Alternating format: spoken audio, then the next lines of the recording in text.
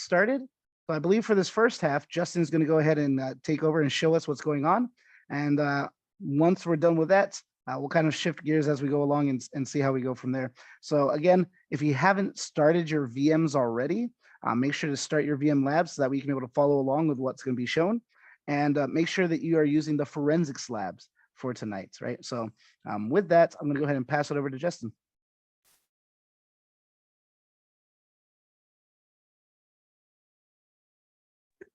All right, now I'm off mute. Thank you, Tony.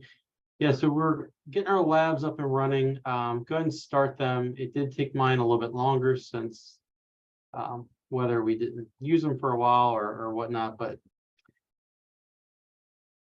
that up here. So you should have your 3 workstations, your Kali, your SIFT, and your Windows 16.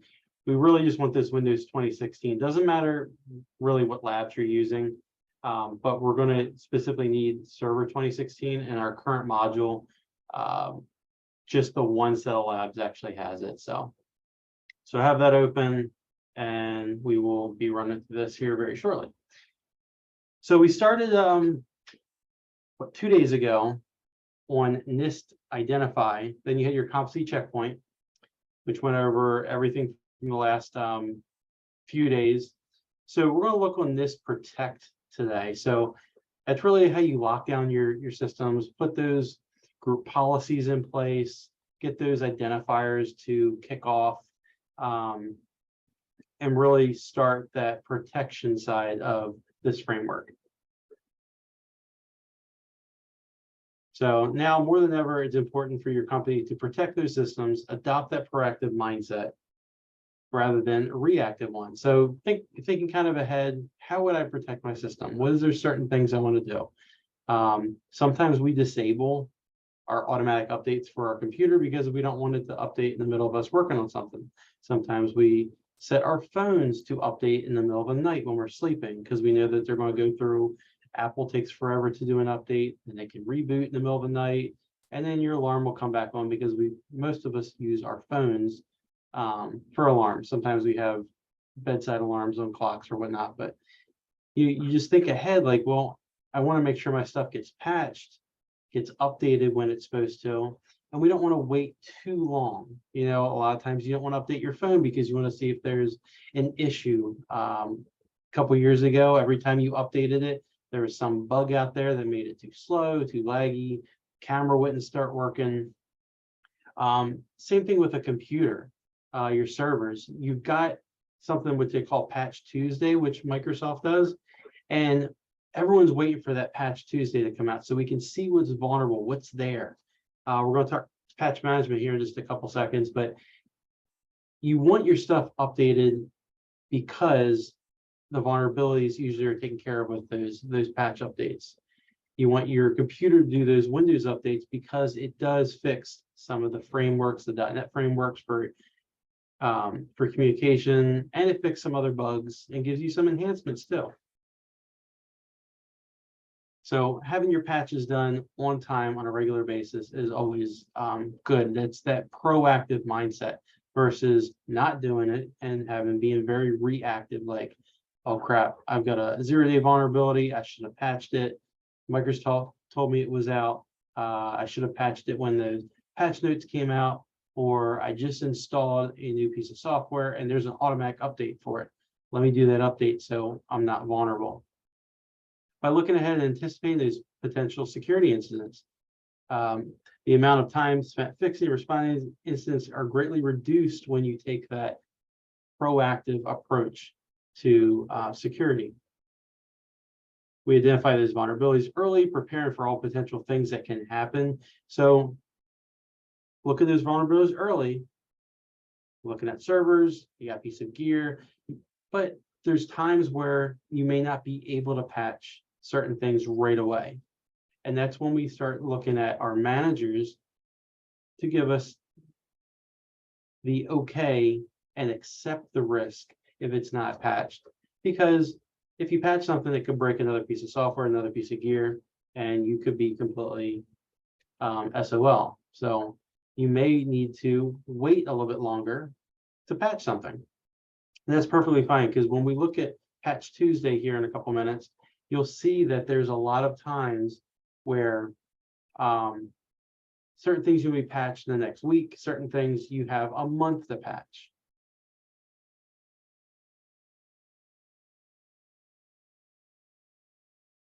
So a company can quickly take actions and be prepared for during that incident. So in this lesson, we'll be building upon the topics we learned in our previous course. We'll also deep dive into different types of firewalls, learn why we use them, and why they're so important. And we will learn about patching. You also conduct your own patch management on your virtual machine. So you've all got an internet connection, obviously. You all have some type of firewall in place. Now, the firewall might not be the best thing, but at least it's doing something for you. It could have come from like a default firewall through your internet service provider, which may be in conjunction with your cable modem, or if you've got fiber optic to the house, you may have like a gateway, which has a firewall built into it. And we're going to go through those firewalls here also in a couple of seconds, but some of these things you already are using them, and you may have just not noticed. And after doing this, you may want to go into your firewall settings and change some stuff. The company will like you to improve on your security posture, and then excuse me. So they have been advised to implement the NIST framework. So we just started talking about that 2 days ago. So you've been told, like, hey, we need to implement this. How do we do it? And they've also been told the same thing.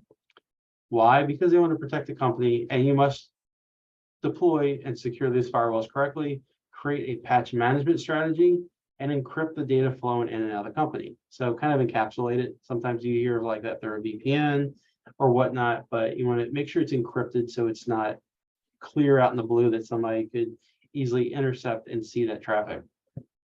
So our learning objectives, we're explaining the emergency security issues, risks, and vulnerabilities. We're going to implement some stuff using the NIST framework. We're going to explain basic components of governance, risk, and compliance. That's nothing new there. We're going to apply some patches to increase the software and organization security posture. We're going to use we're going to hash plain text values so that encrypts it so they can't see it. And then we're going to decrypt it, the message to identify a ransomware attack. So Tony's going to be going over that with you. That's pretty fun. We're going to identify how organizations can prevent and overcome serious incidents or disasters quickly, resume normal operations within a reasonable time frame. We've talked about backups, right? Backups of backups of backups. There's also ways that if your system goes down, maybe you're working on a virtual machine, you can roll it back. Maybe you have several virtual machines saved that you can easily spin up and implement when something gets compromised. So think of all that stuff as a proactive mindset. Explore structures in place at organizations to comply with the rules and regulations, and explore components of layers of the OSI model. That should not be new. Remember the OSI model? How many layers in the OSI model? 5, 7, 8. Test question. Okay, so let's go to the patch management. So firewalls and OSI model review. So what's a firewall? It's a security device that monitors traffic coming into and out of a network. Now, you may have multiple firewalls within your network. You may have firewalls segregating. Let's talk about an oil and gas company. You've got different valves and switches and stuff that's pushing fuel and different parts all over this network or within their confinements of their operations there. But you may have a firewall that just protects their internet and users, so like their IT side of things.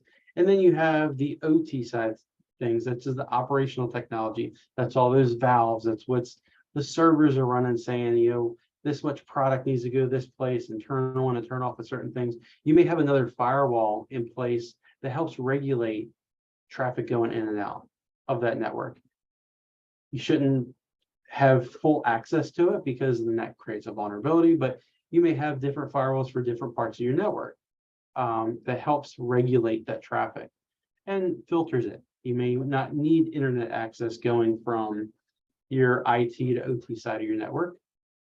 You just may need intranet, so just local area network, just a LAN connection, just to talk to that side of your network, based on a set of rules previously defined by the organization. So that's how organizations will tell you how they want it set up. How do I want my stuff to talk from point A to point B?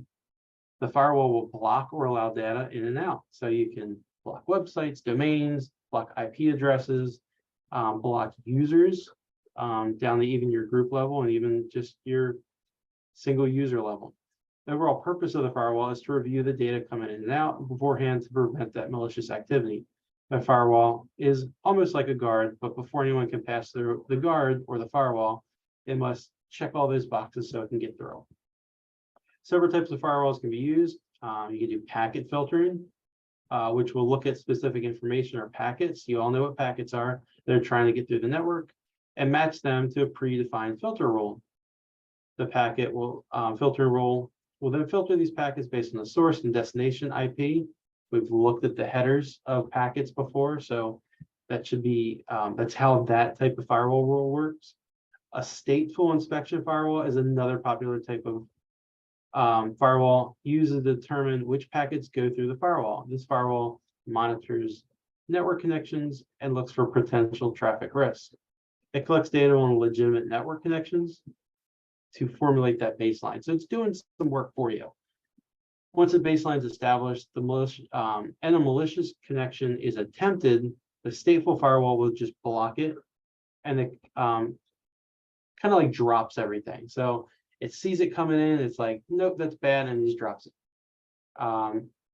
You can have this thrown back to you as in one of your logs to detect it. You can throw an alert, whatnot. It just all depends on how you want it set up. So the OSI model is a framework used to describe the tiers of networking system. So I brought it up for you. There's the 7 layers. We've all seen this before, from your physical layer, which is your gear, all the way up to the application layer, to like YouTube, Google, Facebook, those specific applications. So this should not be anything new to you right here. No matter where you look at it, there's lots of pretty diagrams. It just depends on who you want to actually look at, but 7 layers. So sometimes you hear of like a layer 2 or layer 3 switch. Have you heard of those before? So that means, what can it do?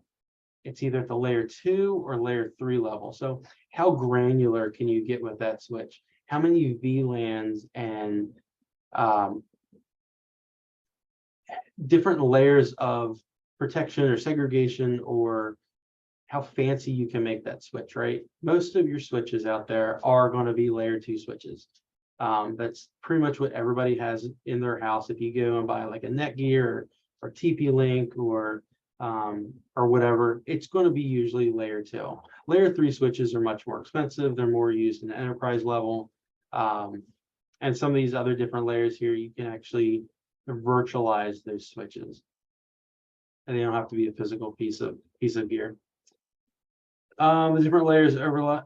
We just talked about that. So physical data link, network, transport, session, and the application layer. Just like I said before.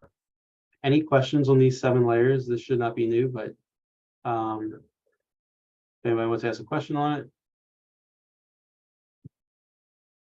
I will throw this nice little link here in the chat. You can pretty much look up OSI model and find it anywhere, but there's one for you. Where are we at? The firewall typically will be either working with layer 3 or layer 4 level of the OSI model. So that's where that's sitting right there. Firewalls that filter packets based on IP addresses operate in layer 3 and the network layer. Firewalls at the level 4 layer will also operate at the transport layer, where TCP and UDP functions. reside. Also, some advanced firewalls now operate at level 7 at the application layer. So you can actually have some firewalls set up. Some of you virtualized. Heard of like pfSense and OpenSense? They're open source router firewall applications.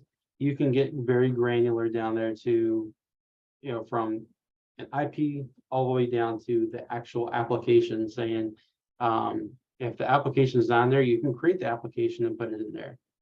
Certain people may only need to have access to, we say, applications like YouTube and whatnot. That's a domain, but you may have applications on the computer like a computer animated drawing, certain server applications. You may not want every admin to be able to go in and open up certain applications as an admin because they may not need it. They may not have the need to know. They may not really have the authority to be on some of those.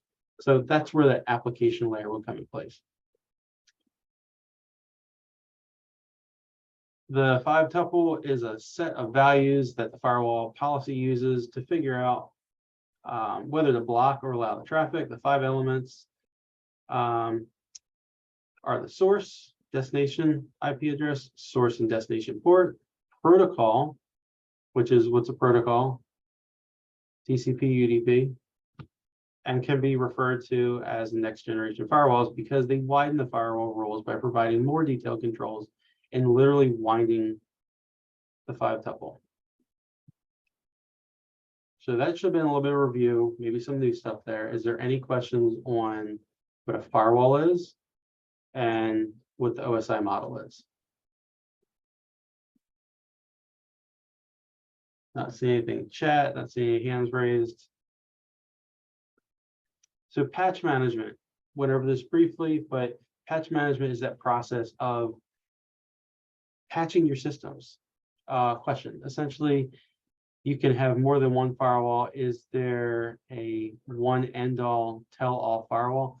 So you only, on a small network, you may only need one firewall. It just depends on if there anything on your network or a part of a network where you're joining 2 networks together that there needs to be a firewall in place. So let's give an example of why you would need 2 firewalls. Let's say you have a network at your house and you have a network at your beach house, right? You may want to have a firewall at your house, but you usually VPN into your home when you're away at your beach house. So you may want to have a firewall in place that only allows traffic from certain IP addresses when you go from your beach house to your home. Or let's say there's 2 parts of your internal network. You've got, you own a business. You've got computers in one side of the business that does like all the accounting and stuff like that. Then you have on the other side, you may have developmental stuff. Maybe you have 3D printers and some servers set up with a bunch of information that is customer information that needs to be a little more secure than your POS, your point of sale service, computers and stuff like that. There may be an additional firewall in place to make sure that nothing gets out. And those 2 networks don't talk back and forth. You can set up throughout your firewall a VLAN, a virtual LAN, and you can say that only certain parts of your network can talk, yes, but you may want a secondary firewall as well. On engagements, we would always set up a secondary firewall for the cyber protection team not to be able to touch the other part of the network. And so if we were ever discovered, let's say somebody ran an MAP scan on the network we were looking at during assessment, we would have that firewall set up that they would see an IP address. They may see it's a server box, or they may see it's pfSense, but it would just drop all packets. So they may not even see it. They might just time out. So there's certain reasons why you just want to segregate and have that other firewall.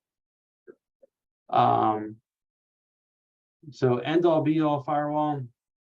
Sure, there's plenty of them out there. You can make your own pfSense firewall, OpenSense firewall. You can get a Firewalla is a new company out there. It's really simple and easy to use, which is also a gateway and router. Ubiquity has it, their Unify line. There's plenty of different pieces of gear out there that can be your one-stop firewall. Just depends on how granular you want to get with it. Anthony, I saw your hand was raised, so yes, you just get a firewall, you tailor it to your needs.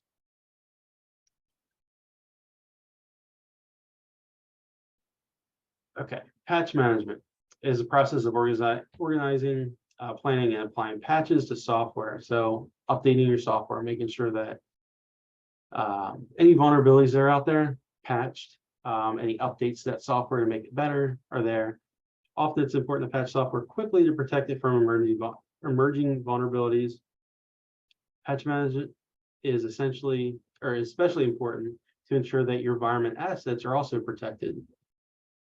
In a large corporation, there can be thousands and thousands of systems with thousands of applications. Usually you would update this via GPO, which you guys are going to go through. Another way to do it is to force reboot computers and have a script built. You've gone through some scripting and some coding where you can place a script in a log-on script. So the next time somebody logs on, it will force some of these patches to go through. So managing this is not a small undertaking. So it's important to have patch management strategy in place, figure out how you're going to do it, get with the rest of your team and your group, what's the most economical way of doing it. You know, you don't want to sit there and have to log into thousands of computers. You may just want to use GPO or a script to help update those systems. First step in patch management process is to establish inventory and update baselines. Ensure that all systems are patched and up to date. You need to know this, where your inventory is and what it looks like. Then you need to gather patch information. So we all play with Nessus, right? So Nessus can easily scan the network and tell you which CVEs, your common vulnerabilities are out there. That's one thing that vulnerability management will do. And sometimes that initiates the finger poking like, hey, this needs to be patched. And you would then go to the system owner and say, hey, this is out of date. Go ahead and patch it. That just came up yesterday in my job. We had a couple workstations that were acquired, and one of the servers wasn't patched since 2015, had one vulnerability on it, which was low. And it was low because you would have to have local access to the network for that vulnerability to be successful. And the other one was another workstation that was just acquired by the company. So my CISO was like, yeah, I find it hard to believe that we've had a system out there since 2015 that wasn't patched with that one vulnerability. And I said, well, we put out the vulnerability management and they're going to get them to patch. He's like, well, it hasn't been patched since 2015. And I doubt it's going to be patched now. So we were looking at the risk and playing the risk game. Like, long story short, they're just going to quarantine the system if the owner doesn't update it. But that's the fun stuff you guys get to look forward to. It was fun. It was fun finding it out and seeing something that was that old. Let's see, where were we? We talked about first step. Gather the patch information. This task can be difficult, but there's so much information to gather. Finding the patch information for vendors like Microsoft and Linux is relatively simple. But for some third-party vendors, it may be necessary to visit their websites, look at their Twitter feeds, look at their, which now they're called X feeds, whatever. Look at they may have like a forum or like a Reddit post, or they may have a security blog that has that information about what versions are patched, what versions have, issues and whatnot. Next, filter through those assigned patches to the endpoints in the patch management process. You will use the inventory to use that list to determine which assets need which software updates and which ones not need them yet. So it's kind of like you're racking and stacking. You're looking at your Nessus scan. If you remember back on that Nessus scan, you see all your different levels. You see bars that say like green, red, orange. You can rack and stack that by how important they are to you, how important they are to the company. And then there may be a high risk on some of them, but the risk may be low because, like that server I just told you about, you need to actually have internal access to even exploit it. And if we have all of our firewalls in place and we have different security measures in place that nobody can get in, it may be a risk you just take. It's working. You'll see on a lot of older systems, if you ever get on an assessment, that there's some old systems out there. There's some Windows 7 boxes. There's some Windows XP boxes still out there that they need to run like a serial connection, the RS-232 connection. It looks like a old D-sub blue monitor cable, but just the male end of it. So some old systems need to run on 32-bit to run those valves and that piece of software. So you may have some vulnerabilities out there because of that. But you rack and stack those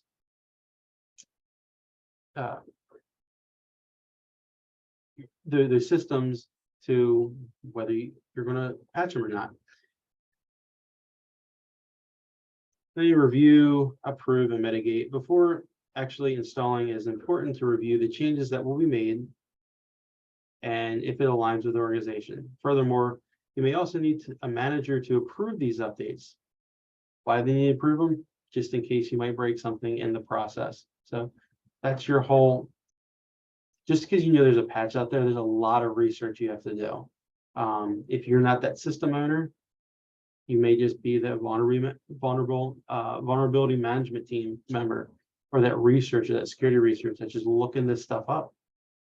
So you need to reach out to the system owners and get that approval just in case the system goes down. You may only patch one thing at a time. It may take you a week to patch everything because you're doing it safely and in an orderly manner.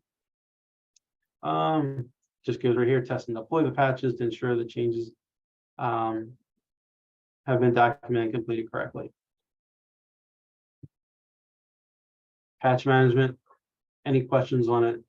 I know that was a little bit long-winded with it, but there's a lot of steps. Just because a patch comes out, you may not be able to implement it right away. And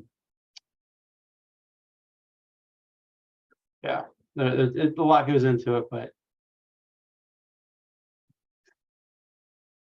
all right. So we've got our Windows server here that should be up and running. Mine probably logged out. It did. Get it back up.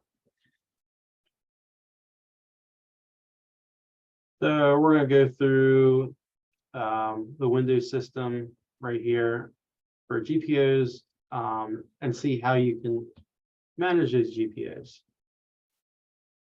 Where am I? I'm right here. So here's our Windows server. So what we're going to do on this, move that chat out of the way because we got him away.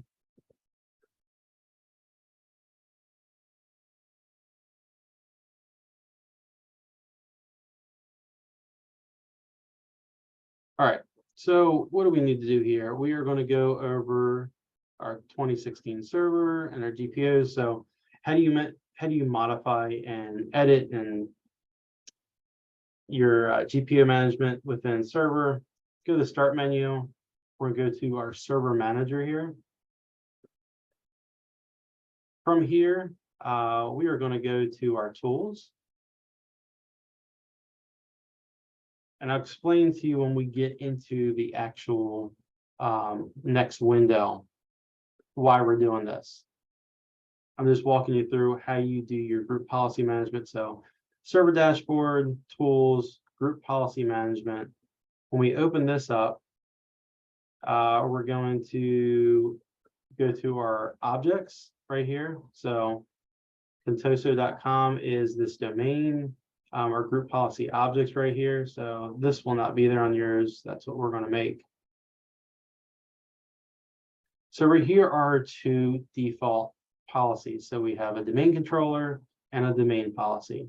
but we want to make a new one. Okay, we want to make something new because we have a new policy that our company told us to do. So we'll just right click in here and do new. And this one we're going to do test WSUS. If you don't know what WSUS is, that's Windows Server Update Services.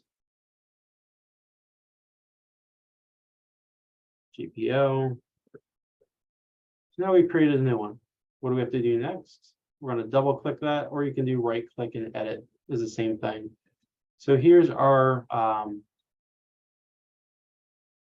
back here and show you the other way. So right here, we're going to right click and go to edit.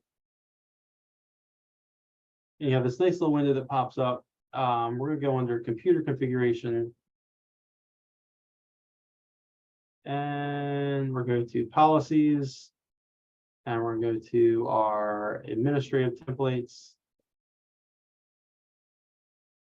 And let's see, we're going to go to Windows components and Windows update. So you can go alphabetical order, Windows update down here at the bottom. So what are these showing us? All the different settings of Windows update. So like your little window icon at the bottom of the screen, like when does that happen? Right now, nothing's configured. So what is that saying? Windows is never going to update on this server. So as you're going down through some of these, you may have certain things you want to update at a certain time. You may want updates to happen automatically. You may want updates to notify somebody that updates taking place. Or in my case, that happened yesterday was I was in the middle of a meeting and the computer updated, shut down, and rebooted right in the middle of the meeting. So the policy says when an update comes out, it's immediately pushed. It gives the user no idea when it happens. So save often and frequently. But that's just the policy for the company I'm working for. So any of these right here that we have, let's say turn on software notifications. I can just double click that. If I want that enabled, I can just click enable here, apply. Here's a brief little help description. You may want to put a comment in here of why you enabled it. You can do that as well. Allow updates with immediate installation. We can turn that one on. This turn off auto restart. So during active hours, you may want to have this enabled. So stuff like me, I didn't get kicked off the computer. It may just pop up at the bottom corner with that little Windows icon with the orange arrows saying that you have an update. You know, and you can set your active hours in here. Software notifications, we turned that one on by accident. Delay restart for scheduled installations. This is really good. Tells you which versions are supported on, when you want it restarted. You can set the delay right there.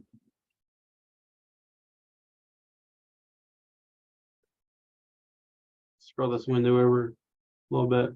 So that's just for Windows updates, and that's what you're going to be going through here. And you're going to set some server updates. So you can see our server right now isn't even patched, or it's, well, we can assume it's not patched because nothing's configured on it. So you're going to go through here in just a minute, and you're going to set this server up. You're going to change those patches, or allow it to get the patches, excuse me, and you're going to configure it so that those Windows updates will happen, so that this can then be a secure Windows 2016 server. What else? You're going to work on synchronization for Microsoft. You're going to get it connected. So you have step-by-step instructions here. And then you're going to set some group policy up. So your instructions are pretty much step-by-step how to do it. If you have any questions along the way, go ahead and raise your hand. You can reach out to us. But before I let you guys go do that, is there any questions on firewalls, OSI model, or what patch management is?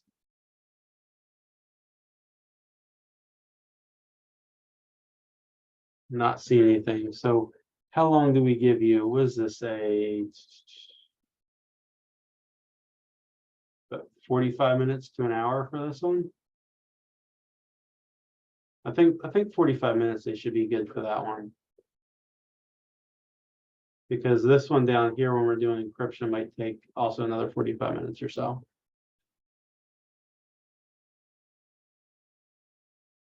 All right. Everyone's VMs up and running. Any issues with launching VMs? No? Okay. Got some thumbs up, head nods. All right, well, we'll kick you out for 45 minutes to go have fun doing that. And when we come back, we'll do some encryption with Tony.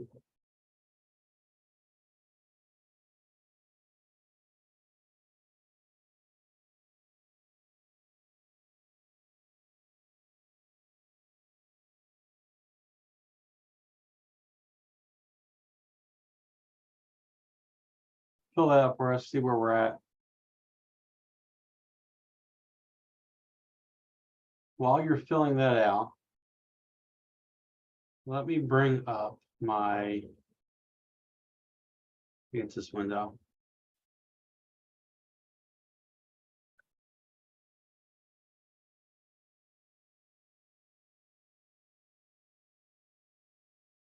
There's one little part in the instructions which most of you figured it out. But even when I was going through it, if you didn't have your upstream services right away and you're like, well, where were they? How can I get to them easier? Under your options tab here, you can go down, you can manually set that stuff up. If you were going through your step-by-step instructions, you could just do your server configuration wizard here at the bottom of options. And then we can go through this. Yes, I want to set it up. Yes, I'd like to join the program, never join any Microsoft program. Synchronize with your Microsoft update. We would do next here. Proxy settings. If you had some, you could set it up here. If not, we're going to click next. This is where you click your start connecting. And then you could continue to go forward with the products, the languages, and etc. If you didn't see where that was under options. And then we can do our connection wizard here to restart that whole thing. And then under critical updates and security updates, these are all the things that you would then manually go in and approve after it connected, showing you there's some additional things. We only did server 2016 updates. So there's a lot of other stuff in here that may have not been encompassed under that, included with that Windows Server 2016. And that's where you would manually push any of these updates. Are there any questions on that? Everyone kind of was able to get through it and configure it correctly. We touched on earlier, what is Patch Tuesday? So Patch Tuesday is what Microsoft pushes out once a month, and it tells you all of the vulnerabilities that were with their software. It tells you what patches just came out and which ones are severe, which ones are not. Some of the other information that may come out on Patch Tuesday is, has this vulnerability been seen in the wild? Has it been exploited yet? And whatnot. And that will help you guide your planning of which stuff am I going to patch first? Which stuff am I going to do some research on, or maybe patch that later? So you can just look up Patch Tuesday. A lot of vulnerability analysts and pretty much everybody looks at Patch Tuesday, even your bad guys, your true hackers. They're going to be like, oh, look, I've got all these vulnerabilities. I can go start looking at these systems and see, now that we know that they're vulnerable because they haven't been patched, because the patches will fix that stuff. They may start their wave of attacking. So that's what Patch Tuesday is. Then I want to go over quickly. We talked about firewalls. Windows has a built-in firewall. Linux does not have a built-in firewall, but you can enable one. On Linux, you would just go in the shop store, like if you're on Ubuntu, and you would just download the Linux firewall. And You can it makes a nice GUI for you that you can just toggle it on. But inside Windows, you can just type in Defender or just firewall in the search bar, and you can pull up your firewall. By default, it may be off. And on the bottom right-hand corner in your system tray, you may see like this little shield with a red X through it, meaning it's disabled. Sometimes when stuff gets added to your network, when you or to your workstation, you're adding a application, right? You're adding Discord, you're adding a chat application or whatever. When you install it, you're giving admin rights for that installer to modify your firewall on the computer to allow that port open, to allow the application through it. So, I mean, you just went right up to layer 7 of the OSI model saying, okay, I'm going to let my computer allow the firewall to open up that port to allow this service through it.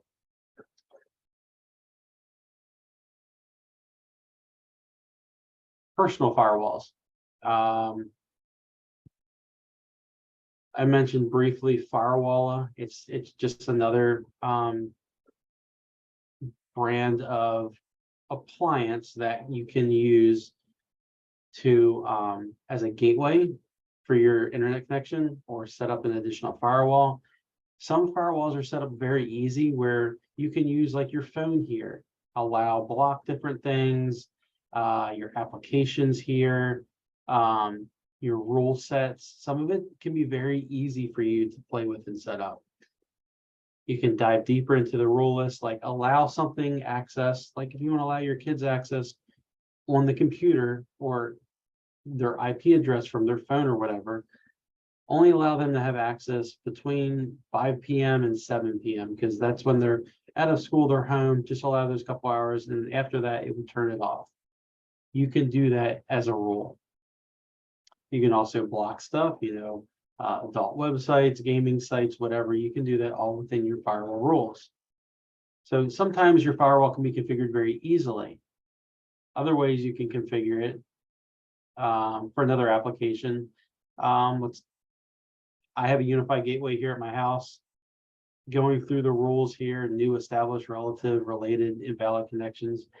That's just how I may be jumping down a rabbit hole here with you guys, but firewalls, just like when you open it up, install a new application on a computer, a new connection would be, hey, I'm looking at this new part of my network. That's a new connection. Established connection would be like something that's already there. You've already talked to that server. It's going to keep allowing it back and forth. Related connections would be, something with your network talking to multiple servers. But depending on your firewall, depending on your application you're using, your appliance you're using, there's a manual out there that helps you walk through it step by step. Some of them have really pretty GUIs like Firewalla, but you at home, if you've got a cable modem or a cable gateway, you may have looked when you signed into it the initial time that you started it up. You may have seen something that says like maximum, typical, minimum. These are your different firewall settings and kind of as a pre-configuration for you. Now that you've gone through some of this stuff, you're like, oh, I might want to block certain things. I might want to see exactly what that firewall does. You can go into a custom security where you can, I know for instance, we've got on the West Coast, it's called Frontier, I think is the fiber optic plan out there, which is the same thing as Verizon Fios fiber optic over here. If you're using their gateway, it's very similar to this. I don't use their gateway. Personally, it's trash. It doesn't do a lot for me, but I have my own gateway that I can be more granular with this kind of stuff. Sometimes it might be a nice point and click for people. Sometimes you may want to be more stringent and strict on your policies and rules. But I want to show you 3 different versions. One's like a Firewall can be like a GUI, easy to set up. You can get more granular, like in a terminal window to set up different firewall rules, or you might be able to log into like 192.168.1.1 or 0.1 to your gateway and um, and play with your firewall settings. Hope that helped with like some firewall information. I know that we just briefly touched about it, and a lot of our instruction here will say, hey, this is this, but not give you some real world examples. And this is kind of what I wanted to do real quick. So if there's no questions, I will push it over to Tony so we can go into what are we doing? We're doing some coding and encoding and decoding. That's right.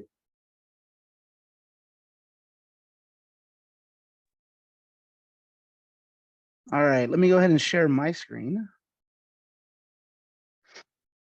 And so we're going to see that for the second activity that we're going to have you guys work on today, we're going back to encryption. And that's because part of being able to protect our data is being able to make it so that way, even when they're able to access it, right? If they're able to compromise us, if they're able to access that data in some way, shape, or form, that we have it so that way they can't understand it, right? That it's able to be in such a way that they can't easily be able to understand, read, or be able to go ahead and actually pay attention to what's going on, right? It just appears as a garbled mess for them. And so that's what encryption does. So we say data encryption, if you recall, is just the process of taking what we call clear text or plain text, right? Taking that information and essentially we're making it so that way it's unreadable to the human eye, right? We're trying to be able to put it into such a way that it appears like garbage, right? It's just gibberish. Now, as we mentioned, the whole point of this and the whole reason why we're reviewing it is because encryption helps us in that protect portion, right? That's the whole point of what we're trying to do here on this one. Yesterday was about being able to identify. It is about how can we protect things, right? So we want to be able to go ahead and protect our sensitive information from being seen by the wrong people. So again, even if they're able to gain access to it, they're not able to understand what it is because they're not able to see it the way that it should be seen, right? It just appears as a garbage or just a garbled mess.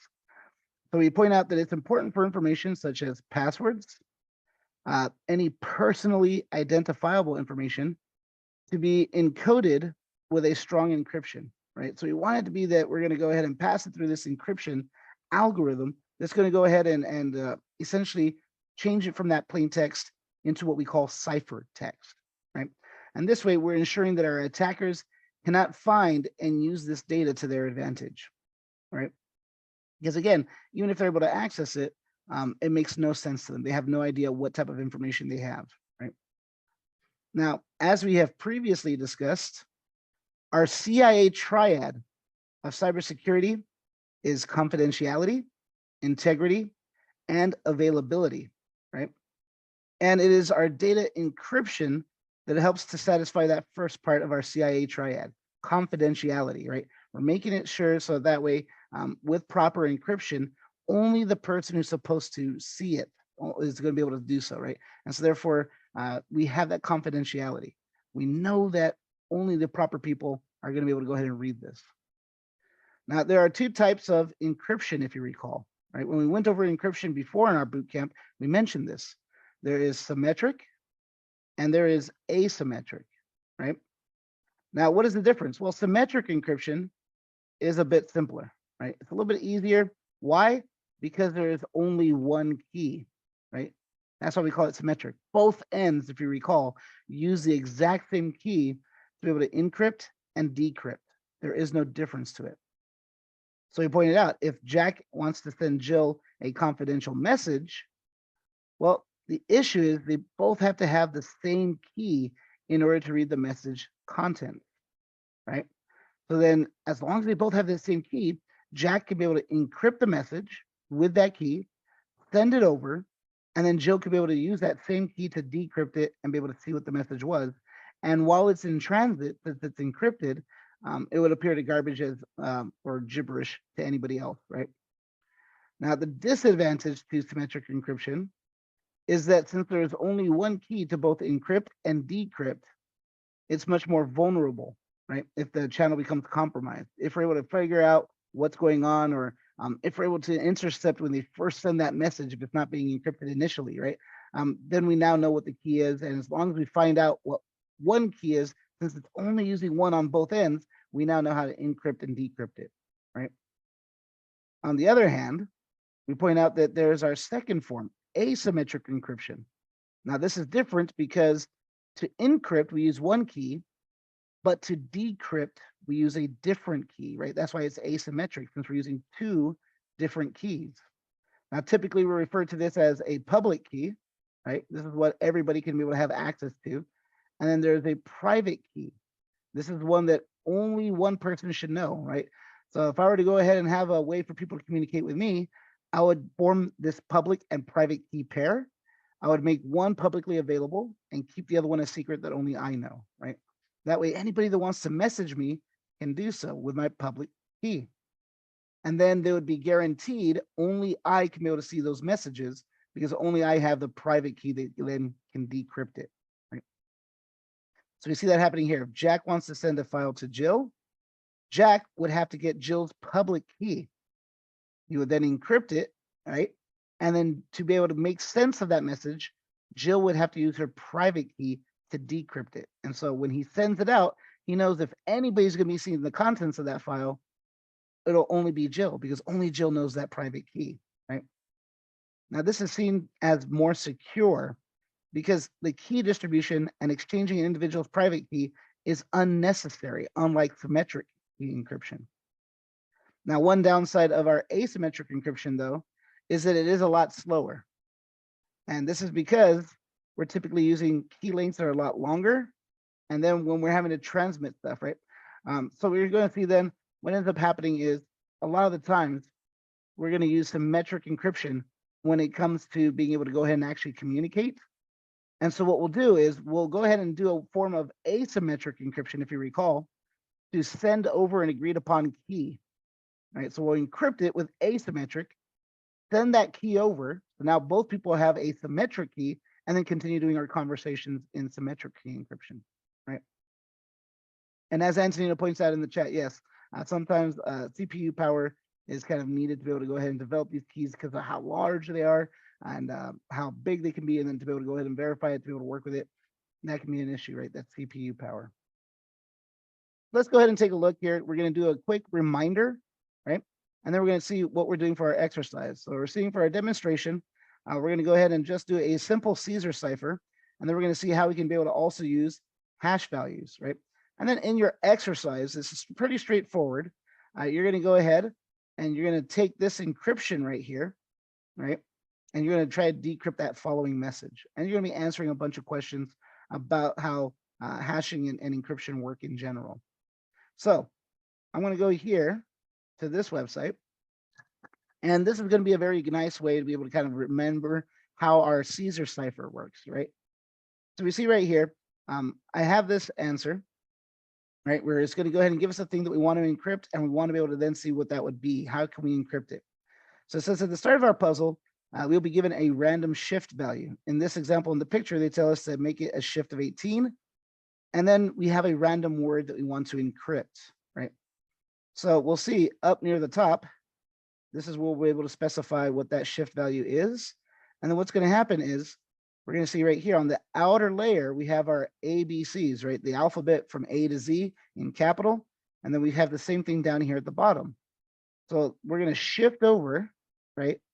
That outer layer, however many spaces we need. And then whatever the outer layer is, that's what we're going to be using for our letters. And whatever it corresponds to down here at the bottom, that's going to be what we convert it to, right? And so we'll see that in a little bit, kind of how that works out. So then we see right here, we can be able to go ahead and enter our shift value up here at the top. And it'll go ahead and kind of move that wheel over for us, so we can be able to go ahead and shift it. We see that because we're dealing with our alphabet, we can shift it 1 to 25, right? To make it something different. If it's a shift of 0, then we haven't changed anything, right? We point out right here, once the wheel is set up, once we've made that shift, now we can encrypt any word that we want, right? And the whole thing here is to be able to encrypt the words that they are giving us down at the bottom. We're going to see right here, the first letter to encode in our example, we're going to say is the letter O. So again, while we're working with this, it's going to shift the outer portion, and we're going to look for that O, for example, on the outside of the Caesar wheel. And then whatever is on the inside, whatever corresponds to it, is what's going to be the appropriate thing to shift over to, right? So if we shifted this 18 and we look for that O, we're going to see then it might correspond to something like G, right? And so therefore, whatever our plain text message is, if we have an O, we would then write it into ciphertext with a G, right? So we go right here and we see that we go ahead and in our answer down here, we can be able to write down what is our word when we do that shift of 18. So we saw from that O, we got G, so we'd write that in. And then we see right here, when we then find the next letter of the word, we'd find out what is the outside corresponding portion, and then what does it match up to on the inside? And we just keep doing that, right? We write up all the different stuff. So for example, if we see a P as our next letter, we see that matches up with H, so we'd write that in. And we keep doing that for the entire word that they have for us, right? Until we've converted the entire word into what it would be for its ciphertext. So we see that right here. If we do a shift of 18 on this open source software, we should get this message right here when we look at it, right? So the first part, the word that we're trying to encrypt, that's our plain text. And then once we do that conversion properly and we type it into that text box, we now have the ciphertext, right? And then we can submit our answer to see if we did that encryption correctly, right? So we see right here, if we get it right, it'll tell us then that that is right. And then of course, we could always be able to try and do another one. So I'll post this link later on before we go into the breakout rooms, into our chat. So that way, if you guys want to test around with that, you guys can. And so we're going to see right here, this is what they want us to be able to go ahead and convert over right now, right? And it tells us to use a shift of 10. So up here, we can be able to go ahead and put the shift up to 10. We see how it's shifted over that outer portion, right? So our inner wheel never moved. Our A is still in the same location, but we moved over, right? If we go ahead and picture this, we've gone 1, 2, 3, 4, 5, 6, 7, 8, 9, 10. And that's why our outer A is right here. So now anytime we'd see an A in our clear text, right, that plain text, we'd write for our ciphertext a K. And so that's how we're going to go ahead and do this encryption, right? This is a simple encryption scheme that's been used for thousands of years, right?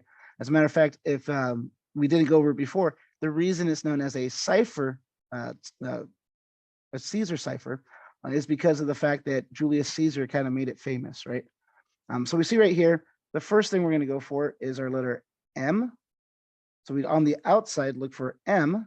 We see that corresponds to W. So that's going to be the first thing that we're going to go ahead and type, right? We're going to go ahead and type in down here in our text box, W. The next thing we're going to go ahead and look for is an A. So again, on the outer wheel, we'll look for that A. You see that corresponds to a K. So that's going to be the next thing we're going to go ahead and type. Then we'll go ahead and look for C. So we see that right here. That corresponds to an M. So we're going to go ahead and type that in as well. Then we put in a space. Then we're going to see we have another A. Well, we've already done that, right? That was a K. And then we have 2 letter Ds. So again, on the outer wheel, we're going to look for that D. We're going to go ahead and see that that corresponds to an N. So we're going to go ahead and type that in twice. Then we have an R. So again, on the outer portion, we're going to go ahead and look for that R. And then we're going to go ahead and what's the corresponding part? We see it corresponds to B, right? So that's what we're going to go ahead and type in next. We're going to go ahead and go B. Then we get an E, and then finally 2 S's, right? So we look for where that E is on the outer wheel. You see that's going to give us an O. Then we look for those 2 S's. So we see right here we have our S on the outer wheel. That's going to give us 2 C's. So we're going to go ahead and go O and then C, C. Now, if we did this correctly, we can be able to go ahead and type or press on the submit your answer button right here, and it will tell us whether it's correct or not, right? And so we see right here, it tells us, hey, have you spelled it correctly and put in capital letters? So we'll see here, it kind of does make a difference with that since we had MAC capitalized here. Let's go ahead and change that right here. WKM capital, let's try that. We see that now it says that it's right. So we see then how our encryption can work, right? Again, we see how that shifting works. If I were to shift at 9, we see everything moves over back one spot. If I were to shift 8, we see it moves back again, all the way back to, we go to 0, right? So it just shifts that outer portion, and that's essentially how our Caesar cipher works. Whatever our shift value is, we just move the alphabet over that many spaces, and it wraps around on itself so that Z, right? We see how it kind of moves. Z, for example, moved over to A, moves over to B, and so on and so forth. And so the key here, our encryption, right, is knowing what that shift value is, right? Once we know what that shift value is, if I were to see this for our text, our cipher text, we'd be able to go ahead and reverse it and be able to go ahead and get back the original message, right? As a matter of fact, we can go back here to the main page and we'll be able to go ahead and use this decoder wheel, right? And be able to go ahead and try to decode a message. So we're going to try a decryption task. So here, very similar to what they were doing before, right? We're going to go ahead and they're giving us the key. So they're telling it has to be shifted over 13. And they're giving us the ciphertext, and we have to figure out what was the original plain text message, right? So here, let's go ahead and shift this over 13. So again, that shifts the outer alphabet over 13 spaces. So now our A is right above N. We see N was the 13th letter of the alphabet if we start with A at 0, right? So now, again, we do the similar thing, right? We're going to go ahead and be looking for what is this value, right? And then what does it correspond to? Now, before, we were going ahead and looking for the outer value, and then that would correspond to our ciphertext, right? So I believe now what we should be doing is we should be looking for this value here, and then what does it correspond to on the outside, right? So if we were starting with our plain text before, like for example, if we were looking for this A, and then we converted it to this lower one, N, to be able to say N was its ciphertext, then we're going to reverse that concept, right? We're now going to look on the inner wheel to find what letter do we see for our ciphertext, and then look on the outer wheel to see what does that convert back to for the plain text, right? So you see for this first one, we have Q, which corresponds back, right? So here we find our Q on the lower wheel. It corresponds back to D. So we can be able to go ahead and type that in. We look for N. So we see N right here on the inner wheel, corresponds to our A. And then the next thing is going to be our G. So you see right here, G corresponds to T. So for this first word, we're going to have N becomes an A, our G becomes a T, N becomes an A, so we get data. And then we go ahead and do the same thing for the second word, right? So we're going to go ahead and look for where is that P. So on the inner wheel, we see that P corresponds to C. So we're going to go ahead and type that in, right? We see the next thing is the letter B. So we see then on the inner wheel, we look for B, that corresponds to O. We then will go ahead and we've done our P, we've done B, we're going to look for Z. So on the inner wheel, we see here's our Z, we get an M. We're then going to look for C. On the inner wheel, we find our C, that corresponds to P. We then look for our inner wheel for E. We get R. Then we're going to look for on the inner wheel, the R that corresponds to E. We then look for two Fs. So on the inner wheel, we see here's our F that corresponds to S. So we have two S's.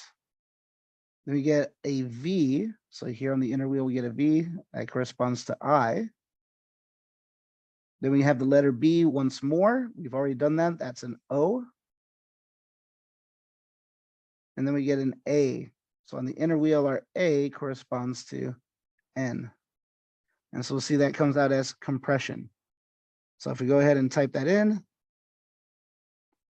and we submit our answer, we see, hey, that's right. And so therefore, we were able to go ahead and take that same concept, do it in the exact reverse, and then we were able to get that plain text message. Any questions on how that Caesar cipher works?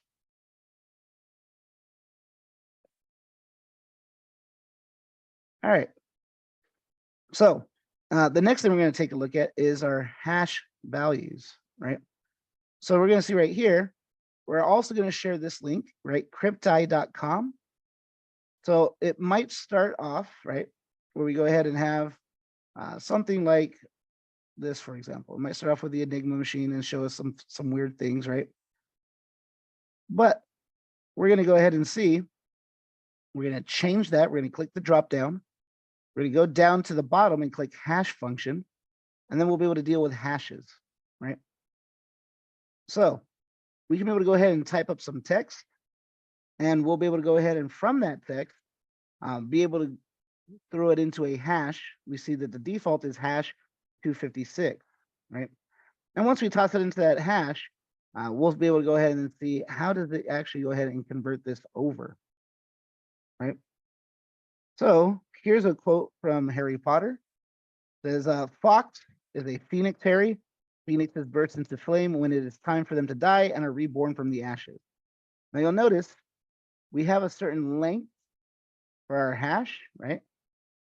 And so if we go ahead and make sure that that's what we're doing over here, we can be able to change this. And you'll notice on the right-hand side as I'm typing, it's changing that hash value, right? Depending on what I type, depending on what I put in there or what I even backspace, it's changing the value that we're seeing, but the length remains the same, right? So that's what's special about our hash function, is that whatever we put in there, we're going to get a fixed length value coming out. So that's one beautiful thing, right? If I go ahead and, for example, if I try MD5 here, I'm going to see one length. If I do a regular SHA, so SHA-1, we see a certain length, SHA-256, SHA-384, SHA-512. And as the number increases, that's the number of bits that we are using. So the value that we're getting out increases as well, right? That the size of that value. And so then when we see a hash value of a certain size, that can help us to kind of figure out what hash function was used to create it, right? And so we see then that's exactly what we're doing here, right? We're going ahead, we're putting in that quote, and it's giving us this fixed hash value, right?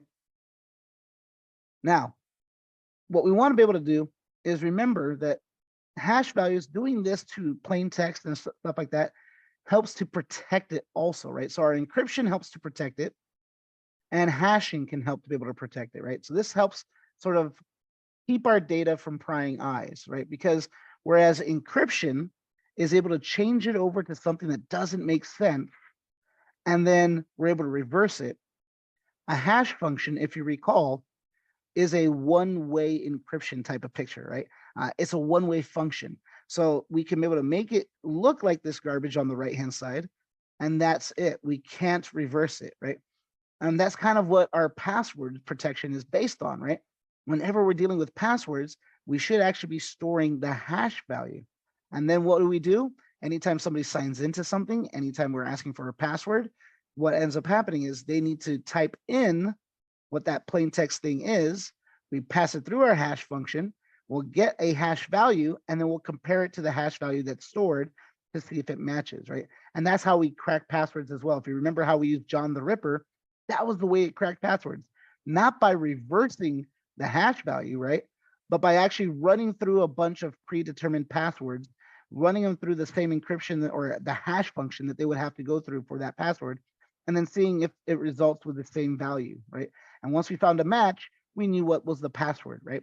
So that's kind of what we're dealing with when we're working with these hash values. Now, we want to be able to bring this back to NIST, right? So our NIST framework defines the purpose of our protect function, right? The whole phase that we're talking about tonight with protection as a way of being able to have things that we can develop and implement to have appropriate safeguards to ensure that we have things protected, and therefore we can still do this delivery of critical services, right? Any information that needs to be there, we're able to go ahead and safeguard it, right? any services that need to be up and running, we're able to safeguard it. And therefore, we're able to protect the information that's there, whether it's doing something with our hash value or something with our encryption, right? And so we're going to see right here, when it comes to tonight's final exercise that we have for this part of our lesson, we're going to have you guys work on trying to see if you can decrypt a message using AES 256. So if you recall, AES is the American encryption standard, right? It's the most recent block cipher that is kind of approved by the government, right? So we're going to point out that it's built upon some of the stuff we just saw, right? For example, when it comes to a Caesar cipher, we saw that there's only 26 possible keys, right? A shift of 0, which doesn't change anything, and then a shift of 1 through 25, right? So when it comes to a Caesar cipher, it's vulnerable to a brute force attack because there's only those different possibilities that we just mentioned, right? How many times you can shift it over. So we see then potential attacker only needs to try 26 times until they're guaranteed to find a shift that makes sense, right? A shift that's going to convert whatever our ciphertext is into plain text, right? So we point out, to make sure that your system is fully protected, our NIST cybersecurity framework suggests hashing plain text values first, and then using a strong encryption mechanism for your data, such as SHA-256, right? So we see right here, what we're going to have you guys do for this exercise, the first procedure, we're going to go ahead and try hashing some plain text values. So this was the website that I went to, right, for our hashing right here, cryptide.com. So you have that link right there. You can copy and paste that into your browser. You're going to type the text that you wish to decode in the text box, right? And it says, here is the first paragraph of Jane Eyre by Charlotte Bront that you can use. So here we have that paragraph. You guys can be able to use this if you wish. And then it tells us to use our hash function, SHA-256 under encode. So again, that's what we had right here, right? We see that we have it uncode is selected. So we see that highlighted in that color. And then if it doesn't already say hash function, again, all the way near the bottom under modern cryptography, we can click hash function and then make sure it's SHA-256, right? And then we're going to view the output. So we're going to see what is it converted over to, like we see over here, right? Now it says, with that, you guys are going to answer the following questions, right? If we change the algorithm, right, then how many bytes, right? What is the length in bytes that we get for our output if we use MD5, if we use SHA-1, if we use SHA-256, or if we use a SHA-512, right? Then we see right here, we're going to do some symmetric encryption using AES. So we're going to go ahead. You guys are going to be able to copy and paste this, and you guys are going to try to decrypt that message, right? Once you've done that. And so it says use the following parameters. You're going to go to the algorithm. You're going to use AES 256. So again, we're going to do this in cryptide.com. So if we click right here, right, we can be able to go ahead and look around and see what is available for us. So we can be able to go ahead and get that. So we might click right here, block cipher, for example, and then click on which type of appropriate block cipher do we want to use. Because remember, our AES is a block cipher, right? So from there, we can be able to go ahead and choose AES 256 like they're asking. Chain mode. So once we're there, chain mode CBC. So we see that right here, right? Cipher block chaining. Right here, we're going to go ahead and see that we get 4 hexadecimal. And then the key, we're going to go ahead and put in hexadecimal, and we're going to put in the following information, right? So we see that right here. What is the key? Right here, what is our 4, right? So we're going to go ahead and put those values in from right here. Select encoding and choose base 64. You're going to set the tool to decode, paste that message into the text box on the far left, add another tool to the flow, and add modern cryptography block cipher to allow the bytes to flow in. Set the block cipher tool to AES 256, use the chaining mode and key and 4 noted above. And you guys are going to answer the following questions. Once you've been able to decode this, what is the plain text of the message? And then what was the URL that's included in that plain text that's been decrypted, right? Any questions on what you guys are going to be doing for this final exercise?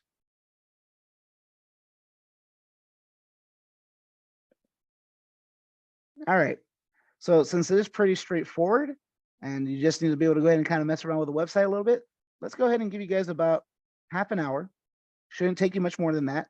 And then you guys can be able to mess around with it a little bit more if you want, if you're able to solve it early, right? So we'll go ahead and see what you can do to be able to encrypt and decrypt some of these messages. So the first portion, you guys are going to be going ahead and dealing with that hashing function and answering those first few questions, right? Of just what is the length for those hashes. And then the second portion, trying to decrypt that AES message, right?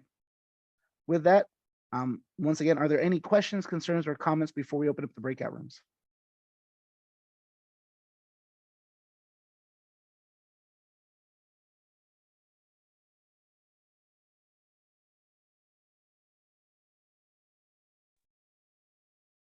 All right, so hopefully everybody's back from the breakout rooms and you guys were able to hopefully have enough time to be able to go ahead and do it. So let's take a look to see what was it that we were trying to do to be able to go ahead and do that decryption. So when we first get to the website, we said it would look something like this, right? We have our view of what we're typing into the left, the output of what it will end up in the right. We have our default location right here where it says encode and it has the Enigma machine. So if we go over to our lesson, right, we grab this and we go ahead and copy it. It tells us that we can be able to go ahead and put this to base 64 and they want us to decode it. And how do we know this is base 64? Well, one obvious thing is at the end, we see that equal sign. The other thing is, as we go and we look through this, the different stuff that we see here, right? We see capital letters, we see lowercase letters, we see numbers, and we also see this plus sign, right? The plus sign and our / are two extra characters that were added in, because if we recall, all of our uppercase characters, there's 26 different digits, right? Or 26 different characters there. If we go with our lowercase and our uppercase, now we've doubled that. That's 52, right? If we go with our digits, there's 10 separate digits. So now that's 62. Well, to be base 64, we still needed 2 more characters, right? So we added in our / and our plus sign. So once we notice that all of those things are there, this is most likely a 64 base encoding, right? So we go ahead and we paste that in here. And it says, let's change this. We're going to click that drop-down machine. We're going to go to encoding and click base 64. And it tells us to go ahead and tell it to decode, right? So we want to be able to go ahead and have it that whatever it is that we have here, we are decoding it to this thing on the right-hand side, right?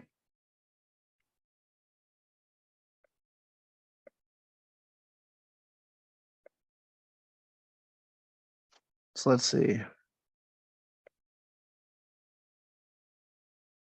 Once we have this, it tells us to be able to go ahead and add in. So we see we can be able to add this either at the beginning. We have the little plus here on that blue ribbon.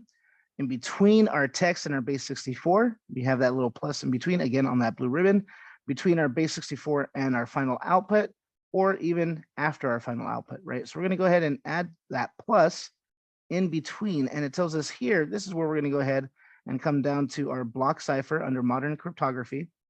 We're going to choose AES 256. We're going to keep this instead of counter. We're going to keep it with CBC, so cipher block chaining. We're going to go back over here, just like we explained, right? We're going to go ahead and get that 4 value, that hexadecimal stuff. And we're going to put it right here. So we'll copy and paste. We'll come right here for the key. We'll go ahead and grab that key, copy and paste. And so now we have it that we need to decode once again, right? And so once we go ahead and get this text, we've decoded it from base 64. We sent that over to our decoding in AES 256. We get this text that comes out the other end, and it says slowly, desperately, slowly, the remains of passive debris that uncovered, and so on and so forth, right? So you get this passage of some text, but more importantly, this is the URL that we're getting, right? So those are what we were able to use as our answers for the last 2 questions. We see right here, it says, what is the plain text of the message? Well, we saw that plain text, right? That passage. What is the URL that's included? Well, it's Wikipedia article to Cryptos, right? So we're able to see what that is. Now, the other things we wanted to see is when we're doing our hash values, right? So for MD5, for SHA-1, for SHA-256, and SHA-512, we were asking ourselves, what is the length of each of these hashes in bytes? So let's go ahead. Let's hide this, or let's actually remove that. Let's go ahead and let's change this to a hash function. And let's say MD5, right? So let's go ahead and encode this.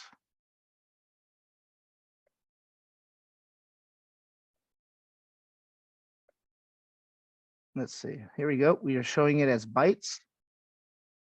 So if you recall, when we're doing this in hexadecimal, each 2 digits represents 1 byte, right? It even tells us right here, we're grouping them by bytes. So each 2 digits are being grouped together. That represents 1 byte. So we see that MD5 then, that means we have 1, 2, 3, 4, 5, 6, 7, 8, 9, 10, and then 11, plus 5 more. So that's about 16 bytes is what this is, right? Now, once we understand that, who's able to tell me what the rest of them were? So we want to be able to go ahead and hear from you guys. You guys should have been able to go ahead and get these answers. So if MD5 is 16 bytes in length, what is the length for SHA-1? What is the length for SHA-256? And what is the length for SHA-512? All right, excellent. So in the chat, John's already gone ahead of us and he's posted it. Excellent. So yeah, we see right there then what those different lengths are, right? So SHA-1, we can be able to go ahead. Let's actually share my screen once more. We see that we have right here 16 bits, right? Or 16 bytes, I should say, for MD5. So if you change this over to SHA-1, we see that that increased by 4 more, right? So we're able to then see that, okay, so then just like John's telling us, now it's 20 bytes, right? And we see this right here. Now we have 2 rows, right? And then we have another 10, right? So just like John was able to tell us then, now we have 32 bytes, right? And then if we double that again to SHA-512, we see the length doubles. And so if we count that up, that'll be 64 bytes. And so again, what's the purpose of knowing this? Well, once we see a hash value and we get a rough knowledge of how many bytes in length it is, we have an understanding of more than likely which hash function was the one that provided this for us, right? Now, that's not a guarantee because there could be 2 different hash functions out there that provide values of the same length, right? But if we're going with the most commonly used ones, then we're having a good understanding that, hey, if I see something that's 64 bytes long, there's probably SHA-512 and not 256, right? And so that gives us an understanding of what we're working with. And so that's why we want to be able to know all of these things that we've gone over right here. With that, are there any questions with what we gone over for this second exercise? All right, John, I see your hand is raised. Go ahead. Yeah, Tony, I think it was really helpful that you kind of showed us the some of the signs of it being a base 64 encoding. Are there any dead giveaways other than length for like the SHA ones?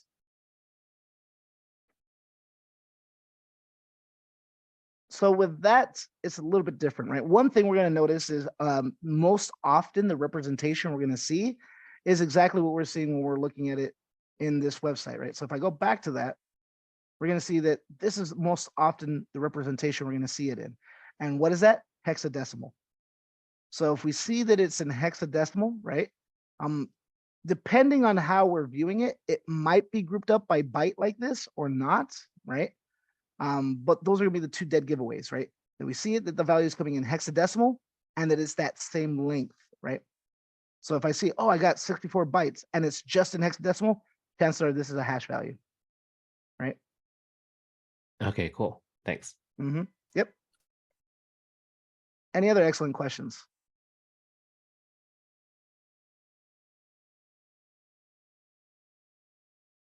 All right, then before we end it today, we do want to go ahead and get just a little bit ahead on what we're going to be showing you guys.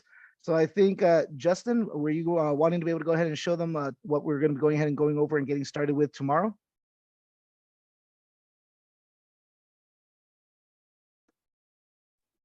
Yeah, so we're gonna start tomorrow. So we just got done detect, we're gonna start respond tomorrow, but we do have a competency checkpoint to get done tonight. Or tomorrow before class. So we're gonna start respond. So then tomorrow when we come in, we're gonna jump right into your breakout sessions. So let me get this shared real quick. So now you just did your protect and detect, and now we're going to do that respond part of the NIST framework. So until now, you've discussed in detail how to protect your systems for potential incident detecting when something malicious occurs in your environment. Now, how will you respond to that is just as important. An organization can detect potential incidents, but has no response plan or capabilities is still very vulnerable.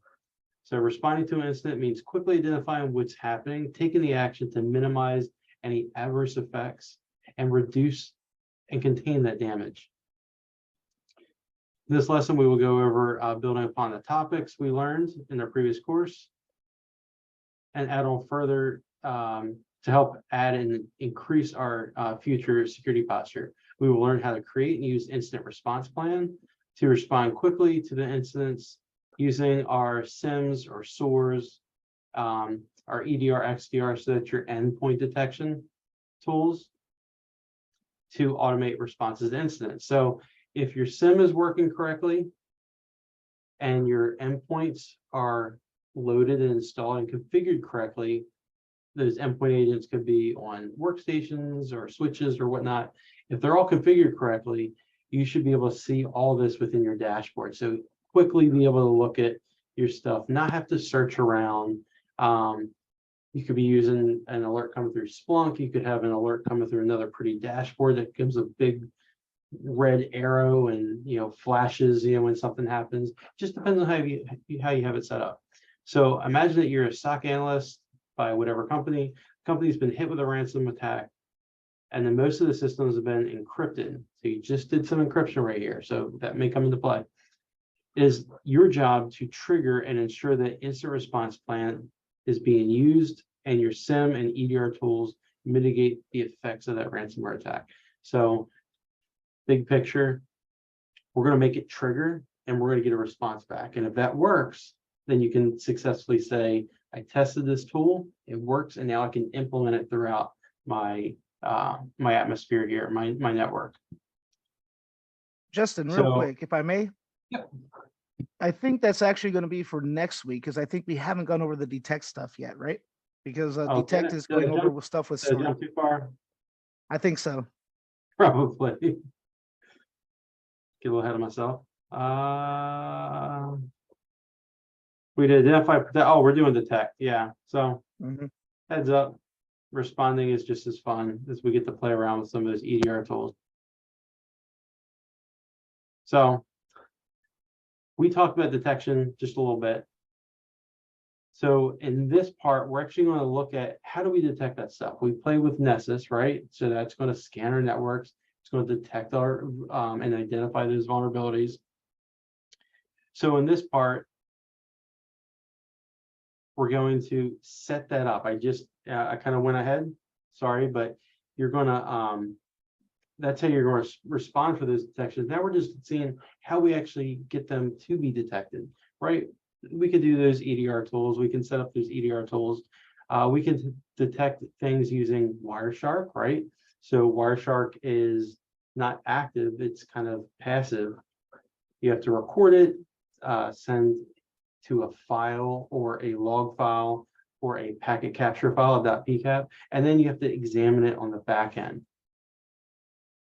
We can use packet sniffing, so you can, that's like an inline thing to sniff packets, or use a device or a piece of appliance that is replicating a port or an IP address or something on your network that monitors everything that goes through it. So that's going to be an active way, a consistent way of looking at packets in your data.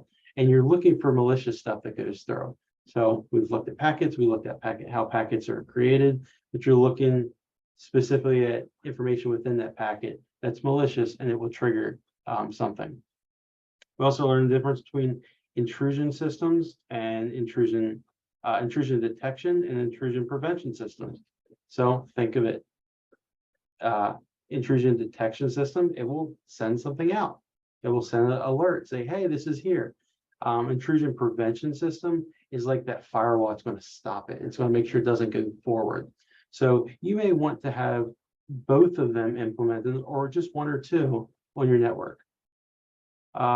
Intrusion detection system. Let's say, very common, you've got a network attached storage device on your home network, and we see those big Nmap scans that happen, right? Somebody's scanning, they see your appliance that's out there on the web. You may want to have that detect that, hey, I'm getting scanned. It's very common, it's very normal, but that might be too much noise for you. You may not want to know when every person in the world does these bot scans. But your intrusion prevention system would say, hey, when that scan happens, I want you to drop all the packets so I'm not seen. So think of it that way as well. So these are the fundamentals of snort and vulnerability scanning. Imagine that you're a security engineer at Simply Developed software company. Company's been hit with that ransomware attack we just talked about.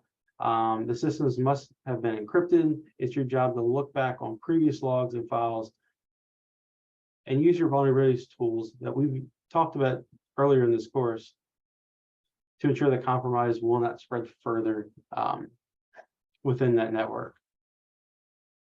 So we're going to, let's go over snort real quick. So we'll go over these 3 blocks right here, and then we'll end it for the night. Tomorrow when we come back, I'll do a brief overview of these, and then we'll jump right into your exercise, which is using and setting up these tools. So Wireshark review. We've all played with Wireshark. It's a analyzer of packet captures, and you'll be able to see a lot of stuff within that Wireshark tool. You can see photos that we're going through. You can actually see if something's encapsulated, encrypted, or not encrypted. You can see secure traffic, so HTTPS. You can see regular unsecure traffic, which is HTTP. But you're good as a incident responder. You use Wireshark a lot to see what's going on in the network, and it helps you make a baseline as well. Wireshark provides a lot of statistical data about packets. We just said that if there's evidence of one system connecting to many other systems, so you'll see those connections as well. So it gives you a little bit more fidelity in what's going on in the network. What's that computer talking to? Wireshark also provides packet level detail, wealth of information provided, helps start that deep dive, right? You may just get a packet capture from one device to another one, or it may be network wide, it might be server wide. So you can see everything that comes and goes from server or throughout that whole network. Just depends on where you're capturing the data from. If Wireshark identifies malware flowing through the network, the software allows it to break down the malware and interpretation of what exactly is being sent. So it does a little bit of the work for you. Finally, you can also extract files using Wireshark. So just because that packet's there, ones and zeros, you can pull out a Word file. You can look at an email that was sent. You can potentially pull out a picture or a video. Just depends on, you know, how that packet was sent and if something got broke along the way. If you recall, we something? did do an example of that during the rhino hunt, right? There was about 4 or 5 pictures that you're able to pull out of the logs using Wireshark, exactly the way that Justin is describing. And when you go through that rhino hunt, right, there was stuff obfuscated within that picture. So allows you to extract that picture and deeper dive into it. Like, okay, well, it's a picture, but it's actually a zip file. So let's change that into a zip file. And oh, there's another picture there. Oh, there's a Word file encapsulated within that. You know, that steganography comes into play. So that's Wireshark. Intrusion detection system. It's a device that monitors network for malicious activity. Sometimes your gateways and your firewalls do this for you. If an intrusion activity is found, it's reported to the administrator via the IDS. You have to set that up, whether you want an email sent, notification pop-up, whatnot. There's two different types of intrusion detection system, a host-based one, so your computer, something pop up on your computer, say, hey, somebody's trying to get in your device, or on the network. Host-based IDS monitors network traffic and devices installed locally on endpoints or hosts. After the host IDS is installed on the device, it will monitor any of the traffic on or to that specific computer. A network-based IDS only monitors network traffic, so it's not going to look at specific things that are being installed on that device. If it's like a little appliance or box. A network IDS will not monitor the specific system, just like I said. So it's if you got like one of those little microcomputers and you're installing your firewall and your IDS system on there, and you're using it for network traffic, it's not going to worry about what gets installed on it. It's not going to monitor it up. Like a host IDS, but will scan packets across the network. An intrusion prevention system takes it a little step further, and it would actually detect those intrusions and then alert it and give you an outcome. Like, what do you want to happen? Do you want it to automatically push that user, that client somewhere else on the network, maybe segregate it, or just drop all the packets, or just allow it to come through, but just alert me so I know what's going. You can have automatic quarantining happen with an IPS. But if the response component is necessary, the IPS is the preferred tool. It's great to have a detection, but you want something else there to automate that prevention, and that's what IPS is. The two easiest things from IDS and IPS, I think, are right there. Detects it and actually does something. Snort is very well known, open source network intrusion prevention and detection system. You'll hear that a lot because it's low to no cost, and there's a lot of documentation out there to set up Snort. It performs traffic analysis and packet logging on your network. Snort is based on the library packet capture, so lib PCAP. So when you see that acronym, which searches for and analyzes packet logging in real-time traffic analysis, where your normal Wireshark, you're going to have to store that somewhere and then look at it later.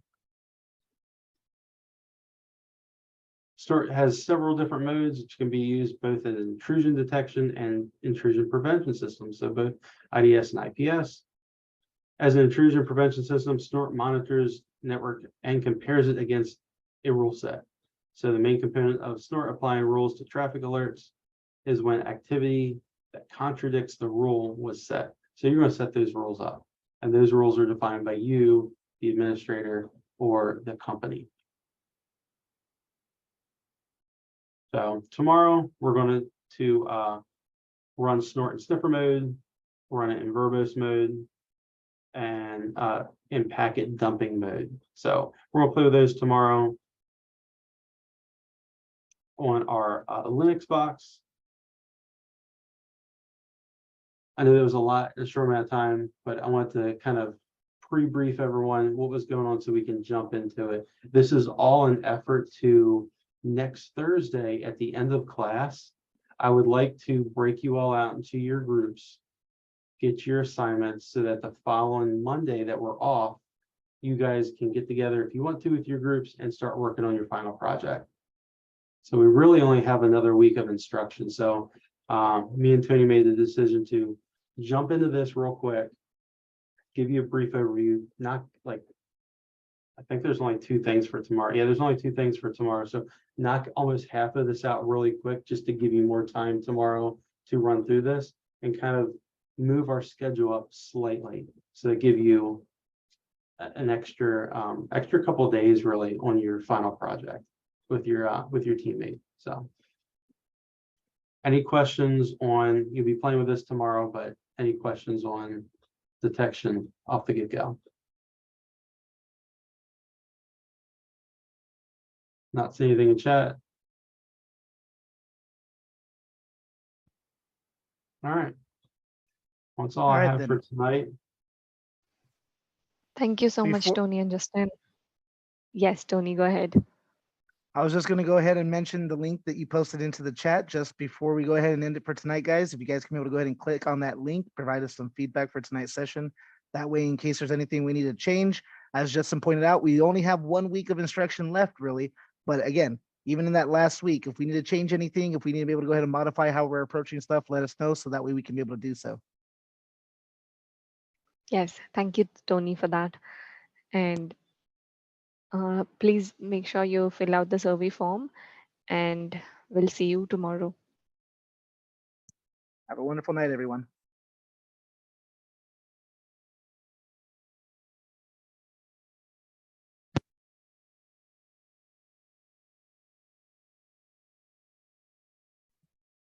You guys, just a quick question here. I just want to share my screen, if that's okay. Yeah, Sure. go ahead.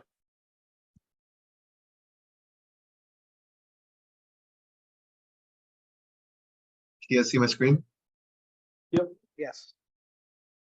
So obviously this is about the project. I was wondering, for this one, the OSINT Spooky Pasta, can we choose any target, any domain? So for that one, you want to remember that since this is OSINT, right?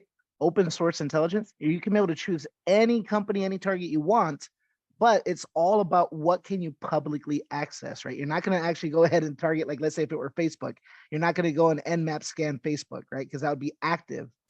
But it's like, hey, if we use our OSINT tools, if we're doing something like Google dorking, right, to be able to go ahead and get information that's already publicly available and already out there, then can I be able to answer these questions that it's kind of posing, right? Like, what technology are they researching? What areas are they kind of trying to pioneer? What possible new things might they be coming out with based on patents that they're coming out with, right? So based on the information that is openly available, what can we learn about this company? And in that respect, yes, you can choose any target you want. Okay. Can we put these on our resume?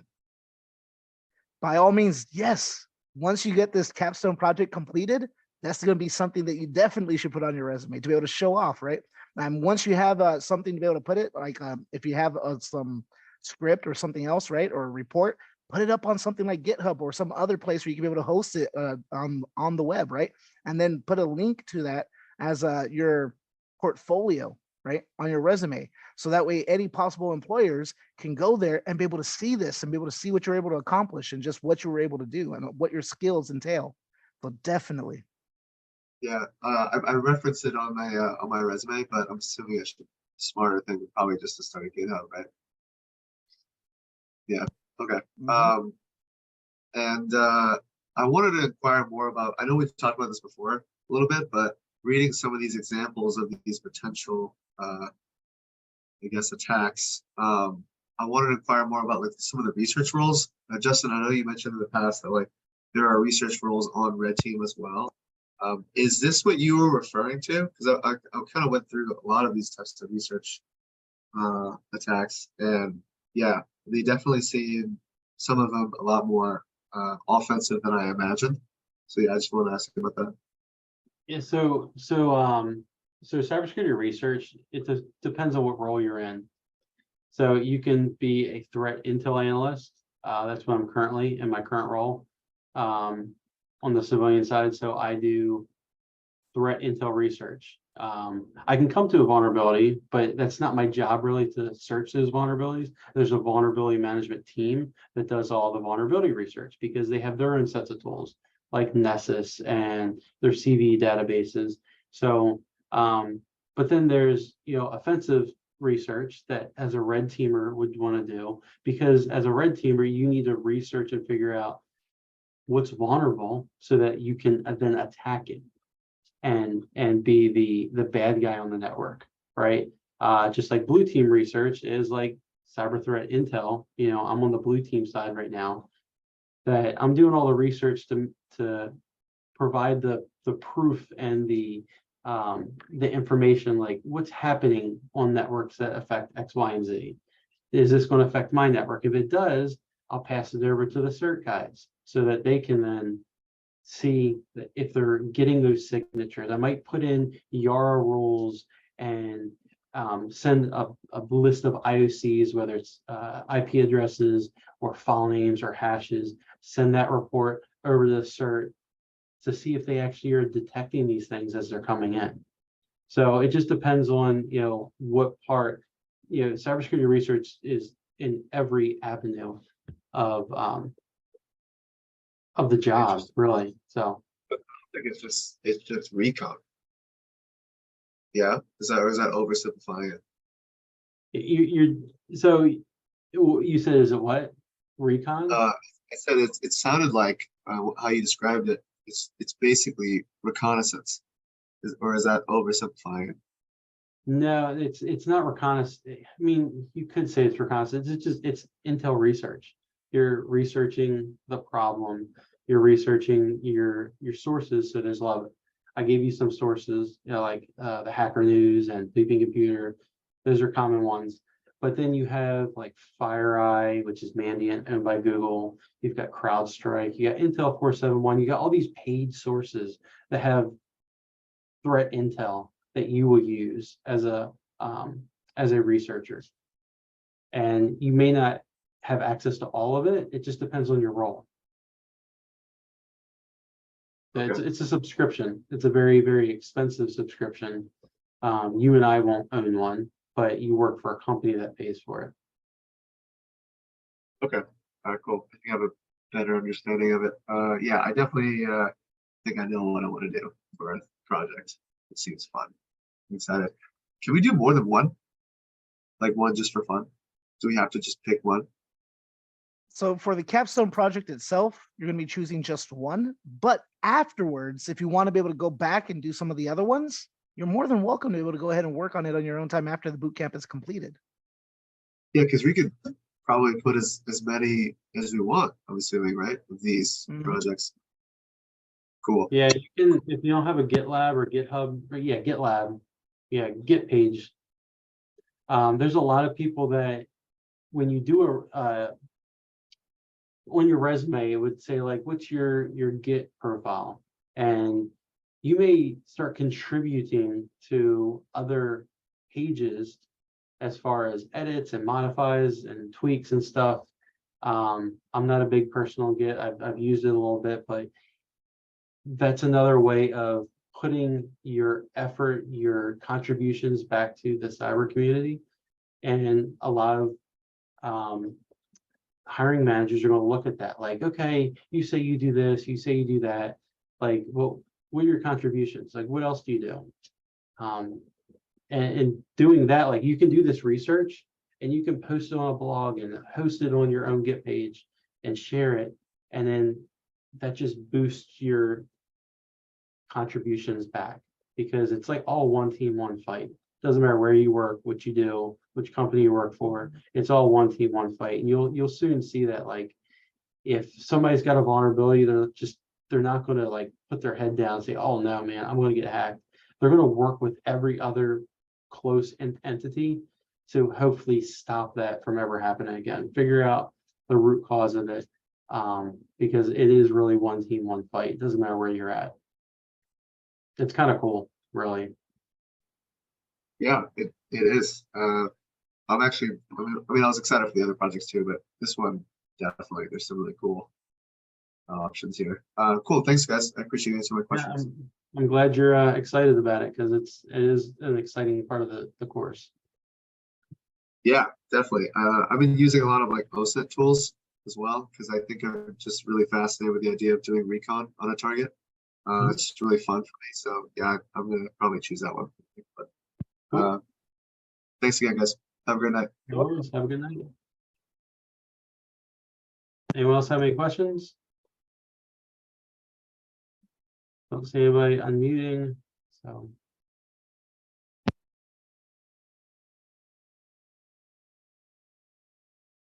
politely send everyone away.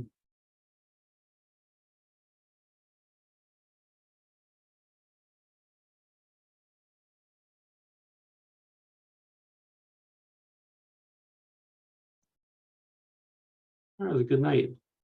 Yes, it was. All right. Well, then have a wonderful night, everyone. We'll see you tomorrow. Yep, we'll see you tomorrow. All right.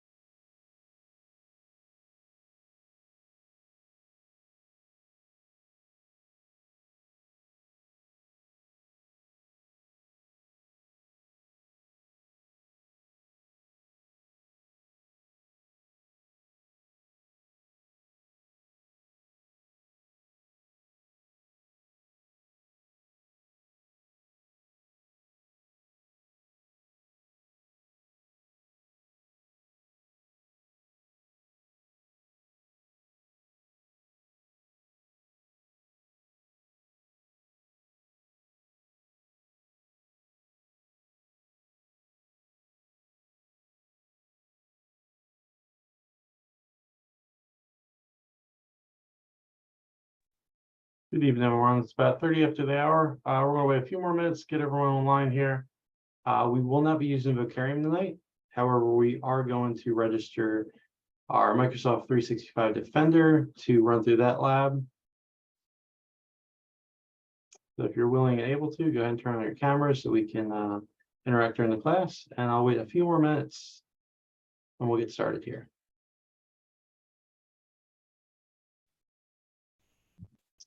Hello everyone. Welcome to today's session. I'm Anisa Vermaker and I'm Cybersecurity. I hope you all have had an amazing day so far. Before we get ahead with the session, give me a quick confirmation if my voice is loud and clear. We can hear you, Nisha. Thank you. Thank you, Justin. Thank you for confirming. I've made you the co-host for tonight's session, Justin. Only 4 learners have joined so far, so we'll wait for a few more minutes and then get started with the session.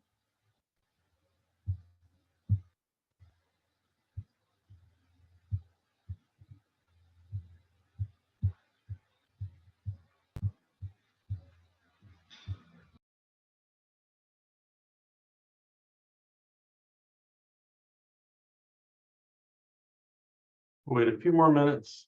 See if we can get a few more of your classmates in here before we start.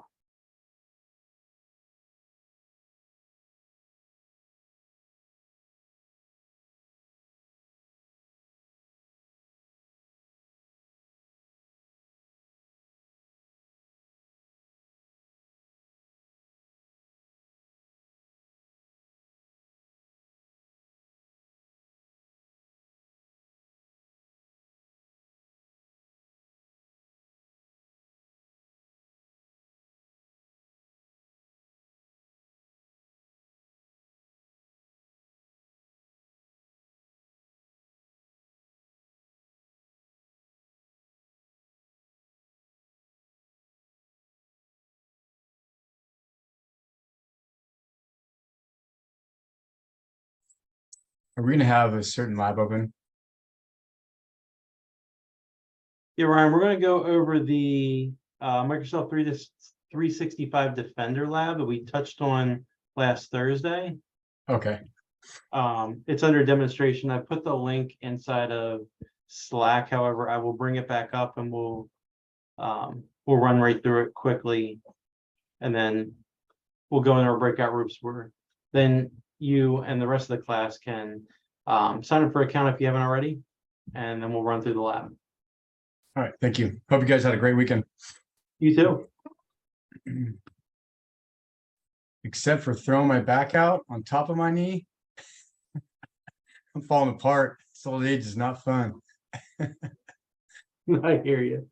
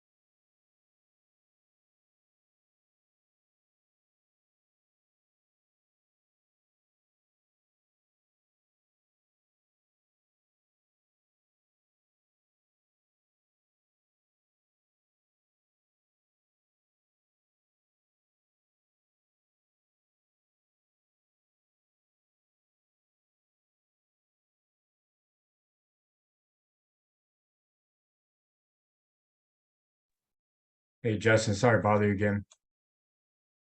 I went in there to do the Microsoft 365 security trial. And it said start your 1 month free trial today, but it says you need another product first because it's an add-on. Yeah, we should, I'll pull it up again when we get started, but Okay. within that business security solutions, it should be the Microsoft Defender, Microsoft 365 Defender trial. So it's the XDR solution. That's the one I'm on. Okay, I'll wait for you. Sorry, I didn't mean to bother you. I'll Yeah, wait for no, you. no worries. Yeah, because Okay. I was playing with it this weekend. It will make you go through and put an email address in, then it's going to send you a confirmation email. Then you got to use a phone number to verify that you're human, not a bot. So there's like Okay. a couple steps to it. Okay.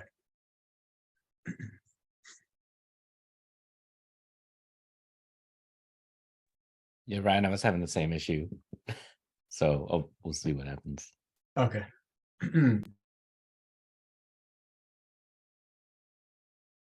I just tried it again with a different email address. It didn't let me do it, so we'll wait.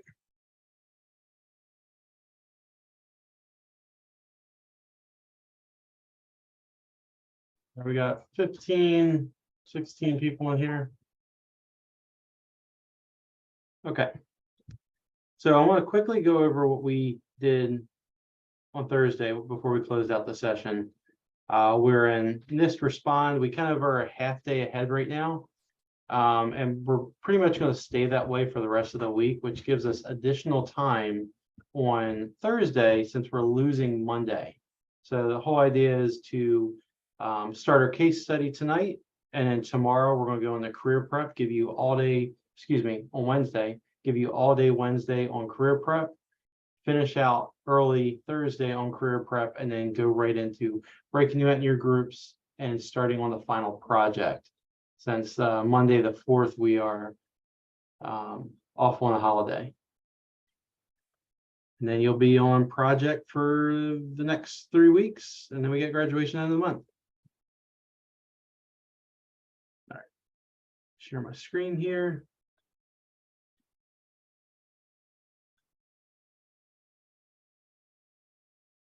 All right. Like I said, on Thursday, we went over NIST Respond. We went through introduction. We talked about some EDR tools. We talked about the incident response process. Some of the SIM tools we discussed were like Splunk. We had some other examples in here as well. And then we went into our endpoint detection tools. So one endpoint detection tool is Microsoft 365 Defender. We're going to run through that lab tonight, if all is well, and it works out for us. And that's one of the many tools that you can use. Carbon Black's another tool. So there's many tools out there that can fit. And sometimes your companies may use more than one tool. They may not just use Splunk. They may use Splunk and, Elastic Stack and a couple other ones in conjunction. So we don't always want to put all of our eggs in one basket. We want to kind of use as many tools as we can to get the job done. Did anybody have any questions on any of these three processes? Whether it was instant response, what the whole process was, some of our SIM tools. Examples we gave were you got Sentinel, QRadar. QRadar, I believe, is Sentinel is Microsoft. QRadar is IBM, McAfee, and then Splunk. I also brought up that there is Elasticsearch and Elasticstack, which uses Kibana, which is the open source version of Splunk. And then our EDR tools. So your SIM tools will take everything in, and then it will show it on a nice display. Your EDR tools are your endpoint. So it's going to be on your workstations, your IoT devices, anything that has a computer processor that can run an application that will collect information, kind of do that instant response where it will throw some alerts and will help you with your detection and prevention on the endpoints of your network. And like we said, there's Carbon Black, Defender, Defender for endpoint, which we're going to go over tonight, and then Falcon. So we can click on this little link right here. It's going to bring up this nice page. Last week, we went through the interactive guide, which looked like this. You could kind of like point and click through it. However, up here at the top, we can start a free trial. You would put your email address in here. Did everyone get to this page? We got to that page. I have not signed up for mine yet because I was waiting for the class. So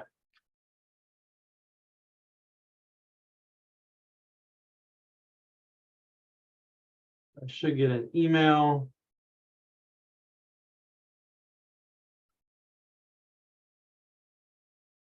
So that did come up, the same thing you guys are talking about.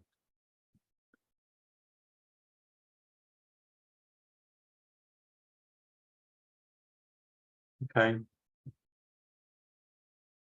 So what's another one for us? Endpoint evaluation tutorial. So that should have been it there. See if we can pull up.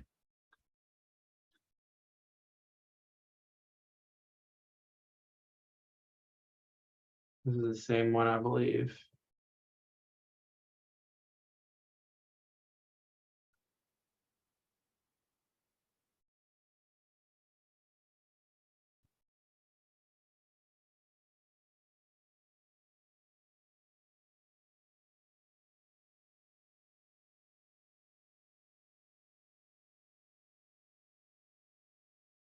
There we go. So that's what it was. So if you go under here, under products, then we're gonna roll over here to SIM and XDR. And then it's Microsoft Defender for Endpoint. So 1, 2, 3, 4 columns over, and 1, 2, 3, 4 products down. I'm actually going to take this and place it inside of the chat as well.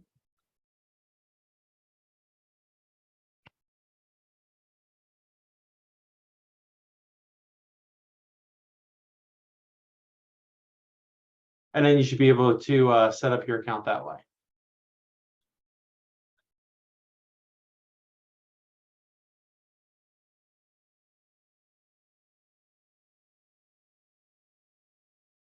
I'll give everyone a few seconds while they're creating your accounts. It should send you an email to verify the account.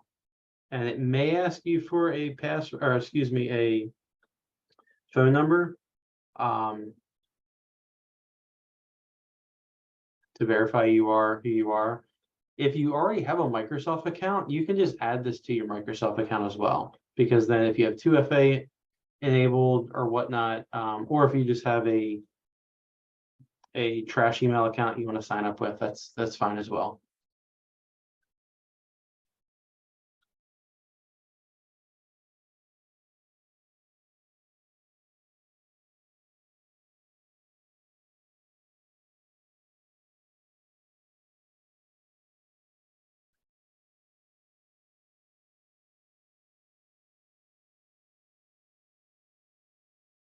So while you're doing that, I'm going to show you a short video. This is a 7-minute video here. Hopefully you can hear the sound through this. We're going to go through a short video. This is going to walk you through the lab. The same instructions that we have below on this, on the demonstration, we're going to walk you through the lab, show you where everything is. Then I will post this link inside of the chat so you can have it and walk through it again if you like. But this will help you when you set up your lab for the actual exercise for tonight.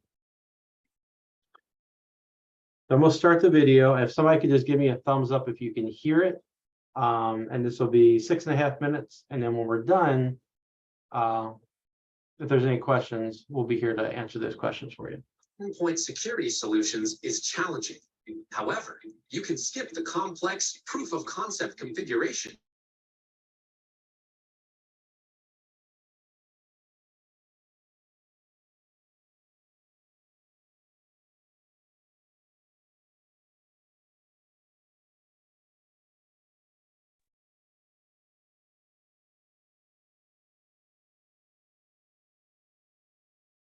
I think when you muted yourself, Justin, that the audio went.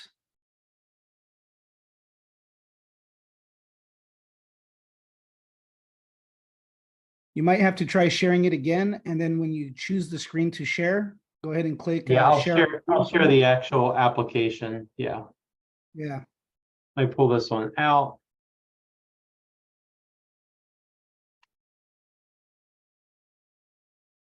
Let me do that.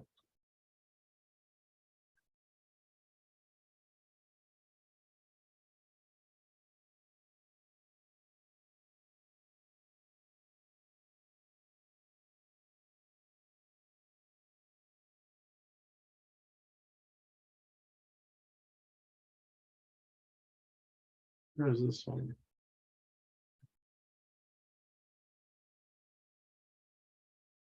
Oh, there's a button here, share sound. So I could have done that with the other one.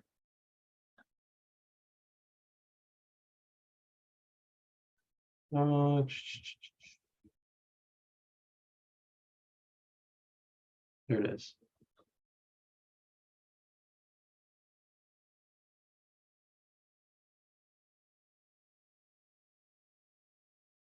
And tutorials to get started. Then select Setup Lab. The first step is to choose your lab configuration.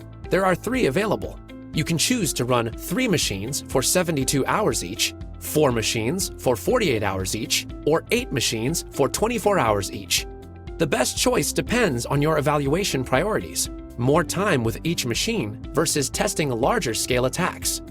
The second step is to choose the threat simulator agents you want to install, and these include Attack IQ and Safe Breach. We recommend that you install both to give you the most flexibility when choosing the attack simulations that you want to run. If you want to use the attack simulator agents, you must also provide an email address and name. Last, review your choices and select Setup Lab to prepare your lab environment. Once the lab is set up, you're ready to add some machines to it. That's next.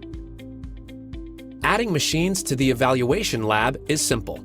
Select Add Machine. Choose between Windows 10 and Windows Server 2019, and then select Add Machine. You don't really need to record the machine or username.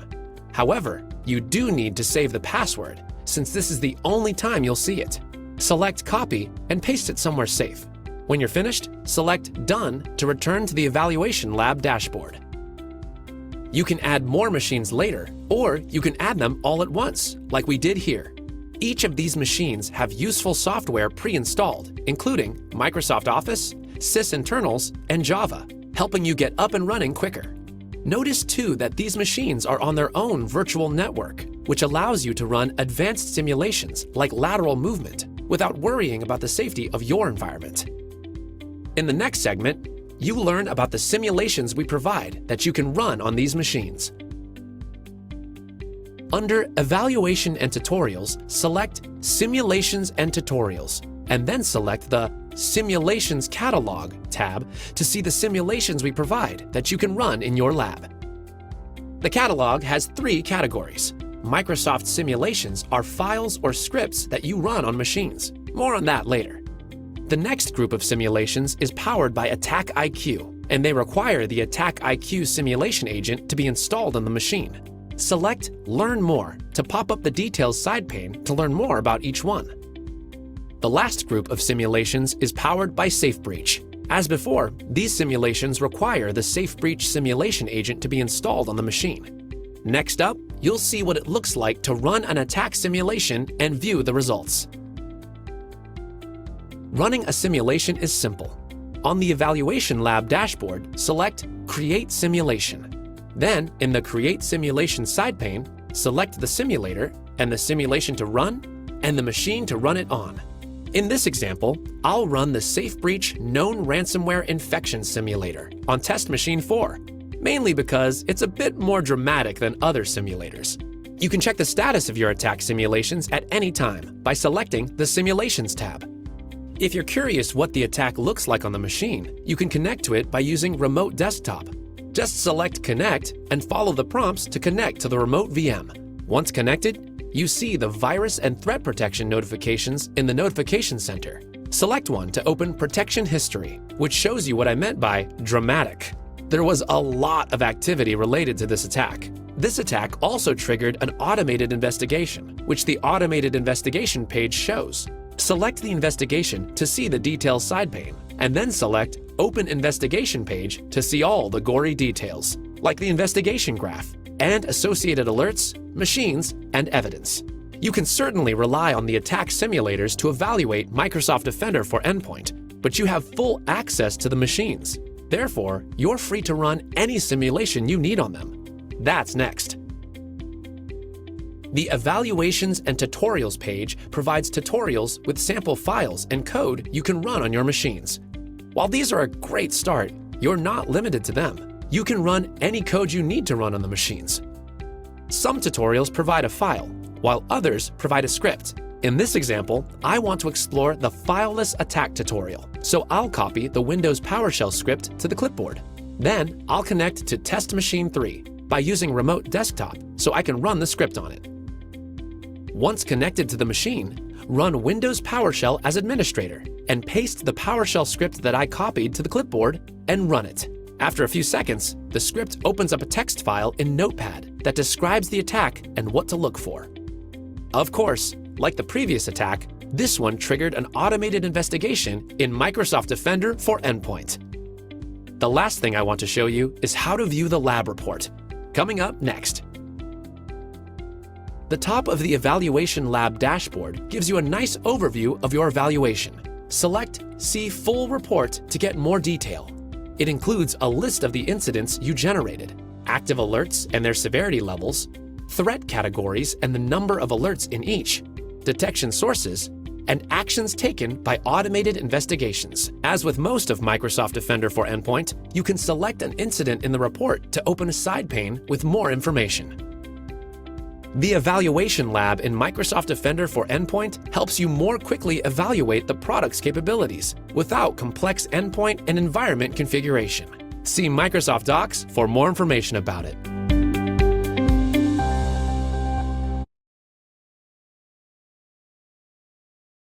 All right, that was pretty good. I like how it walked through each step. You can kind of sit there and pause it if you need to.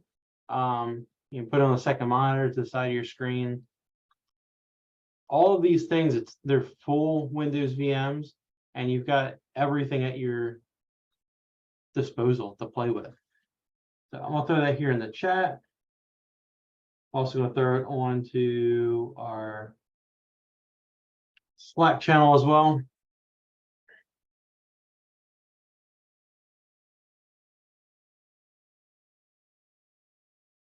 Back here.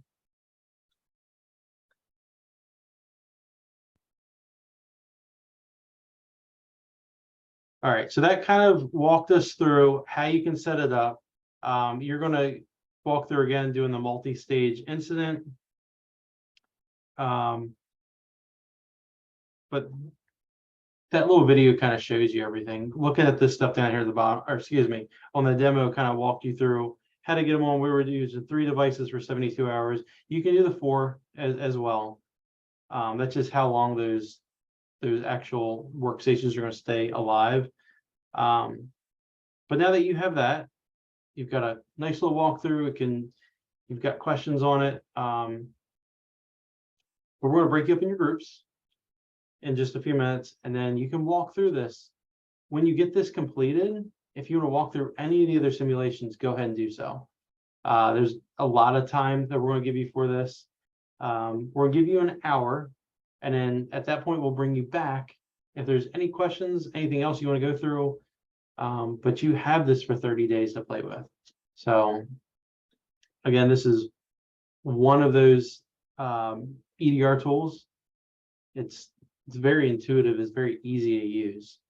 I just saw a couple things there that this looks exactly what I use and have access to on a daily basis, but I don't use it as much as I should. And just seeing a couple more things in this video makes me tomorrow when I log back into work that there's a couple other things I'm gonna look at.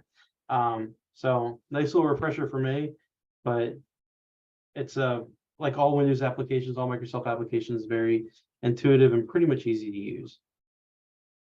Do you have any questions for Tony or I before we put you into groups?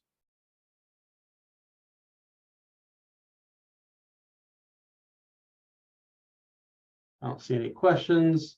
We will break you out in your groups when we come back. And we'll kick it over to Tony so he can start going over the career simulation if there's no questions. And like I said, you got plenty of time to work on this. If you get finished and you want to work on the other simulations, great. If you want to take a break after that, great. When we come back, we will then go into career simulation and move forward. All right, go ahead and have fun.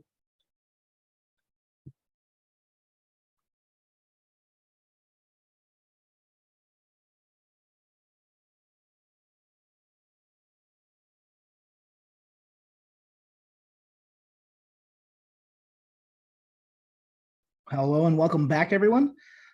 We should have everyone back from the breakout rooms. So at this point, are there any questions or are there any concerns, any comments whatsoever with what you guys were able to do with those simulations? Antonino, I see your hand is raised. Go ahead.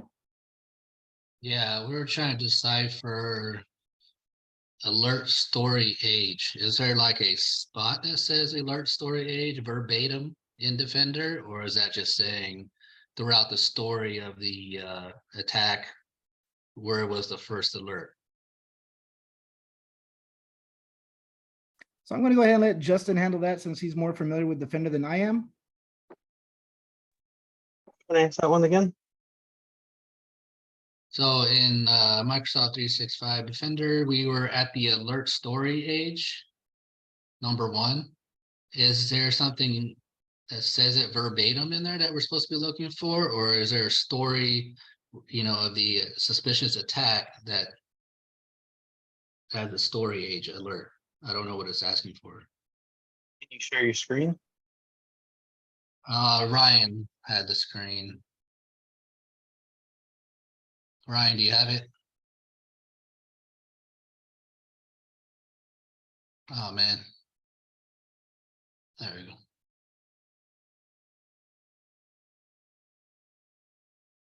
So the question is, what is the name of the first executable on the alert story age? Right, so you're going to walk down through this, and it's a timeline of events. So what's your first executable? Would it be this one?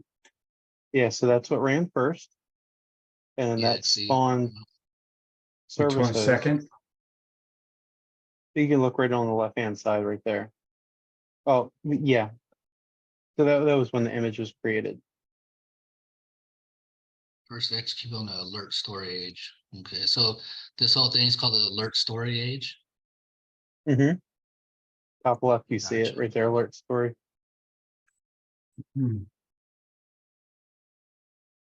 Okay. Alert So story that- top left. Yeah, Yeah. right here. Yeah, so services.exe looks like it was normal. The next one, you see var still says 0 at 65. The service host ran this win management, and that the service host was your first one.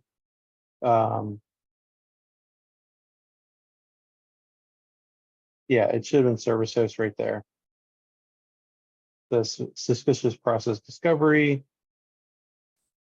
because you see all those flags right there, which doesn't necessarily mean it's something wrong, but as you go down, service hosted Windows Azure guest agent, which spawned command, which spawned another command.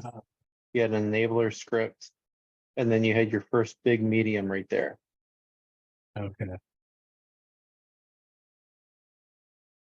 Okay, yeah, we were looking the alert story, we were looking inside of here.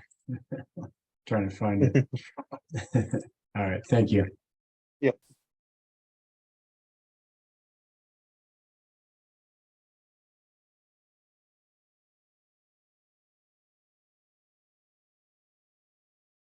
All right, excellent. So with that, are there any other questions or any other difficulties or comments or concerns that you guys had that you guys wanted to address before we move on to the next thing? Actually, I do real fast because I have a Yeah. Microsoft account for my business and I haven't received an email. And this is 30-day value, 30 days. Do you guys know how to cancel it? So I can, instead of me searching for it? No, just Unfortunately, search I for it. wouldn't know. Okay, all right. Mhm. All right, any other excellent questions? All right, with that, we're going to go ahead and move into the next thing. So I'm going to go ahead and share my screen. And so we're going to see that if we go to our learning track, the next thing is 1.19 over here on the bottom right. And so we're going to see that that is our case study. And then we're going to see on Wednesday, that's when we're going to go ahead and get into our career preparation. And then, of course, between now and Wednesday, we're going to have you guys work on the competency checkpoint, right? So as far as our case study, we're going to kind of apply all the stuff that we just learned, right? We learned about those 4 different things for our NIST framework, from identify to protect and respond, right? So we're going to go ahead and be applying those now. So we're going to see here our scenario. Once again, we're working for a company that has been dealing with a ransomware attack, right? And so what is it that we're going to be going and doing? Well, you guys are going to click on this link right here to make a copy of your case study resource. It's going to look like this when you go ahead and click on it. And this is going to have your instructions. This is going to tell you what you guys are going to be doing for this case study, right? Now, as we mentioned, we're going to go through identify, detect, respond/recover, protect, things like that, right? So going back here, we're going to see that this portion, we are going to be using our VMs. So for the next few minutes, while we're discussing this, go ahead and start up your VMs, right? When you're starting your VMs, it's going to be the regular one that we've been using most recently, right? So the forensics and incident response VM. Okay, so your most recent VM that we have been using, as you can see in the top left right here, should have Kali, SIFT, and Windows 2016, right? So you guys are going to be starting that VM to be able to go ahead and work on this. And then once you have that case study resource, you're going to be answering the questions within there, right? And we are pointing out that for each answer, you want to be able to go ahead and provide supporting evidence, right? Don't just put the answer and that's it. And you want your evidence to be detailed. Again, picture this like you're writing a report while you're already working out in the industry, right? When you give that report, you got to be able to have the evidence for why you're saying what you're saying. And there needs to be that documentation to provide that, right? So for example, if it asks you something, well, what Wireshark search did you do to look for that answer, right? What filter might you have applied to be able to go ahead and find it? And then even what packet numbers, for example, did you find that information in, right? So you want to be as detailed as possible about the steps that you took to come to that answer, right? So if we take a look at our case study resource, we're going to see that most of our stuff is going to be located around here, right? If you go to Kali, our regular login directory, right? So home, Kali, blue team, there is a directory there called case study. That's where it's going to have the files that we're going to be using for this assignment, right? The first part is going to be inside a directory titled Wireshark, right? So in Wireshark, we're going to go ahead and find a packet capture file that we're going to use for this first few questions, right? So let's see, once this loads up, I'll go ahead and show you where that is. And then we're going to see the first question. You're going to look through that packet capture file, and just like it asks, what are the 5 most common protocols? So out of all the packets that are coming back and forth here, what are the protocols that occur the most often, right? And then you're going to go ahead and list them out here in the order of which one was the most common, right? So that'll be number 1. What's the next one, and so on. Question number 2, it even tells you how to be able to go ahead and help find this one, right? You can go to your statistics drop-down menu and go to endpoints. Now, keep that in mind, right? The statistics drop-down menu might be helpful for the first one as well, right? To be able to go ahead and kind of find out what protocols were occurring and how often they were occurring, right? So here we're having you go to statistics, endpoints, and you're going to look under IPv4, which endpoint, in other words, what was the machine that you were communicating with that had exactly 35 packets, right? The next part here, we're getting into detect. So that portion was identify, right? We were identifying possible issues. Now we're detecting whether or not something's happened, right? So we say after the initial analysis, you have come across a file that you suspect to be malicious, right? So we suspect that this is something that is harmful. So what are we going to do? We are going to go ahead and take that file. That file is going to be named file sample.exe, and you're going to upload it to VirusTotal. And you're going to go ahead and look on that information that VirusTotal will give us for further analysis, right? So once you've uploaded that file to VirusTotal, you're going to answer the following questions. What is the SHA-256 hash of the file once we've uploaded it? What is the MITRE defense evasion technique that this file uses? And if you're unfamiliar with that, again, right, as a refresher, I'm going to go ahead and post this link. So I'm going to go ahead and put it in the chat, and then a little bit later, I'll go ahead and put this also in our Slack channel. And this is the defensive evasion techniques, right? So we're going to see right here, some of these should be familiar to us because we've talked about it before, right? So for example, pseudo and pseudo caching, right? It explains that right here, what exactly that is. Elevated execution with a prompt. So they go ahead and ask the user like, hey, are you sure you want to do this? And then the user gives permission, and now they got elevated access, right? Access token manipulation, create process with a token, they can make and then impersonate a token, and so on and so forth, right? So we have all these different ways that they're trying to kind of go under the radar, right? They're trying to evade detection. So we want to be able to go ahead and kind of see, hey, once we go ahead and put that stuff from VirusTotal and we analyze it, where's that coming, right? What's that evasion technique that it's using? So real quick, we're going to go ahead and click here. We're going to go ahead and open a folder. And again, we're going to see it's right here in our login directory, right? So /home/Kali, we see here is a blue team directory. Inside of there, we're going to see that there's one for case study. Inside of there, this is where we start, right? Wireshark for that first part. Then right here, VirusTotal. So inside here, this is the file sample, right? So that's what you're going to be uploading to VirusTotal to be able to go ahead and get that analysis done. What's the next question? Again, from the stuff that it's showing us on VirusTotal, what is the initial creation time of the malware? So the UTC, right? Then we see right here, question 6. It tells us at this point, the team has created a disk image of the system infected with ransomware. You're going to use autopsy for question 6. So you're going to upload the image file and answer the following question about the image. So again, if we come right here, we have this file right here, or this directory for autopsy. So we're going to go ahead and take this system image, right? It ends in the .dd, and you're going to go and upload that into autopsy and then answer that last question, right? So that last question being, what is the MD5 of that image that we're using in autopsy, right? Then we get to part 3, respond/recover, right? So question 7 here is, now that you've gone through and you've analyzed all the stuff that was going on, we got all that information, we found out about that file that's happening, right, from VirusTotal and all that stuff. What containment strategy would you use to respond to this attack, and then why? And it even kind of tells you what 3 response strategies there are, right? Should we segment this?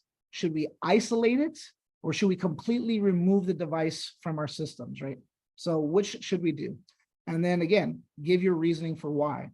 And then the last thing right here, question 8, we're now in the protect kind of mindset, right?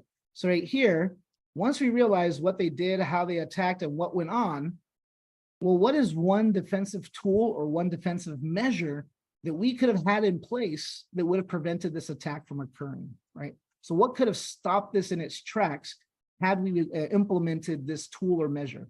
And so we want to then explain specifically how, if we had that tool or if we had that measure in place, it would have stopped this attack, right? So that's what the last thing is doing, putting on that mindset of what would we have done to be able to stop this, and then how would it have made sure to prevent this flat out? Any questions on being able to go through this case study and answering these 8 questions in the document?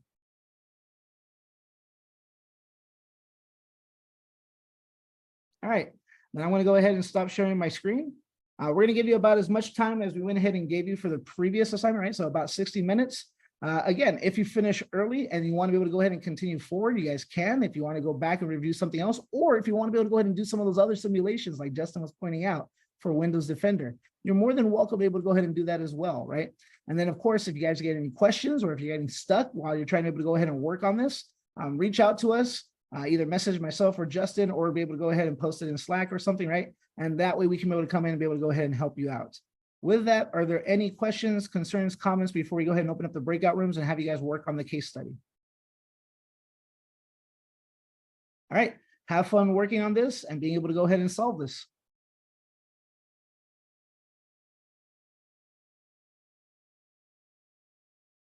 Were there any problems or any difficulties that you guys had?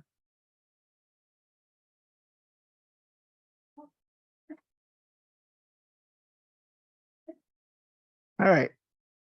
In that case, let's go ahead and go over it a little bit so we can kind of see what's going on. And then that way it gets you in a good situation for your career simulation that we're going to have to close out our blue team when we go ahead and meet on Wednesday, right? So Wednesday, we're going to have that last thing. We're going to have our career simulation. And then we will go ahead and introduce, as Justin was pointing out, right? On Thursday, your guys' projects. So you guys will be going ahead and working on your capstone projects, these end of the boot camp projects, for the rest of our time together in the boot camp, right? And we're going to see that on Thursday. We're going to go ahead and introduce what's going to be going on. We'll go ahead and kind of find out how we're going to go ahead and pair you up. All those things, we'll go ahead and do that, right? So that way you guys are good to go. And then if there's any questions, we'll go ahead and kind of address it then, right? And we'll officially kind of, while we introduce it Thursday, we'll officially have you guys begin the following week, right? So that you guys can be able to go ahead and have something for your portfolio when you guys go ahead and start applying to these jobs, right? So your portfolio will be a way for you to be able to go ahead and kind of stand out from any other people that are applying to your jobs, right? So that we can be able to also show them that, hey, you can go here, you can take a look at my work and see that I can do these things, right? You have some evidence of the skills that you have. So that's going to be kind of fun. So let me go ahead and share my screen and let's take a look at our case study. So our case study only had 8 questions, right? The first one was to be able to go ahead and look at our wire capture that we had in this directory for Wireshark, right? And then be able to go ahead and answer the following questions. Question 1, what were the top 5 most common protocols, right? So let's go ahead. Let's open up Wireshark.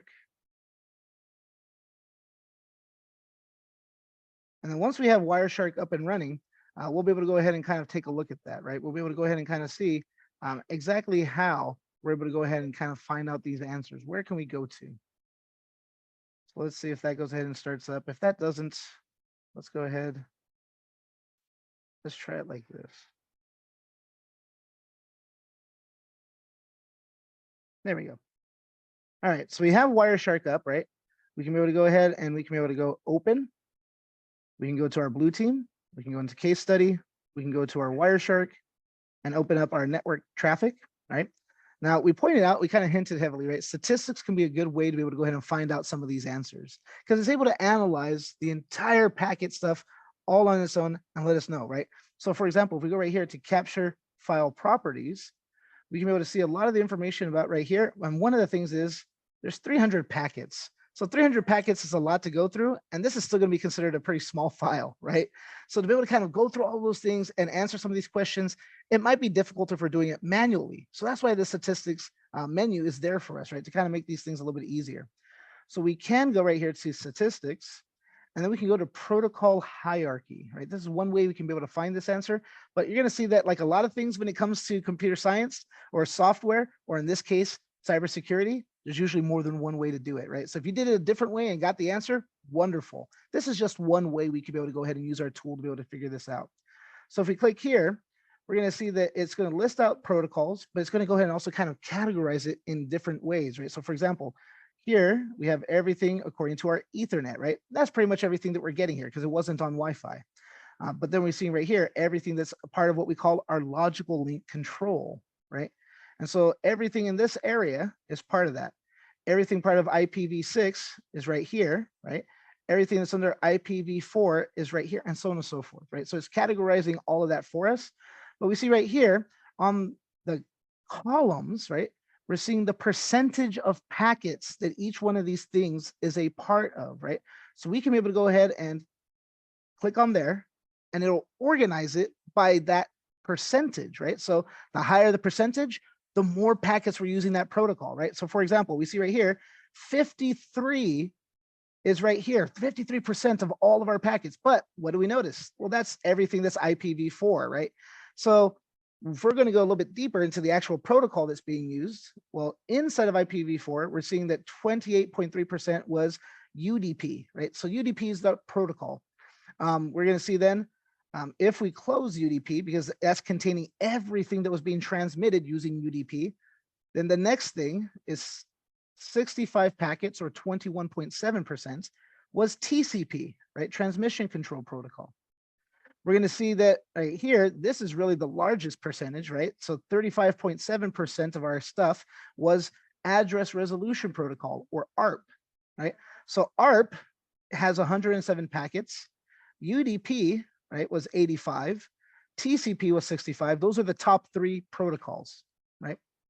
Now, after that, it gets a little bit tricky, right? Because we're going to see that the next highest is going to be this, but that's our logical link control. That itself is not necessarily a protocol, but it's comprised of these packets that are a part of that layer, right? So we're going to see then that there is our net BIOS over IPX. If you were to Google that, that is a protocol, right? So that's 10 packets, which is 3.3%. And then after that, it's a tie between our service advertisement protocol and our ICMP, right? So that's ping protocol. So those will be the top five right there, right? ARP being number one, UDP being number two, TCP being number three, this net BIOS over IPX being number four, and then a tie between service advertisement protocol and ICMP. Any questions on how we were able to kind of figure that out? All right, so we can go ahead and close that. And then the next thing it told us to was to go to statistics and go to endpoints, right? So if we go to our next question, after figuring out those five, we go to statistics, endpoints, and it's saying in IPv4 that there's going to be something, right, an endpoint, so a device we're connecting to that has exactly 35 packets. Which one is that? Well, again, we can be able to go ahead and organize this by packets, right? You see this one is the one that has exactly 35 packets. This is the Ethernet, right? So that's giving us the MAC address. If we want IPv4, like it's asking, so we can be able to see what the IP address is, we can click up here on our IPv4 and then do the same thing, right? Click on packets. It's going to organize it first in ascending. We click on it again, then it goes descending. So here, once again, is our 35 packets. There's our IP address, 136.168.101.1. Any questions on how we were able to find that one?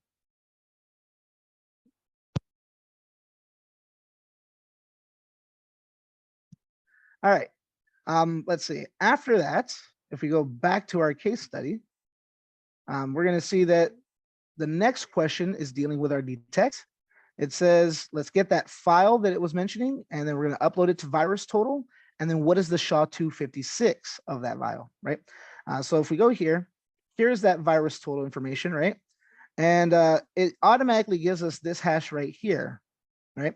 But even if we weren't sure about that, after we upload it, we're going to go to details right here, and then we can be able to go ahead and see it gives us a few different hashes, right? So if we scroll down right here, hold on, it got stuck on my mouse. There we go. So it gives us the MD5 hash of that suspicious file, right? So here's MD5. The next one is SHA-1. This is the SHA-256. We'll see that corresponds with what was given above, right? So this is that hash value for SHA-256 for the file, right? What's next? It tells us, okay, what about the MITRE defense evasion technique? Which ones does it use for this file? So we're going to go ahead and I believe, let's see, if we go to, I think it's behavior. Let's go ahead and let's see if that was it.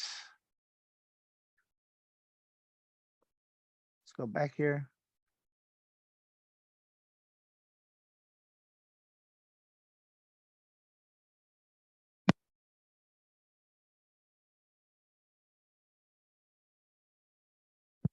All right, so it accidentally went to another page. I might have to go ahead and re-upload the file, but we'll see that in a little bit. Let's see. If I go here to behavior. Let's hope it didn't freeze on me. And then let's see, if we go ahead and scroll down just a little bit, we're going to see that it tells us a few things, right? Like it even gives us some MITRE signatures.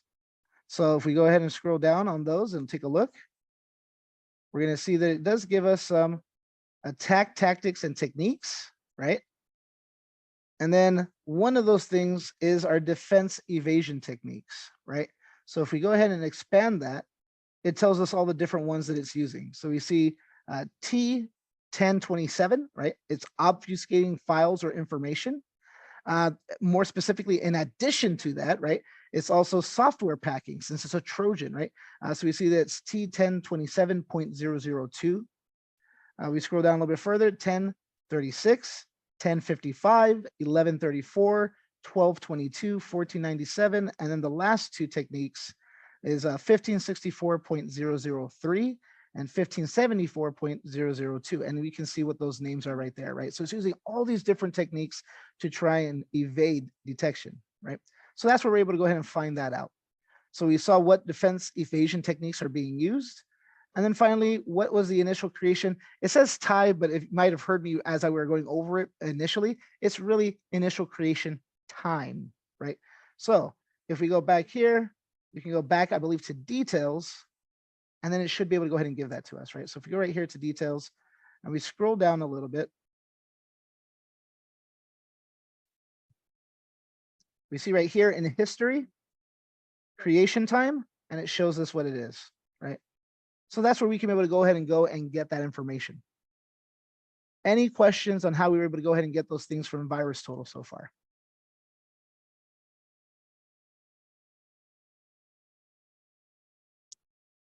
So the next part we see is we are going to go ahead and look at autopsy, right? And then we want to see the MD5 hash through autopsy. So coming back here, we're going to go ahead and you already know how to be able to start a case, right? How to be able to load it. Here, we're going to see that the location, we're going to want to be able to go ahead and type in everything, right? So home, blue team, case study, autopsy, and then system image 01.dd. And then the key thing we're going to have here is we want to mark it as a partition, right? Now, how would we know this in case it wasn't told to us like last time? You could try it with disk, and then you're going to see that when you try looking through the files that it's not pulling up anything. So if that's the case, right, that you tried it as a disk and it's not pulling up stuff when you're trying to analyze it, try it as a partition, right? So once we try it as a partition, we'll see that it actually goes ahead and uploads. Should look like this, right? We mounted it to the C drive, or so that way it looks like a C drive. We have our system image, and if we go to details, right, we can see all that information here. We can be able to go ahead and go back and be able to analyze it. And we'll see that we can actually do a file analysis, right? We can see information here about what's contained on that drive, so on and so forth. So again, if you're not seeing something like this when you first upload it and you try to upload it as a drive, then try again and upload it as a partition, right? One of them should work, and that way you should be able to pull the information. So that's how we're able to go ahead and take a look at this. Now, as far as being able to go ahead and find out how we can be able to get that MD5 hash, when we have our image like this, you'll notice underneath here, there's image integrity. Remember that our hash files, right? When we take the hash value of something, that's usually for the purposes of data integrity, right? So if we click there, up here, it shows us the entire image, right? Now, if it doesn't right away give us this hash value, right? This is our MD5 hash right here. So that's our answer. If it doesn't immediately give us that, then we can click on validate and it will calculate it for us. So we see right here, it's recalculated it and it's matching with what it was before. So it's passing that we haven't modified, we haven't changed this disk image, right? So if it wasn't showing up before, by clicking validate, it will go ahead and calculate that image for us, give us that hash value, and then it'll be in our record. When we come back here, it will go ahead and display it for us because now it knows what it is. So that's how we're able to go ahead and get that, right? So that is going to be our MD5 hash of that image. Any questions on how we were able to do that?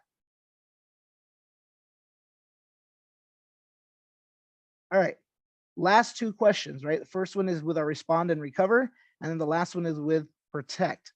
So right here, this one is more analytical, right? We're not using a tool. We're not doing something from our machine. We have to think about it and figure out what's going on, right?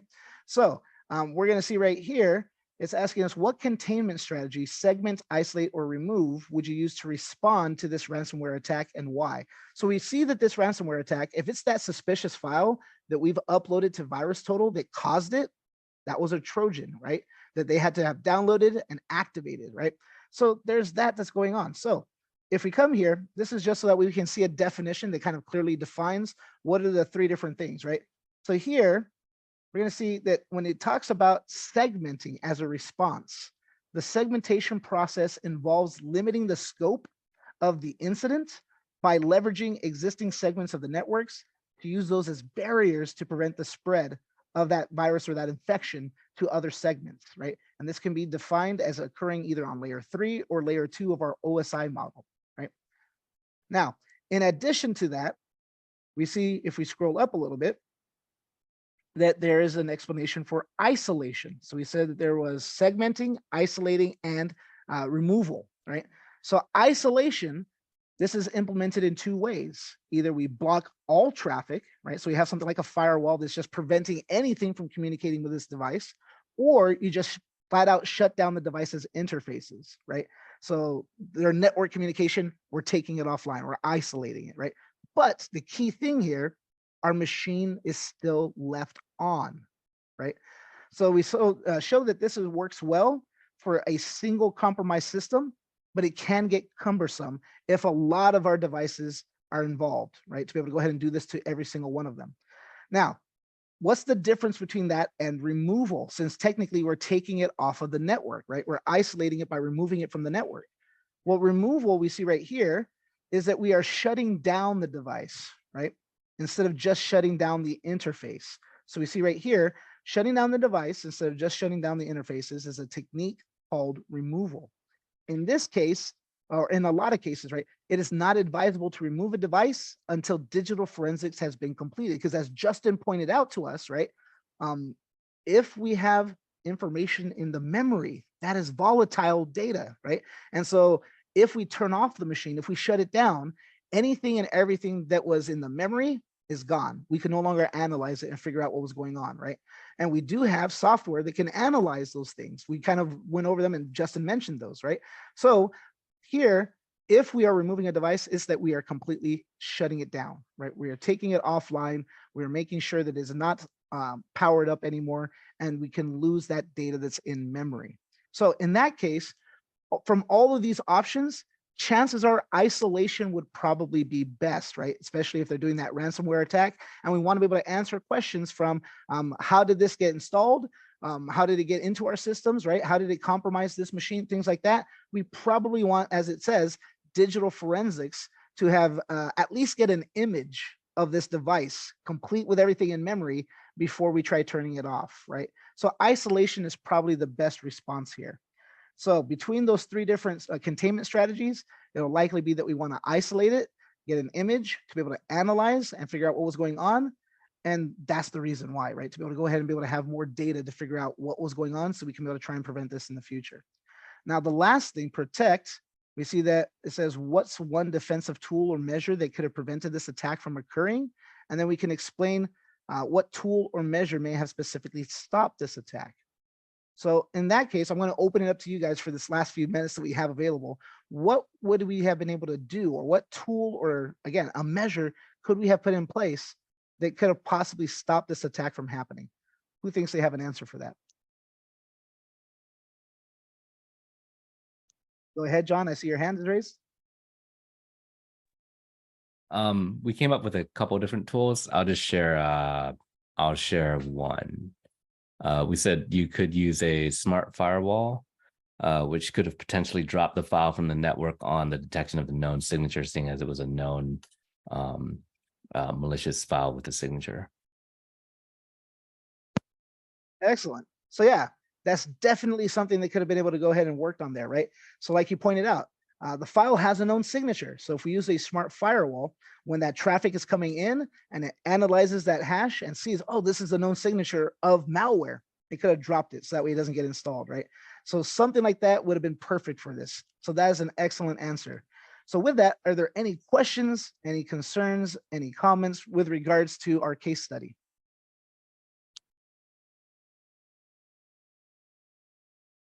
All right, before we go ahead and end it, I'll point out that in the chat, Anusha's already posted the link to be able to go ahead and get our feedback for the night.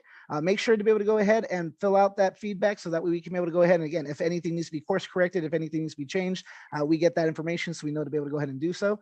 And then be prepared on Wednesday to be able to go ahead and do our career simulation. That's going to be the end of our blue team. And then on Thursday, we'll go ahead and introduce what you guys are going to be doing for your capstone project. With that, if you guys have any questions or if there's anything you want to discuss, Justin and I will stick around for the next few minutes. Otherwise, have a wonderful night, everybody. We'll see you guys on Wednesday.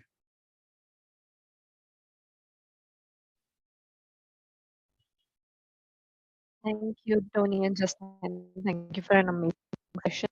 As Tony already mentioned, the survey link is in the chat box. Make sure you give your valuable feedbacks and rate the session. We'll see you guys on Wednesday. Is it Christmas? Ready? I think that was said in jest.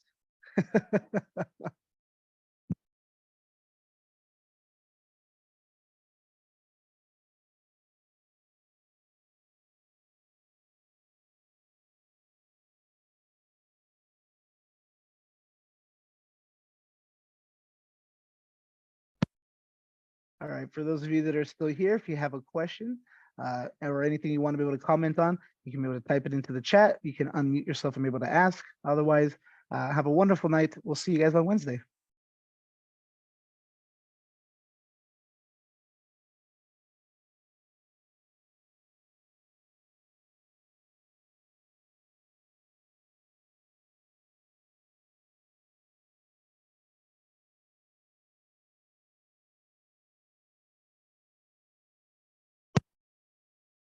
All right. Well, with that, have a wonderful night, everyone. And we'll go ahead and continue seeing each other on Wednesday. We'll see you then. Sounds good. Have a good night. You have a good night as well. Good night, Anusha.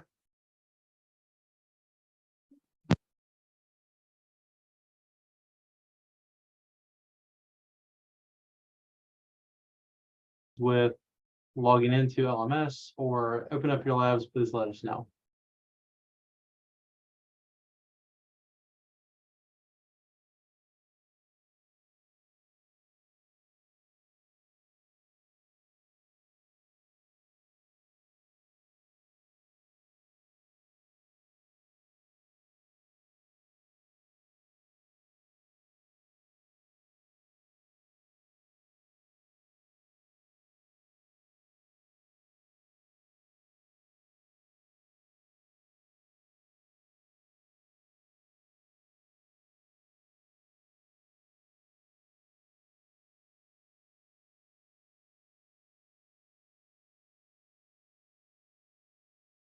Hello, everyone. Hi, Justin.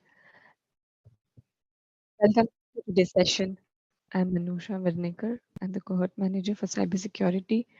I hope you all have had an amazing day so far. Before we get ahead with the session, give me a quick confirmation if my voice is loud and clear.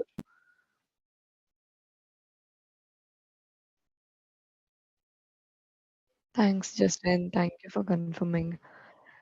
I've made you the cohort for tonight's session. Check if you can share your screen. We'll wait for 5 more minutes and get started with the session.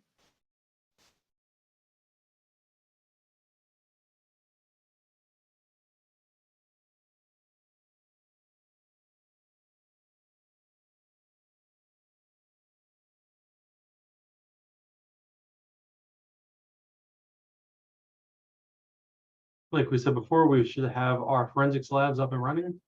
It should only take a few minutes. Mine booted up pretty quick tonight. So we can jump right into a quick demonstration, quick review on what we talked about last night, and then we will dive right into it.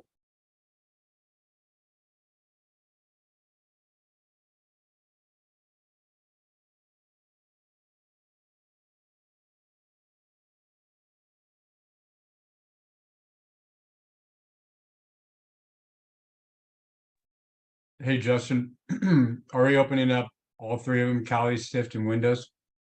Yeah, we're just going to be using the Kali box tonight. Okay, thank you.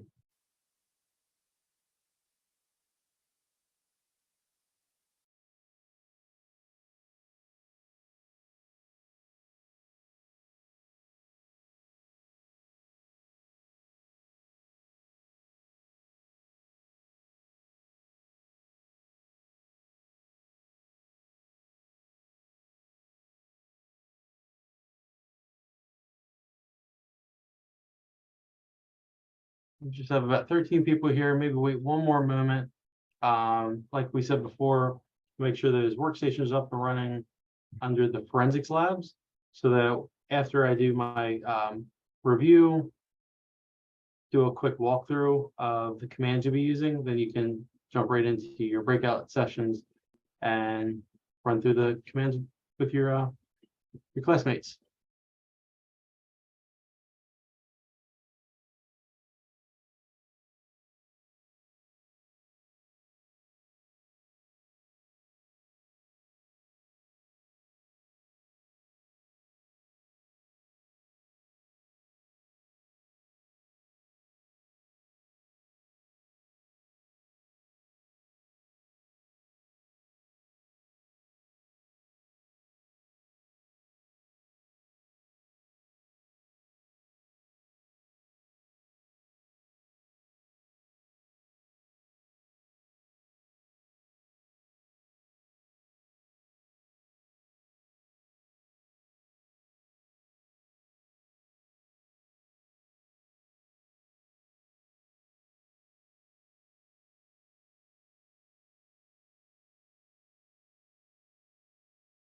All right, we're gonna go ahead and get started. It's minute 35 after the hour.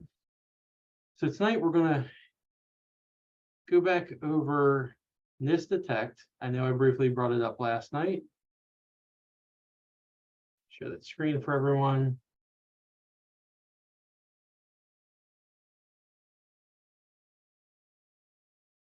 So in this portion, we were going over the third part of the NIST framework, and that's detection.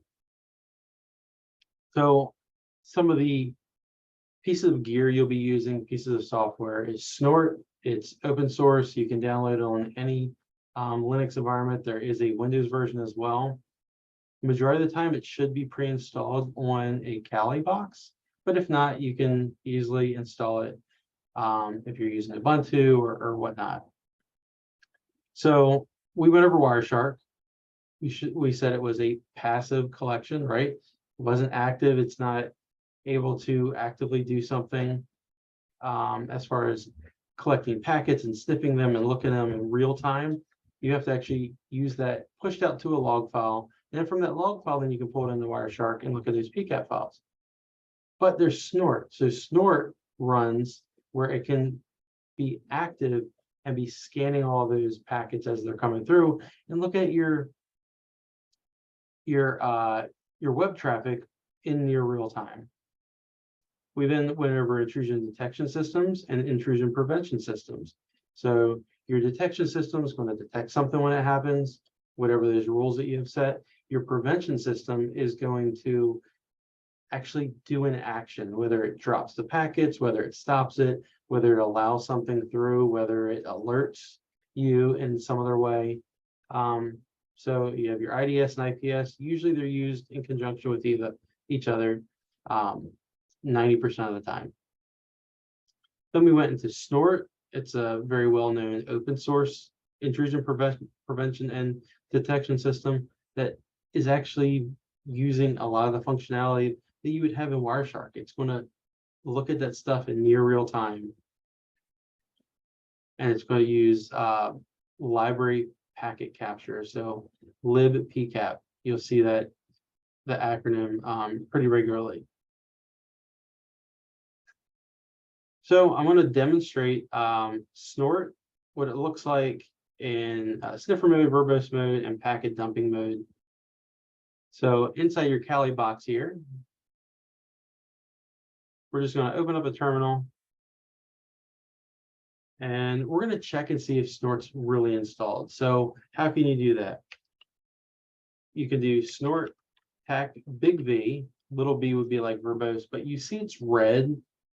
It may not be in the correct folder that we can run snort as it should be. It's too small. Let me try and make it a little bit bigger. So if I type snort tac V, you immediately see snort is only available in these specific bins, these specific folders. But we can get around that. So we can do sudo snort tac big V, and right there you see, here's the welcome screen. Snort is installed. We can verify it's installed right there by using that big V. The next thing you can try is also verifying there's a config file for this. So the configuration file, move this out of the way, is going to be in Etsy snort and snort config. So we can either do go into that folder, or let's just do a sudo cat, because we want to look at that configuration file. Etsy, I think it's Etsy snort and snort config. Yep.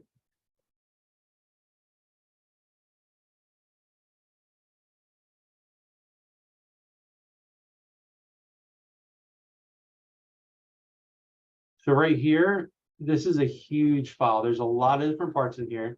You can open this up in your favorite terminal editor, whether it's Vim, whether it's Nano, or whatnot. So right here to the top, it's going to tell you what version this is. Then it goes down to breaking out your sections right here. This is nice. It's got like a nice table of contents. So set the network up, configure the decoder, tells you exactly what you need to do here and there. But if we want to quickly say, well, let's just go down here to the bottom and let's just see if it's configured right. So we could do sudo snort tac c. And in this command right here, we're telling it to go ahead and kind of look at that file and confirm. So the tac c is like a confirmation. So snort tac c, wherever the configuration file is, and then your tac t. And we're going to open up the help menu here, and you'll see all those different flags. So this command right here is going to run through that configuration file and make sure snort's ready for us to run. Quickly runs through, it says snort successfully validate your configuration and snort exited. So it kind of runs the program, runs the configuration file, make sure it's all set up correctly, because if there's any part of that config file that was not configured, then you would have to go back and just see what it is. So snort's working, it's installed with the tac big V, and then we used the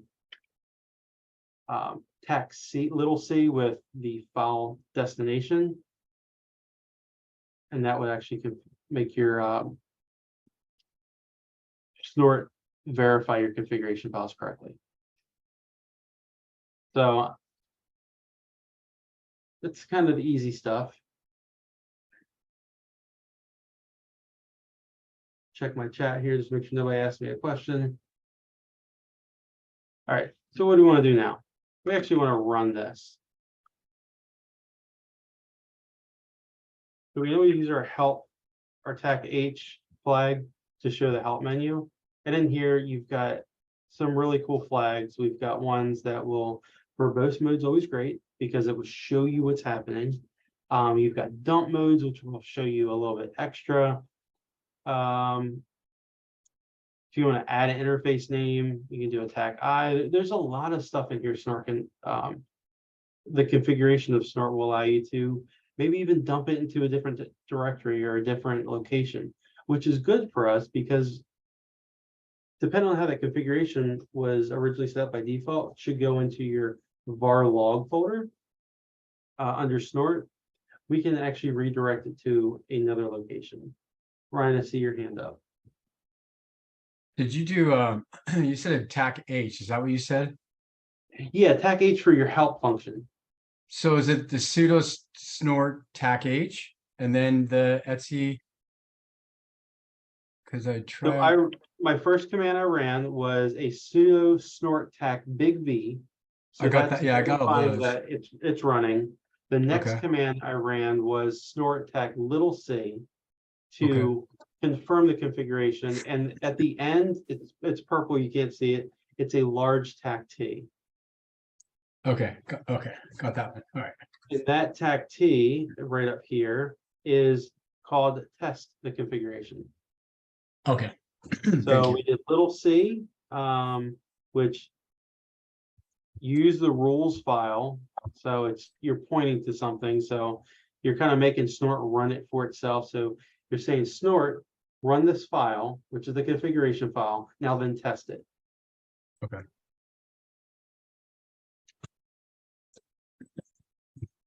Thank you. You're welcome. What else did I ran? And then I ran a snort tac H to look at our help command or help window, which is right above us.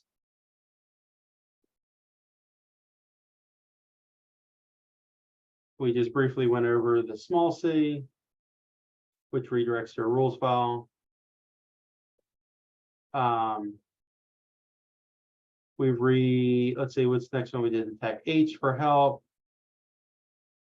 And then we did a big V to show the version number to make sure it's installed. And now we're going to use the small v for verbose mode. So we'll do text small v, and it would just keep running. It's going to keep running forever until you make it stop.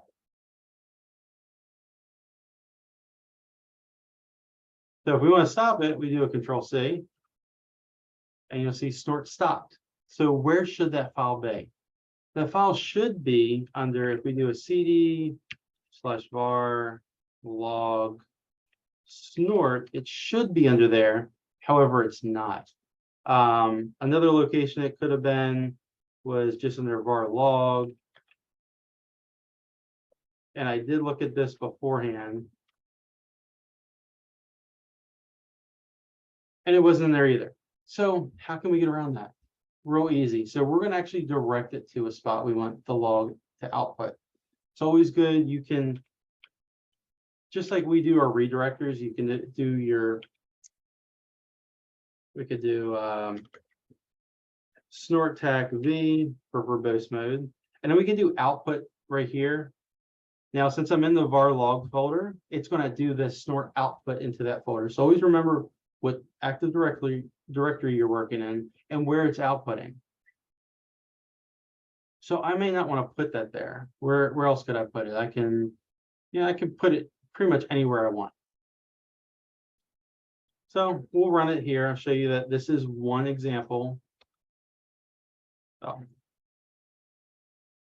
So I can't output to that folder that I'm in because you need to be a super user, not just a pseudo user. So let me back up a folder. Let me go back to my home folder where we should be working out of. Okay, so we're under our home folder right now. So let me run the command again. So I'm going to use this snort's go run in verbose, and it's going to output to my home Kali folder. So I can run that. It's going to keep running until I make it stop. Because what is it doing? It's sniffing and it's showing me what's happening as it's going on. So if some traffic activity was going on, if something was happening, so I can, let me go up here and open my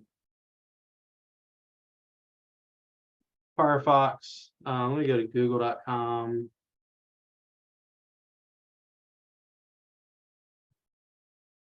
Let me look up, snort, just something just to have some activity there. And do a control C.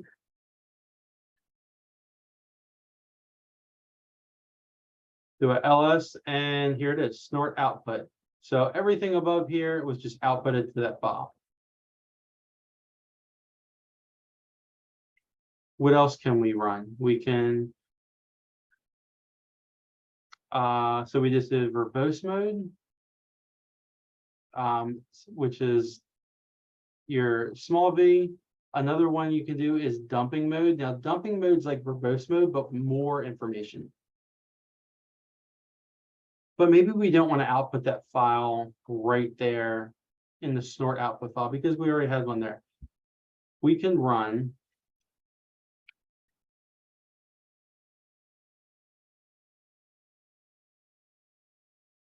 sudo snort tac v, and then we need to specify a file name. So if we do L, let me open up another window here.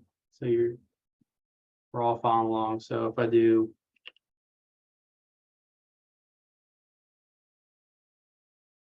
sudo snort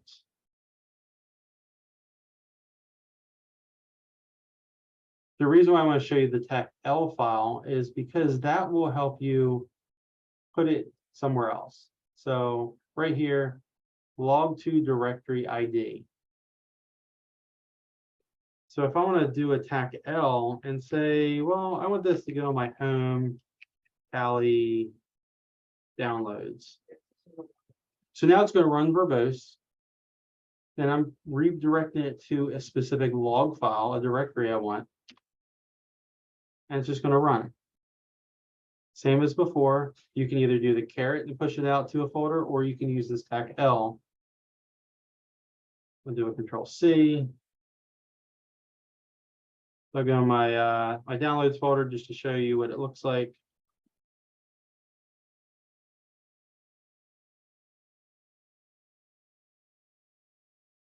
And right here, you would see snort.log with a big old date time group. I think the time group's in UTM, if I remember correctly. I think it's in UTM. That's why it looks not normal.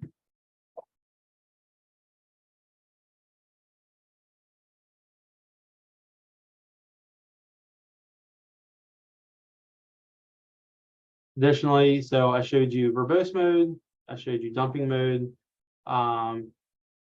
You can also sniff with both dump and data link layer, which grabs that header information.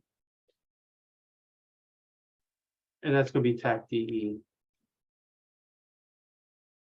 So we'll do this. And we'll do a DE right here.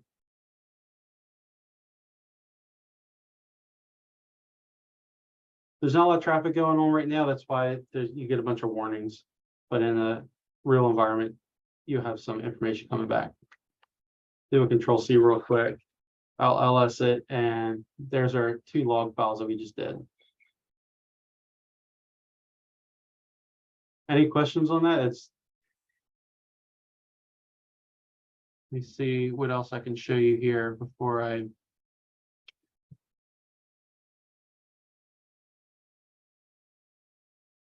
So verbose mode gives you the TCP output. TAC D will display packet data. Your TAC echo will display the link layer headers. Your TAC big X will display the full packet details in hexadecimal. We can run that one real quick. So I'll go back here and I'll do a TAC big X. Let that run for a second.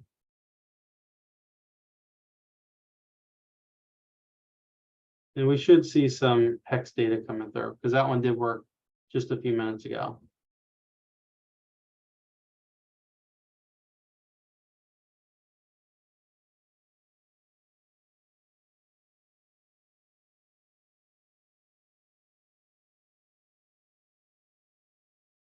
Let me do this. So there you go. See the hex coming through? I'll do a control C real quick. So you can actually see the packet captures just like you would when you import that log file, that PCAP file into Wireshark. And whatever the way you like you do in your redirectors, whether it's attack L with a log folder you have, or just the caret and pushing it out to your folder of choice, either way works. So what do we have here? Our exercise. I didn't mean to stop sharing.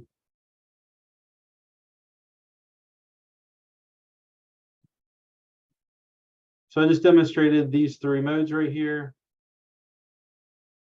So what we want you to do is we're going to break you out into your groups. We're going to run snort in IDS IPS mode.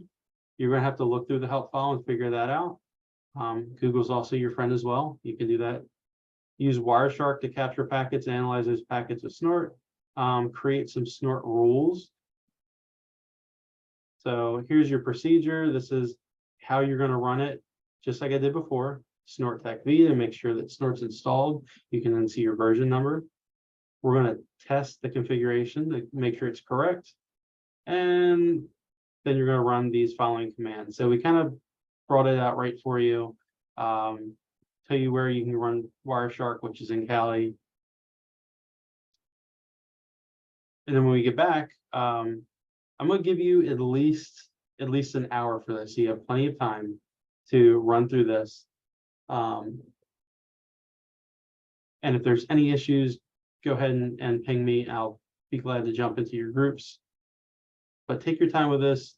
Do some extra research on Google because that will help you a lot as well. There's some flags in here. You're like, I want it to look like this, and I don't know how to do it.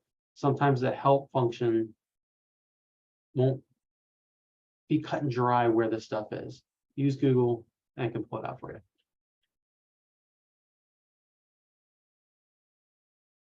Yeah, so that's something we could do too, is you're going to generate that traffic to add more stuff to it. I went into my web browser to see if I could make it add some more. I didn't let it run long enough. But you can go ahead and try to generate that traffic. Use Wireshark. We just used it with Tony the other night, and see if you can actually see the websites you may be looking at or where stuff's getting pinged to within that packet capture. Any questions, any concerns? Does anybody have any issues with their VMs? Make sure all my rooms are set up here. We'll break you out into 3 big rooms tonight. Please make sure everyone is participating. It's only going to help you when we go into our final project. Everyone's got experience doing this stuff. Snort's a little bit new. I don't think you were introduced to it earlier, but Wireshark is not new. So that should be more of a review. Any last words? Thumbs up. All right. Give everyone 60 minutes on this one.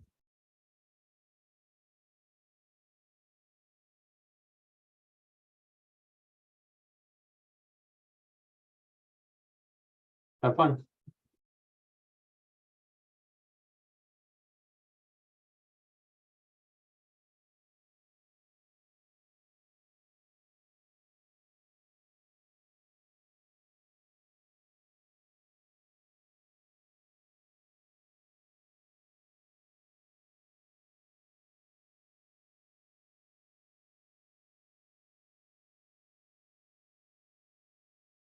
Oh, welcome back, everybody.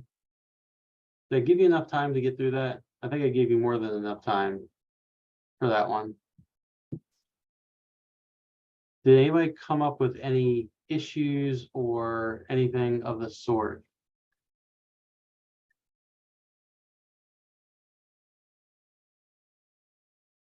Kind of straightforward.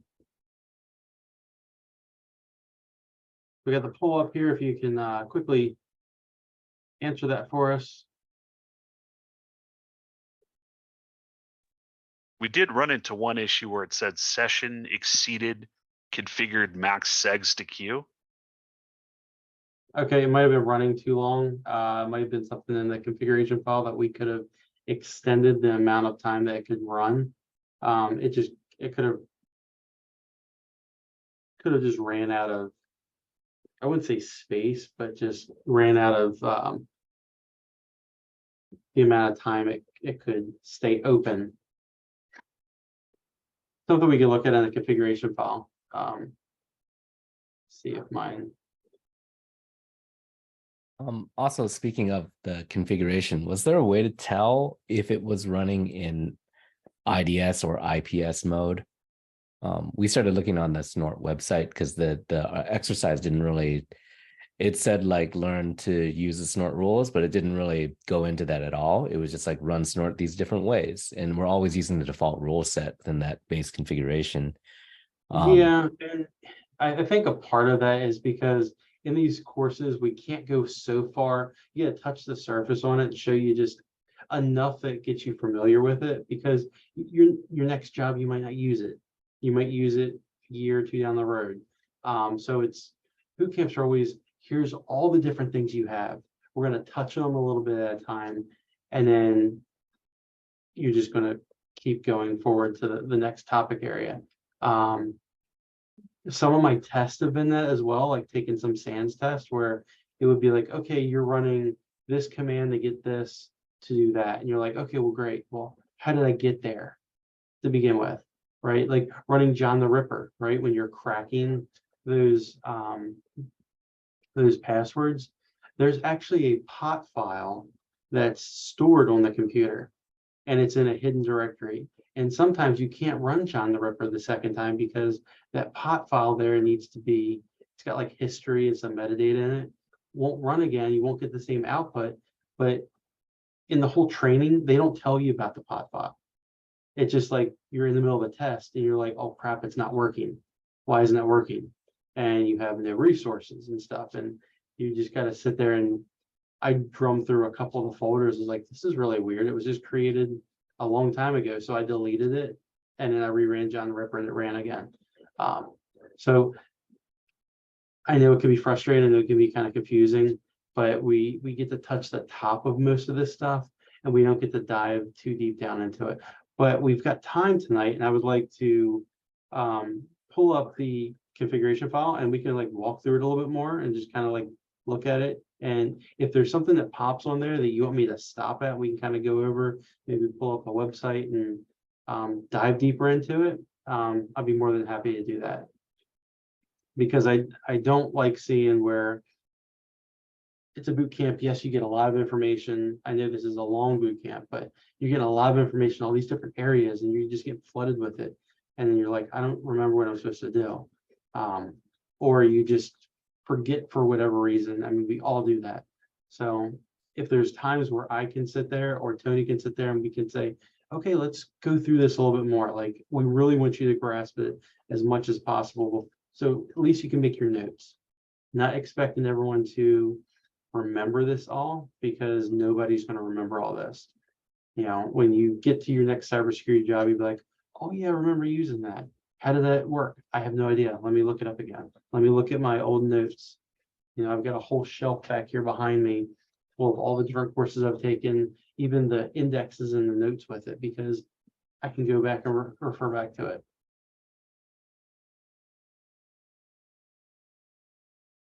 Okay, did everyone answer the poll that needs to answer the poll?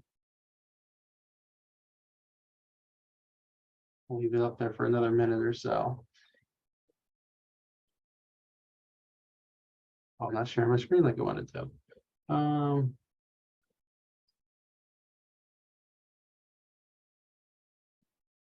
Are we supposed to convert the snort.log files in another format in order to view the log? So let's pull mine up. Let's pull mine up here. So I'm going to do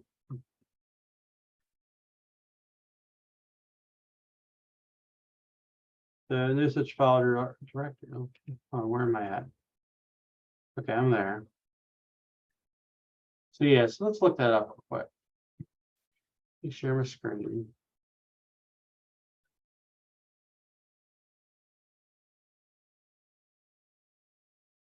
Where am I? Safari. Here we go. Hopefully everyone can see that.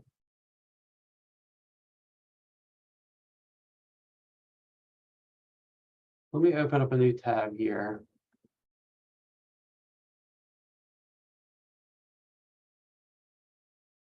This bar is in my way. There we go. I can move it. Here we go.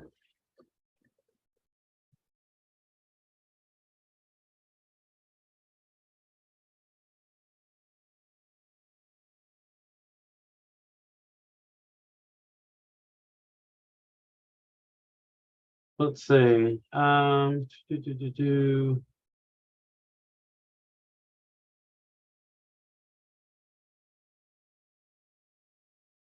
So yeah, you can use our Wireshark.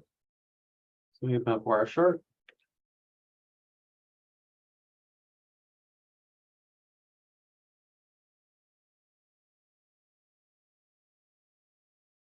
And this is just saying that, you know, it's a TCP dump capture file.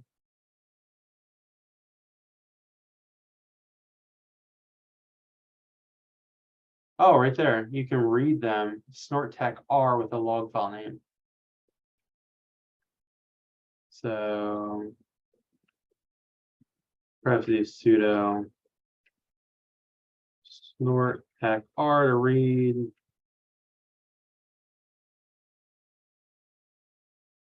Fatal error. Okay. Where's my Wireshark? Why is it not coming up? You might have to sudo launch it in the terminal. That's what I had to do. I think they disabled it.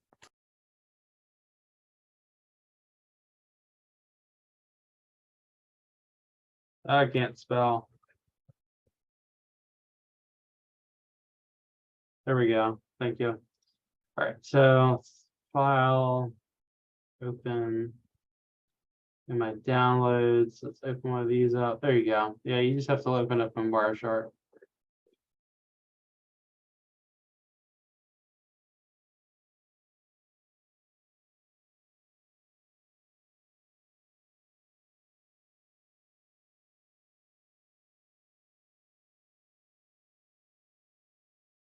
The packet size is limited. There's a pretty big packet right there. So this is as I wasn't really doing much on my system. Let's see, application packet. So that's how you would view it within Wireshark.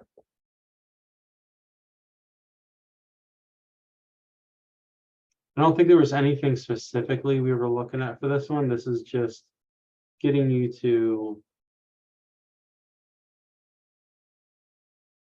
run the different commands, run the different types of snort commands from your basic snort commands, just sniffing, to a verbose mode so we can actually see our feedback. And then the data dump mode, which will give you additional feedback in verbose mode. So I would like to see if this snort tech R works.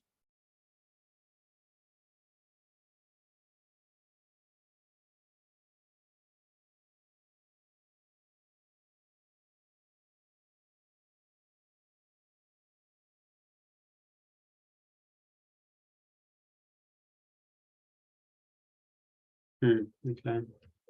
We need sudo.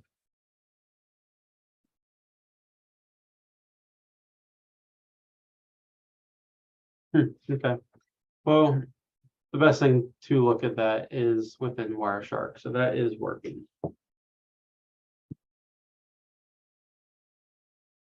What else? What else can we go through? That's how we can view those log files. What other questions did you have?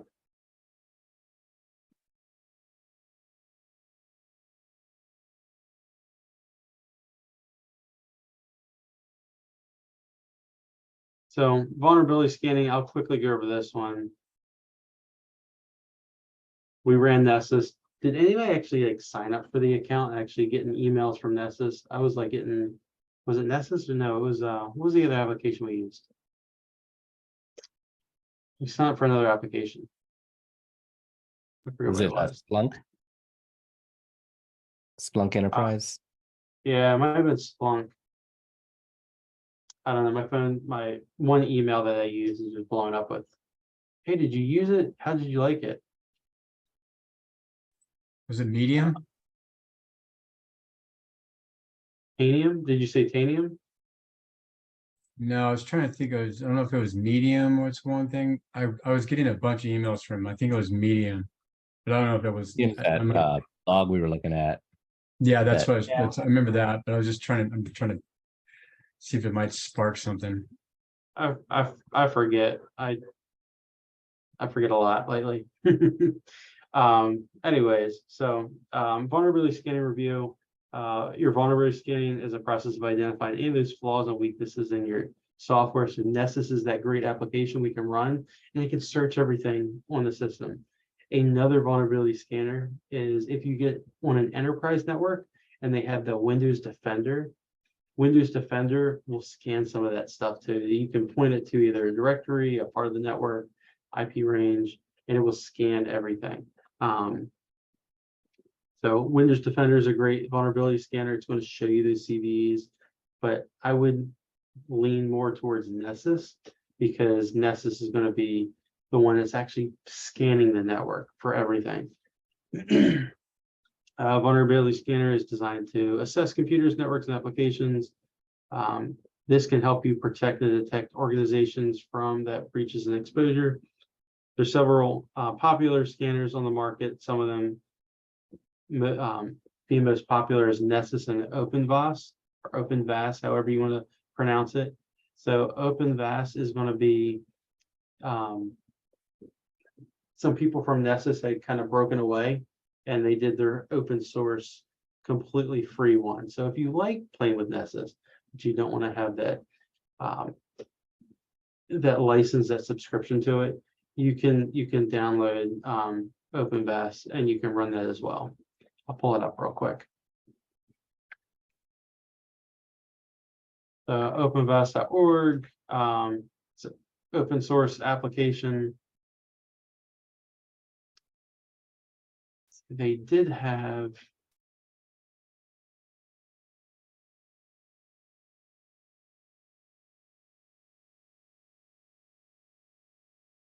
let me see if yeah, here we go. Kind of looks like this a little bit. It's very similar to what you would get inside of Nessus, but it's just like has these nice little summary reports and does the flags a little bit different the way it does the critical, the medium, and the low stuff. As far as your CVEs go. So it's another free scanner. They got some plans here. I think they got enterprise stuff, but yeah, free. It's basically free, but then you can pay for the enterprise stuff. Both tools are similar, but Nessus covers a wider range of vulnerabilities because that's where you're really paying your money. You're paying for the better tool. I shouldn't say better tool. You're paying for a tool that has more technical support and is more up to date when it comes out with those CVEs.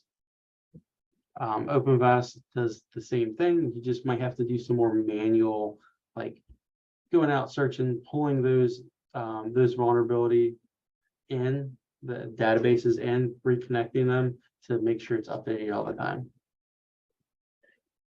So your CVSS score is a public framework used to give those severity scores within your vulnerabilities. CVSS score works by using the vulnerability metrics of base, temporal, and environmental. So those three areas. The base score is most commonly used and focuses on aspects of that vulnerability, and that will not change over time. This includes the user's CIA, impact, and attack complexity. complexity. So what is that? Let's just open up CVSS scores.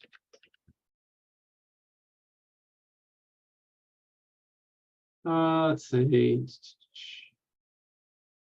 This might be a decent one here. So if your CVSS score is, you know, a 7 through a 10, the severity levels can be high. If it's like 0 to 3.9, it's gonna be low.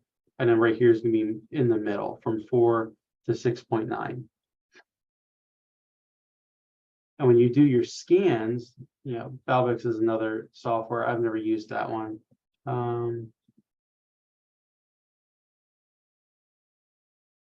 The scores have evolved just like everything.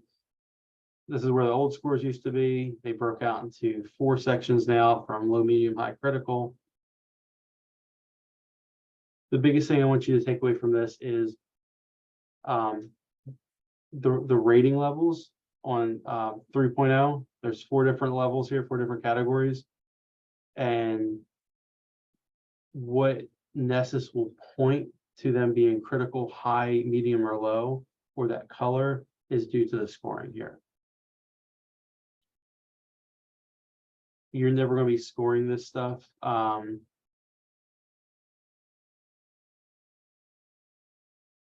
You may be asked, I'll take this copy here, put this in the channel. I think if I've ever been asked, why is the score the way it is? I can't recall. I've never been asked like, oh, why is it high? Why is it low? You can do additional research and assume why it's higher or lower, but you just look at the score. And that will help you rack and stack. What are you going to patch first, or what are you going to patch next? NVD is the summary of each CVD, right? I gotta look that up, honestly.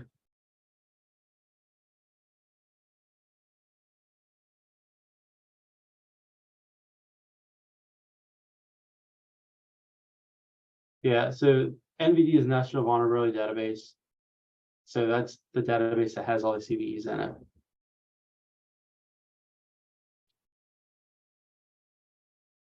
We got so many acronyms from different places. Always look them up.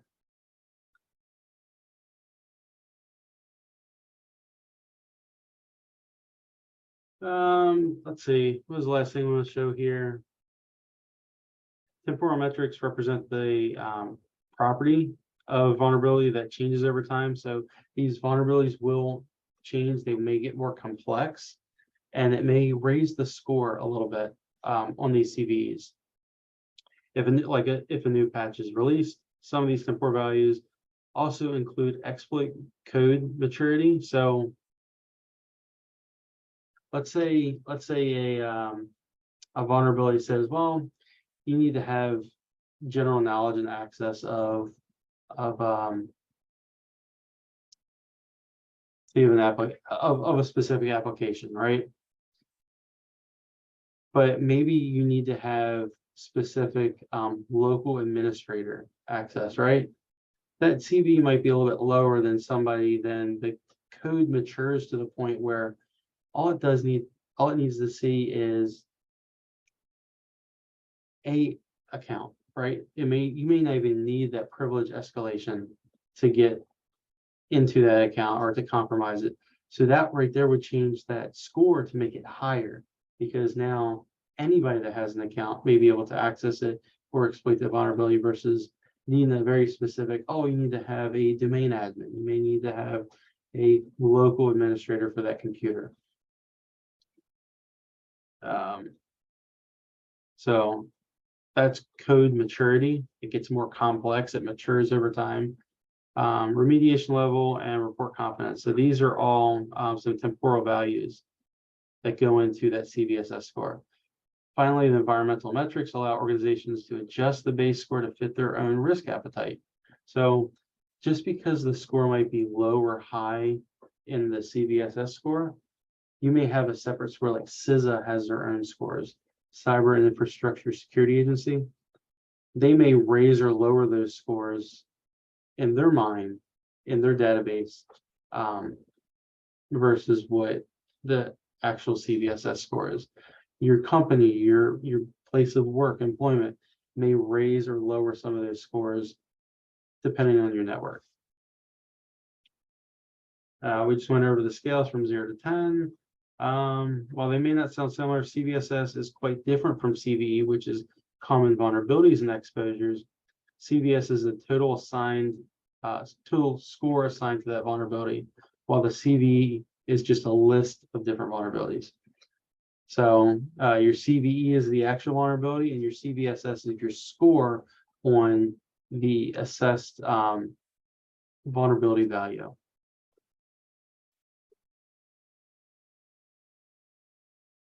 Any questions on that? MVD is the database that all your CVEs are housed in by NIST. CVSS is the scoring, how it's scored from 0 to 10. And then your CVE is the exact and specific vulnerability, and it's written out by year and the vulnerability number for that year.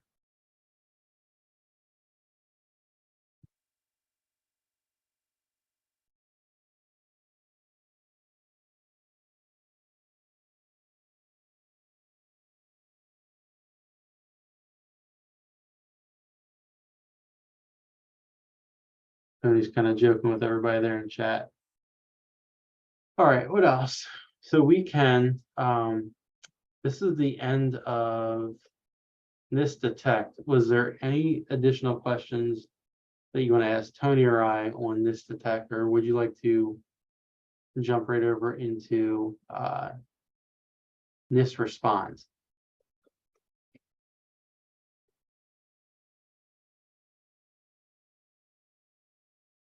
Seems like everyone wants to jump over to the next topic.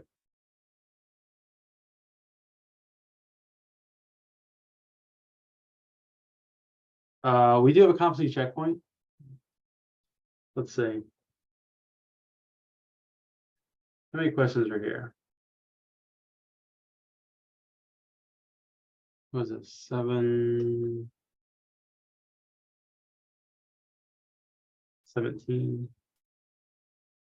So how about we take a few minutes. Let's go through that. Let's get your competency checkpoint done in class right now. Let's take I think we'll try like 15 minutes. So I'm not gonna break you guys out into any kind of rooms or whatnot, but we'll take about 15 minutes, run through that competency checkpoint. Let's see where you're at. See if there's any questions that come up that you want to go over before we move to the next section. If you want Tony or I to go over anything up to this point, let's do that as well. So I'll give you everyone 15 minutes. We're going to run through competency checkpoint 1.17.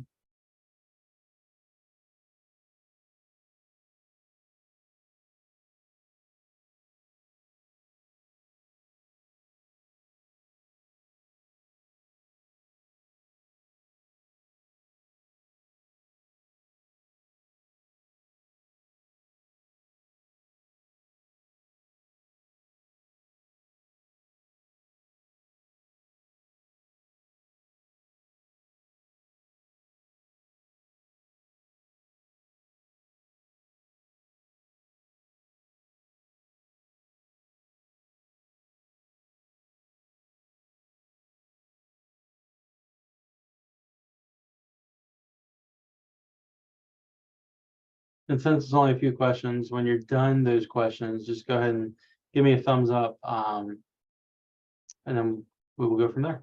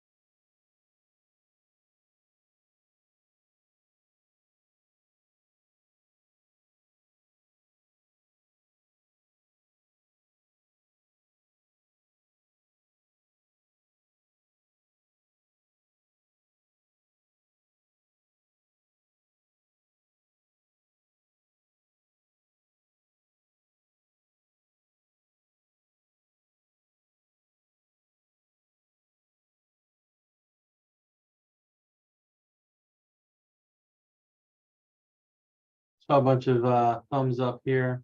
Anybody still working on it or taking it multiple times that we need to go over any section to help you out?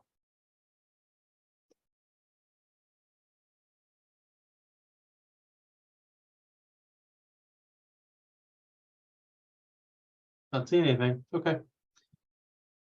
Then anybody in chat or speaking up? We'll go ahead here. I'll pull up NIST Respond. And I know I kind of went over this last night real quick. Accidentally skipped the wrong section, but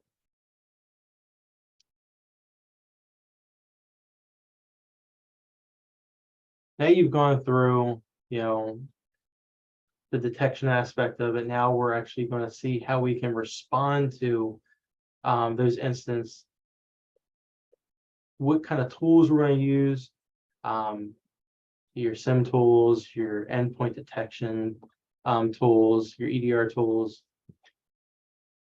That's going to help you with this part of the NIST framework.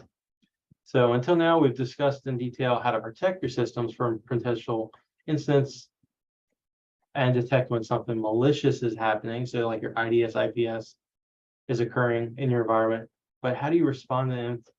How to responding back, making that report is just as important. An organization can detect a potential incident, but has no response plan or capabilities in place is just as vulnerable. So responding to an incident means quickly identifying what's happened, taking the action to minimize the adverse effects and reduce and contain that damage. So like, what are we doing? Are we quarantining systems? Are we taking them offline? Are we, do we have honeypots set up in place where, you know, if attacker gets in, that we can detect them go into this honeypot? So all these things in that response category need to be drawn out. Your CISO, your IT personnel, you as a security personnel need to know what happens when something goes down. Something gets detected, what's the next step in that playbook? In this lesson, we will build upon the topics that we learned in a previous course and add on further to increase that security posture. We will learn how to create and use incident response plan, respond to incidents, and we will discuss using those SIM or SOAR tools and your EDR, XDR tools. So there's your security stacks and your endpoint detection tools. So imagine you're a SOC analyst at whatever company. The company's been hit with that ransomware attack, just like we said before. Most of the system's been encrypted. So ransomware attacks are encrypting it. Now we have to figure out, how do we decrypt it? What's the steps we can take to decrypt it? A lot of times there's backups of those systems. There's backups of those servers, there's workstations. And for ransomware, you may not even have to worry about the next step. We do want to figure out how they got in, right? Hopefully you've been able to detect it. Hopefully you've been able to see that kind of traffic, whether it's through packets or whatnot, how they got in, but we're responding to it. It's already happened. We can worry about the detection portion in just a few. If you have those backups of those systems, you might just be able to roll them back. You might be able to restore from a fresh backup. We talked about, you know, looking at the frequency of your backups, whether it's daily, monthly, quarterly. This all will help you in case of a ransomware attack. It's your job to trigger and ensure that incident response plan is being utilized and to use whatever tools that you've been given to mitigate those effects on this ransomware attack. So the objectives for this module will be the emergency security issues, risks, and vulnerabilities, implement and explain the implementation tiers and profiles within this cybersecurity framework, explain the basic components of governance, risk, and compliance, identify how organizations ensure they can prevent and overcome serious incidents or disasters, and quickly resume normal operations with a reasonable time frame. So this means, like, you've got this ransomware attack happens, can't access the system, everything's encrypted. How do we get back up online? What's the most critical resources you need to bring back online? First, there may be servers, there may be applications, there may be specific workstations that have to come online first, where there's backups, how fast can you get to the backups? Because some of these backups may just be even in cold storage, right? It may be you've backed them up, you've got a good server backup, but they're somewhere else. And it's going to take a day to pull them back online to get that fresh restore back. So always think of that time frame too. Explore the structures in place at the organizations to comply with the rules and regulations. Explain the importance of responding quickly and creating an incident and response plan. So as soon as something happens, you need to start documenting it. You need to put it into your SOAR or your SIM platform, which is like a trouble ticket. We've all like called the help desk, same kind of thing. It's going to make a ticket and it's going to have a playbook of how we get there. Yeah, what's the next step? Okay, the next step will be notify XYZ. What's the next step after that? Notify XYZ, report this, whatever. The quicker you can get there and start documenting this stuff, opening that ticket up, the more that flow of the IR response, incident response is going to go on. That's kind of like the trigger point where it turns on all the other resources.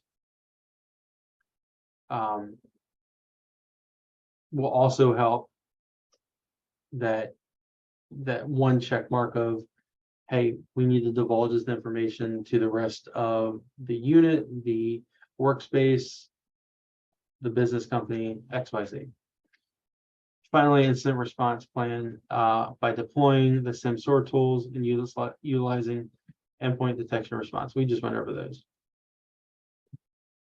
Question: in your experience, are honeypots, honey files, etc., still used today, and true deception? So yes, they're still used today. How good are they?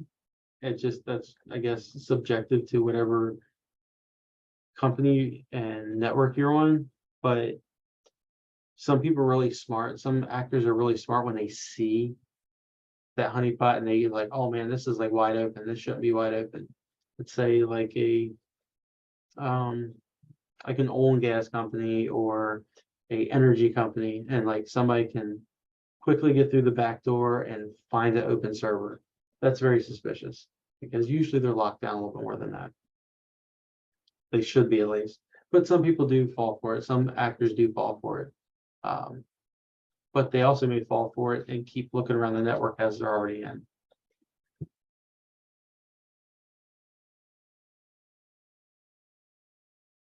So endpoint detection. So your EDR tool, incident response. Incident response ensures an organization, ensures that an organized and methodical way to address the aftermath of a cyber incident. Cyber response aims to limit the adverse impacts as much as possible. So during that playbook, that IR playbook, you maybe get to a point where it says, okay, this has happened to this workstation. My next step is to quarantine it or take everything else offline, leave that workstation still online so you can still monitor what's going on. It just depends on what the playbook says. Incident response team of a company is typically in charge of coordinating these activities. So talking to those different departments, talking to your cyber threat analyst like myself, talking to vulnerability management. That's who is in charge of that. It's SOC analyst. That SOC analyst that talks to your incident response analyst. But many different teams and organizations will play a part in the overall process. So it's, like I said, one team, one fight. An incident response plan is a document that outlines the process and procedures, your playbook of how you get through this whole incident. Having incident response plan before an incident is crucial because it helps me prepare. Lets everybody that is an IR analyst know what to expect when something does happen. Having a plan that's been practiced, you're going to have numerous times where you're going to have a tabletop exercise or a time where you're actually running through this book. They'll give you a real world scenario, say, okay, hey, let's do this. What's happening? What's going on? And how are we going to proceed? It may be ad hoc.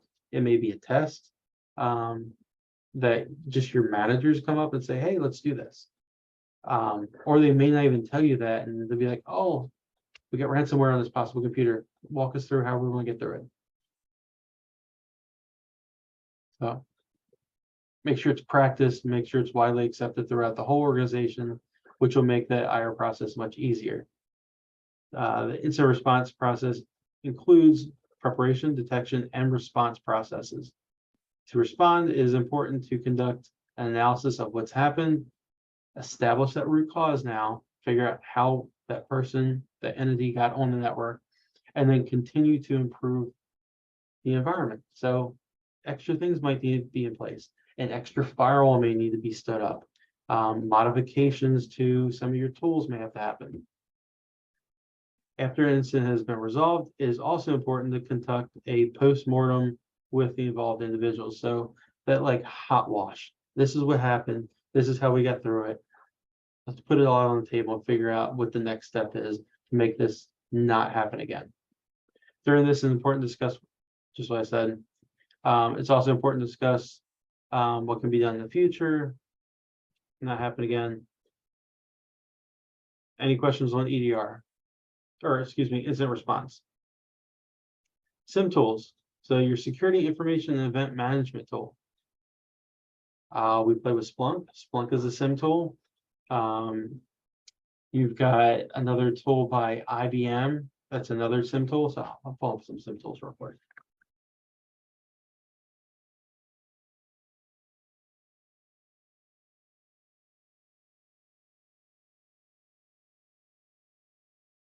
Let's see. That's not a good one.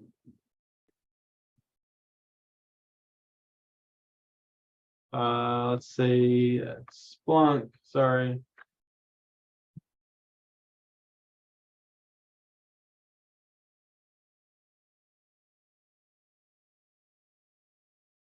Oh, so Trellix. There's one SIM tool. Rapid7, Splunk, Fortinet SIM. Elasticsearch. So Elasticstack is a free SIM tool that you can run on your home network if you like. AT&T Security has their own. Exabeam is another one. So if you're doing like a big CTF, if you and like a group of friends or coworkers are going and doing like one of these big CTFs or cyber exercises, 9 times out of 10, you're going to use Elasticsearch because it's free and open source versus someone using Splunk. The query text language is a little bit different, but if you're real big on trying Elastic out,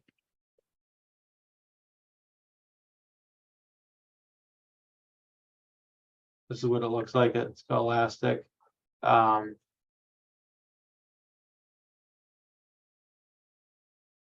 Kibana right there. This is their SIM tool.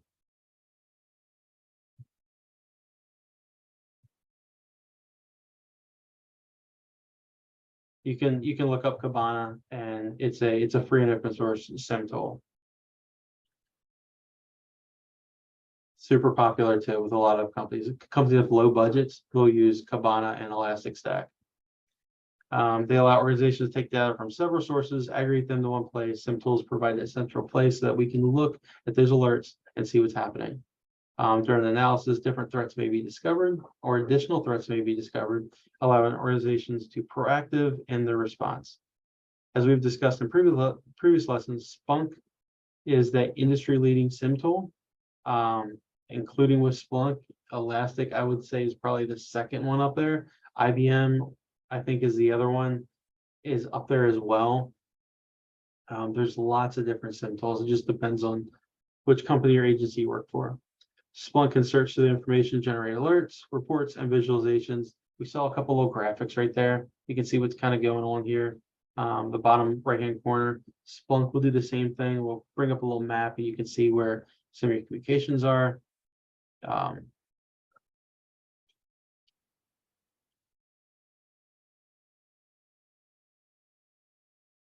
Yeah, Sentinel, QRadar, and McAfee are the other ones that I was thinking of. One of the most attractive features of the SIM is automation. So it can run on its own. After you set up your dashboards, after it's configured, it kind of runs on its own.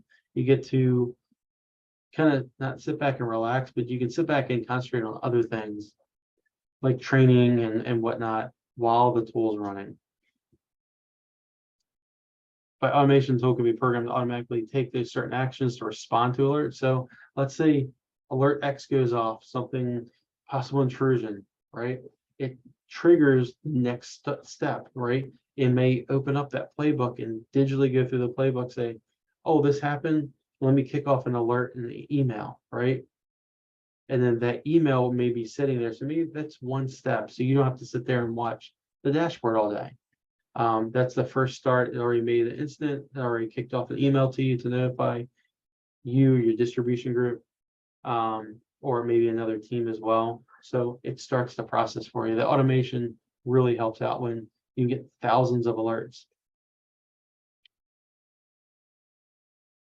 This allows resource utilization to be reduced. So you might only need 2 or 3 analysts versus a couple hundred. The more routine, straightforward alerts are, incidents can be handled without physical person needing to be involved. So that right there, meaning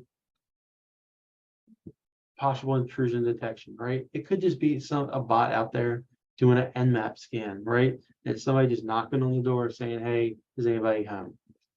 That can then go into not a high value alert, but maybe a medium value alert that just goes to an email or a box or just a dashboard within that SIM tool that you don't have to worry about all the time. Incident response employees do not have to focus every single alert coming in, just like I said, and you can use those resources for the higher value alert targets that we need to look at.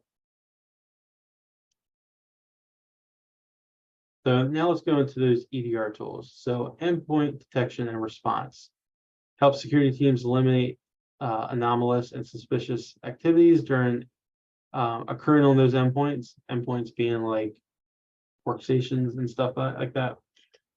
EDR tools have various features and functions, including investigation and threat hunting. While the primary purpose of the SIM tool is to aggregate information and event logs, the primary purpose of the EDR tool is to provide that continuous detection and response at the endpoint level. So where your SIM tool is going to gather everything's getting pushed in there.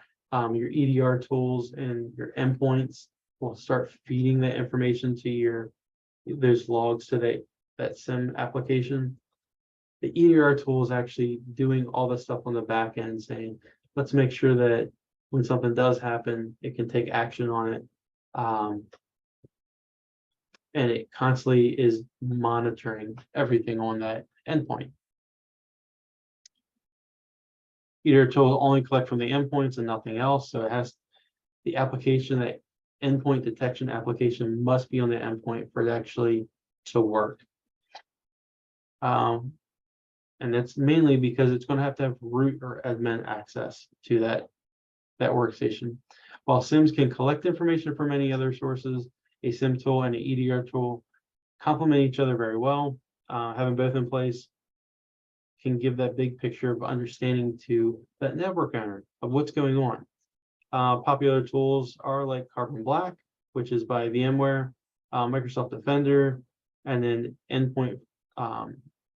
Microsoft Defender for Endpoint and Falcon. So Defender's got a lot of stuff out there. You've got Defender on your computer, you've got Defender Enterprise, and then Defender for Endpoint. 3 different applications, same name. And you have Falcon.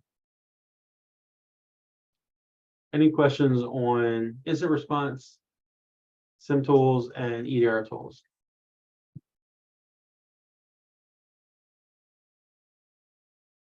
Yeah, alert fatigue is really big because you're constantly seeing the same thing, like, oh, that's just nothing, that's just nothing.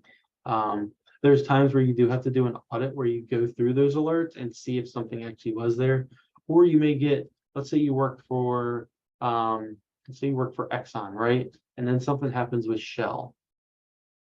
Shell saying, hey, this is happening, we've had these alerts. Exxon may be like, okay, we're gonna go back through our alerts and see if we actually did detect it. They may have detected it and just not overlooked it, or they may have the same compromise on their network and they didn't detect it. So they may work with the other analysts to get those detections implemented. Let me show you Carbon Black real quick.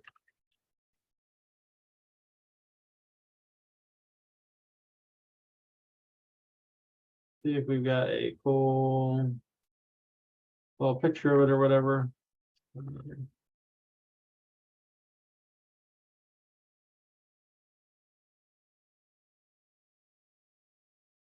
What Carbon Black looks like.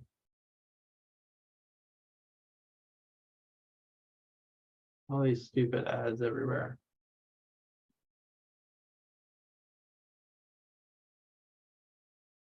So this is what Carbon Black looks like. You get your threat intelligence up here. So those are the feeds that are coming in. You get your alerts. So when you set up Carbon Black, and I've used Carbon Black for a couple of years now, it's installed on the server, and then you'll have these Carbon Black agents get deployed to all the different endpoints. So when you set this up, you're going to have a lot of alerts in here. You're going to have to go through and triage those and kind of put them in buckets, whether you want them to keep coming out or whether you want them to go away for a little bit.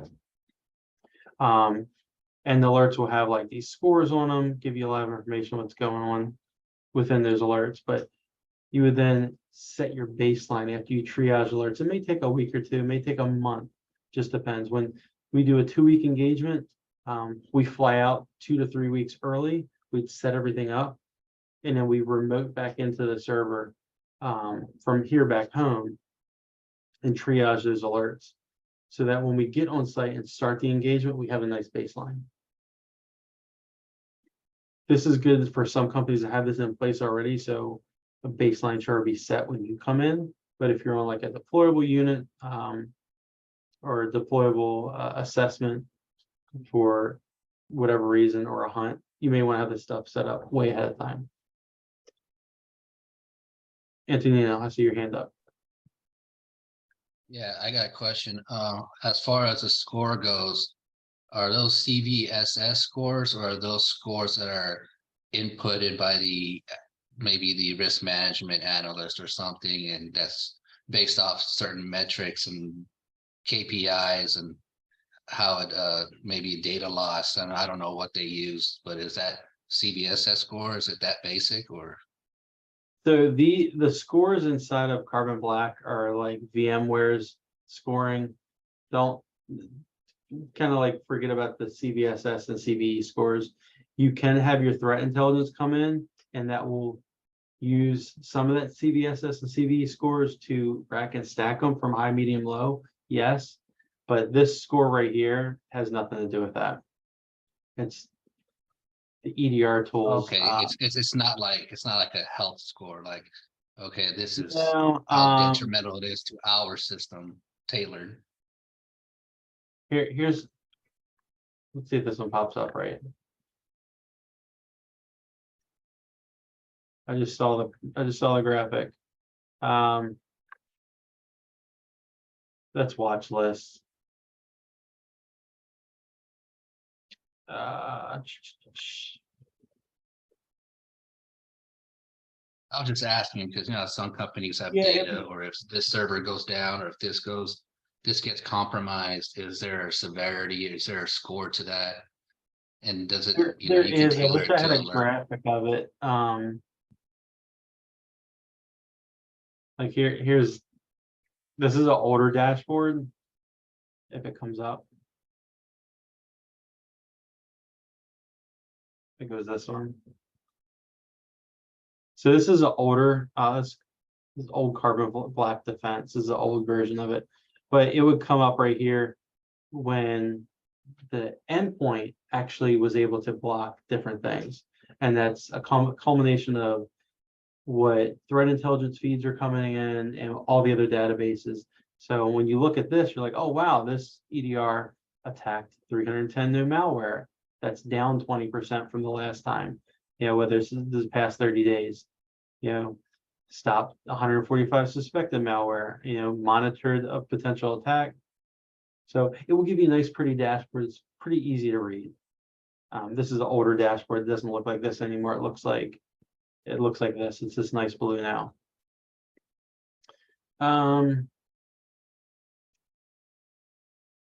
Good thing about some of these alerts here, when you go through Carbon Black, is you can see the lateral movement. You can see files that were open. You can even see the folder structure of where things were. Like right here, this one right here says user interface executed true, command line, and you can see exactly what was done, whether it was an application opening PowerShell. That's a really big one. You'll see a bunch of PowerShell alerts because there may be an application running that just runs PowerShell as administrator and just throws a red flag up there. But Carbon Black EDR, it's pretty easy to use. Question I always get is like, how hard is it to send out the install the endpoint agents, right? And really, it's right here. You click this sensor button, and then you put in the IP address and the administrator information, which use domain credentials, just like that, installs the agents for you. And then when you depart and you want to take them off, you click that sensor button and hit uninstall, and it deletes them all. So it's real quickly to deploy an agent to a new computer or workstation, just with domain admin control. So hopefully you'll get to use Carbon Black. It's pretty fun, pretty easy. Threat intelligence, this is what it looks like. You can turn all these feeds on. You may need an API key to actually have them turned on, something that's paid. Some of these are just free.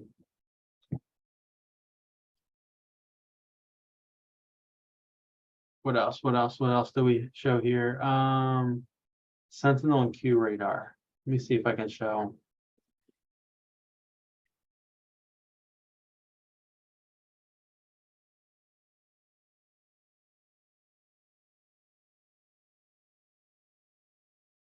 So IBM, this is Q Radar's IBM's dashboard.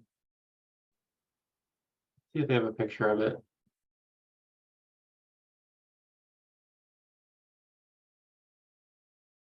Let's see pictures. It's a black dashboard like this one.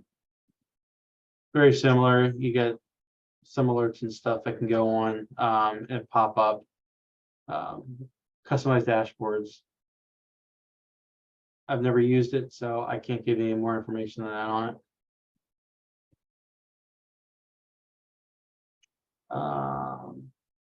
Oh, Sentinel SIM. That's what I have to look up.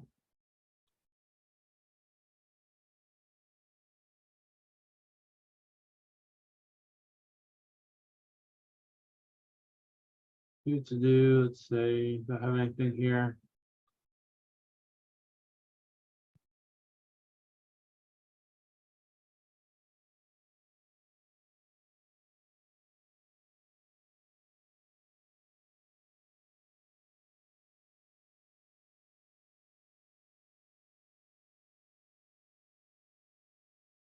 No, I don't have a picture of it. Let's see.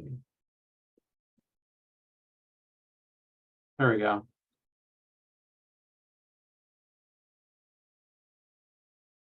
Oh, we should make it bigger.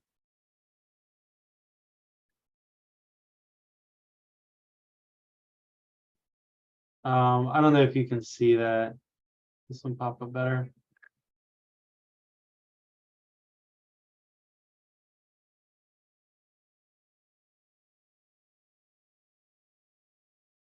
No. It's an Azure dashboard because it runs in like Office 365 environments. It works with Defender. You get your little tabs and applications here on the left, and then you customize your dashboard the way you want it. Typical Microsoft product. Can't say anything good or bad about it. It's if that's what your environment's using.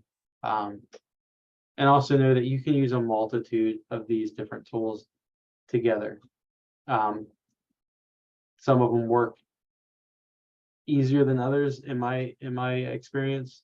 Some of them dashboards are really easy to see and find out stuff. Some of them you actually have to do more manual labor of clicking through stuff.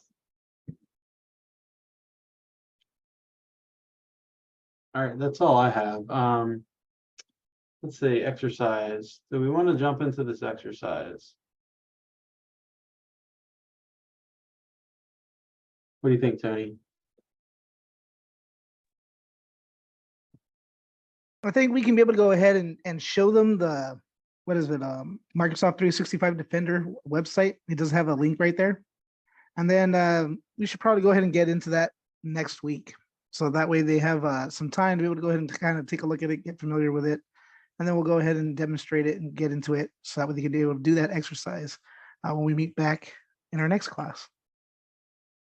Perfect. Okay, so let's see if I get. Yeah, great. Microsoft websites.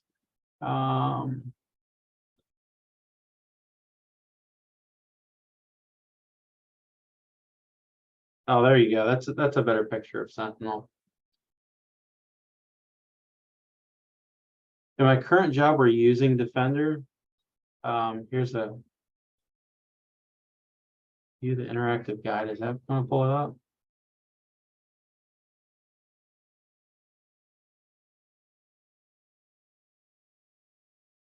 See if we can have fun with this.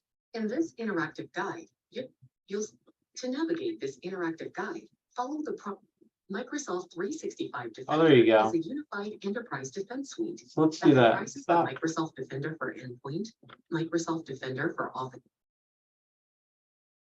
There you go. Let's do that.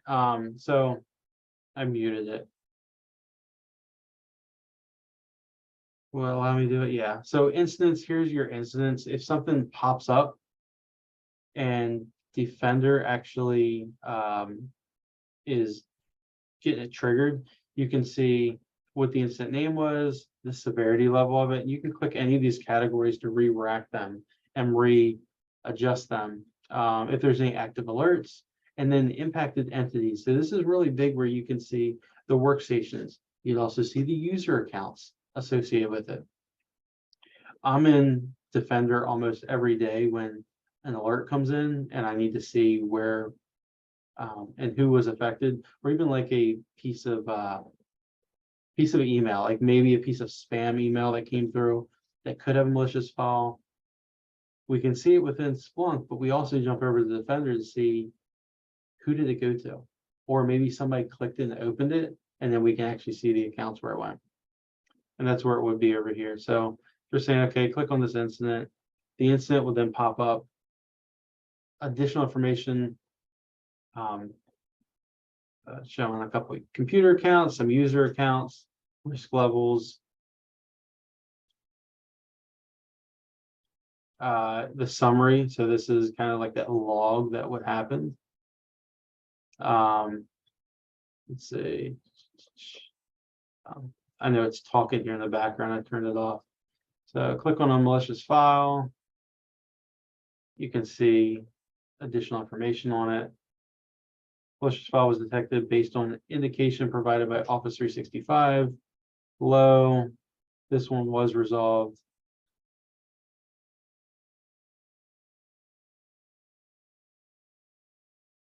This is kind of like your actions, kind of like your playbook of how to go by and do this. Yeah, record the artifacts, isolate the machines. It's kind of like your playbook. What you're doing.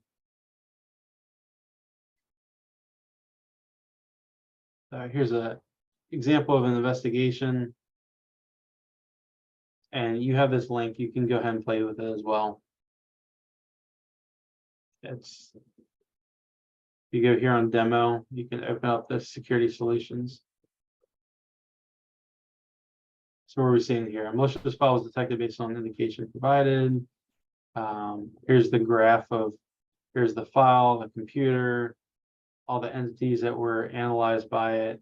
Evidence showed that there was a entity or a piece of file that was found. It's not going to allow me to do devices. So Barbara RAM PC. let's see, the domain it's on, Windows, so here's all your host information, device values high. I don't know why it's device value is high. It looks like just a regular laptop. Maybe somewhere in the network where this person's supposed to be. Says, okay, I can click on isolate the device. Click on MTP.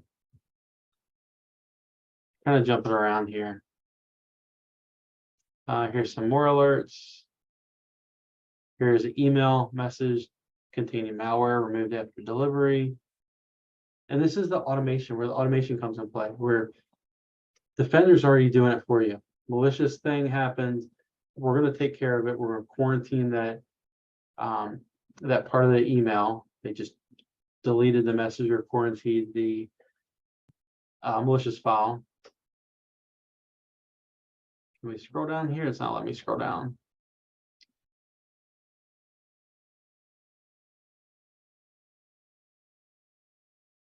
Mail with malware is that malware investigation?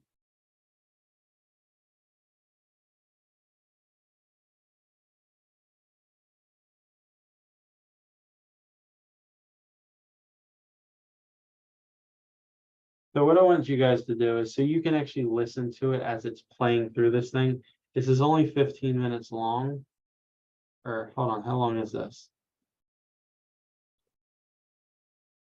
It's 19 minutes long. So we got plenty of time to let you go through. I'll show you how to get there again. So we're going to click on this little link. It's going to pop up here. I'll close this out so we don't do it together. Click on the link. So it'll come up to Microsoft's webpage. I then went down here and clicked on Sentinel and click Learn More.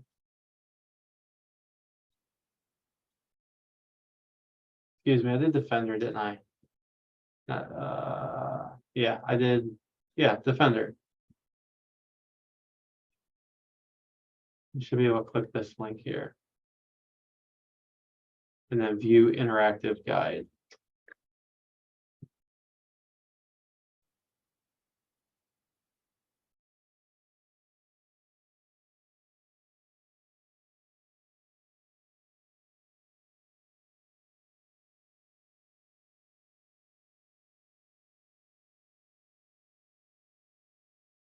Come on. It's thinking.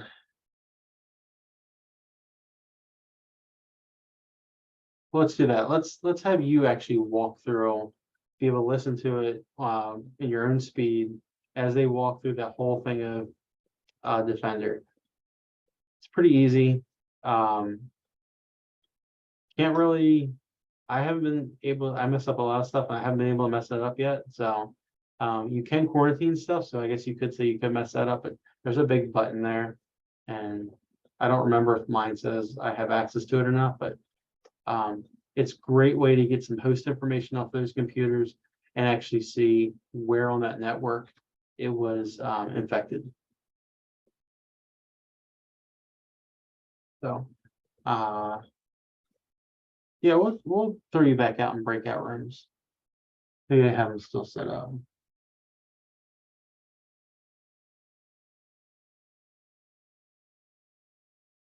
Breakout rooms. Anything else before I throw you in the breakout rooms? Any questions? Anything? Jesse, you stated at your current job you're using 365 Security Defender. What else do you use in conjunction for cybersecurity? Seems like Defender does quite a bit already. So I use we've got Defender. We use Splunk. We also use XSOAR, which is another platform for tracking stuff, and that's usually where all of our tickets come in. And then on the threat feed side of stuff, we have stuff like Mandy, Intel 471, CrowdStrike. What else are we using? Dragos is another one. Yes, sir. Yeah, do you see a lot of redundancy in these tools? They kind of do the same thing. Is redundancy a good thing? I think redundancy is a good thing because then you can confirm it. Because when one tool picks it up, another one doesn't. Then you have to like figure out why. And usually it's just an email. But as far as looking at like CVEs when stuff goes off, or like we need to see if the CVE is even in our network. I usually just type in some IOCs in Defender and see if those pop up. I type in the IOCs within Splunk to see if they're in any of the email messages or any traffic going back and forth. So it's good to be able to confirm in multiple places. Some of them will say, let's say Splunk, right? Splunk is looking at email traffic coming in, and Splunk will say like not delivered, and it's not delivered because it got quarantined, but Splunk won't say quarantine. It says not delivered. So we're trying to get like statistics on how many emails come from a certain domain to us, and if it's possibly malicious. We can't use just Splunk. We have to use other resources to, figure out why it says not delivered. Is it quarantine? Did it get blocked somewhere else? Did it just not come in? Stuff like that. So it's good to have multiple things, not have one platform.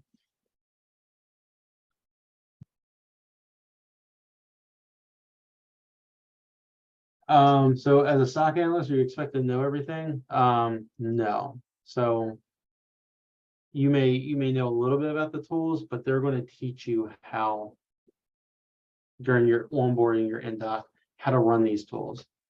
You may run it a certain way. You may say, well, this is my way that I run through and search for an incident. They may have a playbook that says, great, you can do that way, but you also need to look at this playbook and run through everything this way.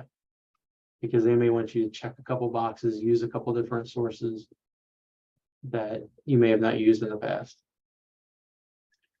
Could you post that MS Defender training link directly? Yeah, I think it's this one.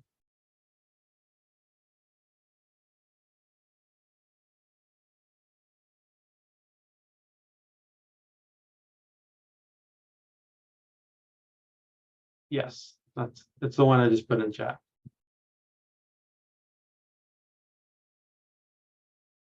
All right. There's no more questions. We'll have still some time after we get back. Let's see, 20 minutes, 0.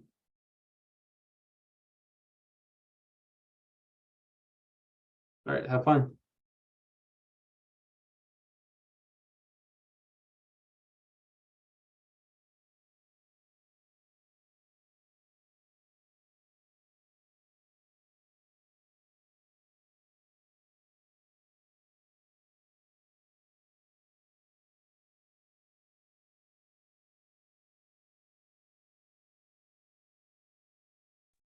Good evening, everyone. It's about 32 past the hour. I hope everyone's doing good this evening. If you've not driving and you can turn on your camera, go ahead and do so we can get started here in just a few minutes. We've got about 12 people online. We'll wait another minute or two, see if we can get a few more of your classmates online. Tonight, we're going to be going over the career simulation.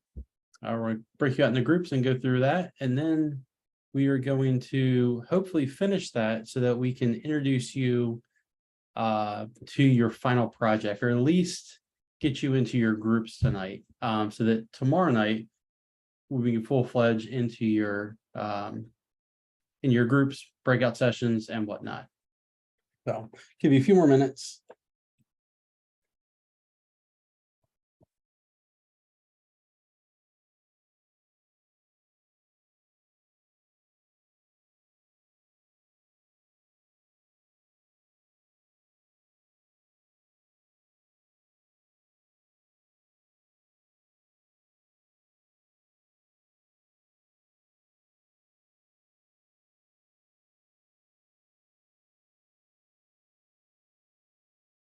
And just FYI, you will not be needing any of your virtual machines tonight.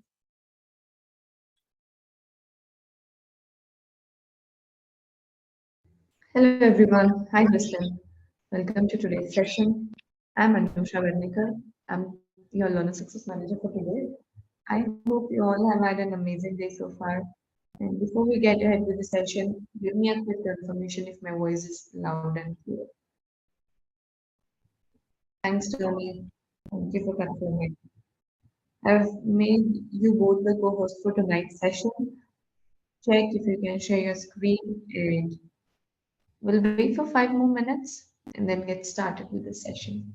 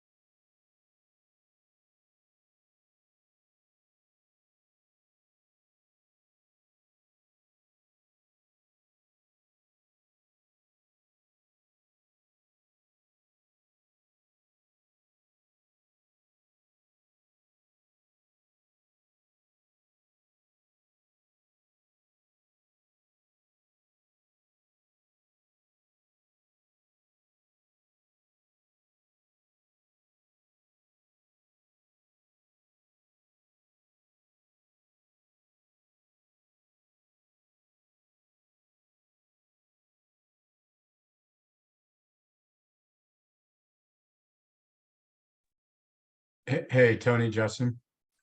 I was talking with Alex, and I think he might have. I don't know if he's still in touch with you or not, but he might have like COVID.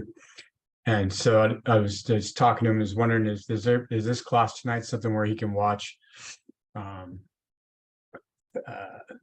on the Zoom, like the follow-up classes, follow up the videos, or is it something where I can like help him out tomorrow? Yeah, If you he's you can alive you can definitely to- go over with them tomorrow. So everything's in LMS. So the career preparation, just like we've done multiple times before.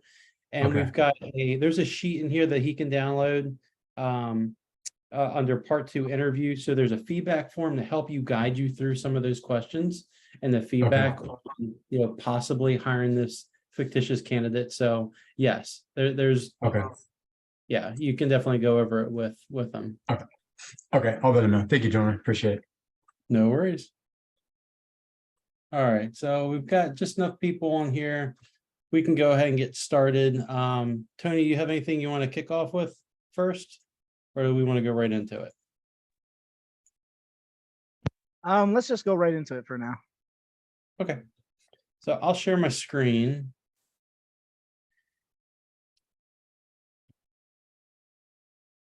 All right. So this should not be anything new. This is just the 3rd or 4th iteration of a career preparation for you guys. So we're going to do some mock interviews. We've got more knowledge. We've got more training material that everyone's gone through. So now you should be more prepared for this next part of the interview. Before it's like, hey, do you know computers? Hey, you know what cyber is? Hey, then we've got introduced to some more tools and techniques and some items that would help you even be more confident on being that cybersecurity engineer or analyst. So now you have everything. Your whole tool bag is filled with stuff, from applications to pen testing to blue teaming to here's a bunch of different tools, EDR solutions, SIM solutions, source solutions. A little bit about scripting and Python coding. More about the computer systems and networking. So now let's dive into it as the best interview that you could possibly have with all this information you have. It's fresh on your mind and it's ready for you. So interviewing is very much that important step with any career, right? Any job market. The cybersecurity market is very tough. You will all come across that same thing, whether it's now or whether it's in the future. There's a lot of people looking to get cybersecurity jobs. There's there's a lot of people with the same exact background and experience. So how do you shine better? How do you kind of like put that big star and that big, flashing light in your corner? And that's doing some of these projects, hosting them, showing some research, doing some research in the afternoons, evenings, posting that kind of stuff, volunteering to at either conferences or for your work or wherever, just to get your name out there more, just to get those things that they're teaching, anything you can do. You can hold little classes on any topic that you like. There might be something you really like doing. There might be a topic or an area that really interested you in this course. And you're like, you know what? I think I can give back, that kind of thing. You can record little courses, upload them to YouTube. There's so many different things you can do. But that's how you getting ready for the interview, because that's the first thing they ever ask me is like, okay, great, you know this stuff, but what do you do for everybody else? I'm like, well, I kind of joined some local like hacker group things where, like meetups and stuff. I didn't realize meetups are still a thing. And they're like, oh, what do you guys do? I was like, well, I haven't had time to go to them yet. And they kind of like, they frowned upon it, but I was like, I just haven't had time, working 2 jobs. I don't have time to do that kind of stuff. But, what are you giving back to the community? Because this is very communal, as you see. Most of you may work together at another point in your career. Most of you may even have that nice handshake either on LinkedIn or social media at some point where, Ryan might be a SOC analyst and Robbie might be doing some intel, threat analysis where he's looking up stuff. And you might want to share information back and forth. 2 different companies. Hey, I'm working on this project. What do you think? That's this community that we're in right now. So interviewing is an important step.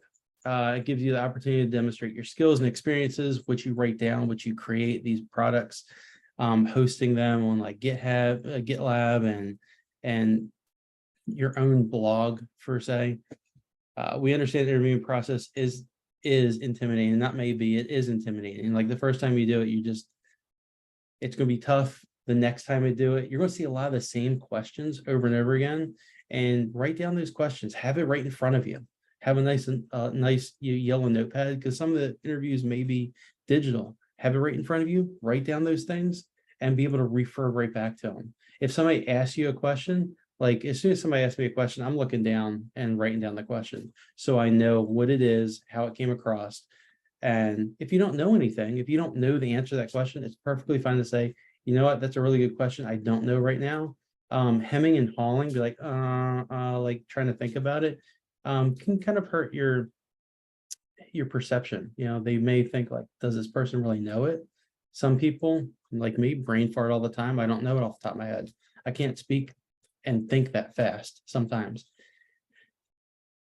But that's what you have to do. Like write down that stuff, but be very crystal clear. Like, I don't know that, but I've done it in the past and I just have to research and I'll get right back to you on it. And then, following that meeting, email those answers right back to that interviewer. That goes a long way. By graduation, you should have a list of technical interview questions. So everything we've done from these last couple interviews with you and your classmates, some of those questions should be right there. Some of these ones we've made up should be right there and should help you. Make that nice Rolodex, like I said. So your learning objectives today. Apply active listening skills by reflection, restatement, questioning, and clarification. Convey information clearly, correctly, and secondly, respond appropriately to positive and constructive feedback. So, give those attaboys and stuff like, hey, that's really good. I really enjoyed you telling me about your bash scripting career. That could come a long way in this field, or what, that might not be a bad idea for us to get into more in this job or whatnot. Recall those previous learned information that's relative to the problem. Communicate your thoughts, ideas, information that which may include technical material in a logical, organized, and coherent manner. Tailor the content to the appropriate audience and purpose. That's real big. So I've had 2 interviews in the past where The person that was interviewing me was reading off of a sheet and they were not technical at all. I tried to explain stuff in a technical manner and I just saw like the deer in the headlights. And after the interview, I was like, did you know what I was talking about? He's like, yeah, you kind of hit on the answers on the paper. I'm like, okay. Because the way he was looking at me was like, the interview before that, the person was just like running me into the ground. And this guy didn't know anything. And I was trying to explain myself 5 different ways a Sunday. And so, kind of know your audience. You can kind of get that, you may be signed up for an interview. You can look at their LinkedIn profile. You can see where they've been, what they've kind of worked with. You can kind of judge, their expertise and background. So that can help you. Practice technical and behavioral interview techniques. So that's what we're going to do tonight. None of this should look really new, except for we're adding extra stuff in there, like risk management, data analysis, and security, talking about those tools we've done with blue teaming, red teaming, those forensics techniques like John the Ripper, pass the hash crack, and all those other tools that we've played with. Autopsy, that great modern application that everyone likes to use, and explain the phases of the digital forensics investigation process. Yes, I joke about autopsy, but it works. It's there. It's relevant, and why fix it if it's not broken, right? So, incident management. We went through this, all the different phases of the incident management and response life cycle. So, I say now, like, go ahead and draw that out, right, and have that on your interviewing book, because if somebody says, well, if you're looking for an incident response gig, right? So I said, well, what's step 3? I don't know. Have it written down. You can look right at it. There's nothing wrong with that. Okay. And in cybersecurity, you're never going to know everything. If you run up to somebody and they're interviewing you and they say they know everything about cybersecurity, you can just politely say, at least I would. I'd be like, no, you don't. And I would just probably end it right there, because that's kind of comical. Nobody's going to know everything. You may be a SME in your field or that little box that you're playing in cybersecurity, but you're never going to know everything. You might know a little bit in every little spot, but you're not going to know it all. So you may be really good in cyber threat intel right now, and then you might jump over to SOC and you don't know anything, but you're going to get good at it. And you're going to lose a little bit of that cyber threat intel stuff, and you're going to get good at that job. So yeah, writing stuff down, having notes, it's very good to have. So we'll go through our practice. We'll go through our interview stage. This form right here, make sure you copy it. It's one of our Google forms. You can save it to your Google Drive so that we can use this form during your interview, okay? So make sure you fill out this stuff. You can just do the right click right here and open a new tab, and it's going to pop up and say, do you want to save a copy? Go ahead and save a copy of it. Everything else is pretty cut and dry. We're going to break you out into your groups. I think we can do, how many people do we have? We have 18. So we have a couple groups of 2 and maybe a couple groups of 3. And then we'll split you up. Those of you that are just logging in now, and later we'll just put them into groups of 2 as they arrive. Any questions? You've got all the instructions right in front of you. This should be fun and easy. We'll give you plenty of time tonight to do this. And then when we come back, we want to have a couple teams give us some feedback for the rest of the class here. Anthony, I see your hand raised. Hey, Justin, how you doing? Good. These specific interview questions, are these geared towards a certain position? Do they correlate to a certain cybersecurity position more so than other positions in the field? Or is this more like retort what you learn throughout the boot camp? Use what we've learned throughout the boot camp. Create some questions. And since we've all gone through the same exact material, so nothing should be new, nothing should be out of left field, please use what we've learned here. if you want to throw one like far left winger out there that, like, hey, let's see if they really know this.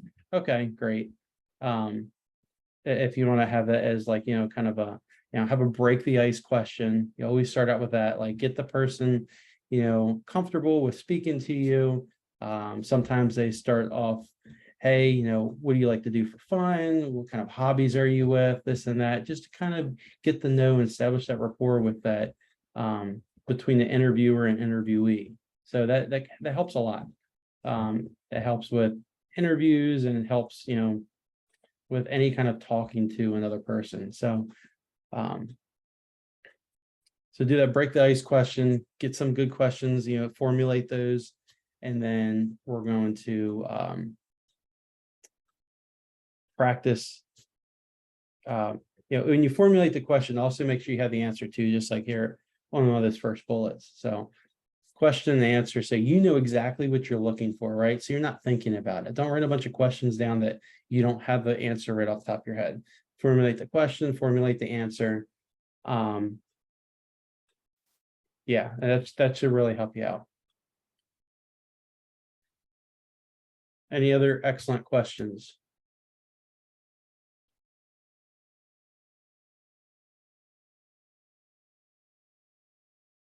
No? Okay. Everyone's ready to formulate some questions here. I don't think I have anything else here. There's a form here for you to use during the interview. I guess we can give you.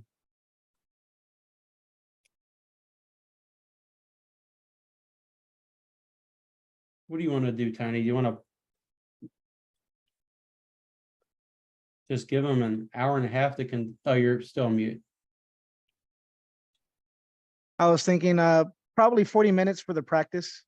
Let them go ahead and be able to go ahead and, like you said, start formulating their stuff, getting their answers together for the questions there.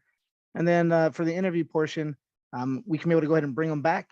And then that way, if there's any questions or anything you guys want to discuss after going ahead and analyzing and formulating your stuff for this first part, we can be able to address that. And then for the interview itself, we could put you back in for about another 40 minutes. That way you got enough time for one person to be able to go ahead and answer their questions while the other person is asking them, and then switch, right? And then after that, we'll then get to the evaluation portion where we can be able to kind of go ahead and do that as a group. And then if we need to go into breakout rooms at that point, we can. But I think 40 minutes for the practice and the interview, each one should be good. Okay, so let's do. How many rooms do we need? Let's do.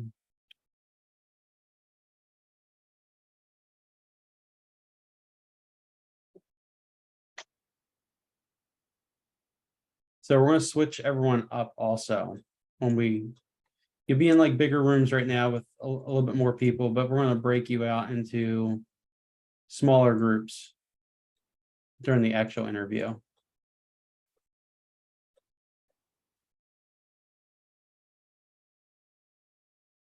Yeah, we can make some bigger groups here.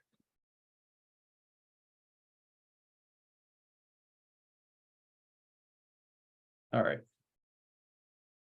Put this for 45 minutes.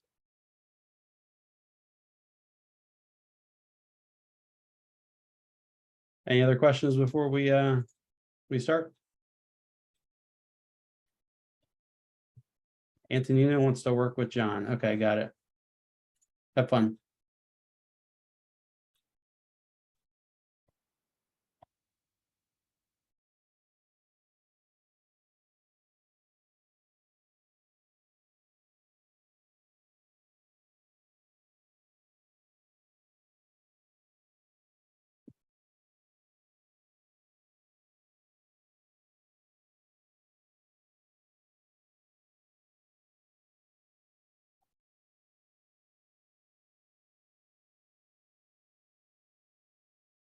We can use room 7 as staff room. I didn't rename it yet.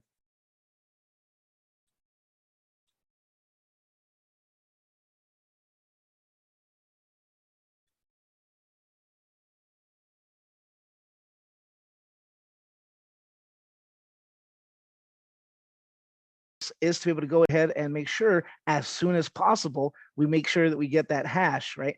And then the whole thing of integrity, how do we verify that? Is with those hash values, right? We make sure that we get that hash early on so that way we can be able to say that, hey, this was the value of our drive or that partition before anything else was done, right? The moment we got a hold of it, we're able to go ahead and get this value. And then anytime later on, after we're done anything, we can be able to go ahead and take a hash value of that same drive or partition to show we get the same hash value. And so therefore our integrity has remained, right? So excellent, very good answers there. If we continue on, we're going to see that there's just one more part, right? Incident management, where you have to explain the different phases that we just went over, right? For an incident response lifecycle. So with regards to that, who has an answer that they would like to be able to go ahead and go over?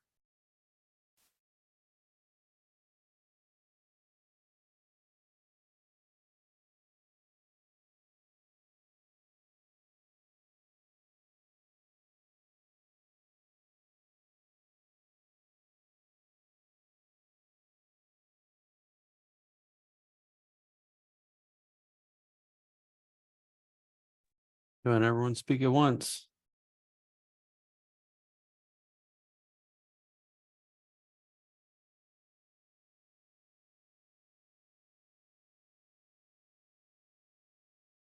Anybody want to just give us one example?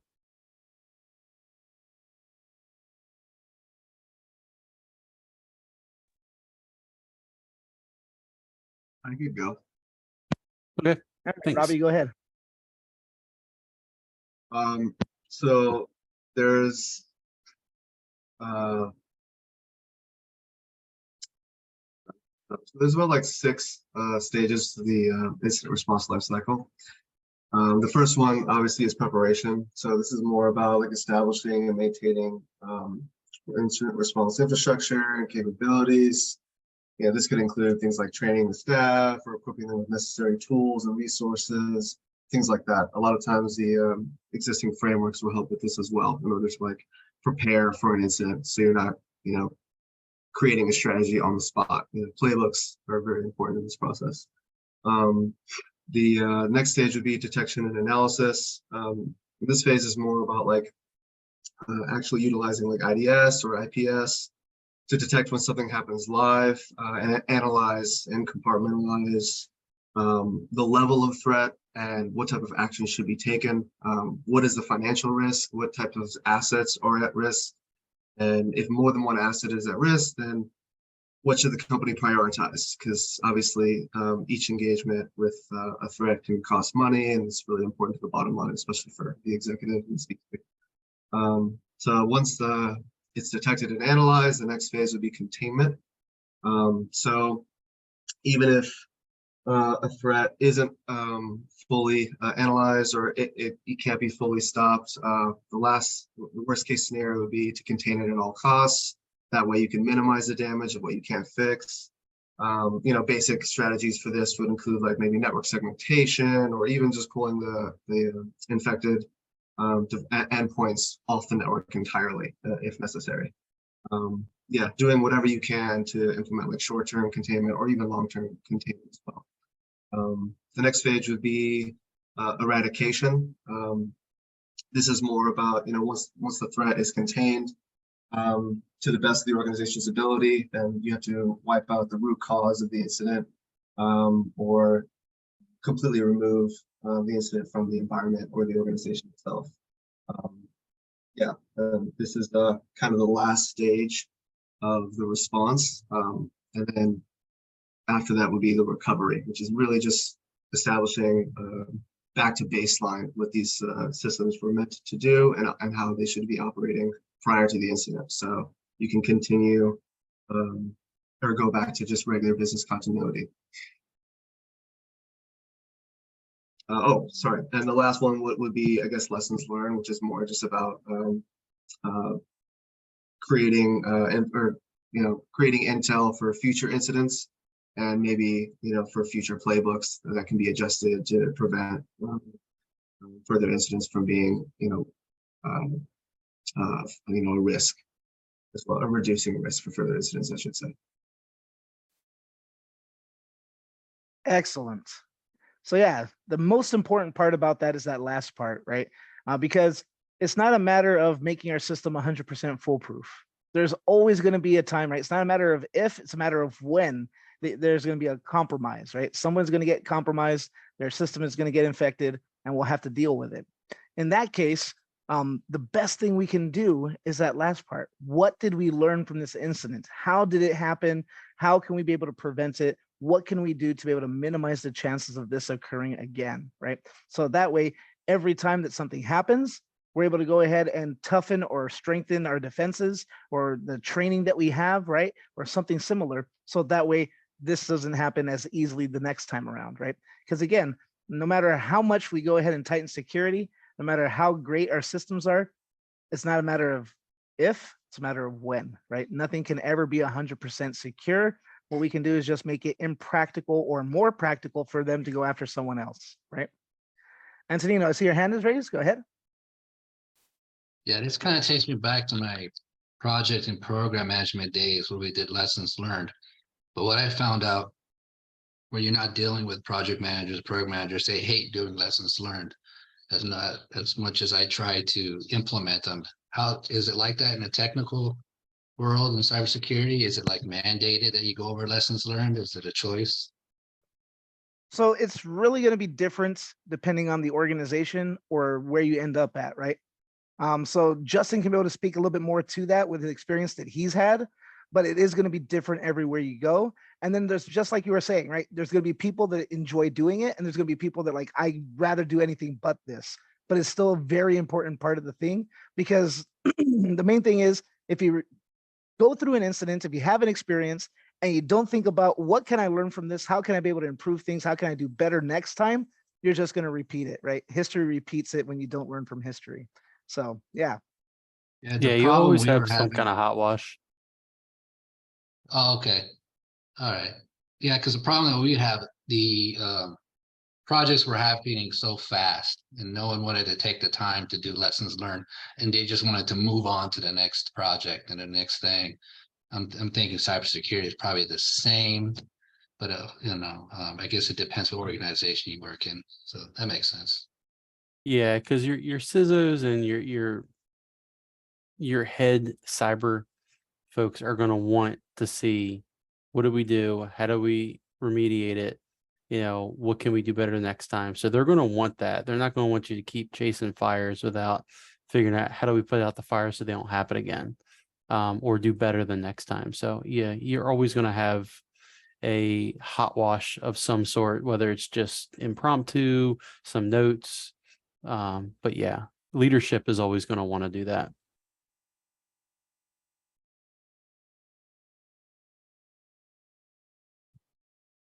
All right, excellent. So I believe those were all the questions that we had that you guys were able to go ahead and do for this one.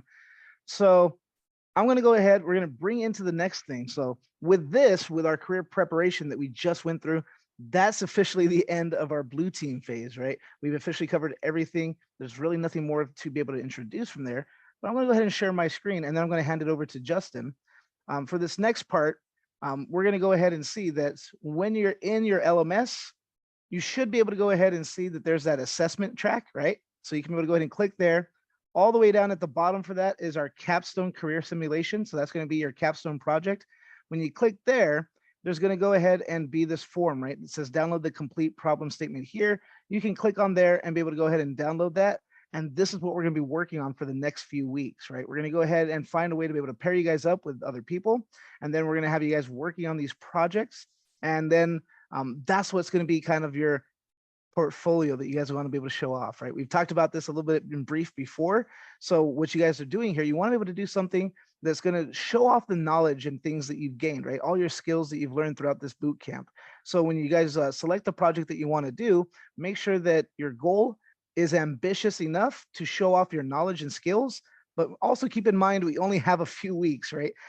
We pretty much got 3 weeks for you guys to be able to go ahead and work on this project, with the final week setting up your presentation and recording it, so that way we can be able to go ahead and present it during graduation, right? So that way your friends and family can be able to see what you were able to accomplish. So keep that in mind, right? Ambitious enough to be able to show your employers that I was able to accomplish this. This is the knowledge and skills that I have, but not too ambitious that you won't be able to complete it within 3 weeks, right? So to that end, I'm going to go ahead and stop sharing, and I'm going to go ahead and let Justin take over so you can be able to go ahead and explain a little bit more about what are we going to do to kickstart this off.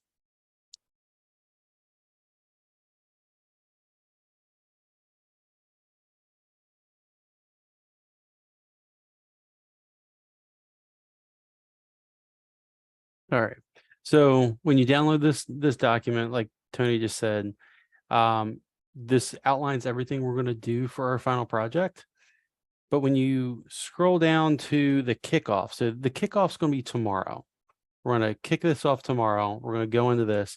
But for tonight, what I want you all to do is I want you to download these three files. Okay, it's going to copy. We have a project kickoff, which is a PowerPoint. I will go through that tomorrow. We have a default project, which is going to look like this next page here. It looks like this one. It's going to be this Google Sheet here. So here's a bunch of examples of different projects we can do. And this is why I want you all to take, time for the rest of the class here and tonight, tomorrow. But when you come to class tomorrow, after we do the kickoff, I want you to have an idea of what you want to do. And what we'll do is I'll type these out. I'll show you the screen as we're typing them out.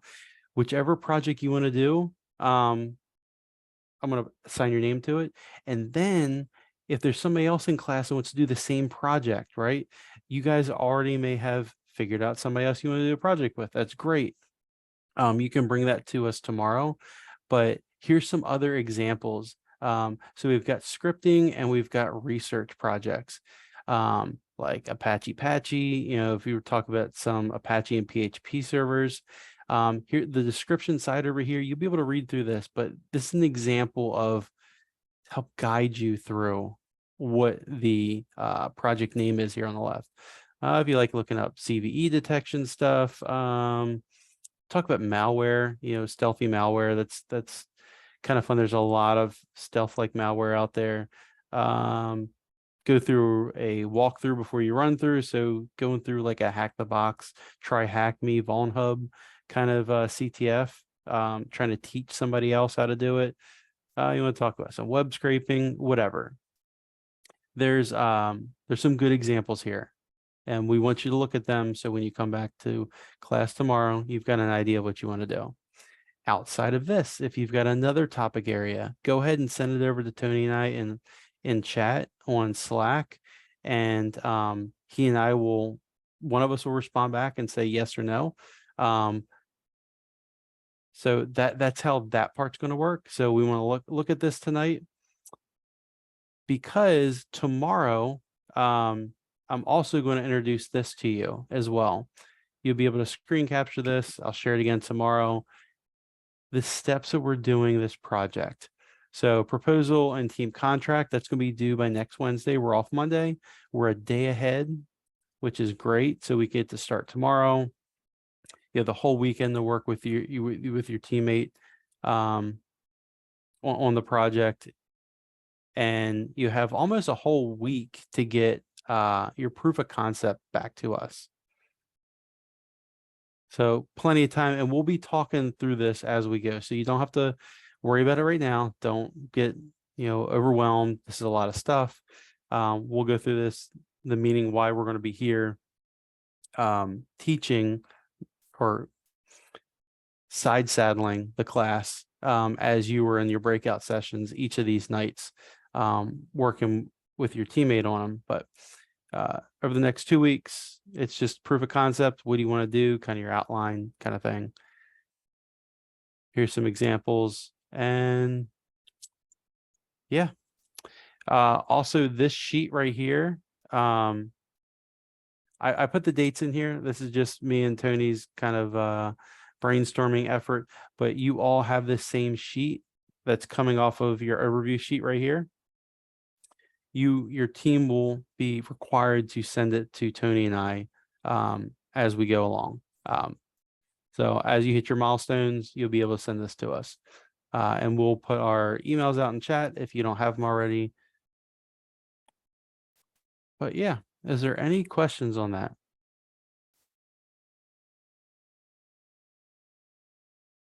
This is a slow walk. It's not a run. It's not like a big who can get to the finish line first kind of thing. Just do it in small little baby steps as we go through this project.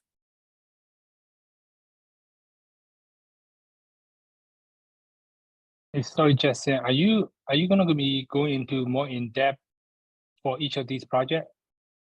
No, this is an example for you to start looking at.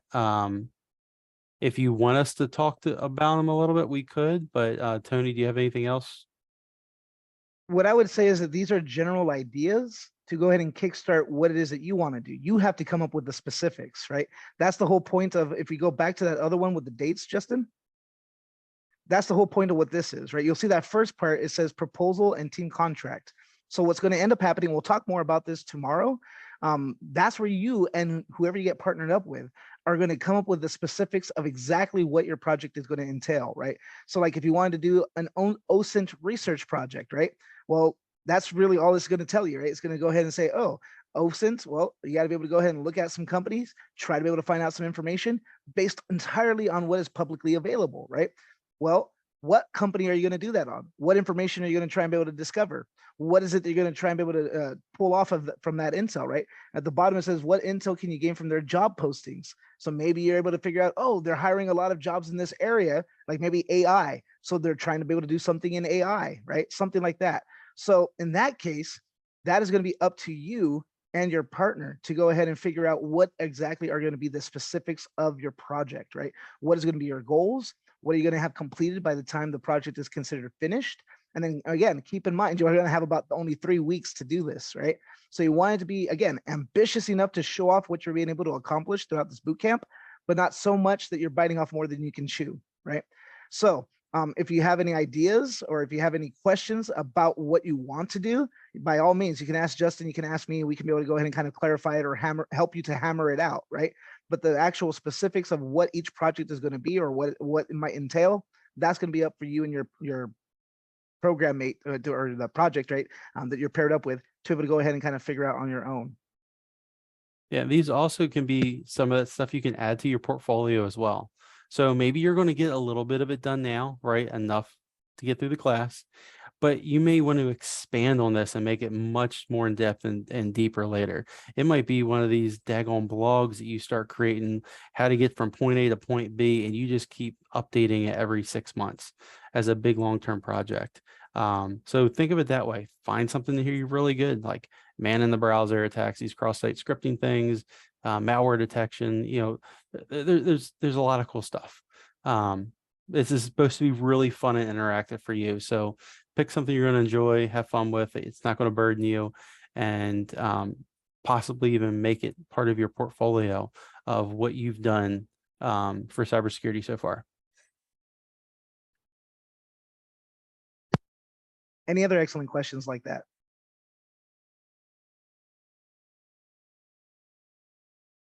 All right, then in that case, let's go ahead, let's create some breakout rooms. Let's have it, they can be able to jump into whatever room they want. And we're gonna have you guys just brainstorming, right? Just go ahead and kind of discussing some of these things with the people that you guys join into the room with.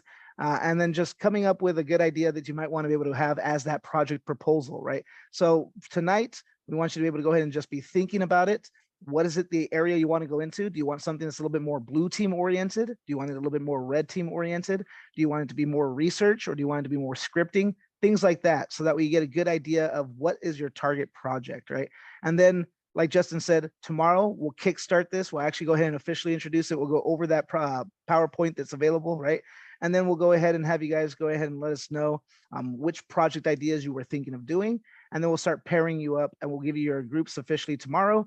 And then once you're in your groups, you'll have the weekend. And again, as Justin mentioned, Monday is a holiday, right? We have Labor Day happening on Monday. So we won't meet again until 1 week from today, next Wednesday. And when that happens, at that point, you should have, with whoever you get paired up with, an idea of what your project proposal is, right? So what is it that you guys are going to be doing? What are the details? What is going to be considered a finished project? So how far do you have to go before you guys consider that you guys have achieved what you wanted to? And then you are also going to go, as you saw in there, is project proposals and team contracts. So who's going to be responsible for what? What are you guys going to be doing together? So that we guys know and kind of iron out those details as well from the get-go. What's your responsibilities as part of this team, right? And so you can also brainstorm that tonight, right? Once you start getting an idea, what is it that you would like to be responsible for? What would you like to be able to go ahead and be able to handle as part of that project? So that way you have an idea once you get paired up of what to discuss with your partner and see if you guys agree on things, and then you're able to go ahead and hammer that out. And now you know where to move forward from, right? With that, are there any questions before we open up the breakout rooms and let you guys brainstorm? Hey, Tony, I have a couple questions. Yeah. So I don't know, did Justin or you gone over the detail earlier? Sorry if I missed that. So what is the delivery for this project? Excellent question. So what do you guys have to have completed? What's the delivery that you have for us? By the end, we're going to see that there's going to be a few different parts, right, that we're going to have you guys kind of have completed. So the first thing is by next Wednesday, and again, we'll go into more details into this as we go along, but by next Wednesday, you should have your proposal for what is your idea for the project, and then the team contract. So we know who's responsible for what. Then we're going to see, at the moment, we're brainstorming that by the 11th, we want you to have your proof of concept. So this is kind of, it doesn't have to be an actual thing, right? It doesn't have to be if you're creating, for example, a script, it doesn't have to be the actual script, right? You just got to be able to go ahead and demonstrate in some way, shape, or form. And it's up to you and your partner on what you feel would be an adequate way to demonstrate that your project can be completed within the time you have, right? So you're able to do it, you have the skills necessary, and you're able to go ahead and finish it within the time that we have for this project. So we are going to have you turn that in by Monday, the 11th. Then we get to our minimum viable product, right? So this is, again, if you're forming a script, well, what is the script supposed to accomplish, right? All right, well, there's going to be the main idea and the big goal that you have for this, right? What about on a smaller level to show that, like, yeah, I can write the script and it's able to get something done, maybe not everything that we want, but it's able to get the core idea down, right? So then what is the minimum viable product that you can be able to form, right? We want that by the 18th. So that way you're able to go ahead and demonstrate that even if we're not able to get our stretch goals, so to speak, right? The main idea was something that you were able to get accomplished, right? And then we see that by Thursday, the 21st, that's when you should have completed your project, right? So any goals that you're able to finish, any extra stuff beyond the minimum viable product, you're able to go ahead and complete that. You're able to finish that. This is your finished product. This is what you're turning in, right? Then what's going to end up happening is whatever you develop, you're going to have to turn that into us, right? So if you developed a script, or if you did some research, you wrote a paper, right? Or you're able to do a hack the box type thing, right? Well, turn in your walkthrough that you were able to develop, things like that, right? That's what you're going to turn in for your completed project. And then you'll notice that we have a script and demo and recording that occurs. So what's that going to be? You're going to record a video between you and your partner. Now, whoever you get paired up with, you're going to want to be able to go ahead and roughly split the amount of time on your presentation and split the speaking parts, right? So that way you're roughly 50-50ing it. So that way everybody's a part of that video presentation. So we're going to see that by Monday, the 25th, we want your script and your demo to be down. What does that mean? Well, you already should be thinking of what is it that you're going to be saying in your presentation, and then how you're going to demonstrate what you were able to accomplish, right? If it's a script, running it and explaining what's going on, right? If it's research, how were you able to gather the data and what is the conclusions, right? What were you able to draw from that? Stuff like that, right? So you should come up with, what are you going to be saying? What is your partner going to be saying? Who's going to be demonstrating what? How are you going to do your demonstration? All that stuff will be by Monday, the 25th. Then once you have that down pat and you got approval on your script and everything, then you'll go ahead and actually do the recording. So you'll make a video where you'll record yourself, you and your partner, going through the script, right? And then being able to go ahead and do the demonstration. So that way you're able to video present it. That's going to be due by Wednesday, the 27th.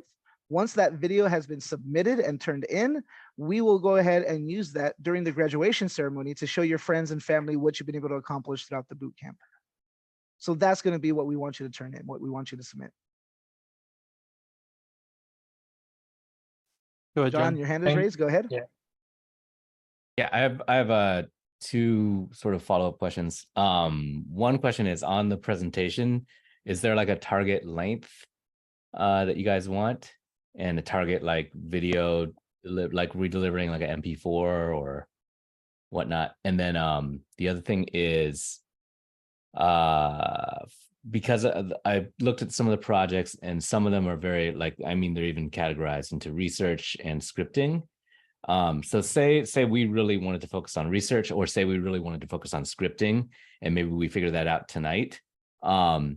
Is there a way to sort of pair us up by like, oh, this group of people is interested in doing a scripting thing, this group of people is interested in doing a research thing? Because otherwise, if you not get cross paired, then it's going to be kind of a fight onto what you want to do, etc. Excellent. Yeah. So to answer that last one first, yeah, tonight when we open up the breakout rooms, we could be able to go ahead and categorize maybe like something like room 1, right, being research, and room 2 being more scripting. So that way you already got an idea once you go into the rooms of who's more interested in what type of thing, right? And that way you can be able to start brainstorming with some of the other individuals, getting an idea of which one would you want to be able to kind of do together type of thing, right? So we could definitely do that so that way you guys can start be able to kind of see who else is interested in doing some of these things. The other thing for the first part is definitely we would want it to be able to go ahead and be an MP4, so that way it would be one of the easier formats to be able to then be able to go ahead and use and be able to display. And then as far as the length, we do want to keep in mind that we are going to go ahead and show this off during your guys' graduation. And there's a number of you guys, right? So there's going to be a number of groups. Unless you guys want to be having a graduation ceremony that's going on for hours, I would say try to keep the presentation itself in the end down to less than 5 minutes, right? 5 minutes maximum, between 3 to 5 probably ideally. So that way there's enough time to hopefully demonstrate and be able to explain in brief, right? You don't have to go in too much detail.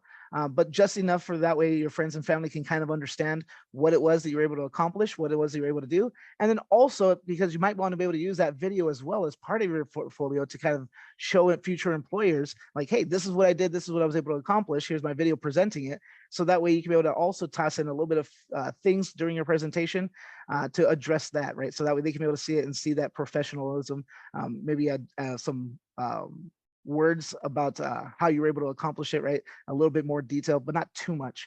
But yeah, keep it between 3 to 5 minutes so you're not going too long, I would say. So that way it doesn't blow up the graduation ceremony.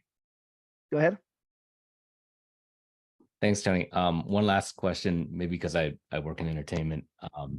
What's the license we're going for with this, with our IP when we produce this video? Like, is Simply Learn licensed to take it and use it however they see fit, because we're making it within the context of the Simply Learn class? Or if we're not happy with it and we don't want it being put out there, can we say something like that and they won't be able to take it? That's an excellent question. I wouldn't be able to say anything on whether regards that would be true or not, right? Whether or not it's yours or whether it's Simply Learn's myself at the moment. Maybe reach out to Anusha or Starlight on Slack and ask them, since they're more on the technical side over there. They'll probably be able to answer that better than I would, or they would be able to get in touch with somebody that could be able to answer that question for you.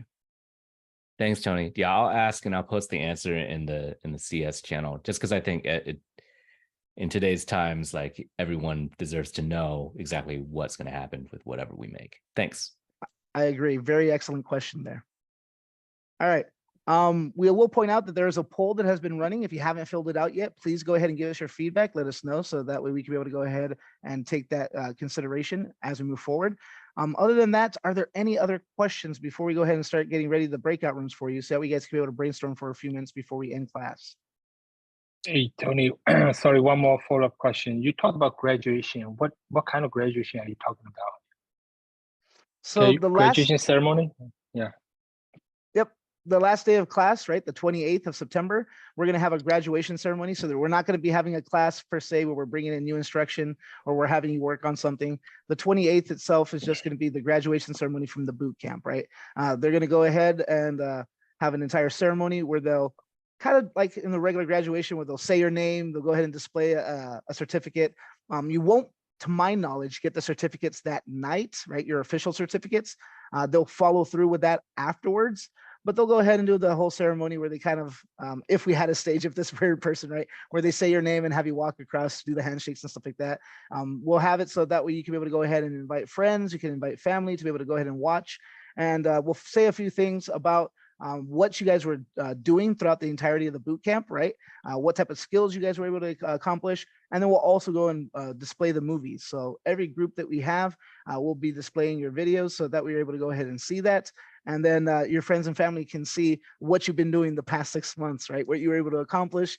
And after that, you know, if there's anything else you guys want to be able to go ahead and kind of address or stuff like that, we can be able to go ahead and do that.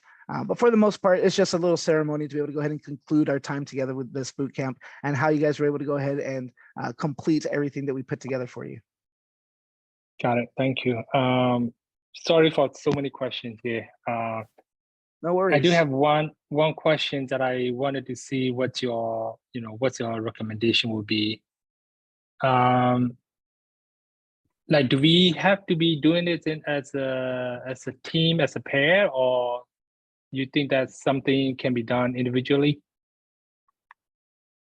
So ideally, we want you to be able to go ahead and work with somebody else, right? Now, as we saw today, when we're trying to do the interviews, depending on the class size of the people that are actually showing up and participating, it may be that we have to go with a group of 3 or something similar, right? Okay. But ideally, we don't want you to work on your own. Reason being, in the industry, right? When you're out and you're doing your job, there's hardly any position, there's hardly any job where you're 100% working by yourself, right? You might be able to do some parts of a project or something like that, where you're the one who's focused on that, you're the one who's working on that, but usually you're part of a larger team, right? You're working with others, you're having to communicate with them, you're having to get updates from them, stuff like that. And so this is to kind of simulate that while also simulating you completing the project and showing off your skills, right? So that way they can be able to see that not only are you able to accomplish this, you're able to work with others and be able to accomplish something together as a team. Okay. Yeah, and the reason I brought it up was I got pulled into a proposal effort that's like, you know, pretty big proposal, and then I've been, you know, working throughout the weekend for the past couple of weeks already. I was like, that's why I was telling folks that, man, I'm so tired these days. But anyway, so, you know, I do intend to, to learn as much as I can while I'm in the class. So, yeah, I mean, I just want to make sure that, you know, my schedule doesn't cause someone to be, you know, not convenient. So yeah, we'll figure it out. Perfectly understandable. And that's a great point to bring up, right? So tomorrow, when you get paired up and you start discussing with your partner, and then also over the weekend, because you have until next Wednesday to turn in your project proposal and your team contract, bring that up with them, discuss that, right? How is your schedule? How are you guys going to be meeting up? How are you guys going to work on this? How are you guys going to communicate with each other? Discuss all of those things. Let the other individual know what your situation is. And this goes for everyone, right? So that way there's no surprises as you guys are working on, right? Nobody comes out later and says, oh, well, so-and-so was only able to work on this on Fridays or something like that. You're giving them the heads up from the beginning that like, hey, this is my situation. This is my schedule. This is what I can do. And that way you guys can agree together on, okay, who's going to focus on what, who's going to be responsible for what, to where you guys are pretty much satisfied with how things are going to move forward, right? Okay, sounds good. Thank you. Yep. All right, Henry, I see your hand is raised. Go ahead. Yeah, I have a question. I'm looking through some of the project ideas here, and are we required to do some sort of like a walkthrough as far as our project goes? I mean, can we, you know, set it up and all that stuff, or do we have to kind of like explain step by step how we came about doing it? Like, let's say, for instance, like the last one on the bottom saying network 2 VMs together. Do we have to kind of go step by step as far as how that was done, or do we just kind of like briefly go over or create the project and then in the video kind of briefly explain how that was done? Excellent question. I would say if it's the focus of the project, right? If the whole point of the project is to create those virtual networks, then definitely go ahead and go in detail, right? Okay. But if that's just more like a side thing or a setup portion of it, that's not really the main focus, then just briefly say, this is quickly how we were able to do it, or just mention we were able to go ahead and set this up using such and such, and then move on, right? Because again, you want to keep the project itself when you're presenting it, it's about 3 to 5 minutes. So you're not going too in depth with what you did. Okay, so the video is short, but as far as the actual documentation, like you know how like we did course 5 or the course 6, the red team, capture the flag 2 project, where we were kind of like, you know, showing all the different details, navigating here to do this and that, you know, do we need to explain all that stuff as well? I mean, not in the video, but actually as part of the project. Excellent question as well. To that end, I would say think about your future employers, right? What would they want to see? What do you think would benefit what you're able to do to show off your skills, to show off your knowledge and your experience, right? If you're able to go in detail right there and show all the steps, do you feel that that would be worth of their time and their efforts to be able to see that and to be able to demonstrate your skills and knowledge for this project? Or would that be more taking a backseat or just busy work, so to speak, right? So do it with the mindset of what would my future employer want to see? Will this actually demonstrate my skills and knowledge? Okay, thank you. Yeah, and keeping that in mind, maybe down the road where you're like, how the heck did I do this? And looking back on your documentation, it will help you.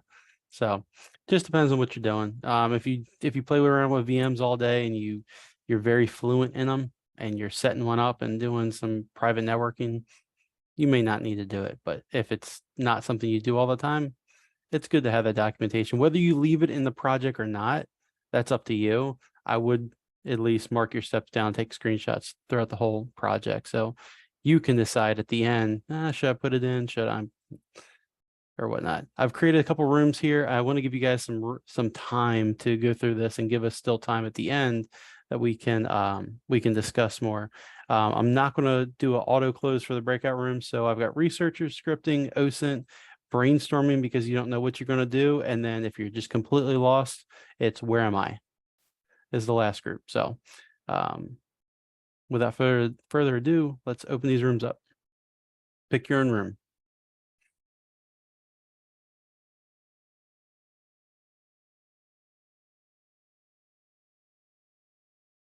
Ceremony. So let me go ahead and get that up. So hopefully everybody's able to see my screen, right? And so that you guys are able to see what we have here for you guys. So tonight is all about celebrating the fact that you guys have gotten this far. You guys have been able to accomplish a lot. It was a lot of information thrown at you, right? It was a ton of things that we had to go over, and not all of it was easy to do, right? And so you guys should be very proud of yourselves and what you guys have been able to accomplish. And that's part of the reason why we're going over these slides and discussing these things. And so that way later on, anybody that's going to watch this video or that you want to share it with, or anybody that you've gone ahead and told to go ahead and join in on this Zoom call, can be able to go ahead and see what it was that you guys went through and what it was you were able to go ahead and accomplish, right? So congratulations.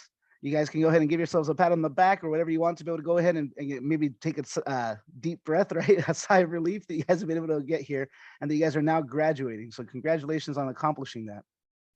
So what are we going to be going over tonight? Well, we're going to go ahead and kind of go through this overview of what it was that we kind of had you guys roll through, right? As we kind of mentioned, we're going to go and discuss what the boot camp was all about. What was it that we were teaching? We're going to go ahead and then show the capstone project, right? So what it was that you guys have been working on essentially the last month or so, right? That's what we guys were able to go ahead and have you do to be able to demonstrate the knowledge that you've been able to get and the skills you've been able to acquire. So we're going to go ahead and show those off, right? So we'll go ahead and we'll show those videos. We'll present as we see the capstone team's videos. We'll have fun insights into your team dynamics, a glimpse into the amazing projects that you did, all that kind of stuff. Then we'll get into our acknowledgements, right? So that's the actual graduation part of the ceremony. So for those of you that were able to complete all the requirements, right? We have some certifications that we kind of have. Now, they're not the official certifications, right? We'll be making sure that you guys get your official certificates as quickly as we can, right? But we're gonna go ahead and have some certificates to kind of display here for tonight. So keep that in mind, right? And then of course, we're gonna have some final words from our team, and then that'll be it for tonight. Now, Justin won't be able to stay until the end, so we'll give him a chance to say his words before then, right? So that way he can be able to go ahead and let you know the wonderful time that he was able to have while he was here with us as our instructor, right? So moving forward, this is our team. This was the majority of what we had during the boot camp, right? So of course, there is myself, Tony Diaz, there as one of the instructors, right? We did have Sean for a little bit, but he had to unfortunately leave because of work conflict. And so we had our wonderful Justin coming in to be able to go ahead and be our second instructor. And he's here with us tonight. So he's able to go ahead and give us some wonderful insight over what it was like having us for a while, right? And then, of course, there's Anusha that's been with us since the beginning as well, just about helping us with all of our technical issues, right? Every time we had something going wrong with one of the labs, or we had to make a change to the content, or something just wasn't right, she's been there to be able to help us out, right? So we have a wonderful team here. Hopefully you guys have been able to feel that way about us as well. And so with that, I'm going to go ahead and pass it over to Justin, so that way if there's any words, either encouragement or congratulations that he wants to give, that he's able to go ahead and express that before he has to leave. So Justin. Thanks, Tony. Just want to welcome everyone that's here. If there's any friends or family that's also joined, anybody else from Simply Learn or Full Stack, thanks for attending. And like, you guys made it. You guys got here, went through a lot of excellent material. You guys were my first class. It was very fun and exciting. And like the amount of stuff that you guys were able to accomplish. I haven't been able to see all the different projects you worked on. I will go back and watch them here very shortly, but big round of applause, pat on the back. I loved working on the weekends and in the early mornings. Sometimes you guys got up and got on my East Coast time, and we had some chat, and we went through some projects and some ideas, and that was awesome. Thank you for allowing me to teach you guys, and welcoming me into your class after, like, I don't know, it was like 3 or 4 weeks in or so. So it was great. I got to spend majority of the time with you all, and this is just one step in your journey forward into cybersecurity. So make sure you keep the contacts of everyone here in the classroom, including Tony and myself. If you need anything at all along the way, please reach out. You have me in Slack. You've got my email address, so reach out. Be more than happy to chat with you guys about anything cyber related, or just you want to talk about nerd stuff. Like, I like going down rabbit trails talking about. So yeah, excellent job, everyone. Congratulations. And I look forward to working with every one of you in the future. So thanks, Tony. Excellent. So yeah, as Justin pointed out, an excellent thing to be able to do is keep in contact with each other, right? You guys are all trying to be able to go out into the field. You guys are all hopefully going to be able to go ahead and get professional jobs working in cybersecurity. So it's going to pay off to be able to go ahead and keep in contact with one another, be able to go ahead and have that as a resource, because later on, maybe you find that there's a better job opportunity, or you want to reach out to make more connections or networking with other people that are in the industry. And your classmates here from the cohort are going to be an excellent resource with that, right? Because they're going to have those jobs in other companies or other organizations. And so in the future, you can be able to make use of that, right? And especially, of course, like Justin said, you can always keep in contact with himself or myself. And any way we can be able to help, if we're able to, we'll be there, right? To be able to go ahead and try and assist. So excellent advice. And thank you, Justin, for everything you were able to do. I know it wasn't that easy joining in after 3 weeks, like you said, but you really came in the clutch there and were able to help us out. So we respect that, and I really appreciate that as well. So continuing on with our little presentation here, we're going to go ahead and see that part of what we wanted to be able to go over, part of what we were learning, was not only how to be able to go ahead and defend our systems, right? But how to be able to go ahead and think like a hacker, how to think like somebody malicious would be thinking, and how they would compromise the security of our systems, right? And so to that end, one of the things that we had you guys kind of read over and agree to early on was the Ethical Hacker Manifesto. Sometimes you might hear this referred to as the White Hat Manifesto, right? And it's essentially talking about, despite the fact that we're going to learn how to hack things and how to break into stuff digitally, that we want to do so in an ethical manner, right? We're going to be, so to speak, using our powers for good, not evil, right? So you see right here that every one of us had to agree that we will be honorable, be responsible, be reliable, treat people fairly and with respect. We would respect people's privacy and the privacy of organizations that we work for. We promise to keep our skills and our knowledge current through lifelong learning. And that's going to be a big one, right? Our learning isn't done here just because we finished the boot camp, nor is this all inclusive. And as Justin has pointed out on multiple occasions, no expert is ever going to know everything when it comes to cybersecurity, right? So we have to always keep on learning, keep on brushing up on our stuff, learning what are the new techniques or what are the new tools, and just as it says, being a lifelong learner, right? So it doesn't end here. We promise to be active in the InfoSec community and to be able to give back, to build projects, and be willing to share what we learn, to submit only original and authentic work, and to inspire and support aspiring hackers. And then we also talked about what we wouldn't do. We said that we wouldn't be an a-hole, right? We wouldn't try and be able to be that person that's a jerk. We wouldn't want to be dishonest. We wouldn't want to be deceitful, right?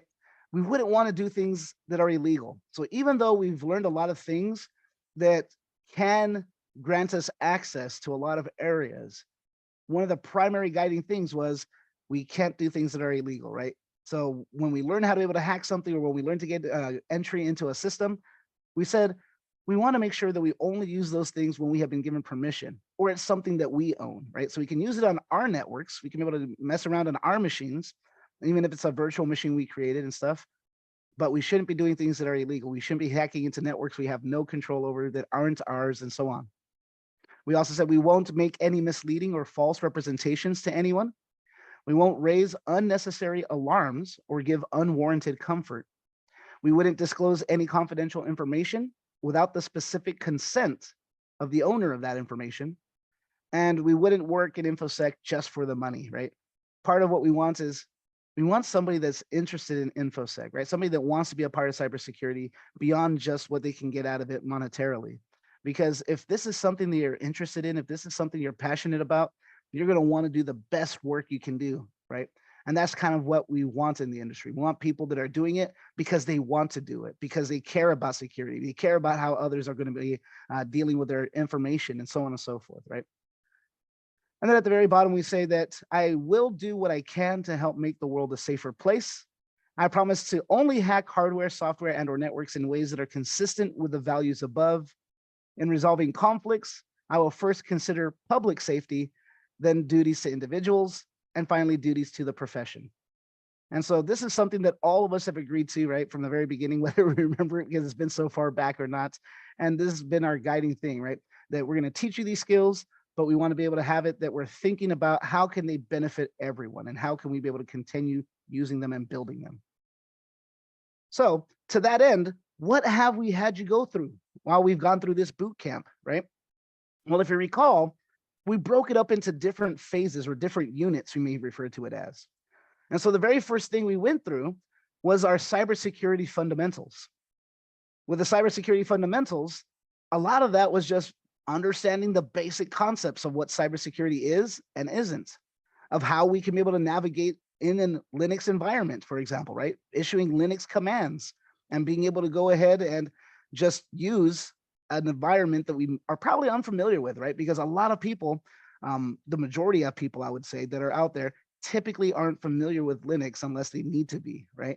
And so going through and showing how to be able to use Linux, how we can use those commands, how does that tie into what's happening with our security and so on, that was something that we started with, right? Then we went into assets and inventory management, where we went ahead and discussed how one of the important things for a company should be keeping track of what are their assets, because those are going to be targets for those malicious actors, right? And how they can hold on to their inventory, knowing who has what.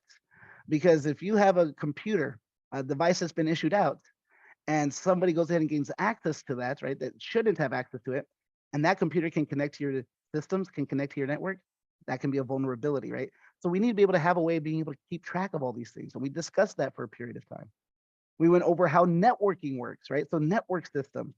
We discussed how we could be able to go ahead and program scripts in Python. We discussed how system administration works. And then finally, we got into red team and blue team, right?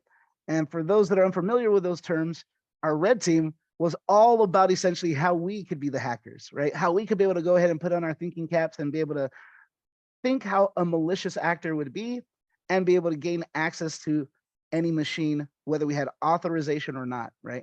And so we went ahead and went through that whole hacker process to figure out from step one, which would be our recon, to our end step where we're going to maintain that access. What do we have to do? How can we do it? What are the tips and tricks? How can we perform something like cracking a password and so on? And then with our blue team, we went ahead and put on our other hats, right? Now that we know what does it take to attack, how can we defend, right? What are the ways we can be able to go ahead and identify those attacks, that we can be able to be warned about them, set up alerts for them, and then be able to go ahead and protect and be able to go ahead and defend against that or recover, because we always say it's not a matter of if we're going to get compromised, it's a matter of when, right? So how can we, when that happens, can we recover as quickly as possible, get back to business as usual, and then learn from it, so that way next time our defenses are that much harder to get through, right? So we went through all of this in a span of just 6 months. So looking back at it, it may have seemed like it went by pretty quickly for some of us, right? Others maybe not so quickly. But thinking about all the stuff that we've gone over and all the information we've discussed, it is a ton of information that we have gone through in this boot camp, right? Now, what was the purpose of this? What were the learning outcomes? So what was it that we wanted you to take away from this? Well, overall, we wanted you to understand and become familiar with the cybersecurity field, right? As we've pointed out, and as Justin has told us, and as we mentioned earlier, nobody's ever going to know the cybersecurity field 100%, right? Nobody's going to be perfectly able to go ahead and remember everything.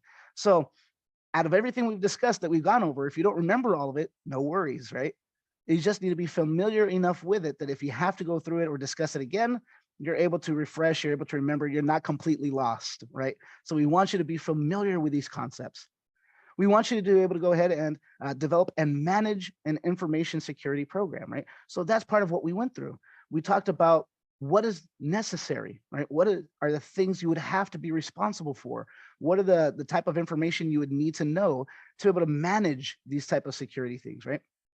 We wanted you to be able to know about cyber threats, about being able to identify vulnerabilities, and what are things that we would consider risks, right?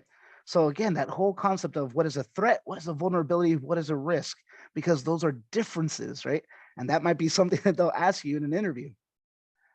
Our learning outcome next is we wanted you to be able to perform business impact analysis and to be able to carry out disaster recovery testing. So we had a bunch of different career simulations that we had you work through, right? Either with system administration, either with just learning about Linux commands or networking, or dealing with how we could actually do penetration testing in the red phase, right? To be able to get that hacker access to a machine. So we wanted you to be able to go ahead and do these things. We try to be able to go ahead and put them in the context of what would be actually happening in our industry, right? And then we wanted you to analyze what's going on and what would be the fallout or what would be the recovery of what's going on. So part of what we said is the business impact, right? So in our blue portion, the blue team phase, we had you also then impact how would this go and affect the business? How could we be able to go ahead and recover? How could we be able to verify that, right? Next, we have gain knowledge on different types of security methods and network security controls. So there, it was all about showing you what are the different tools or what are the different techniques that you should be familiar with when you enter the industry, right? So we went and showed you a bunch of different tools you would have to use, something like knowing about how we could be able to go ahead and use John the Ripper to be able to crack passwords, for example, right? If we're doing penetration testing. Or on the blue team side, how we can be able to go ahead and use something like Splunk to be able to go ahead and keep track of our logs and be able to identify when something bad is happening, right? So we showed you all these different methods, all these different tools. So that way, once you're in the industry, you have an idea of how to be able to do what you need to do and how to use the things you'll be needing to use, right? Those softwares, those systems, and so on. And then finally, we wanted you to know more about security governance and risk management.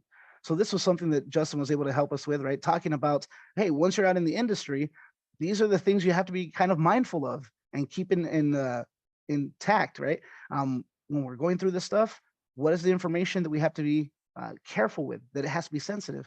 And when we're talking about security governance, that's because of the reason we're having to be sensitive with these things or maintain them is because of either policies, right, that our company has, or because of flat out laws, right, that the government have on how we should be managing certain types of data. Because you would hope that for things like, let's say, our medical data, that our companies that are dealing with our medical information are taking those security steps as well, that not everyone has access to our information and stuff. And so we talked about how we could be able to go ahead and keep that in mind for when we start working in the industry, the types of data we might have to handle, right? So that was our program. That's what we wanted to be able to go ahead and kind of hope that you guys are able to take away from it. And so to that end, we had you finish the program with working on your capstone project. And the capstone project was able to be something that you could be able to use for employers to be able to see the skills and the level of knowledge that you guys have obtained. And at the same time, to demonstrate not only to yourselves, but to everyone else here, right? Just again, the level of skills that you guys were able to go ahead and get as we were going through the boot camp. So we just point out right here, the capstone is the end result of this long journey that you guys have undertaken throughout the entirety of this program. As a team, you guys were able to decide on what project you guys wanted to work on, right? And you wanted it to be able to kind of be something that captured your own interest. And so from start to finish, it was all on you. You guys decided what you guys wanted to do, what were going to be your goals, how you guys were going to implement it, all that stuff, right? Now, again, we point out here, we didn't want to just give it to you and hold you to something, right? We didn't want to bound you to just skills that were learned in the course. So some of you guys chose projects that go beyond what we taught, right? And so we're able to say then the skills that you guys are able to go ahead and demonstrate there, we're able to go ahead and see. Give me one moment. So the skills you were able to demonstrate there, again, you guys are able to decide what it was exactly, what specifically you guys wanted to do. What was something that held your interest that you wanted to be able to go ahead and try and be able to learn more about, or to be able to go ahead and practice, right? And so some of you guys did some very amazing stuff. Some of you guys were able to go ahead and continue not only on something that we went ahead and showed you guys, but you guys were able to go ahead and bring in whole new stuff, right? Whole new techniques, whole new information, or whole new tools. And you guys were able to go ahead and demonstrate what you were able to accomplish with that. So let's see. We're going to go ahead and take some time to demonstrate your projects. So give me a moment and I'll go ahead and get those videos up and we'll go ahead and take a look at them so we can be able to go ahead and see exactly what it was you guys were able to go ahead and accomplish with your boot camp, right? So let me go ahead and stop sharing here.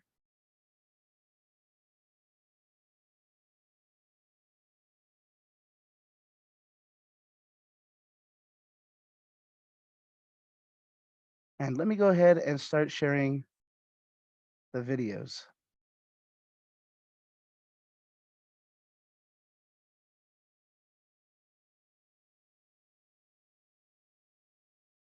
All right, so hopefully you guys are able to see my screen. Here is the first video. We're going to play them back to back, and then we're going to go ahead and move from there to our last part of the graduation ceremony. So this will take some time, but I'm very excited for you guys to be able to see what each of you guys were able to accomplish in your groups. So here we go. Actually, let me make sure that I got the audio shared so that you guys can hear it. So I'm going to stop sharing and then reshare it.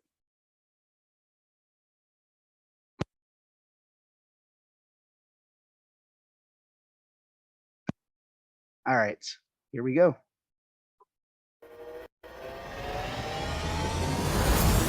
Hello everyone, and welcome to the demonstration of our final project. My name is June, and over the last month, Dylan, John, and I have used the programming language Python to apply a graphical user interface to IP tables, a Linux firewall tool.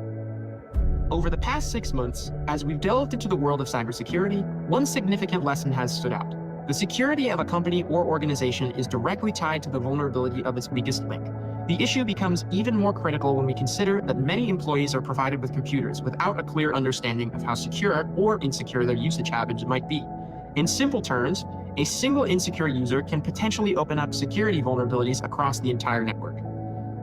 Enter IP tables, a freely available tool that is already present on many Linux systems.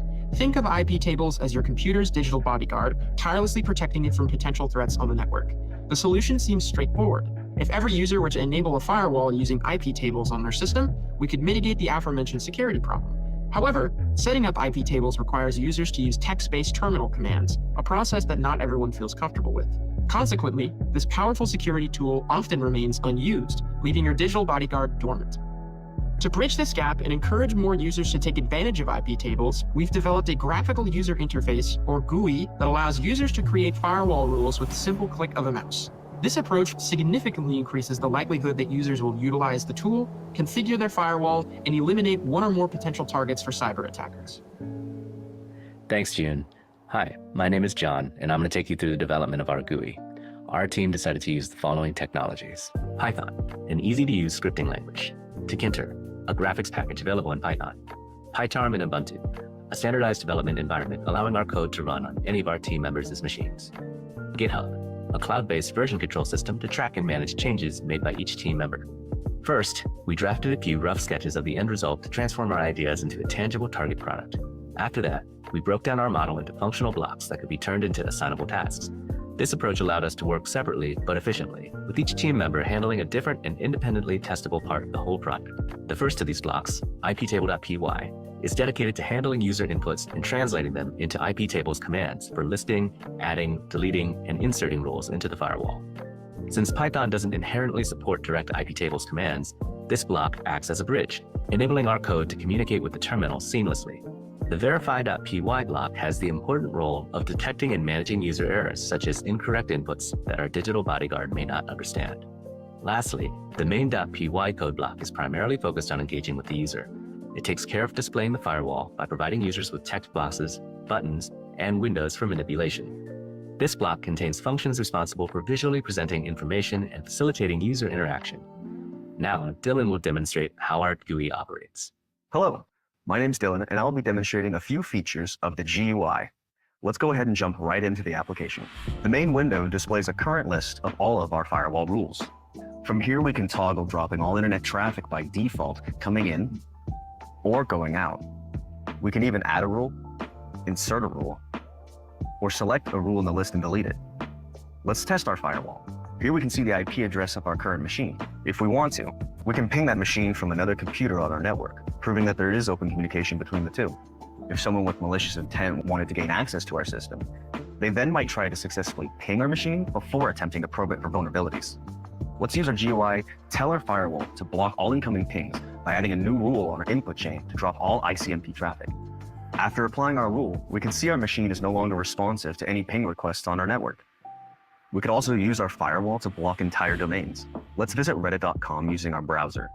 Because we don't have any rules set regarding the reddit.com domain, we can access the site as usual. However, what if this domain becomes compromised and is replaced by a spoof site containing harmful malware looking to infect any visitors? We can block the entire domain using our GUI by clicking Add New Rule to block all traffic from the reddit.com domain. After applying our rule, you can see that the browser will no longer load the site. This is because the site no longer is able to reach us through our firewall. It's been blocked, along with any potentially harmful attacks, all with the click of a button. iptables is a free, powerful tool that can be used to protect your computer, but it requires users to input specific commands directly into the terminal, not something everyone can do. Our application solves this problem by providing a graphical user interface for the user to interact with.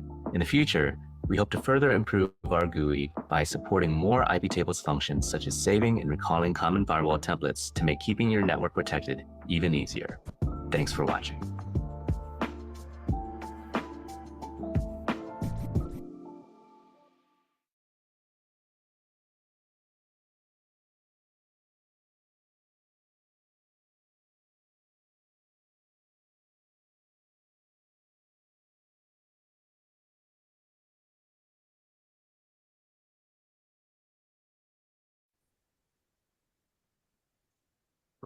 All right, start presentation. Pam, when you're ready. Got it.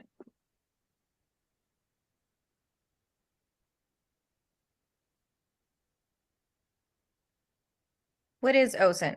Open source intelligence is a collection and analysis of information that is gathered from publicly available sources. Publicly accessible information is essential for our daily lives. However, in the real cyber world, adversaries use OSINT to create an attack profile of a target without alerting anyone. In the passive reconnaissance phase, pen testers can utilize OSINT to mimic real-world attack patterns and provide more realistic threat assessments. Our goal, the objective, was to use OSINT to collect as much publicly available information on Amazon.com and then analyze this information with the intent of discovering actionable vulnerabilities and/or points of entry.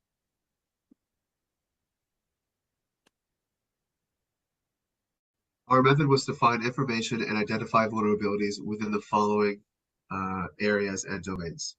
Social footprint, which examines social media and key personnel. Digital infrastructure, focusing on servers and IP ranges and more. 30 third-party ties, analyzing partnerships and acquisitions. And finally, company financials for monetary insights.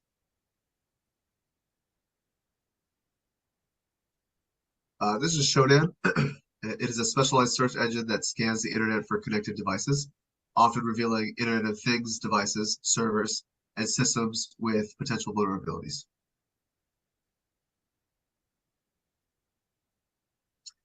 This is Multigo. It is a visual data analysis tool that transforms complex relationships between people, companies, websites, and other entities in an intuitive graphical representation.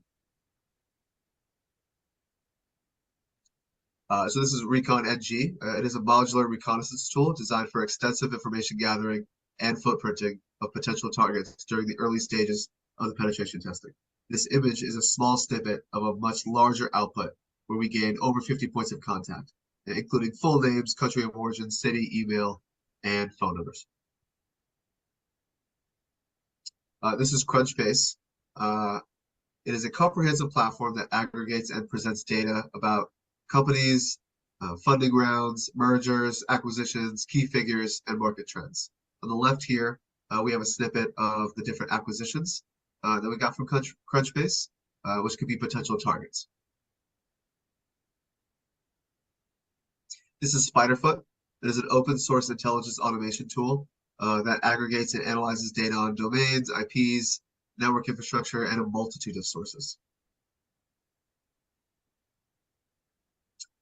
Hurricane Electric offers a suite of IP and networking tools that provide in-depth data on network routes, IP address distributions, and border gateway protocol visibility.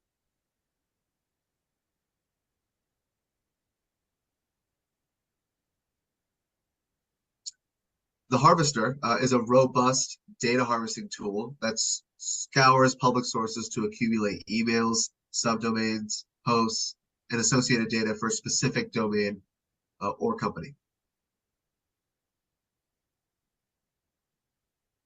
Wiggle.net is a free platform. It is an expansive database, the mapping platform dedicated to collecting, visualizing, and cataloging global wireless network locations and information. As you can see here, we entered the physical address for the Seattle location of Amazon. And if we zoomed in, you can see that not only do we have the active Wi-Fi networks, but we can also see the SSID numbers.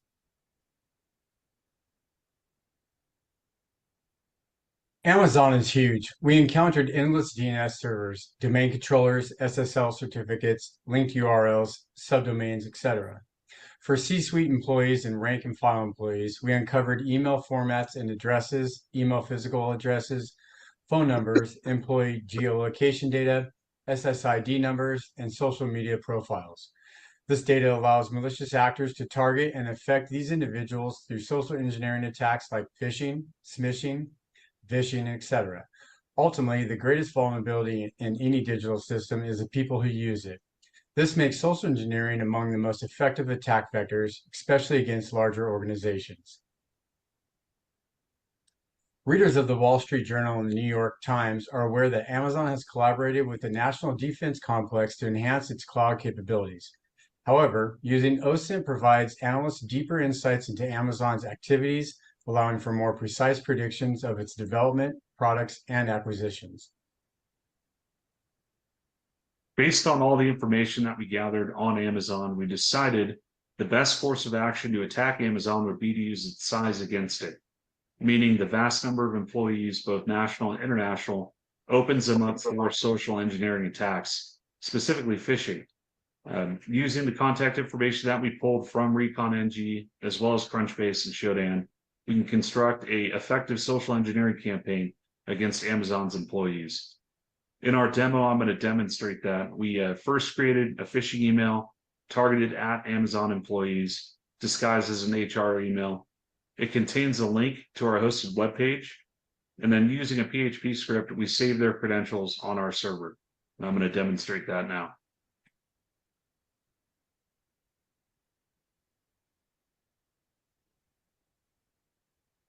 So here on the right-hand side, we have the phishing email disguised as an HR email. It contains a link here for the vacation report.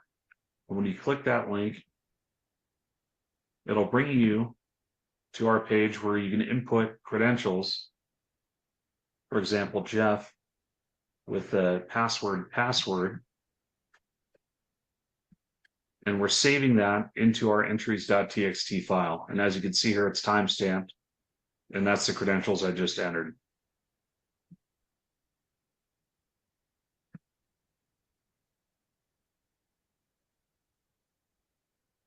Amazon follows security frameworks such as NIST SP 800-53 and NIST RMF SP 800-37, which address vulnerabilities in social engineering attacks. These frameworks offer guidelines for access control, user authentication, and incident response to defend against tactics like phishing and unauthorized access. To enhance security, Amazon should establish a social engineering awareness program to educate employees on attack methods and maintain vigilance. Looking to the future, AI has ushered in transformative changes across various sectors of society, with its implications stretching from convenience to concern. In cybersecurity, AI's double-edged sword becomes especially pronounced, particularly concerning for the Fortune 500 companies. Their vast networks and prominence make them ideal targets for AI-driven social engineering attacks, where nuanced and tailored tactics can exploit human vulnerabilities at an unprecedented scale.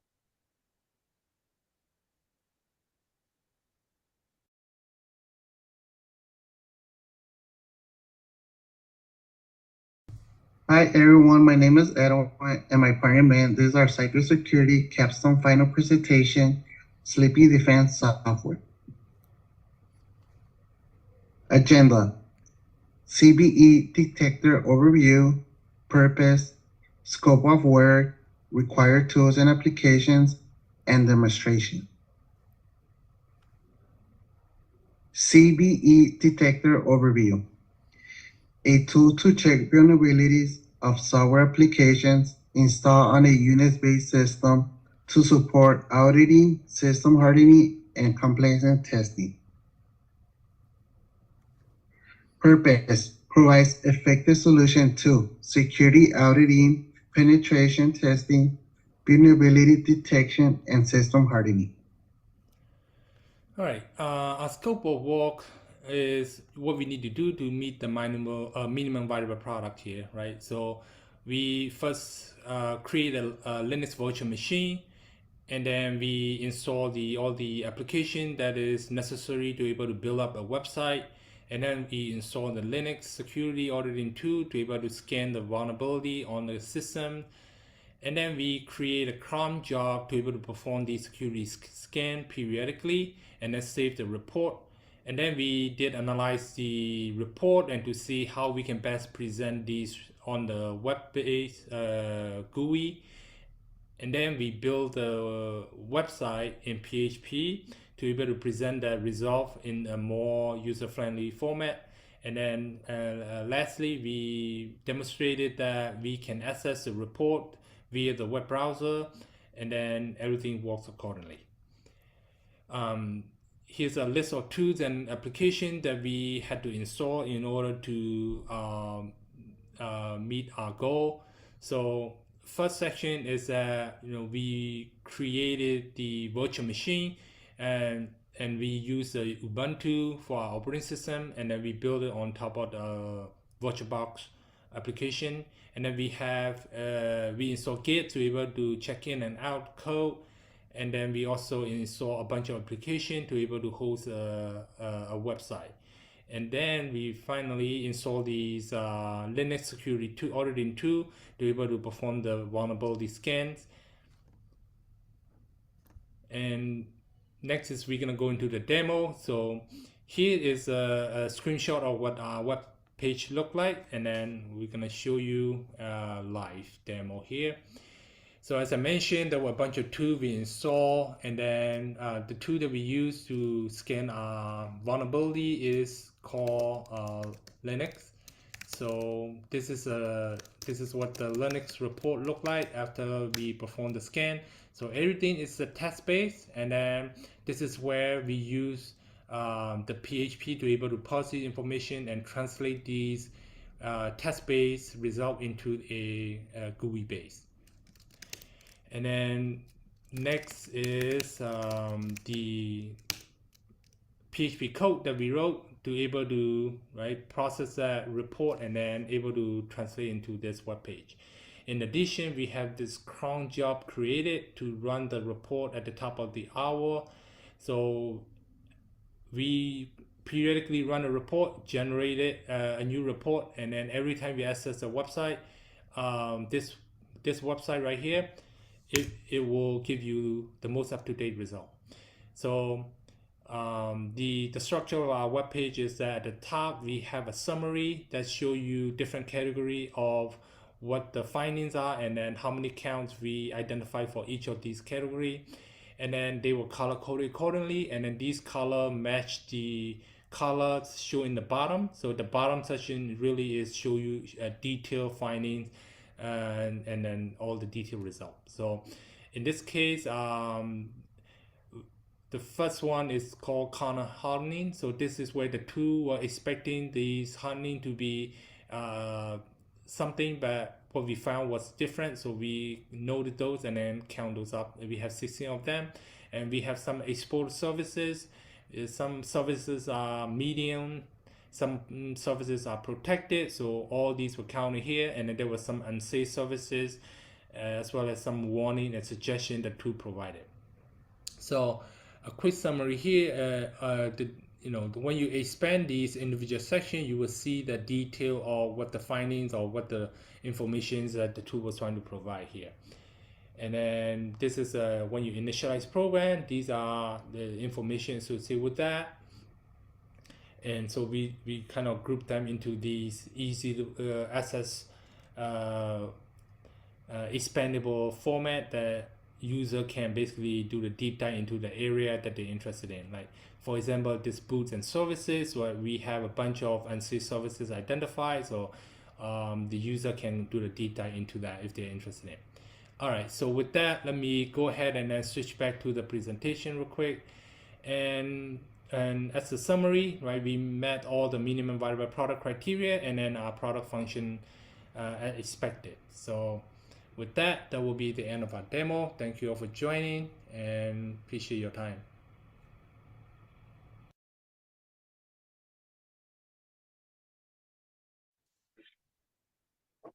Hi, hello, my name is Timbers Muganza. Today I'm going to be talking about super exploit. Super exploit is a Python script, is designed to facilitate payloads and exploit searching in the primarily of the cybersecurity field for testing. The purpose of super exploit is to assist cybersecurity in general payload, malicious code, and searching for exploits to identify vulnerability in the system. Can you imagine having to go through a lot of server to look for a specific file or server? Today, I'll be demonstrating an easy way you can be able to get to this specific server you're looking for. So first, I'm gonna launch the super exploit. I'm gonna do sudo, and I'm gonna do Python 3. As you can see, I launched the super exploit. Now I'm gonna generate using MSF Venom. I'm gonna do one.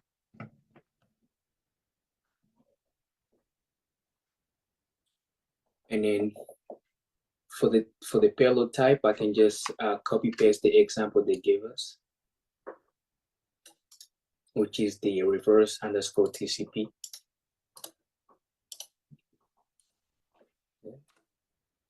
And for the A host, that's the Kali machine IP address. So I'll open a different tab, and I'll do sudo host You can see here's the Kali Linux IP address. I'll copy that and go back. Copy paste. And you can see for the host who can go with it can be any number, so I'll go with 2222. And for the payload format, I'll go with exe. And then for the file output, I'll go with algo underscore exe.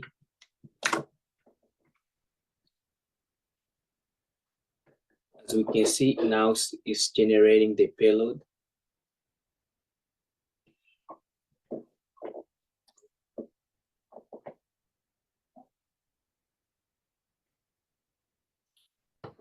Okay, we're able to generate the MS Venom, and also was able to be saved in the file we named it, which is algo underscore exe. Now I'm gonna launch the super exploit for the next step.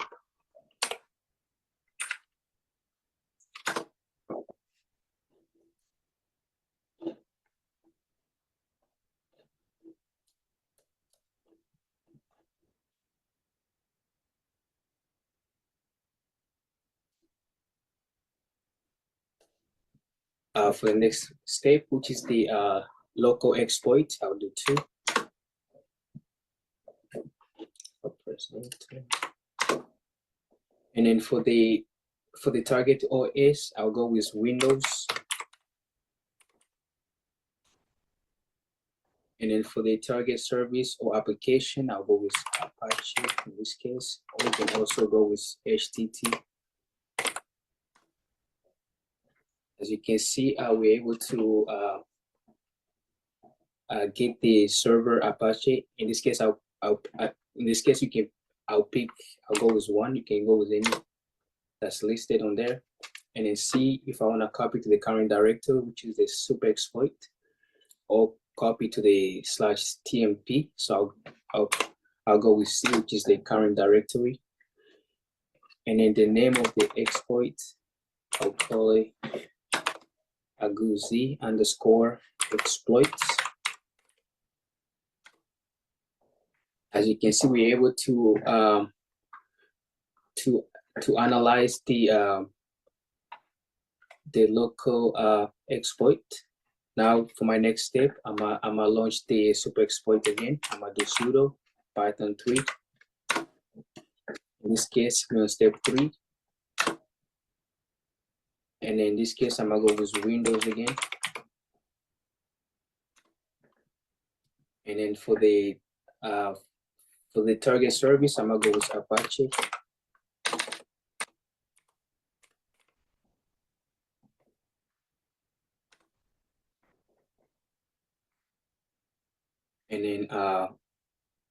And then in this case, we can pick any exploit. So I'll go with 1.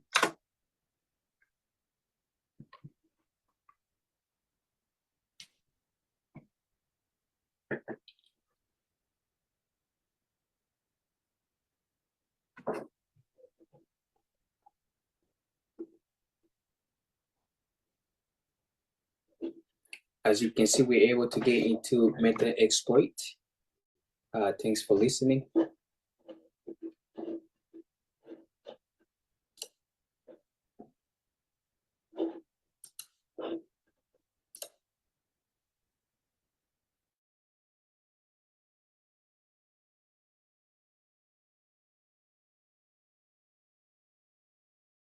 There we go. Good day, everyone. We are excited to present our Snort rule generator, a tool that allows us to create custom rules to help Snort detect specific patterns or malicious activity in a network. I'm going to pass it on to one of our project team members named Brendan Duffy. Go ahead, Brendan. Hi, my name is Brendan Duffy. I'll be walking through how we got Snort installed, configured, and able to run. First, we created a backup of Kali's sources.list file in order to restore it later. We then downloaded Ubuntu sources.list file into the Etsy app directory. Next, we added the specified public keys to our Kali Linux system to prepare for the Snort installation. Then we ran the sudo apt install snort command in order to install Snort. After installing Snort, we removed the new update files. We renamed the current Ubuntu sources.list file to Ubuntu sources.list, just in case we need it again in the future. Then we renamed the Kali Linux Etsy app sources.list.back file into Etsy app sources.list. Once the repositories were restored, we updated and upgraded Snort. Finally, we verified Snort has been successfully installed and is fully up to date.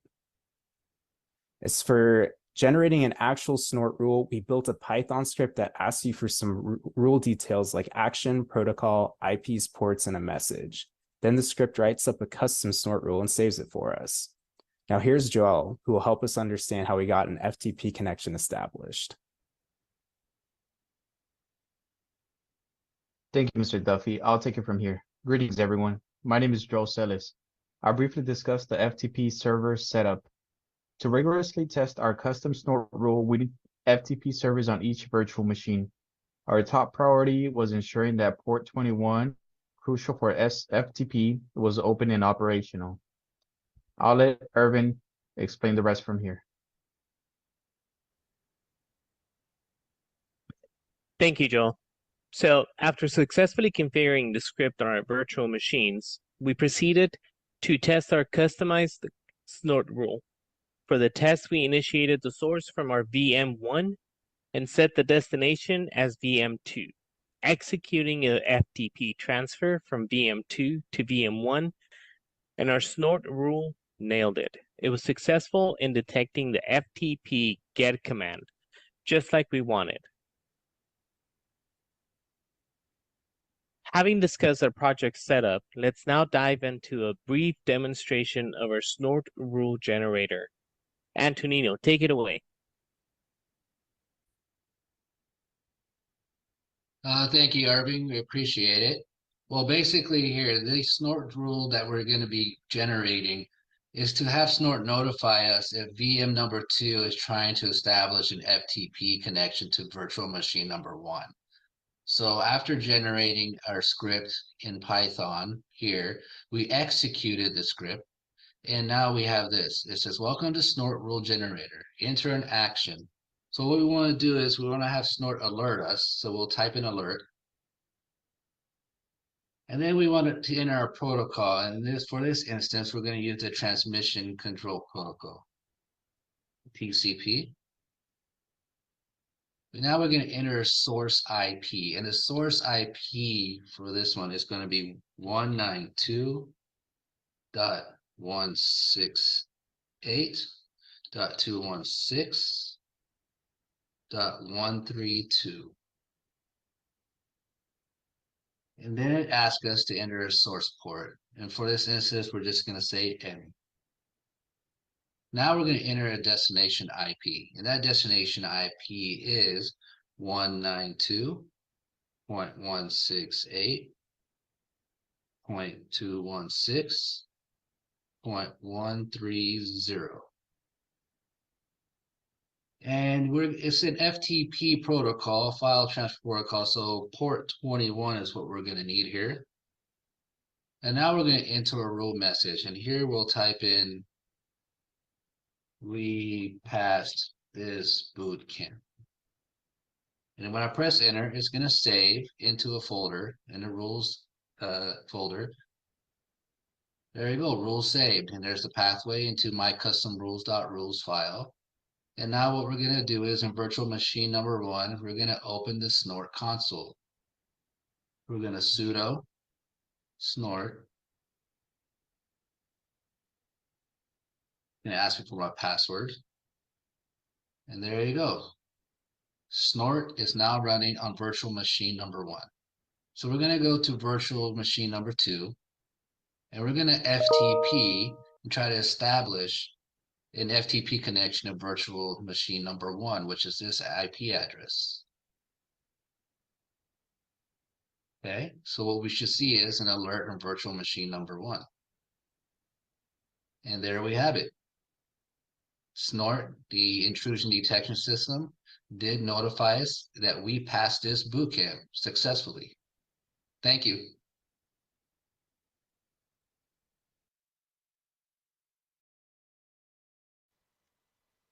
Hello, my name is Cameron Outro. And my name is Henry Wen. For our virtual VM vulnerabilities final project, we decided to create 4 virtual machines using the Oracle VirtualBox platform. The 4 VMs created are Kali Linux, Ubuntu, Windows Server 2016, and Windows 10 Pro. We have them configured with a few vulnerabilities, which include having ICMP enabled, various services running on certain ports on the network that are left open, as well as storing login credentials for remote access to multiple VM machines on the network. The VMs were created by using ISO image files of their respective operating systems. Each virtual machine can have multiple network adapters, up to 4 per machine. For our virtual setup, we used 2 per VM, with the first adapter configured for a simple NAT, which stands for Network Access Translation, which allows each VM to be able to connect to the internet.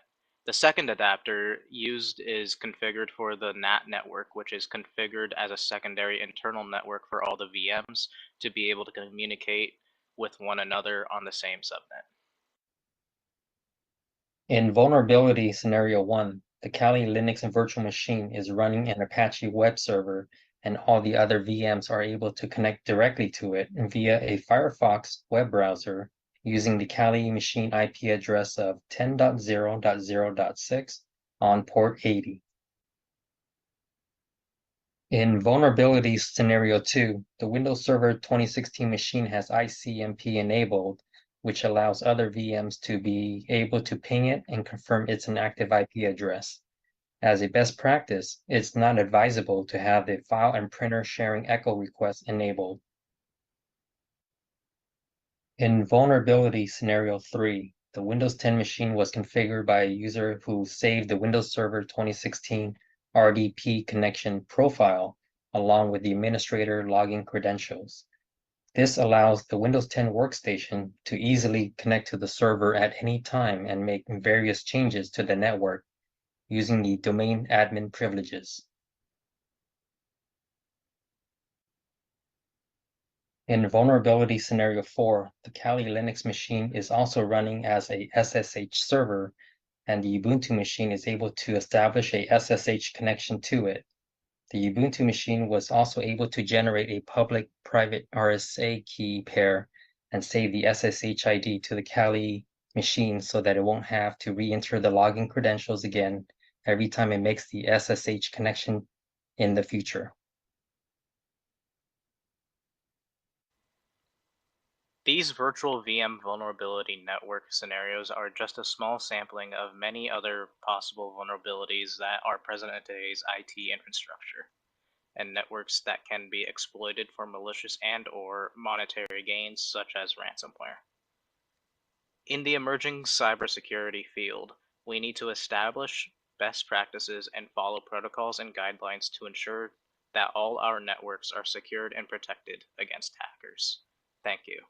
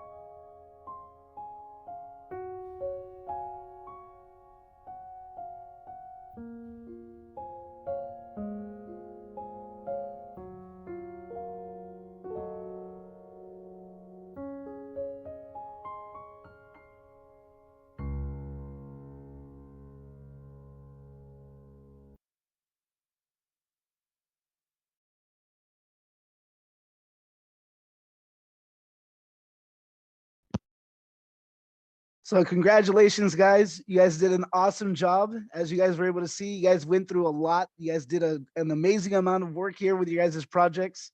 And the moment I saw that video, I knew that had to be the way we ended it, because as a few of you guys said in the chat, it brings up tears, right? It's very impactful, very emotional there at the very end. So congratulations, guys. You guys have done an amazing job, right? You guys have accomplished so much. And so we're going to go ahead and continue on with finishing off our ceremony here. I'm going to go back to our presentation, and we're going to go ahead and just wrap it up. So let me go ahead and share my screen once more. So we just saw all your guys' capstone projects. Again, you guys did a phenomenal job there with everything. So without further ado, these are our graduates, right? If for whatever reason you don't see your name here or something's wrong or anything like that, just reach out to us afterwards. We'll go ahead and straighten things away. But for now, here we go. So starting off, we have the Merci Buganza, right? So again, you guys can be able to go ahead and clap. You guys can be able to go ahead and put the little emoji, whatever you guys want. Congratulations, right? Next, we have June Mason. Hopefully I'm pronouncing these correctly. If not, just let me know. So congratulations once again. And then we have Jonathan Wang. So congratulations. Next, we have Min Yang. You guys have done an amazing job. Next, we have Brendan Duffy.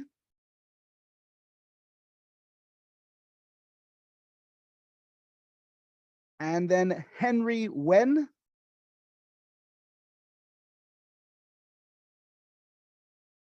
Then we have Ryan Tacey.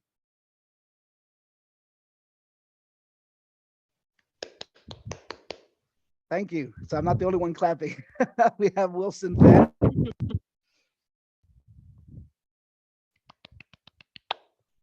We have Pamela Jalberth. So again, if I mess up on your names, I apologize. We have Robert Flores.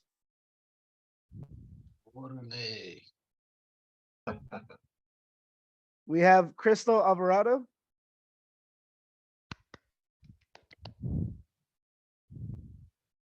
Abel Halen. Cameron Altro. Joel Sellis.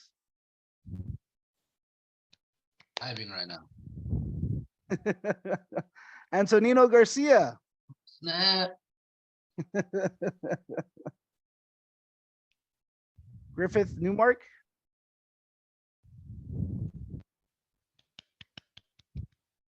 Alex Borgia.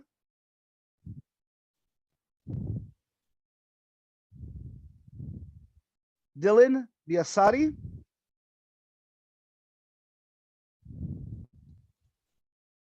So congratulations to everyone. Again, you guys did phenomenal work.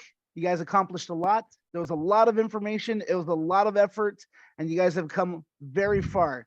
I would say, if anything, just remember how it was the very first day, and how for some of you, it may have been a lot of information that you didn't know. It may have been very intimidating, and look at what you guys were able to accomplish now, right? So you guys have gotten an amazing start here. But again, this isn't where it ends, right? It's a lifelong learning. You guys are always going to be continuing on. And of course, we want to remember our time with you guys as well. We loved our time with you. We can be able to see that there's times where the things weren't working, right? Where we might have gotten emails that, hey, something is down, something is wrong, or we need to go and handle things, right? Or we might have been dealing with stuff that seemed pretty fun. Like you might have gotten examples when we went ahead and we're looking at things like phishing examples, right? As we see right here, free iPhone 13 if you sign up and give us your information to get one. So we went through a lot of materials, like looking at some of these phishing examples, looking at some of these things, right? To be able to identify what's going on. Something more personal to us that we've seen, there was times where you guys shared some fantastic information or some fantastic memes, right? In our Slack. So we see right here when John shared this right here, it says Gibson is about to throw away 250 Gibson guitars due to bad packaging. Men over 50 can get a guitar by completing these 4 questions. And it says, guys, what a deal. They only need my social security number. Good thing I'm over 40. And then of course we see when Justin shared this one on the right, where it says, what's the magic word to get what you want? And the kid responds sudo.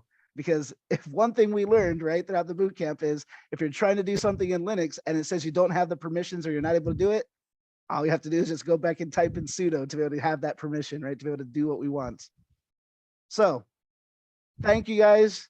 This boot camp wouldn't be nearly a success or nearly what it is without people like you, without you guys wanting to be able to learn this material, without you guys showing up every time that we had a class, putting in the time, putting in the effort to actually learn and participate and do the work, put in that effort, and it shows. Your guys' skills, your guys' talent, and your guys' your accomplishments are all there.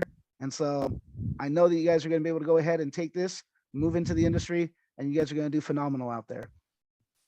With that, we're pretty much done with our ceremony. If you guys want to be able to go ahead and stay for a little bit, you guys want to be able to talk, you guys want to congratulate each other or anything like that, feel free to be able to go ahead and do so. I will stick around for a few more minutes as well. I just want to once again wish you all congratulations. You guys are amazing. And as Justin said while he was still here at the beginning, keep in contact with each other, keep in contact with us. As the MRC is mentioning, LinkedIn is an excellent resource, right? You guys can be able to go ahead and try and add each other on LinkedIn and everything like that. I have been honored to be your guys' instructor.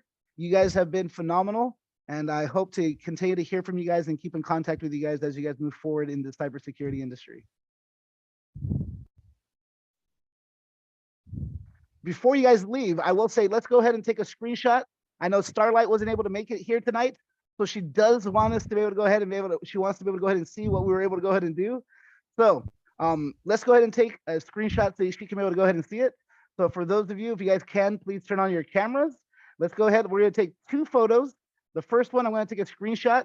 Let's try and be a little bit professional, a little bit serious, right? And then the second one will be silly. So if you guys can, go ahead and turn on your cameras so that way we can be able to go ahead and see that.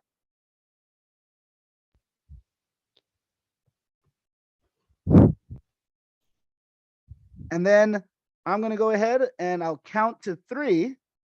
And once I count to 3, that's going to be when I'm going to take the screenshot. So that way we can be able to go ahead and get, again, a silly one. Well, first we're going to get a serious one and then a silly one, right? So with that in mind, hopefully everybody that's here is, has their cameras on so that we guys can be able to go ahead and participate in this. So the first one, a little bit serious, a little bit formal, right? So 1, 2, and 3. All right, let me go ahead and save that.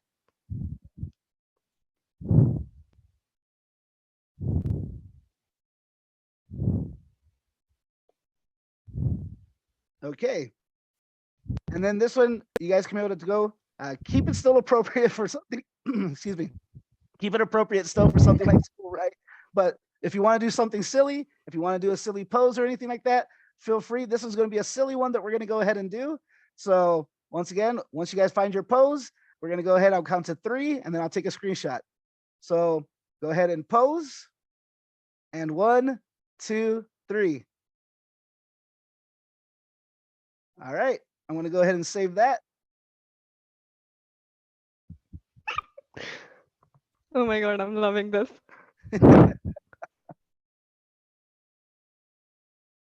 All right, excellent. So I will be sharing those later on in our main cohort Slack channel. So that way, if you guys want to get a copy of that, you guys will have that available. And again, if you guys want to stick around for a little bit, you guys can go ahead and do so. Otherwise, that's it. That's all we have for you guys tonight. Have a wonderful weekend.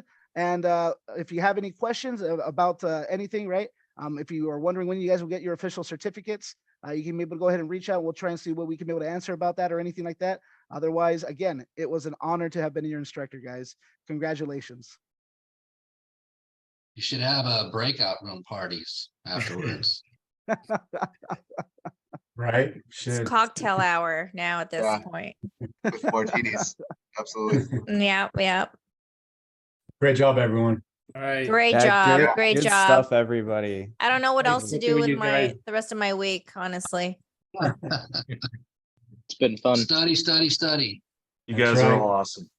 We have our certifications to get done here. Yeah, absolutely. Let's keep in touch for sure. Touch base. Nice Definitely. job, everyone. All right. Thank you. Will we still have access to that Slack channel?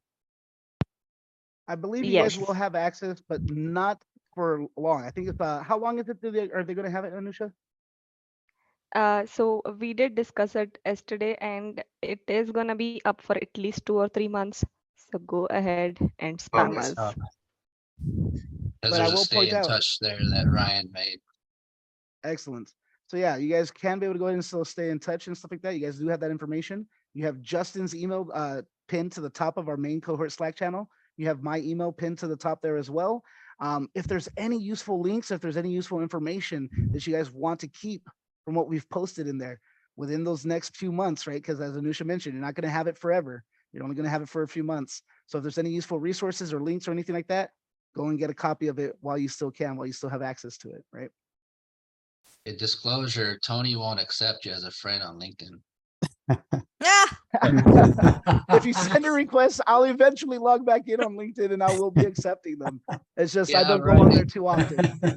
Excuses, Guess what? excuses. He hasn't accepted Mm. my request either. Oh, okay. Okay, so good.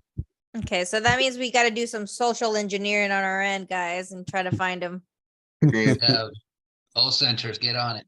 There you go. We got it. He could probably take us, honestly.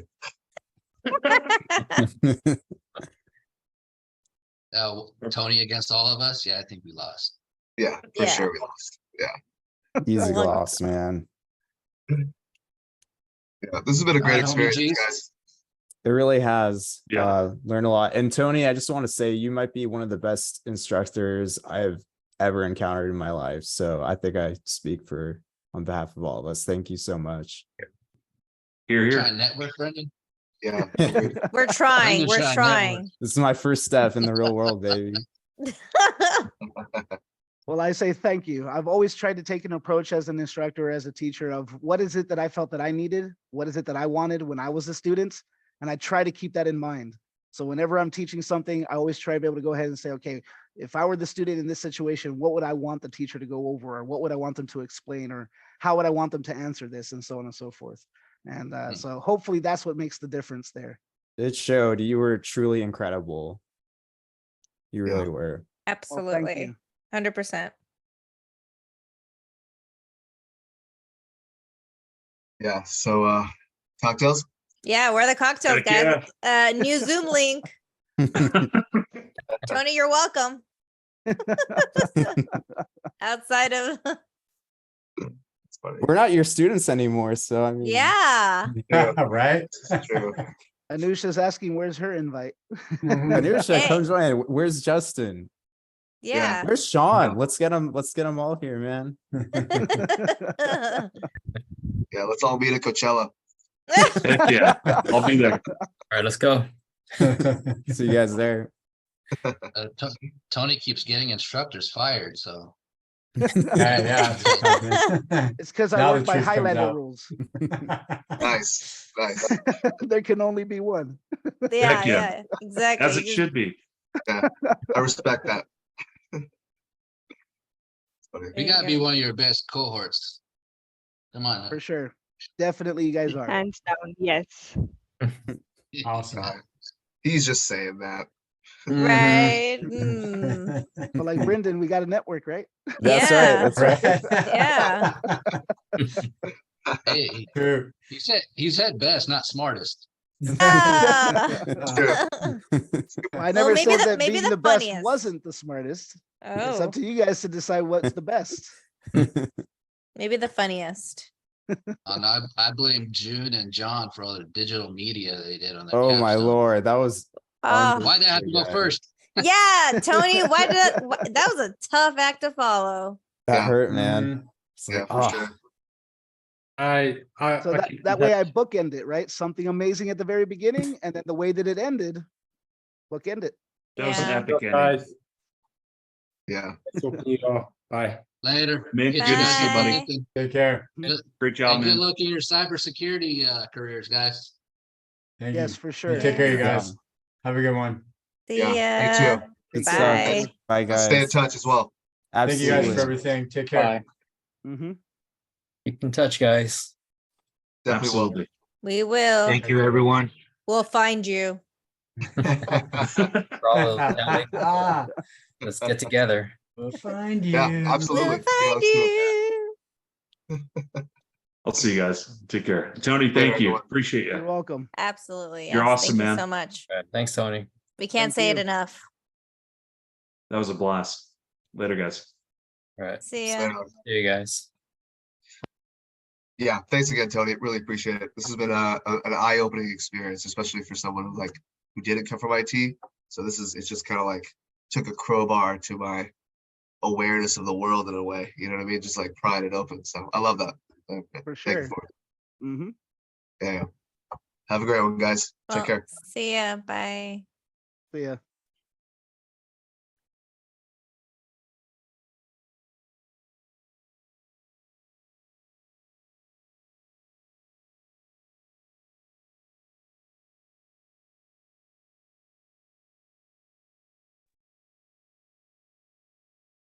Hey Tony, just a quick question. Mhm.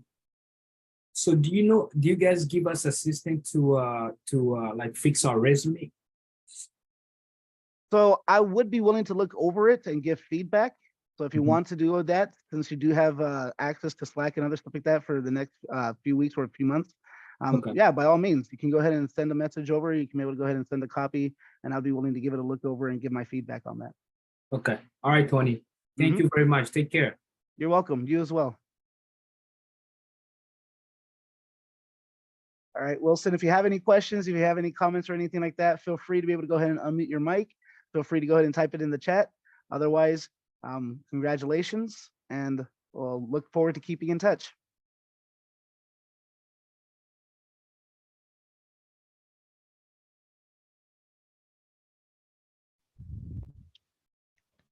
Hey, Tony, Hello. are you crying? It is a very tear-jerking at moments. It is. It definitely is. The ending was very overwhelming. And yeah, a quick question. Edwin did the group project? Should we go ahead and stop the recording?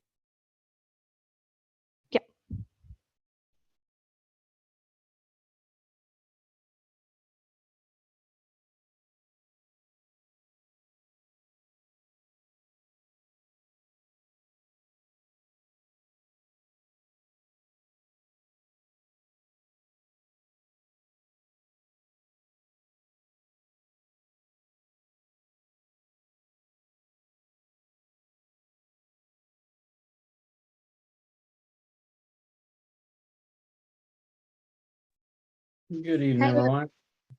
30 minutes after hour. Let's wait a few more minutes till we get a couple more of your classmates here online. Hi, Justin. Hello, everyone. Welcome to today's session. I'm Anusha Vernikar. I'm the cohort manager for cybersecurity. I hope you all have had an amazing day so far. Before we get ahead with the session, give me a quick confirmation if my voice is loud and clear. Thanks for confirming, June. Justin, I've made you the co-host for tonight. Please check if you can share your screen, and then we'll wait for a few more minutes because attendance is too low, and then we'll get started with the session in 5 minutes. Sounds good.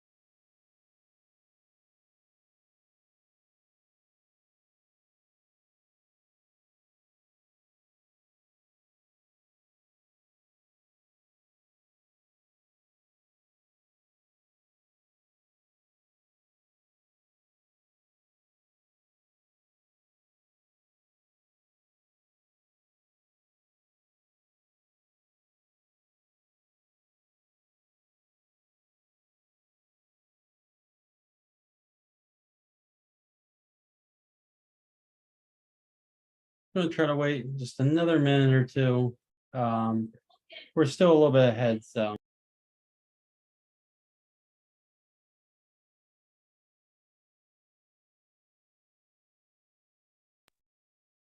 While we're waiting, if you're willing and able to, please turn your cameras on so we can interact better within your classmates and myself. And we will not be using any of our virtual machines tonight. We're going to be going over the project kickoff, the course end project that you were able to download yesterday, and then get everyone into groups. So I'll wait probably another 60 seconds or so, see if we can get just a few more of you online.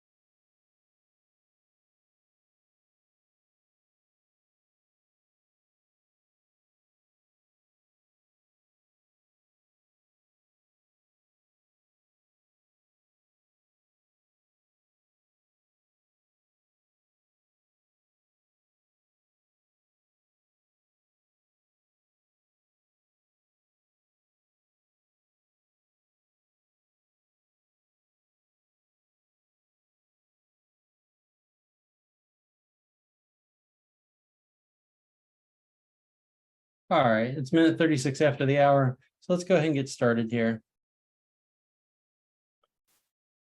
You all should have been able to download from LMS under Blue Team. You should have your capstone career simulation. Should be this one. So you should be able to go under here under capstone simulation, and then that would have pulled up your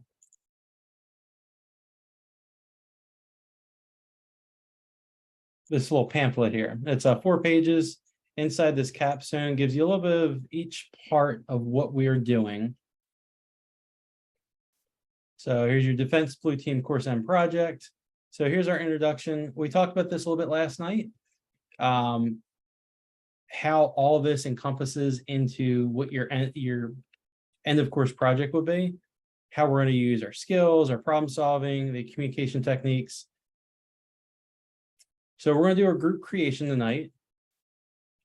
And then, but before I do the group creation, I'm going to go into, we've got 3 different things down here. I showed you 2 of the 3 last night. Our project sheet, our overview sheet, and then we're going to do this kickoff presentation right now.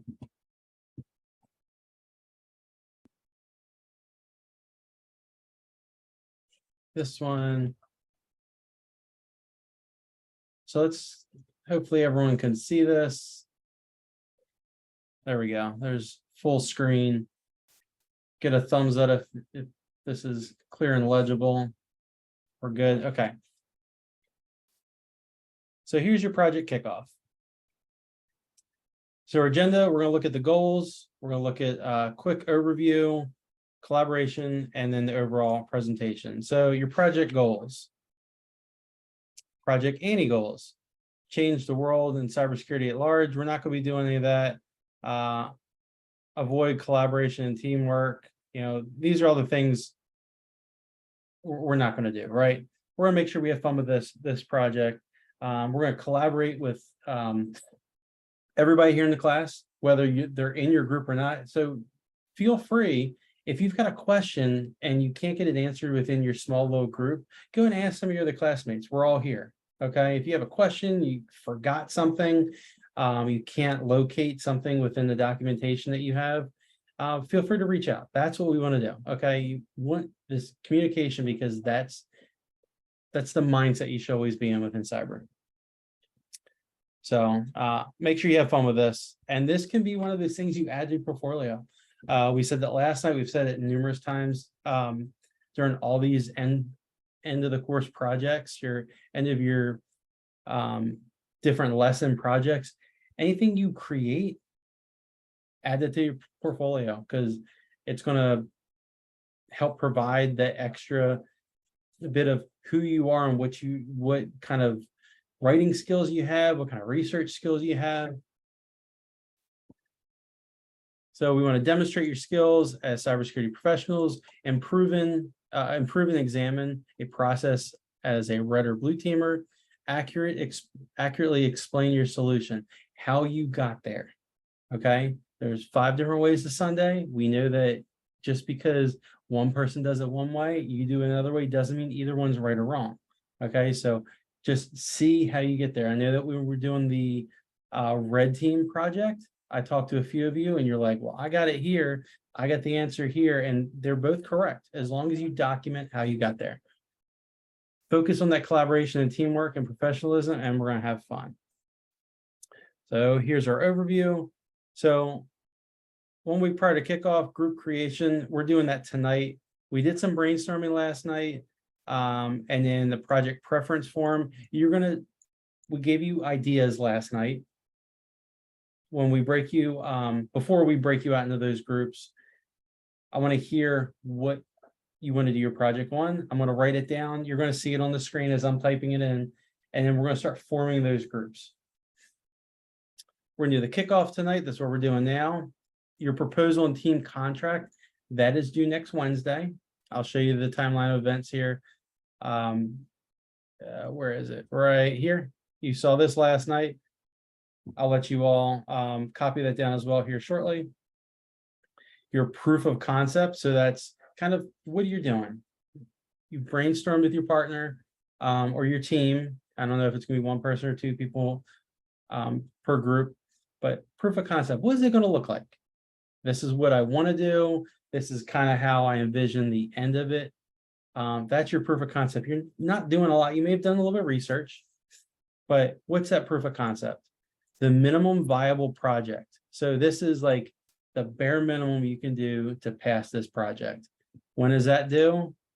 That's going to be due by Monday the 18th. So you're going to have a couple weeks here to get that minimal project ready. The complete project is due just those couple of days before the end of the course. You're going to demonstrate that and get some feedback during the last 2 days of the course. Your video is due the second to last day of course. We have it right here. So recording is due by the 25th.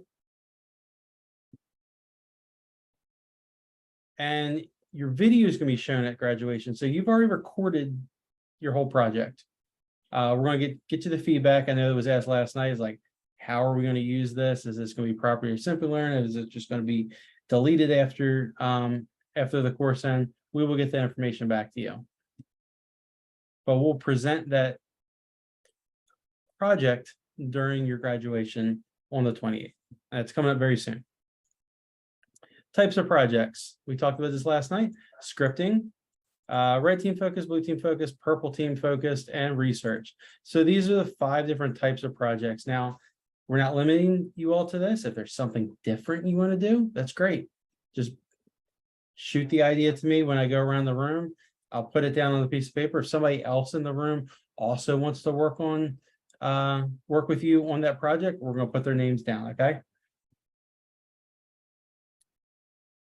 No matter which type of project you choose, your deliverable should improve or examine a process or a problem, utilize real-world problems, tools, and scenarios. For the interest of time, we have said you may not, if the goal of the project isn't to show how to build a VM and connect 2 of them together, but you have connecting 2 VMs within your project, you can just say, we built 2 VMs, a Windows, a Linux VM, for instance, they were networked together on a local domain of XYZ. That's fine. But if the whole goal is to connect them to show, a reverse shell, yes, we want you to walk through that process. Any questions on this?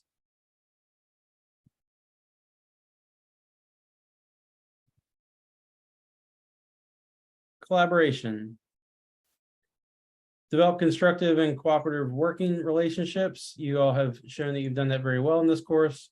With our breakout sessions, identify problems using group approach and develop solutions based on that group consensus. So be open-minded. If one person in your team says, hey, I want to do it this way, and you're like, I don't think so. Be open-minded. Let's see if maybe that approach is good. Maybe try both approaches. Apply active listening skills by using reflection, restatement, questioning, and clarification. Convey information clearly, correctly, and secondly, respond appropriately to positive and constructive feedback, reach agreements that promote mutual goals and interests. So you all want to complete this project, and that's the goal, right? We want to get there. We want to hit those goalposts. We want to create something that both you and your group can keep and use it within your portfolio, or something down the road that you can make bigger and better. You may start with something here, have the bare minimum just to get done the project. Hopefully you put more effort than that in there. But if you want to make it to a stopping point, that's good for this project, but then you can expand on it later. Let's do that. And the last thing, what's in it for me? Your group effort, your collaboration with everybody here. Being able to do your first big research project that you can add to your portfolio, incorporate all these learning skills that you have, and eventually this could help you possibly get a job. Exchange information and benefits between everyone within organizations. Yeah, so this is really cut and dry here. So the presentation overview. So 3 to 5 minutes. Each team member should speak at least for 1 minute. We're going to do a pre-recorded screencast, so you will be able to create that video however you want to do it. We will give you the file type. It's probably going to be like a FLV or MP4 file that we can easily play back. Whether you record that, probably your screen recorder is going to be the easiest thing. Whether you're using, it's 3 to 5 minutes. You could probably just start up a Zoom call, and then you can share it within. You can share your screen within everyone on that Zoom call, and you've got your cameras open, so it will record everything, and that will output it to like MP4 or FLV file. So you'll start off with your introduction, so your story arc, how the flow of information is going to be within that project. What went well, opportunities for improvement, and conclusion. So that's kind of the outline that they're showing you right here for that presentation. But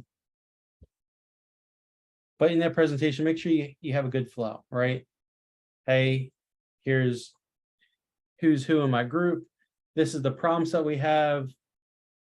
This is why we want to do it, and then just start running through it. Maybe a short little sentence or two of why it was important to you, why you wanted to do this kind of project, why this topic area was so interesting to you.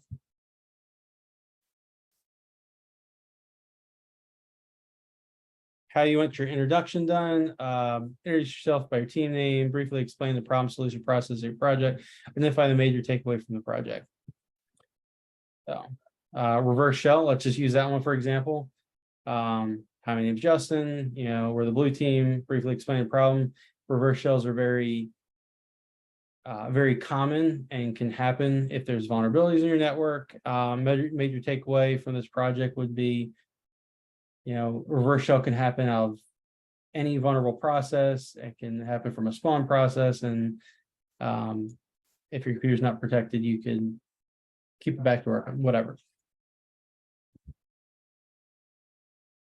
Story arc. Most important features of your project. Know your audience. Use comfortable mix of conversation and tech talk. So remember, we may have some guests within your graduation. So, keep this clear, concise, professional. Try to watch out if you do use any kind of like tech jargon, make sure you spell it out first. Like if you talk about like, I don't know, let's say IP address, you can say internet protocol address or the physical address of a computer or location of a computer. Just remember, if you do go into any kind of technical talk, try to bring it up a level to, like cybersecurity for dummies level, just bring it up a little bit higher than that real techie, gritty stuff. Tell the story from the user perspective, relate back to the reason for this project, what solutions you're providing, how does it help cybersecurity field, convince the audience that your project is needed. That's so super big. So you want that bluff, that bottom line up front. Hey, we're doing a project on this. This is why you need to listen to my project, because there may not have been another project out there like that. Or why do we want somebody to listen to your project than somebody else's? You're doing a project on reverse shell. I've seen so many YouTube videos on it. Why should I sit here and waste 5 minutes of my time to watch your video? Bring it out. Tell them exactly why you need to watch yours. Conclusion, remind us the main point again. So reiterate that bluff, and there's that main point or two. Tell us where they can learn more. So where are you going to host your project, right? Hey, here's my GitHub page. I also share this in my Google Drive page, whatever. Here's my email address. You can get in contact with me. That's really big, this GitHub. If you don't have one, or let's say even you're hosting it on your LinkedIn pages, maybe people, the way they can get your content, the stuff that you're making, you're researching, they're going to have to follow you on that social media page.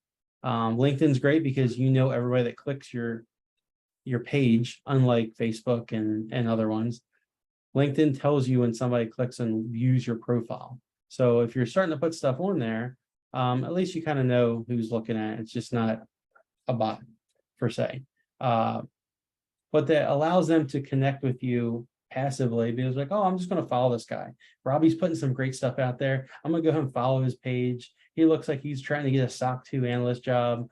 He's trying to work for the State Department, whatever. Like he's got a good head on his shoulders. I like the way he's thinking, so I'm gonna follow him. Or he's, he said he was gonna make a GitHub page, but I'm gonna follow his LinkedIn page until he posts that GitHub page. So that's real big. We've got a very small community. We keep growing, but we're going to eventually work with each other again down the road. It's the do's and don'ts. This is the last part of this slideshow here. Do embody the persona of a cybersecurity professional, highlight what went well and technical hurdles you've overcome, explain how you utilize collaboration, describe how your project utilized technology, provide a user story or use case that provides natural demonstration. But what we don't want you to do is Drop those industry buzzwords. They have nothing to do with your project. Describe in depth of what a piece of technology does on its own right. Don't do that. Randomly showcase cool features that don't explain what goes in your project, or describe points of failure without offering that resolution or fix.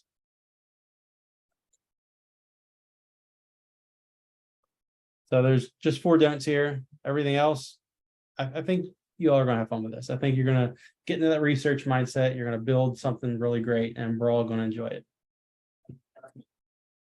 So where are we at now? We're at looking at some of these. Why is it so big? There it is. Now it's smaller. We had a whole bunch of things last night.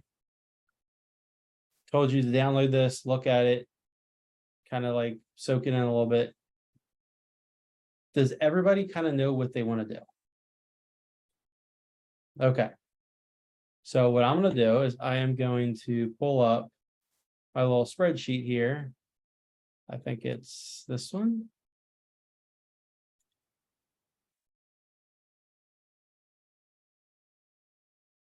Can everyone see this spreadsheet? Did that come up? Okay.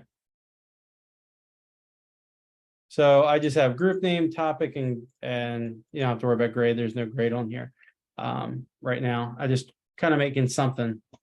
So I'm going to start with the way my screen's set up here. So Ryan, I've got you first here. What topic area would you like to do?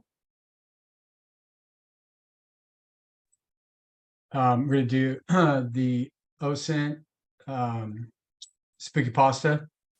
Okay. Do you have a specific topic, OSINT topic you want to do? Or you're just going off of what we have here? You mean it's like as far as like a target? We haven't figured out like the exact target. We have some that we're okay. gonna... We'll just do OSINT for that one. Is there anybody else in the room that wants to work with Ryan on OSINT? Yeah, I do as well. So Robbie's going to work with? And I as well, please. And Pam. Okay. Yeah, we don't want to get more than 3 on it, but yeah, you have 5 minutes or so to run through it. I think you guys would be great. Okay, next topic area, I've got John as the next. Yeah, I wanted to do the scripting firewall GUI. That's row 10 on your spreadsheet. Okay. Who else would like to work with John on scripting and firewall? I would. June, gotcha. Anyone else? Or is it going to be just a twofer? We can come back to this. So if we go through the next couple ones and you realize you want to switch, we can switch. I got Dylan. I was interested in the enumeration boilerplatation scripting. Okay. And this topic area right here is just very brief. It's just so that we kind of know what's going on. You're going to provide that document back to us that says your exact proof of concept. So what I'm writing down here is just brainstorming for me. Who would like to work with Dylan on enumeration and scripting?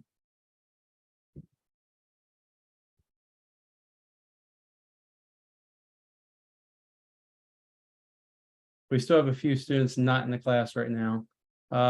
Min, you're next. What would you like to do?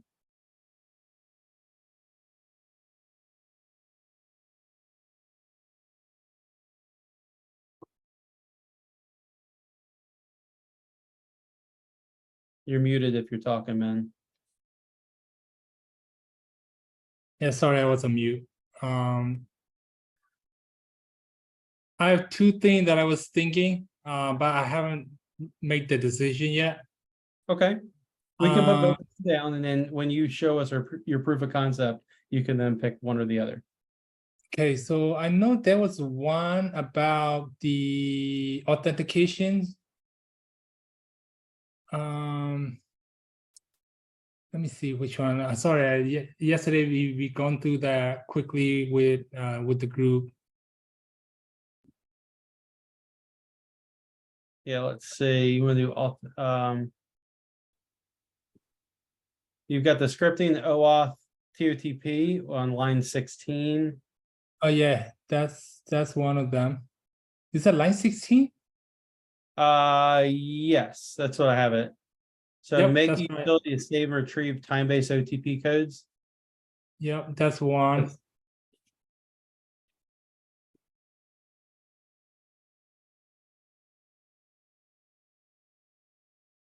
Okay. Another one I was interested in was there's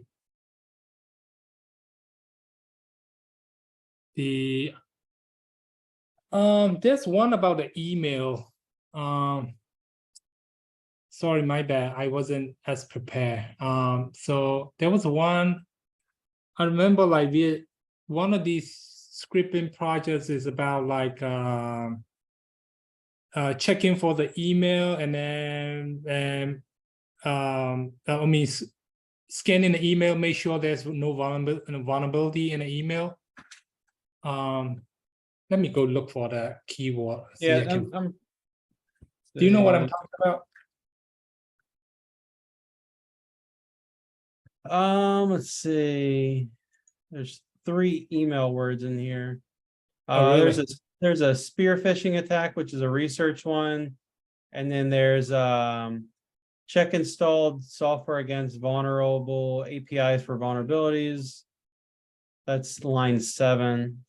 So do it yourself CVE, client side CVE detection. That's the one.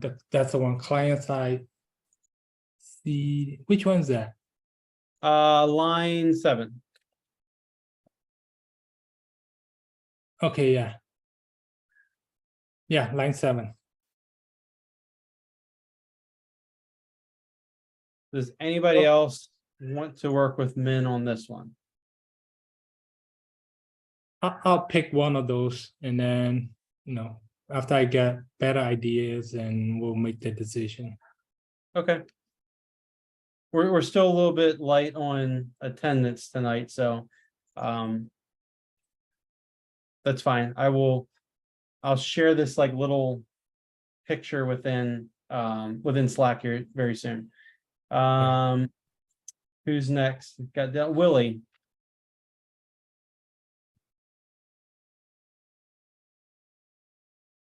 Any idea what you would like to do?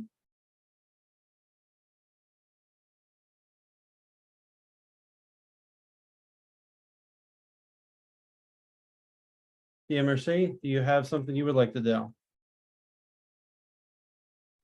I haven't decided yet, but I was thinking about doing is the one that says such exploit. Do you remember which line it was? Let me see.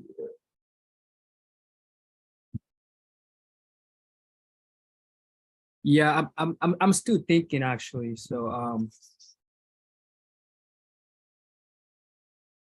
I haven't decided yet, but that's the only one I was thinking about doing. Okay. Well, we'll come back by the end of class, and by the end of class, I want to have everyone grouped up. I may put you temporarily in a group with somebody else. Okay. Just to kind of get some brain juices going and seeing if the group I put you in, we can come up with something. But if not, I will just we'll know by the end of class tonight what everyone's kind of got their mindset on. Cam. I'm an indecisive person, so I'll join anyone that has like an open space. Okay, well, I'll make this easy. I'll put you with Dermercy at I'll make that group, and then you guys can figure out what you want to do. Make it easy here. Antonino.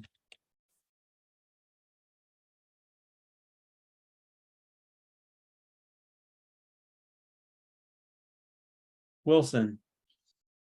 Oh, Anthony, I see you got your mic off. Oh Okay. yeah, sorry about that. I was gonna do a snort rule generator. Okay. Would anybody like to do that with Antonino?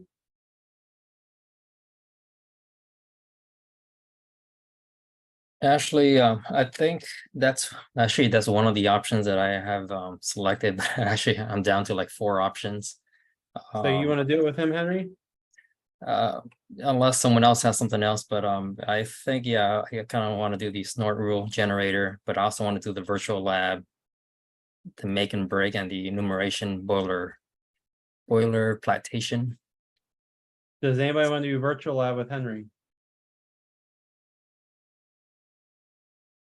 I mean, it sounds like he has an open spot.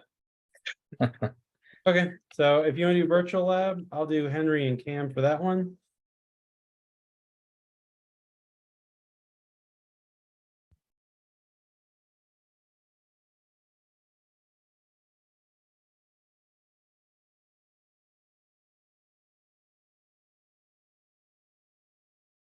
And this was what generator again?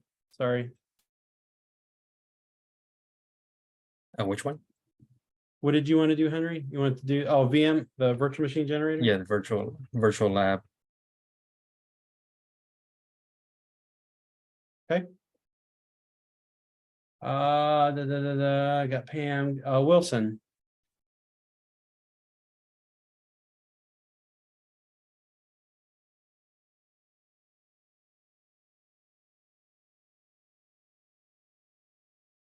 Not hearing anything. Edwin?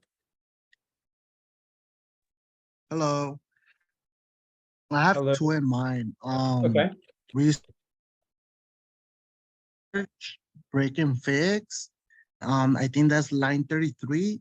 And then I have another one on research exploit tutorial, line 9. I'm thinking, is it the same thing? Like similar? Well, which ones are you looking at? For break and fix research, and then exploit tutorial research.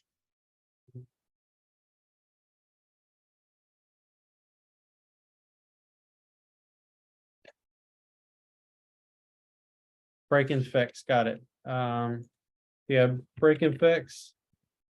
And the other one was, you said research tutorial.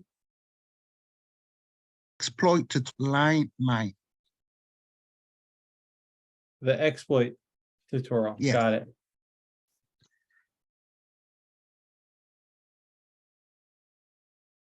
Would anybody else like to work with Edwin on either of these?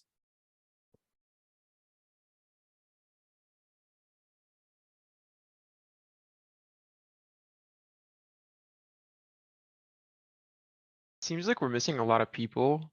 We really are. We're at 18. Yeah, we're missing a few. Which is fine, because I'm gonna get everyone paired up. But if I pair you up with somebody and they're not participating, you can't get through to them on the weekends or whatnot, you can't get them to participate with you in class. By next Wednesday, we're gonna theoretically over the weekend, if you can't get through to that classmate that we've paired you up with, we will switch you out or add you to a group of someone else. So I know that sometimes we're all busy on the weekends and you may not want to do that on the weekends. That's why we're giving you so much extra time during class. That's why I try to push up the us starting today versus next Tuesday to give you today and the whole weekend, because we're out on Monday for the holiday. Give you extra time to get this done. I guess the only person, Brendan and Wilson. Wilson, if you're there, or Brendan. Hey, sorry, I got to class a little bit late. So I would say I'm pretty undecided at the moment. I was leaning towards something research-based. Probably would be my personal preference. I was looking at forensics investigator or which one was the other one? Oh, the investigate and report, also maybe, but I am pretty undecided. I'm still noodling around.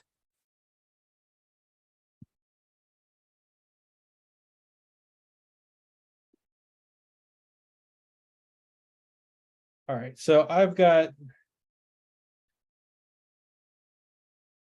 Willie and Dear Mercy that aren't in a group. So if either of you want to, I could put you down here with Edwin or Brendan. You all can choose. I can also let you guys get into groups and you can jump back and forth between the rooms to see if that's maybe, you know, after you guys talk about it, then you can figure out if that's really what you want. Let me see. Where's my breakout rooms? Right here. So I've got 1, 2, 3, 4, 5, 6, 7, 8, 9. I'll make 10 rooms here. I'll rename these rooms. So this is going to be OSINT.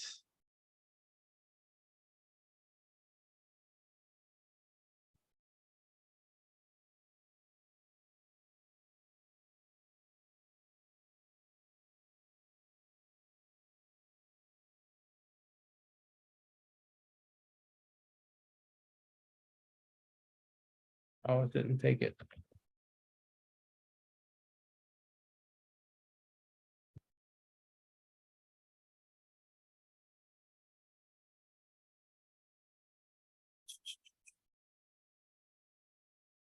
Yeah. Hi, Justin. So I think I'm gonna do line 24 where it says super exploits. Super exploit. Okay. Yeah.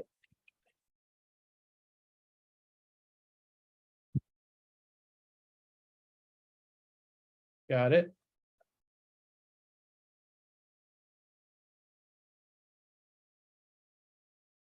Give me one more second, guys, and I'll get you in your rooms.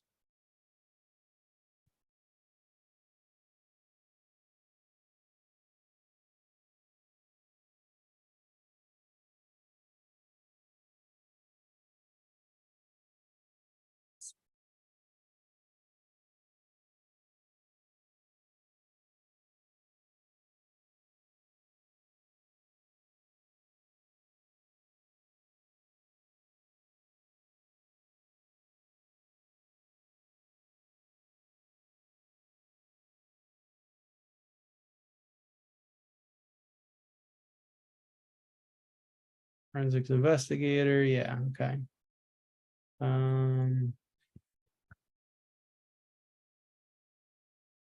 Okay, so I've got the room names down for these. So I'm gonna go ahead and break out the rooms. No time limit right now. Is there anything else I want to show you right quick?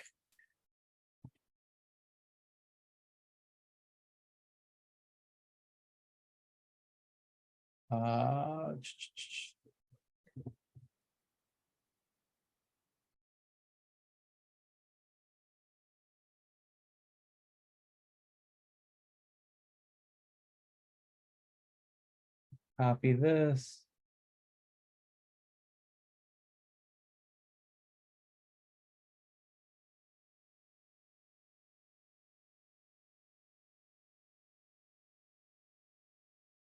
Put this in your chat here. Hopefully. There you go. Any other questions? I'm gonna get you guys out in your groups now, so you have a good hour and a half. I may bring you back for just a few, but the rest of tonight, it's pretty much you start brainstorming, start getting your proof of concept done, and that proposal, that team contract. So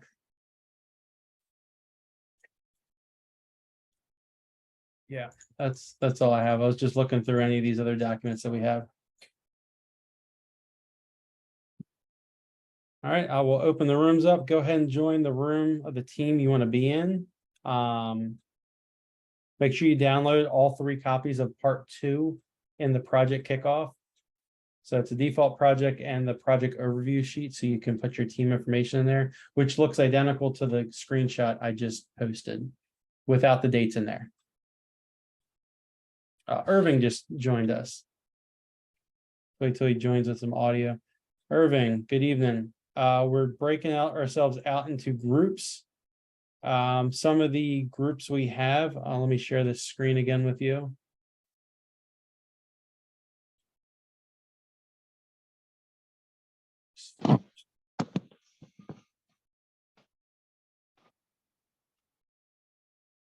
I think you should see that down here. Yep. So here's our different topic areas that we've come up with. If you would like to work in any of these topic areas, our rooms are named those topic areas. So you can go ahead and jump in the room on those topic areas. Or if you have another topic area that you would like to do that hasn't been picked, we can do that as well. Right. I think if you don't mind, I like to continue on OSINT, row 3. You want to do OSINT? Does anybody else want to do OSINT with him? I don't want to have more than 3 people in a group, just so, because 5 minutes, if you have 3 different people talking, it can kind of extend it longer than it needs to be.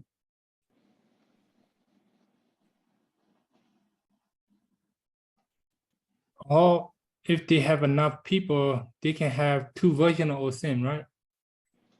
We can have 2 different OSINT ones, yes.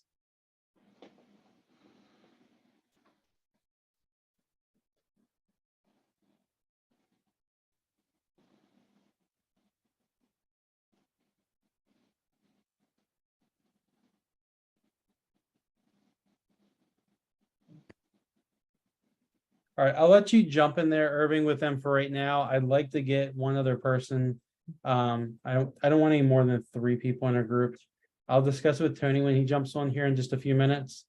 We might allow the four-person team, but if we can get it down to 3, that would be preferable. All right, let me open these rooms up. Go ahead, Irving. You can jump into the OSINT room with the 3 of them. If anybody else wants to do OSINT, go ahead and jump in that room as well, and then we can. Oh, you know what? Why don't you put me in forensics investigation investigator with Brendan? Okay, that works. Excellent. Excellent. Hey, Thank you. sorry, really quick. I was just talking to Antonino in Slack.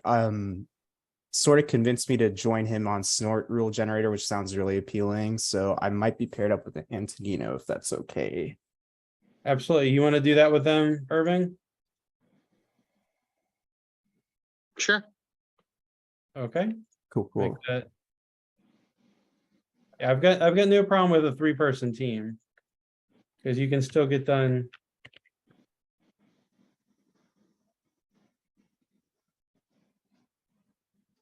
I'll leave that blank there for right now. All right, let me open the rooms up. Go ahead and have some brainstorming power, and I will get you all back in about an hour and a half.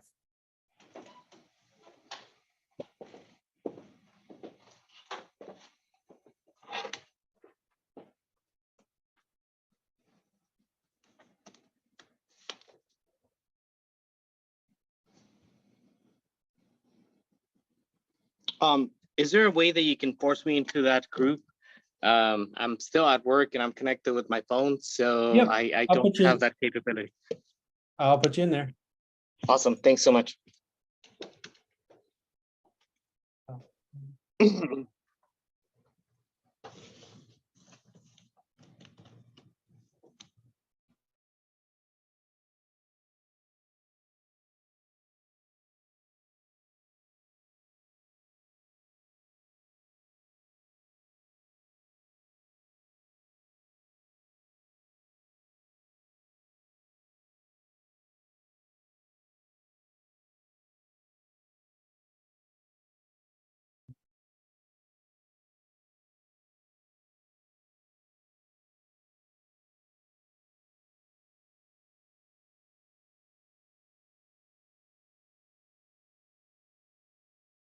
It's about 32 past the hour.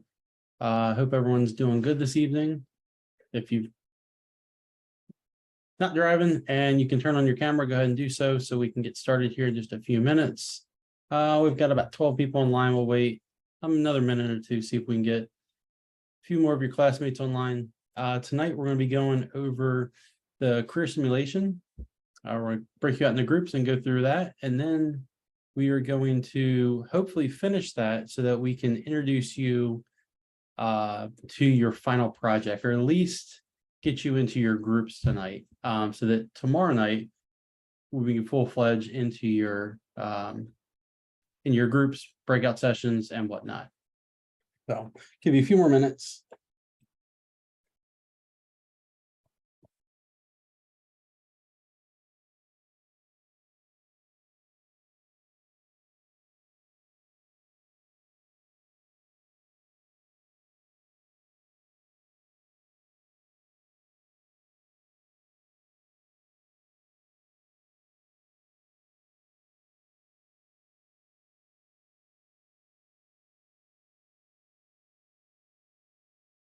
And just FYI, you will not be needing any of your virtual machines tonight.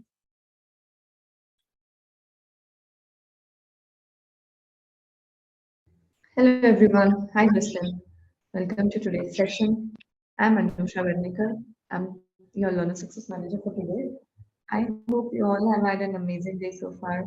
And before we get ahead with the session, give me a quick confirmation if my voice is loud and clear. Thanks, Tony. Thank you for confirming. I've made you both the co-host for tonight's session. Check if you can share your screen, and we'll wait for 5 more minutes and then get started with the session.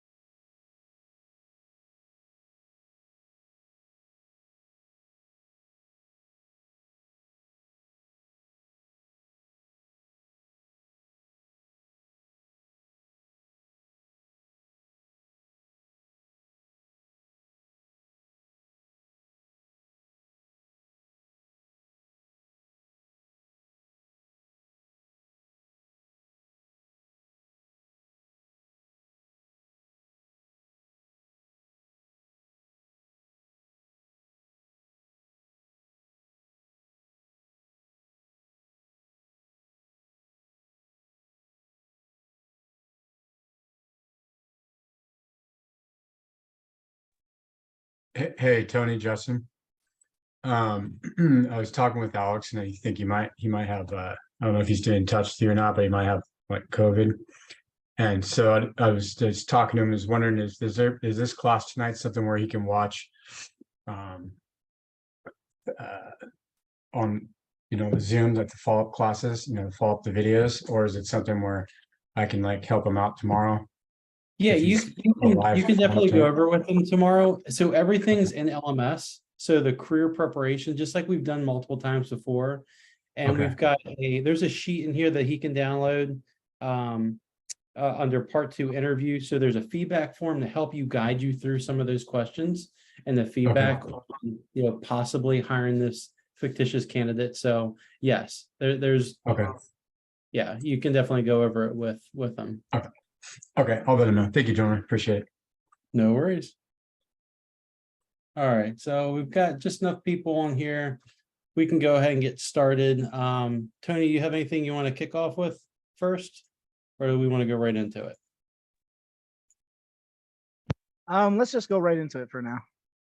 Okay, so I'll share my screen.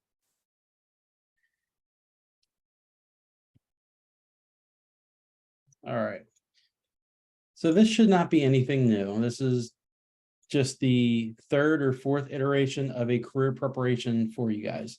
So we're going to do some mock interviews. We've got more knowledge. We've got more training material that everyone's gone through. So now you should be more prepared for this next part of the interview. Before it's like, hey, do you know computers? Hey, you know what cyber is? Hey, you know, then we've got introduced to some more tools and techniques and some items that would help you even be more confident on being that cybersecurity engineer or analyst. So now you have everything. Your whole tool bag is filled with stuff, from applications to pen testing to blue teaming to here's a bunch of different tools, EDR solutions, SIM solutions, source solutions. You know a little bit about scripting and Python coding. You know more about the computer systems and networking. So now let's dive into it as the best interview that you could possibly have with all this information you have. It's fresh on your mind and it's ready for you. So interviewing is very much that important step with any career, right? Any job market. The cybersecurity market is very tough. You will all come across that same thing, whether it's now or whether it's in the future. There's a lot of people looking to get cybersecurity jobs. There's a lot of people with the same exact background and experience. So how do you shine better? How do you kind of like put that big star, that big flashing light in your corner? And that's doing some of these projects, hosting them, showing some research, doing some research in the afternoons, evenings, posting that kind of stuff, volunteering to at either conferences or for your work or wherever, just to get your name out there more, just to get those things that they're teaching. Anything you can do. You can hold little classes on any topic that you like. It might be something you really like doing.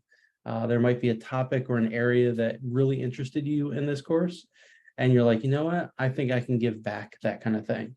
You can record little courses, upload them to YouTube. There's so many different things you can do. But that's how you getting ready for the interview, because that's the first thing they ever ask me is like, okay, great, you know this stuff, but what do you do for everybody else? I'm like, well, I kind of joined some local like hacker group things where, like meetups and stuff. I didn't realize meetups are still a thing. And they're like, oh, what do you guys do? I was like, well, I haven't had time to go to them yet. And they kind of like, they frowned upon it, but I was like, I just haven't had time, working 2 jobs. I don't have time to do that kind of stuff. But, what are you giving back to the community? Because this is very communal, as you see. Most of you may work together at another point in your career. Most of you may even have that nice handshake either on LinkedIn or social media at some point where, Ryan might be a SOC analyst and Robbie might be doing some intel, threat analysis where he's looking up stuff. And you might want to share information back and forth. 2 different companies. Hey, I'm working on this project. What do you think? That's this community that we're in right now. So interviewing is an important step. It gives you the opportunity to demonstrate your skills and experiences, which you write down, which you create these products, hosting them on like GitLab and your own blog per se. We understand the interviewing process is intimidating. Not maybe, it is intimidating. Like the first time you do it, it's going to be tough. The next time you do it, you're going to see a lot of the same questions over and over again. And write down those questions. Have it right in front of you. Have a nice yellow notepad, because some of the interviews may be digital. Have it right in front of you. Write down those things and be able to refer right back to them. If somebody asks you a question, like as soon as somebody asks me a question, I'm looking down and writing down the question, so I know what it is, how it came across. And if you don't know anything, if you don't know the answer to that question, it's perfectly fine to say, you know what, that's a really good question. I don't know right now.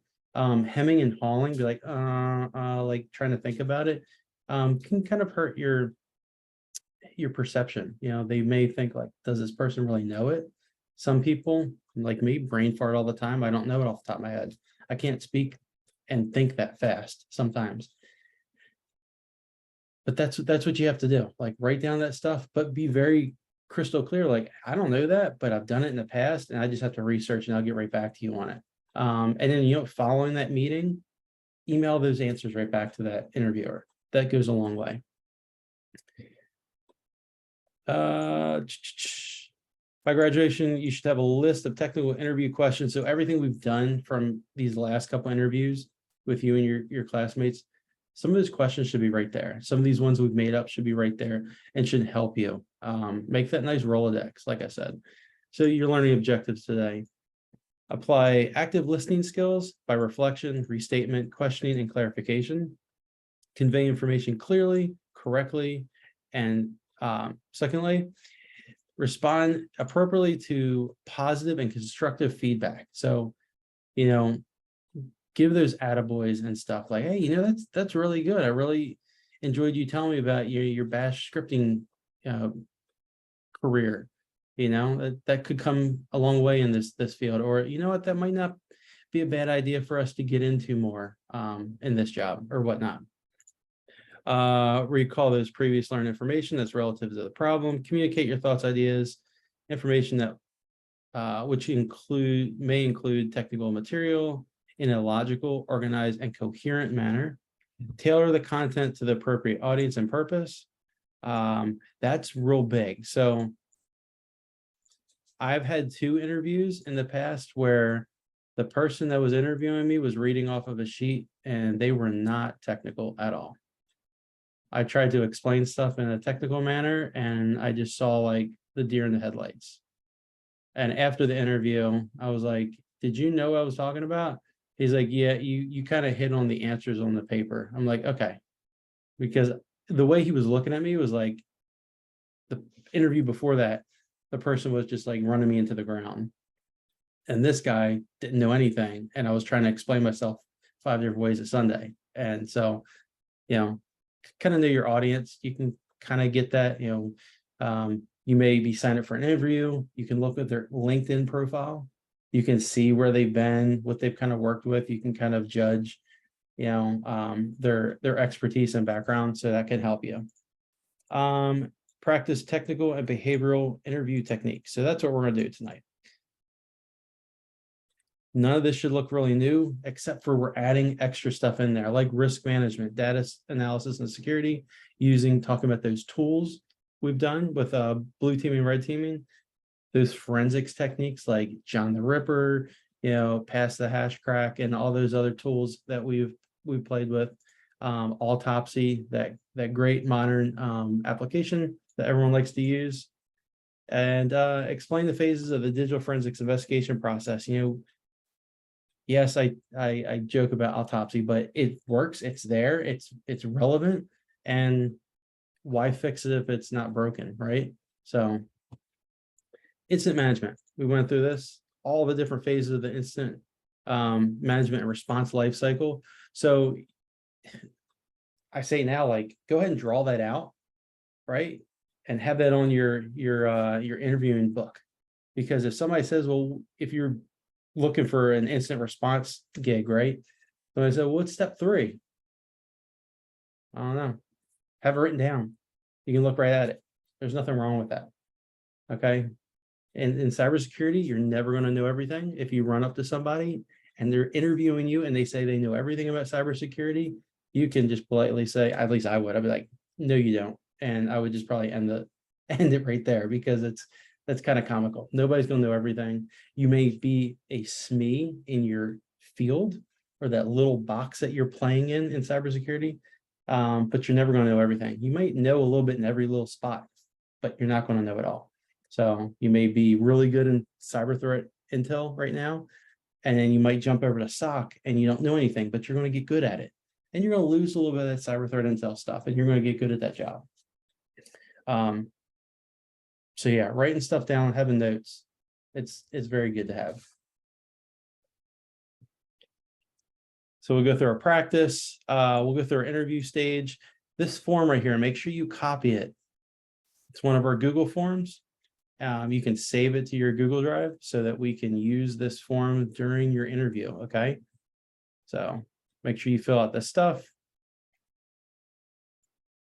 You can just do the right click right here and open in a new tab, and it's going to pop up and say, do you want to save a copy? Go ahead and save a copy of it.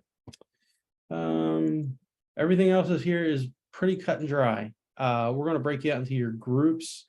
I think we can do, how many people do we have? We have 18. So we have a couple groups of 2 and maybe a couple groups of 3. And then we'll split you up. Those of you that are just logging in now, and later we'll just put them into groups of 2 as they arrive. Any questions? You've got all the instructions right in front of you. This should be fun and easy. We'll give you plenty of time tonight to do this. And then when we come back, we want to have a couple teams give us some feedback for the rest of the class here. Anthony, I see your hand raised. Hey, Justin, how you doing? Good. These specific interview questions, are these geared towards a certain position? Do they correlate to a certain cybersecurity position more so than other positions in the field? And or is this more like a retort what you learn throughout the boot camp? Use what we've learned throughout the boot camp. Create some questions. And since we've all gone through the same exact material, so nothing should be new, nothing should be out of left field, please use what we've learned here. If you want to throw one like far left winger out there that, like, hey, let's see if they really know this. Okay, great. If you want to have that as like, kind of a, have a break the ice question, you always start out with that, like get the person, comfortable with speaking to you. Sometimes they start off, hey, what do you like to do for fun? What kind of hobbies are you with? This and that, just to kind of get to know and establish that rapport with that between the interviewer and interviewee. So that helps a lot. It helps with interviews and it helps, with any kind of talking to another person. So do that break the ice question, get some good questions, formulate those. And then we're going to practice. When you formulate the question, also make sure you have the answer too, just like here on one of those first bullets. So question and answer, so you know exactly what you're looking for, right? So you're not thinking about it. Don't write a bunch of questions down that you don't have the answer right off the top of your head. Formulate the question, formulate the answer. Yeah, that should really help you out. Any other excellent questions?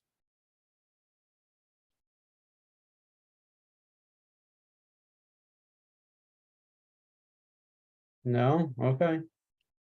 Everyone's ready to formulate some questions here. I don't think I have anything else here. There's a form here for you to use during the interview. I guess we can give you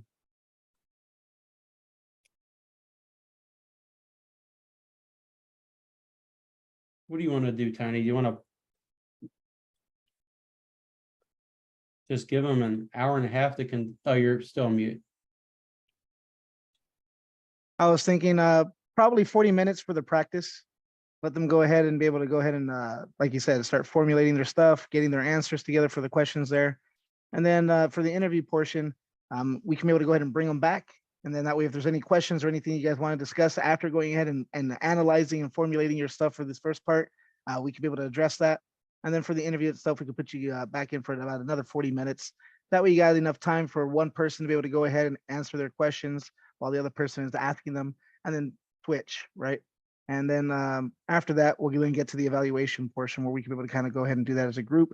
And then if we need to go into breakout rooms at that point, we can. But I think 40 minutes for the practice and the interview, each one should be good. Okay, so let's do, how many rooms do we need? Let's do,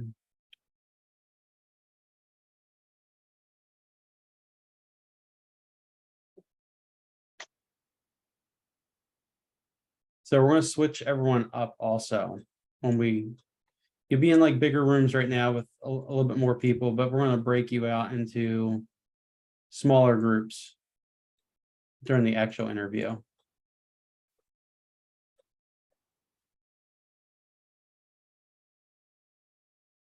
Yeah, we can make some bigger groups here.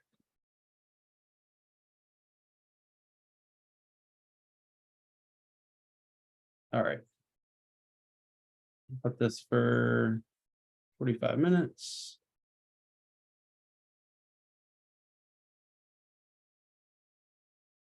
Any other questions before we start?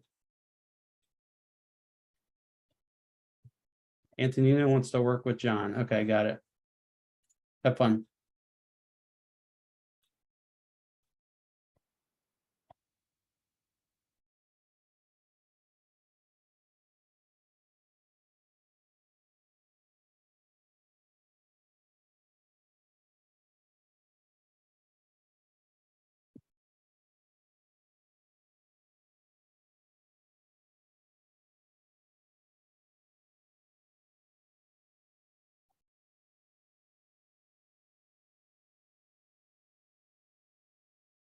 We can use room 7 as staff room. I didn't rename it yet.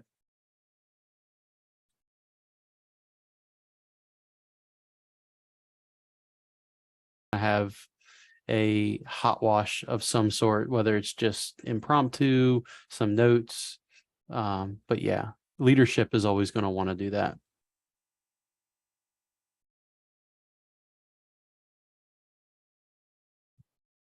All right, excellent. So I believe those were all the questions that we had that you guys were able to go ahead and do for this one. So I'm going to go ahead, we're going to bring into the next thing. So with this, with our career preparation that we just went through, that's officially the end of our blue team phase, right? We've officially covered everything. There's really nothing more to be able to introduce from there, but I'm going to go ahead and share my screen and then I'm going to hand it over to Justin. For this next part, we're going to go ahead and see that when you're in your LMS, you should be able to go ahead and see that there's that assessment track, right? So you can be able to go ahead and click there. All the way down at the bottom for that is our capstone career simulation. So that's going to be your capstone project. When you click there, there's going to go ahead and be this form, right? It says download the complete problem statement here. You can click on there and be able to go ahead and download that. And this is what we're going to be working on for the next few weeks, right? We're going to go ahead and find a way to be able to pair you guys up with other people. And then we're going to have you guys working on these projects. And then that's what's going to be kind of your portfolio that you guys want to be able to show off, right? We've talked about this a little bit in brief before. So what you guys are doing here, you want to be able to do something that's going to show off the knowledge and things that you've gained, right? All your skills that you've learned throughout this boot camp. So when you guys select the project that you want to do, make sure that your goal is ambitious enough to show off your knowledge and skills, but also keep in mind, we only have a few weeks, right? We pretty much got 3 weeks for you guys to be able to go ahead and work on this project, with the final week setting up your presentation and recording it so that way we can be able to go ahead and present it during graduation, right? So that way your friends and family can be able to see what you were able to accomplish. So keep that in mind, right? Ambitious enough to be able to show your employers that I was able to accomplish this. This is the knowledge and skills that I have, but not too ambitious that you won't be able to complete it within 3 weeks, right? So to that end, I'm going to go ahead and stop sharing, and I'm going to go ahead and let Justin take over so you can be able to go ahead and explain a little bit more about what are we going to do to kickstart this off.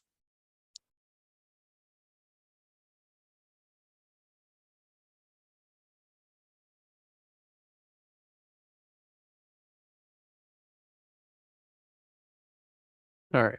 So when you download this document, like Tony just said, this outlines everything we're going to do for our final project. But when you scroll down to the kickoff, so the kickoff is going to be tomorrow. We're going to kick this off tomorrow. We're going to go into this. But for tonight, what I want you all to do is I want you to download these three files. Okay, it's going to copy. We have a project kickoff, which is a PowerPoint. I will go through that tomorrow. We have a default project, which is going to look like this next page here. It looks like this one. It's going to be this Google Sheet here. So here's a bunch of examples of different projects we can do. And this is why I want you all to take, time for the rest of the class here and tonight, tomorrow. But when you come to class tomorrow, after we do the kickoff, I want you to have an idea of what you want to do. And what we'll do is I'll type these out. I'll show you the screen as we're typing them out. Whichever project you want to do, I'm going to assign your name to it. And then if there's somebody else in class who wants to do the same project, right? You guys already may have figured out somebody else you want to do a project with. That's great. You can bring that to us tomorrow, but here's some other examples. So we've got scripting and we've got research projects, like Apache Patchy. If you were talking about some Apache and PHP servers, here, the description side over here, you'll be able to read through this, but this is an example of help guide you through what the project name is here on the left. If you like looking up CVE detection stuff, talk about malware, stealthy malware. That's kind of fun. There's a lot of stealth like malware out there. Go through a walkthrough before you run through. So going through like a hack the box, try hack me, Vuln Hub kind of CTF, trying to teach somebody else how to do it. You want to talk about some web scraping, whatever. There's some good examples here, and we want you to look at them. So when you come back to class tomorrow, you've got an idea of what you want to do. Outside of this, if you've got another topic area, go ahead and send it over to Tony and I in chat on Slack, and he and I one of us will respond back and say yes or no. So that's how that part's going to work. So we want to look at this tonight, because tomorrow I'm also going to introduce this to you as well. You'll be able to screen capture this. I'll share it again tomorrow. The steps that we're doing this project. So proposal and team contract, that's going to be due by next Wednesday. We're off Monday. We're a day ahead, which is great. So we get to start tomorrow. You have the whole weekend to work with your teammate on the project, and you have almost a whole week to get your proof of concept back to us. So plenty of time, and we'll be talking through this as we go. So you don't have to worry about it right now. Don't get overwhelmed. This is a lot of stuff. We'll go through this, the meaning why we're going to be here teaching or side saddling the class as you were in your breakout sessions each of these nights, working with your teammate on them. But over the next 2 weeks, it's just proof of concept. What do you want to do? Kind of your outline kind of thing. Here's some examples. And yeah. Also this sheet right here, I put the dates in here. This is just me and Tony's kind of brainstorming effort, but you all have this same sheet that's coming off of your overview sheet right here. Your team will be required to send it to Tony and I as we go along. So as you hit your milestones, you'll be able to send this to us. And we'll put our emails out in chat if you don't have them already. But yeah, is there any questions on that?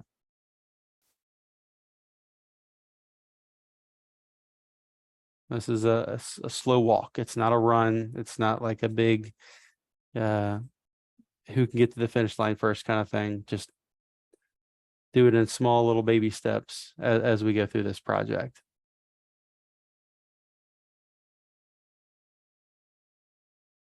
Hey, sorry, Justin, are you going to be going into more in depth for each of these projects? No, this is an example for you to start looking at. If you want us to talk about them a little bit, we could, but Tony, do you have anything else? What I would say is that these are general ideas to go ahead and kickstart what it is that you want to do. You have to come up with the specifics, right? That's the whole point of, if we go back to that other one with the dates, Justin, that's the whole point of what this is, right? You'll see that first part, it says proposal and team contract. So what's going to end up happening, we'll talk more about this tomorrow. That's where you and whoever you get partnered up with are going to come up with the specifics of exactly what your project is going to entail, right? So like if you wanted to do an OSINT research project, right? Well, that's really all it's going to tell you, right? It's going to go ahead and say, oh, OSINT, well, you got to be able to go ahead and look at some companies, try to be able to find out some information based entirely on what is publicly available, right? Well, what company are you going to do that on? What information are you going to try and be able to discover? What is it that you're going to try and be able to pull off of from that intel, right? At the bottom, it says, what intel can you gain from their job postings? So maybe you're able to figure out, oh, they're hiring a lot of jobs in this area, like maybe AI. So they're trying to be able to do something in AI, right? Something like that. So in that case, that is going to be up to you and your partner to go ahead and figure out what exactly are going to be the specifics of your project, right? What is going to be your goals? What are you going to have completed by the time the project is considered finished? And then again, keep in mind, you're going to have about only 3 weeks to do this, right? So you want it to be, again, ambitious enough to show off what you're being able to accomplish throughout this boot camp, but not so much that you're biting off more than you can chew, right? So if you have any ideas or if you have any questions about what you want to do, by all means, you can ask Justin, you can ask me, we can be able to go ahead and kind of clarify it or help you to hammer it out, right?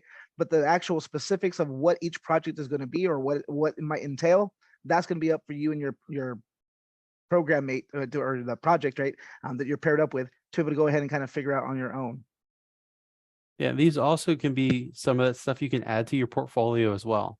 So maybe you're going to get a little bit of it done now, right? Enough to get through the class, but you may want to expand on this and make it much more in depth and deeper later. It might be one of these daggone blogs that you start creating how to get from point A to point B, and you just keep updating it every 6 months as a big long-term project. So think of it that way. Find something here you're really good, like man in the browser attacks, these cross-site scripting things, malware detection. You know, there's a lot of cool stuff. This is supposed to be really fun and interactive for you. So pick something you're going to enjoy, have fun with. It's not going to burden you, and possibly even make it part of your portfolio of what you've done for cybersecurity so far. Any other excellent questions like that?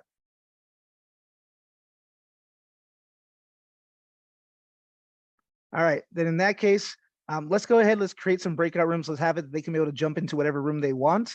And we're gonna have you guys just brainstorming, right? Just go ahead and kind of discussing some of these things with the people that you guys join into the room with. And then just coming up with a good idea that you might want to be able to have as that project proposal, right? So tonight, we want you to be able to go ahead and just be thinking about it. What is it, the area you want to go into? Do you want something that's a little bit more blue team oriented? Do you want it a little bit more red team oriented? Do you want it to be more research or do you want it to be more scripting? Things like that, so that we get a good idea of what is your target project, right? And then, like Justin said, tomorrow we'll kickstart this. We'll actually go ahead and officially introduce it. We'll go over that PowerPoint that's available, right? And then we'll go ahead and have you guys go ahead and let us know which project ideas you were thinking of doing. And then we'll start pairing you up and we'll give you your groups officially tomorrow. And then once you're in your groups, you'll have the weekend. And again, as Justin mentioned, Monday is a holiday, right? We have Labor Day happening on Monday. So we won't meet again until 1 week from today, next Wednesday. And when that happens, at that point, you should have with whoever you get paired up with an idea of what your project proposal is, right? So what is it that you guys are going to be doing? What are the details? What is going to be considered a finished project? So how far do you have to go before you guys consider that you guys have achieved what you wanted to? And then you are also going to go, as you saw in there, is project proposals and team contracts. So who's going to be responsible for what? What are you guys going to be doing together? So that we guys know and kind of iron out those details as well from the get-go. What's your responsibilities as part of this team, right? And so you can also brainstorm that tonight, right? Once you start getting an idea, what is it that you would like to be responsible for? What would you like to be able to go ahead and be able to handle as part of that project? So that way you have an idea once you get paired up of what to discuss with your partner and see if you guys agree on things, and then you're able to go ahead and hammer that out. And now you know where to move forward from, right? With that, are there any questions before we open up the breakout rooms and let you guys brainstorm? Hey, Tony, I have a couple questions. Yeah. So I don't know, did Justin or you gone over the detail earlier? Sorry if I missed that. So what is the delivery for this project? Excellent question. So what do you guys have to have completed? What's the delivery that you have for us? By the end, we're going to see that there's going to be a few different parts, right, that we're going to have you guys kind of have completed. So the first thing is by next Wednesday, and again, we'll go into more details into this as we go along, but by next Wednesday, you should have your proposal for what is your idea for the project, and then the team contract. So we know who's responsible for what. Then we're going to see, at the moment, we're brainstorming that by the 11th, we want you to have your proof of concept. So this is kind of, it doesn't have to be an actual thing, right? It doesn't have to be if you're creating, for example, a script, it doesn't have to be the actual script, right? You just got to be able to go ahead and demonstrate in some way, shape, or form. And it's up to you and your partner on what you feel would be an adequate way to demonstrate that your project can be completed within the time you have, right? So you're able to do it, you have the skills necessary, and you're able to go ahead and finish it within the time that we have for this project. So we are going to have you turn that in by Monday the 11th. Then we get to our minimum viable product, right? So this is, again, if you're forming a script, well, what is the script supposed to accomplish, right? All right, well, there's going to be the main idea and the big goal that you have for this, right? What about on a smaller level to show that, like, yeah, I can write the script and it's able to get something done, maybe not everything that we want, but it's able to get the core idea down, right? So then what is the minimum viable product that you can be able to form, right? We want that by the 18th. So that way you're able to go ahead and demonstrate that even if we're not able to get our stretch goals, so to speak, right? The main idea was something that you were able to get accomplished, right? And then we see that by Thursday, the 21st, that's when you should have completed your project, right? So any goals that you're able to finish, any extra stuff beyond the minimum viable product, you're able to go ahead and complete that. You're able to finish that. This is your finished product. This is what you're turning in, right? Then what's going to end up happening is whatever you develop, you're going to have to turn that into us, right? So if you developed a script, or if you did some research, you wrote a paper, right? Or you're able to do a hack the box type thing, right? Well, turn in your walkthrough that you were able to develop, things like that, right? That's what you're going to turn in for your completed project. And then you'll notice that we have a script and demo and recording that occurs. So what's that going to be? You're going to record a video between you and your partner. Now, whoever you get paired up with, you're going to want to be able to go ahead and roughly split the amount of time on your presentation and split the speaking parts, right? So that way you're roughly 50-50ing it. So that way everybody's a part of that video presentation. So we're going to see that by Monday, the 25th, we want your script and your demo to be down. What does that mean? Well, you already should be thinking of what is it that you're going to be saying in your presentation, and then how you're going to demonstrate what you were able to accomplish, right? If it's a script, running it and explaining what's going on, right? If it's research, how were you able to gather the data and what is the conclusions, right? What were you able to draw from that? Stuff like that, right? So you should come up with, what are you going to be saying? What is your partner going to be saying? Who's going to be demonstrating what? How are you going to do your demonstration? All that stuff will be by Monday, the 25th. Then once you have that down pat and you got approval on your script and everything, then you'll go ahead and actually do the recording. So you'll make a video where you'll record yourself, you and your partner, going through the script, right? And then being able to go ahead and do the demonstration so that way you're able to video present it. That's going to be due by Wednesday, the 27th. Once that video has been submitted and turned in, we will go ahead and use that during the graduation ceremony to show your friends and family what you've been able to accomplish throughout the boot camp. So that's going to be what we want you to turn in, what we want you to submit. Go ahead, John, your hand is raised. Go ahead. Yeah, I have two sort of follow-up questions. One question is on the presentation, is there like a target length that you guys want, and a target like video, like redelivering like an MP4 or whatnot? And then the other thing is because I looked at some of the projects and some of them are very like, I mean, they're even categorized into research and scripting. So say we really wanted to focus on research, or say we really wanted to focus on scripting, and maybe we figure that out tonight. Is there a way to sort of pair us up by like, oh, this group of people is interested in doing a scripting thing, this group of people is interested in doing a research thing? Because otherwise, if you not, get cross paired, then it's going to be kind of a fight onto what you want to do, etc. Excellent. Yeah. So to answer that last one first, yeah, tonight when we open up the breakout rooms, we could be able to go ahead and categorize maybe like something like room 1, right, being research, and room 2 being more scripting. So that way you already got an idea once you go into the rooms of who's more interested in what type of thing, right? And that way you can be able to start brainstorming with some of the other individuals, getting an idea of which one would you want to be able to kind of do together type of thing, right? So we could definitely do that so that way you guys can start be able to kind of see who else is interested in doing some of these things. The other thing for the first part is definitely we would want to be able to go ahead and be an MP4, so that way it would be one of the easier formats to be able to then be able to go ahead and use and be able to display. And then as far as the length, we do want to keep in mind that we are going to go ahead and show this off during your guys' graduation. And there's a number of you guys, right? So there's going to be a number of groups.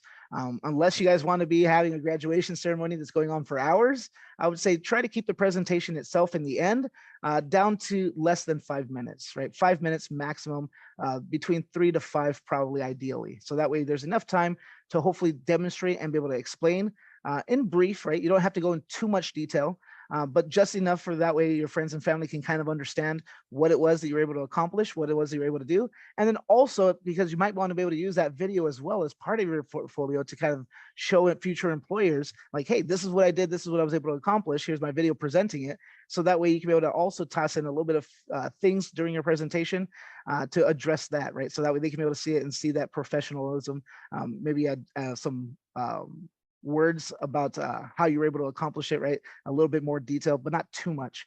But yeah, keep it between 3 to 5 minutes so you're not going too long, I would say. So that way it doesn't blow up the graduation ceremony. Go ahead. Thanks, Tony. One last question, maybe because I work in entertainment. What's the license we're going for with this, with our IP when we produce this video? Like, is Simply Learn licensed to take it and use it however they see fit, because we're making it within the context of the Simply Learn class? Or if we're not happy with it and we don't want it being put out there, can we say something like that and they won't be able to take it? That's an excellent question. I wouldn't be able to say anything on whether in regards that would be true or not, right? Whether or not it's yours or whether it's Simply Learns myself at the moment. Maybe reach out to Anusha or Starlight on Slack and ask them, since they're more on the technical side over there. They'll probably be able to answer that better than I would, or they would be able to get in touch with somebody that could be able to answer that question for you. Thanks, Tony. Yeah, I'll ask and I'll post the answer in the CS channel, just because I think in today's times, like, everyone deserves to know exactly what's going to happen with whatever we make. Thanks. I agree. Very excellent question there.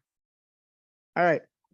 We will point out that there is a poll that has been running. If you haven't filled it out yet, please go ahead and give us your feedback. Let us know, so that way we can be able to go ahead and take that consideration as we move forward. Other than that, are there any other questions before we go ahead and start getting ready the breakout rooms for you, so that we guys can be able to brainstorm for a few minutes before we end class? Hey, Tony, sorry, one more follow-up question. You talked about graduation. What kind of graduation are you talking about? So the graduation ceremony? Yeah. Yep. The last day of class, right? The 28th of September, we're going to have a graduation ceremony, so that we're not going to be having a class per se where we're bringing in new instruction or we're having you work on something. The 28th itself is just going to be the graduation ceremony from the boot camp, right? They're going to go ahead and have an entire ceremony where they'll kind of like in the regular graduation, where they'll say your name, they'll go ahead and display a certificate. You won't, to my knowledge, get the certificates that night, right? Your official certificates. They'll follow through with that afterwards, but they'll go ahead and do the whole ceremony where they kind of, if we had a stage, if this were in person, right, where they say your name and have you walk across, do the handshakes and stuff like that. We'll have it so that way you can be able to go ahead and invite friends, you can invite family to be able to go ahead and watch. And we'll say a few things about what you guys were doing throughout the entirety of the boot camp, right? What type of skills you guys were able to accomplish. And then we'll also go and display the movies. So every group that we have will be displaying your videos, so that we're able to go ahead and see that. And then your friends and family can see what you've been doing the past 6 months, right? What you were able to accomplish.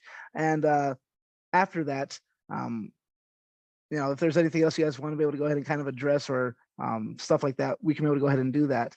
But for the most part, it's just a little ceremony to be able to go ahead and conclude our time together with this boot camp and how you guys were able to go ahead and complete everything that we put together for you. Got it. Thank you. Sorry for so many questions here. No worries. I do have one question that I wanted to see what your recommendation would be. Like, do we have to be doing it as a team, as a pair, or you think that something can be done individually? So ideally, we want you to be able to go ahead and work with somebody else, right? Now, as we saw today, when we're trying to do the interviews, depending on the class size of the people that are actually showing up and participating, it may be that we have to go with a group of 3 or something similar, right? But ideally, we don't want you to work on your own. Reason being, in the industry, right? When you're out and you're doing your job, you're there's hardly any position, there's hardly any job where you're 100% working by yourself, right? You might be able to do some parts of a project or something like that, where you're the one who's focused on that, you're the one who's working on that, but usually you're part of a larger team, right? You're working with others, you're having to communicate with them, you're having to get updates from them, stuff like that. And so this is to kind of simulate that while also simulating you completing the project and showing off your skills, right? So that way they can be able to see that not only are you able to accomplish this, you're able to work with others and be able to accomplish something together as a team. Okay. Yeah, and the reason I brought it up was I got pulled into a proposal effort that's like, pretty big proposal. And then I've been, working throughout the weekend for the past couple of weeks already. I was like, that's why I was telling folks that, man, I'm so tired these days. But anyway, so, I do intend to, to learn as much as I can while I'm in the class. So, yeah, I mean, I just want to make sure that, my schedule doesn't cause someone to be, not convenient. So yeah, we'll figure it out.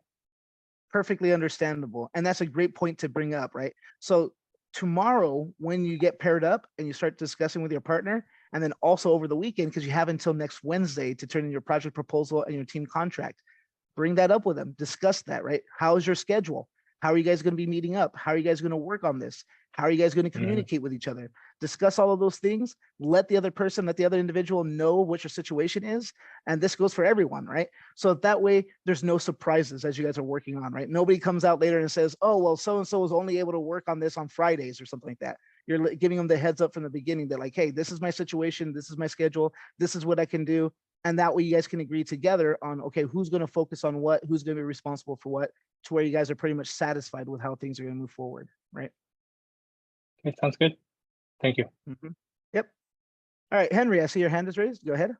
Yeah, I have a question. I'm looking through some of the project ideas here, and are we required to do some sort of like a walkthrough as far as our project goes? I mean, can we, set it up and all that stuff, or do we have to kind of like explain step by step how we came about doing it? Like, let's say, for instance, like the last one on the bottom saying network 2 VMs together. Do we have to kind of go step by step as far as how that was done, or do we just kind of like briefly go over or create the project and then in the video kind of briefly explain how that was done? Excellent question. I would say if it's the focus of the project, right? If the whole point of the project is to create those virtual networks, then definitely go ahead and go in detail, right? Okay. But if that's just more like a side thing or a setup portion of it, that's not really the main focus, then just briefly say, this is quickly how we were able to do it, or just mention we were able to go ahead and set this up using such and such, and then move on, right? Because again, you want to keep the project itself when you're presenting it, it's about 3 to 5 minutes. So you're not going too in depth with what you did. Okay, so the video is short, but as far as the actual documentation, like how like we did course 5 or the course 6, the red team, capture the flag 2 project, where we were kind of like showing all the different details, navigating here to do this and that. Do we need to explain all that stuff as well? I mean, not in the video, but actually as part of the project. Excellent question as well. To that end, I would say, think about your future employers, right? What would they want to see? What do you think would benefit what you're able to do to show off your skills, to show off your knowledge and your experience, right? If you're able to go in detail right there and show all the steps, do you feel that would be worth of their time and their efforts to be able to see that and to be able to demonstrate your skills and knowledge for this project? Or would that be more taking a backseat or just busy work, so to speak, right? So do it with the mindset of what would my future employer want to see? Will this actually demonstrate my skills and knowledge? Okay, thank you. Yeah, and keeping that in mind, maybe down the road where you're like, how the heck did I do this? And looking back on your documentation, it will help you. So just depends on what you're doing. If you play around with VMs all day and you're very fluent in them and you're setting one up and doing some private networking, you may not need to do it. But if it's not something you do all the time, it's good to have that documentation. Whether you leave it in the project or not, that's up to you. I would at least mark your steps down, take screenshots throughout the whole project. So you can decide at the end, should I put it in? Should I? Or whatnot. I've created a couple rooms here. I want to give you guys some time to go through this and give us still time at the end that we can discuss more. I'm not going to do an auto close for the breakout room. So I've got researchers, scripting, OSINT, brainstorming because you don't know what you're going to do. And then if you're just completely lost, it's where am I is the last group. So without further ado, let's open these rooms up. Pick your own room.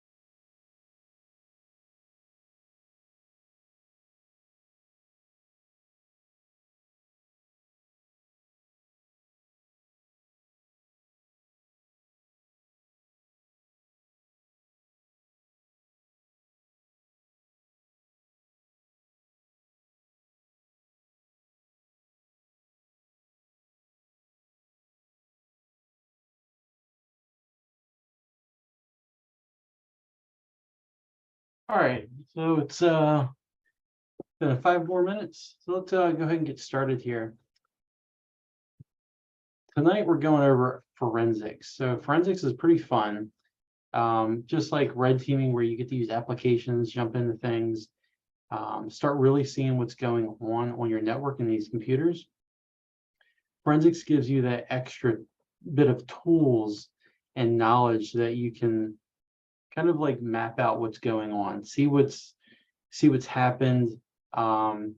Just like a crime scene, you're looking at information that is there and you're going to figure out what happened. But in that process, you're also going to be able to have a undisrupted, undisputed image or copy of those files. And that's all about making sure that nobody can modify that file, right? So as soon as you get it, you're able to take that, keep that file as clean as can be. And then generally what we're going to do is we're going to take that piece of information, make a copy of it so that we can then run our tools and analysis on that copy so that we can keep the gold image, the gold standard piece of evidence, because you may use this in, might use in a court of law, just like evidence in a crime scene. You may have to submit the untouched, unmodified piece of information, piece of software, piece of data to prosecute someone. This is how they catch cyber criminals and all that good stuff. So let me share my screen here. We're going to share this one.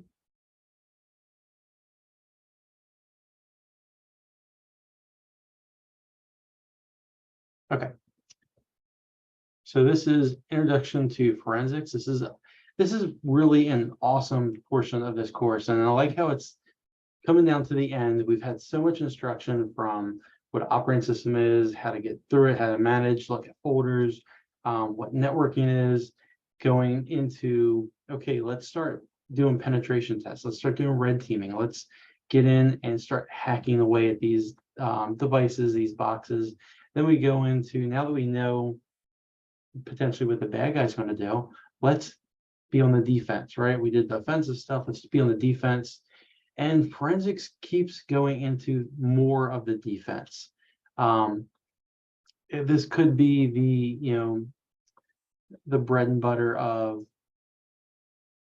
securing your defenses against and verifying that if a piece of software may be on a computer, you can now, after using a couple of these tools, you can check the hashes of them and you can verify that these applications could be legit. So digital forensics isn't always going to be in a response to like an instant response, right? Your CERT team or your SOC may not always need to use these same tools in response to something happening.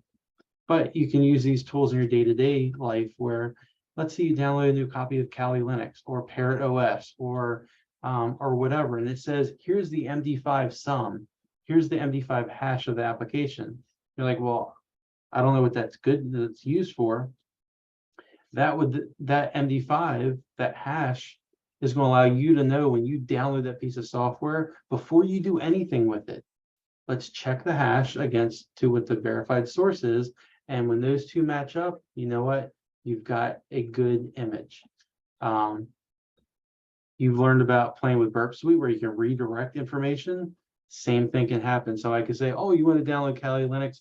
We're going to redirect you when you click on that link to a dirty copy of it that may have some malware, that may have some footholds in there that will allow somebody else to get into your computer, right? So using some of these tools that we're going to show you tonight will allow you to help alleviate that from happening, but also solidify, what's going on in your network, and just provide, the extra cybersecurity toolkit that every IT and cyber professional has. All right, so we should have pulled up our Vicarium labs. These labs will take a little bit longer to load. We have 3 really big virtual machines. We have a Kali, a Sift, and a Windows workstation here. So let's get those up and running. It's going to take a little while for them to boot up. And when we get those booted up, then we're gonna we'll be able to pivot over to them nice and easy. Any questions before I get started? Let me get my window open here so I can see everybody. There I go. Anybody have any questions, or can we just run right into it? All right. Don't see any questions. Antonino is stuck in some Cali traffic. There's always traffic in California. Always traffic. Are these tools used more for the FBI? No, these tools are used for everybody. Everybody across the board is going to use these same tools. Yeah, so you use these tools. They're not just centric on just like law enforcement forensics background. These are good for anybody. Some of the tools are pre-installed on Kali, which you're going to see here.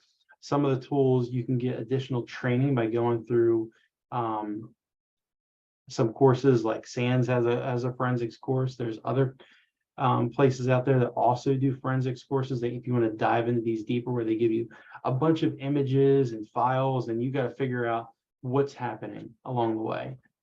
But no, these are not just law enforcement centric applications. Mr. Joel, you have a question there? Yes. Yes, I do. Earlier, you mentioned something about redirecting traffic to a malicious website with Burp Suite. What would be the difference between using that and having this work done through switching your IP address and DNS name inside the Etsy host directory? So we're looking like spoofing your IP and your DNS. Right. So either way, right? You may be remodifying a piece of in my example, I was saying you went to a website, you found a piece of software. This website had the hash of the software when they legitimately created the file. So when you download that zip file, that ISO, that image file, you want to verify that what you downloaded was what they claimed it was supposed to be from the MD5 hash. So you'll run a command, which we will run here very shortly, and we'll be able to check that MD5 against what we just downloaded. Traversing the network, you can also use these same tools. Let's say you know that there is a potentially malicious application or DLL file within Windows. You can use these. Sorry. What's that? My question is, are they different tools to achieve the same results, or is it just like different ways of doing it differently? These are extra tools you can use in conjunction with everything else we've showed you. I guess that's the short answer to it. Okay, thank you, Justin. Yeah, no worries. And hopefully after we go through this, it will help you help connect those dots a little bit more. All right, hopefully everyone can see my screen here and it's big enough. So digital forensics plays a very important role in cybersecurity. It's primarily reactive. And it begins once an incident occurs within the environment. Once a company has been compromised, digital forensics analysts play the vital role in figuring out who, what, when, where, and how the incident occurred. Who's responsible for the attack, what was compromised, where the attack might have originated, when did it occur, company's target, and where it was on our systems. Imagine that you're a digital forensics analyst that simply develops software. The company's been struck with a ransomware attack, and most of the system's been encrypted. Your job is to image and analyze the infected systems. So normally when something happens on your network, the first thing you're going to do is you're going to take an image of what's going on. You're going to snapshot it, and you're going to back that computer up to an image file, right? And then we will be able to replay that copy within our software. We can see what's going on, see what connections are out there, and whatnot. And this keeps a because you never know. You took an image of what's going on, okay, and that's a backup of the computer, backup of the server. You took that image because if there's an adversary in there doing stuff, you already took the snapshot, you already know what's going on. They could still be going in there and deleting their connections, removing more files and whatnot. They could be trying to cover their tracks a little bit, but you already took that image of what's going on. And this may be a system that was infected and you already took it offline. You've already taken it offline. Nothing else can be done. You've kind of quarantined that box, that server, but you still want to take an image of it. So that's always remember. First step of that process is figure out what's going on. Let's take it offline. Let's get ready to image that box. So some of the things you're going to learn tonight is explain the emerging security issues, risks, and vulnerabilities, identify the use of forensics tools, the phases and processes to investigate malicious processes within those boxes. We're going to look over the ISO 27041, 42, and 43 standards. And then we're going to explain any forensics techniques and what they do. So here's your introduction here. It is important for cybersecurity professionals to go through the entire forensics process, which some of these, we're giving you a nice overview of it. Some you can really dive into like a 1 week, 4 week, couple month training program just on digital forensics and just even different parts of the forensics process. We need to go through the whole forensics process in the event of an incident, including identifying, preserving, analyzing, and presenting that digital evidence. Digital forensics has changed significantly over the years and is consistently evolving because of these new emerging threats. In today's age, 0 days, you've heard of 0 days a ton of times before throughout this class, and ransomware attacks. Being up to date on the latest cybersecurity news is also very critical. Computers and systems have also continued to evolve. The more Internet of Things devices that are out there, connected to the internet, than ever before. There's different kinds of crime that can occur online. Because of this, you need to gather new forms of evidence that's turned digital forensics into that tool by law enforcement, and you cybersecurity professionals to prosecute those crimes, to figure out what went on. There are 4 key areas. That's a typo. We actually have 5 of them here. These key areas of analysis include storage media, So that's hard drives, thumb drives, and whatnot. Hardware, so the physical hardware on those, on your boxes. The operating systems, anything that has to do with networks, and all the applications on them. So those are 5 big areas right there that that you can analyze for forensics. Although there are many more types of systems to investigate, a plethora of tools have emerged to help capture, analyze. So capture is making an image, analyze it is you, the analyst going through, and preserving the evidence is making those gold copies so that you know they haven't been tampered with. If you've got a good image,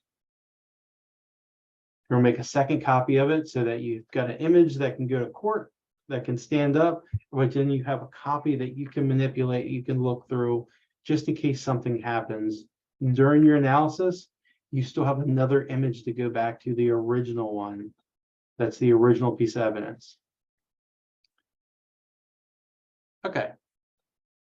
Any questions up to this point? We're going to go now into the cycle of forensics. So this illustration right here shows you this cycle of forensics. So your first step right up here is identification. Identification phase is when you identify really what's going on, right? Figure out what's going on, what kind of tools am I going to need, so I can complete this investigation. The next step is the preservation phase. And this is, you want to preserve, make that gold copy of the evidence in its original form so that you've got something to go off of. And just like I just said a couple minutes ago, you're playing with another copy of it as you're running it through these tools. Because if something happens, which it shouldn't, but you never know. You could be running a scan, you could be looking through something, and the computer could crash. Okay, and if you're in the middle of a process, you could corrupt something. So that preservation phase is very critical. Tony, I see your hand up. Yes, sir. I do want to point out that another thing that could happen is kind of like, if you recall when there was that shooting incident that happened in San Bernardino a few years ago, and they wanted to, the investigators of the law enforcement, they wanted to be able to go ahead and look at their phones to see if there's any evidence that they could be able to have on their phones. They asked Apple, because they were iPhones, can you be able to go ahead and open these up for us? And they refused because they didn't want to set a precedence for that. So what they ended up doing was exactly what Justin is talking about here, right? They created an entire copy of the hard drive of those phones. And then they tried to be able to see, can they be able to crack the password? Now, of course, since they were working off of a copy, every time that they put in the incorrect password, it would set it that, oh, you have to wait for so much time. And eventually it locked them out for an impractical amount of time. Well, they didn't really care, because then they could go back to yet another copy of the original and do the same thing all over again and continue on from there. And that's how they were able to eventually crack those phones and then get evidence off of the phones for what those people had done. So that's another instance right here of, you don't want to work on the originals, you want to work off of the copies, and why you might want to do something like that, right? Yeah, and we've all had that ability on our Android phones, our iOS phones, that you can, after 10 incorrect login attempts, you can have it just zero out your phone. So if you want to be like that, or, you know, after 3 failed login attempts, and we learned this back in password spraying, right? You don't want to spray more than 3 times, because then you can lock out the account. So the same thing goes. Yes, Pam. Would you need a court order, some type of warrant in order to do something like that? For like looking through phones and stuff like that, that's usually a law Yeah. enforcement kind of thing. However, you are in a job that you've got devices that are company owned, right? So you don't need a court order for those, because if you're working at, this is called, what do we call this company today? Simply Developed Software Company, right? So your iPhone, your Android phone is owned by the Simply company. So if something comes across them and you're like, I'm not giving you my password, well, we own the phone, we're going to go through it anyways. So in that aspect, you don't, because it's company owned. Now, if it's privately owned, if it's, you know, captured or collected within evidence from a crime, you know, the police, or you could be a forensics analyst, a cyber forensics analyst for the police department, and you're working, or another federal law enforcement agency, and you're working on behalf of them. And yes, they will have obtained some kind of court order to allow you to go through that person's private property. Okay, thank you. You're welcome. So that's the preservation side of it. The next is the analysis phase. This is where you're taking, and the bulk of this whole process happens. You're investigating what's going on. You're pivoting within the data. You're looking at other data. You're processing the information and interpreting the results so that you can make better later decisions and responses to what the next step would be. So documentation, just like throughout the whole pen test phase, is crucial. What did you look at? How did you get there? What folder did you go through after you were on that device? So maybe you were on the device and you saw something that was a little fishy, right? Or you were on that, looking at the image on that Windows box. You're like, wow, there's a Windows system 32.dll file that's in the My Documents, right? So you're documented what you did, how you got there, what you saw, maybe taking some screenshots to build that report, because you're going to look at that, that's fishy, and you're going to keep going on. But you need to document your way through there, because you may not get back there for another day or so, and you might forget, like, what was I doing? How did I get there? Document, document, document, just like the pen test process. It's so easy, on most of these computers to do the print screen and just print it out and save all these screenshots as you're going through the process. So the standards. Throughout your career, you've come across many different standards and laws that are important to understand. Some of these standards are best practice. In some cases, you receive a fine if your company is not compliant with the rules. Following standards, best practices can also help the software company increase security posture and just decrease that likelihood that ransomware attack will occur again in the future. There are a few standards in place to ensure digital forensics is regulated and done safely and ethically. The International Organization for Standardization, ISO, has released the ISO 27037, which is their official guidance on initial handling of this digital evidence. In the standard, it emphasizes on the collection, acquisition phases of the digital evidence, but also include guidance on that correct way of preserving it. So it's kind of like your run book of, okay, you got it. This is how you need to preserve that evidence. And the reason I say, excuse me, I'll give you an example. We've seen where we can move a file within Linux, right? Sometimes you move that file or you copy a file within Linux. It will then change some of that metadata, and in that way, it will corrupt it. So there's a standard way of making an image and being able to preserve that piece of documentation, that information, that data, so you can't refute what you have. So then let's go over, they didn't tell about the, okay, yeah, we did talk about the presentation phase. So you get your documentation, your presentation phase is showing exactly what happened. We should have had that down here. Sorry, it's not down there, but I think that's kind of self-explanatory. You document it and you present your findings. So your anti-forensics techniques. When conducting your ransomware investigation, you may come across many signs of anti-forensics at play in the incident.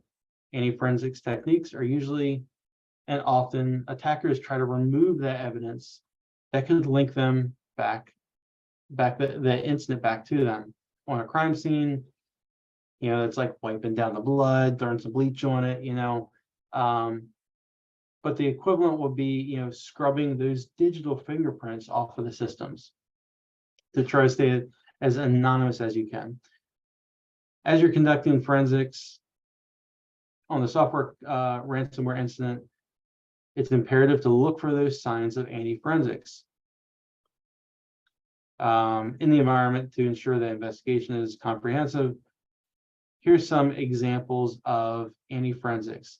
So file encryption. So file encryption, when you encrypt your hard drive, your BitLocker on your Windows devices, that can really hamper you getting into copying and looking through that piece of information.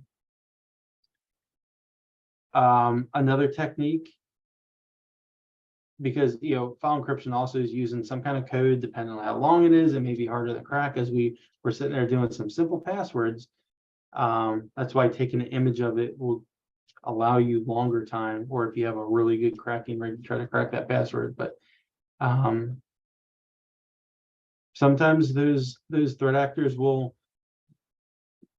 do the dirty on the system and then encrypt it, which that's mainly what ransomware does, but put it to a key that will never be cracked, because maybe they'll do it to some random key and they never keep the key. So there is no way to decrypt it.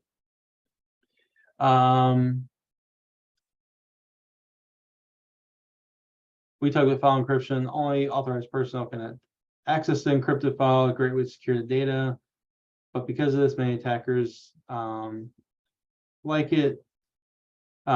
Disk wiping, they try to zero out the hard drive. They try to clear out stuff. But we know if you delete a file off your computer, where does it go? It doesn't go anywhere. It stays on the computer. It takes that file from a 1 and puts it to a 0. And all you have to do is rescan the hard drive and that file will be back. As long as that sector on that hard drive has not been written over. We say this all the time, like you're sitting there, you have your thumb drive and you accidentally clear out everything. You're like, oh crap, I just lost all my stuff. Well, no, you didn't. Just don't rewrite anything back to that drive. Same thing if you accidentally delete everything off your hard drive. Right? You accidentally clearing out a part in your drive so that you can add more games or add more software, and you accidentally click format instead of clear, or you deleted the folder instead of making another partition on that drive or whatnot. The files are still there. They didn't go. They just don't disappear. They're still there. And sometimes they will actors will go through there and try to just delete it. So, but it's still there. Tony. The analogy that I like to use when discussing how those files work, that way the rest of you can picture this as well, is kind of like how libraries work, right? If you picture old school libraries, they used to have those index cards. Nowadays, they have the computers where you can be able to search to see if they have a certain book in the library, right? And essentially, when we're deleting stuff off of our computers, it'll be like going ahead and deleting that entry in the computer. Or if we're using the old school method of having that index card, right? Deleting that index card. But if you were to actually go out to the stacks, right, where they actually have the books and look for it, the book is still there. Just because we deleted the thing that lets the library know that they have the book doesn't mean that the book suddenly is gone, right? The book is still out there in the stacks, is still right there with the rest of the stuff on those bookshelves. And that's kind of how our computers work. As a kind of a quick and easy way to kind of deal with stuff, when we delete stuff, it's just getting rid of the reference of where it is, but it's still actually out there. It's still on those stacks, right? And so that's what Justin is kind of talking about when he says, hey, when we delete it, we didn't actually get rid of it. We just got rid of the reference saying that, oh, it's in this location on the hard drive, but the information is still there at that spot. We didn't get rid of it. And that's how we're able to bring it back. Because now instead of just looking at the reference and saying, oh, it's not saying that it's there, we're saying, let's actually go out to those bookshelves. Let's actually go ahead and look at it and scan them ourselves. And it's going to take a long time, but let's look and verify whether or not it's actually there. And that's how we're able to recover those files once they've been supposedly deleted. Exactly.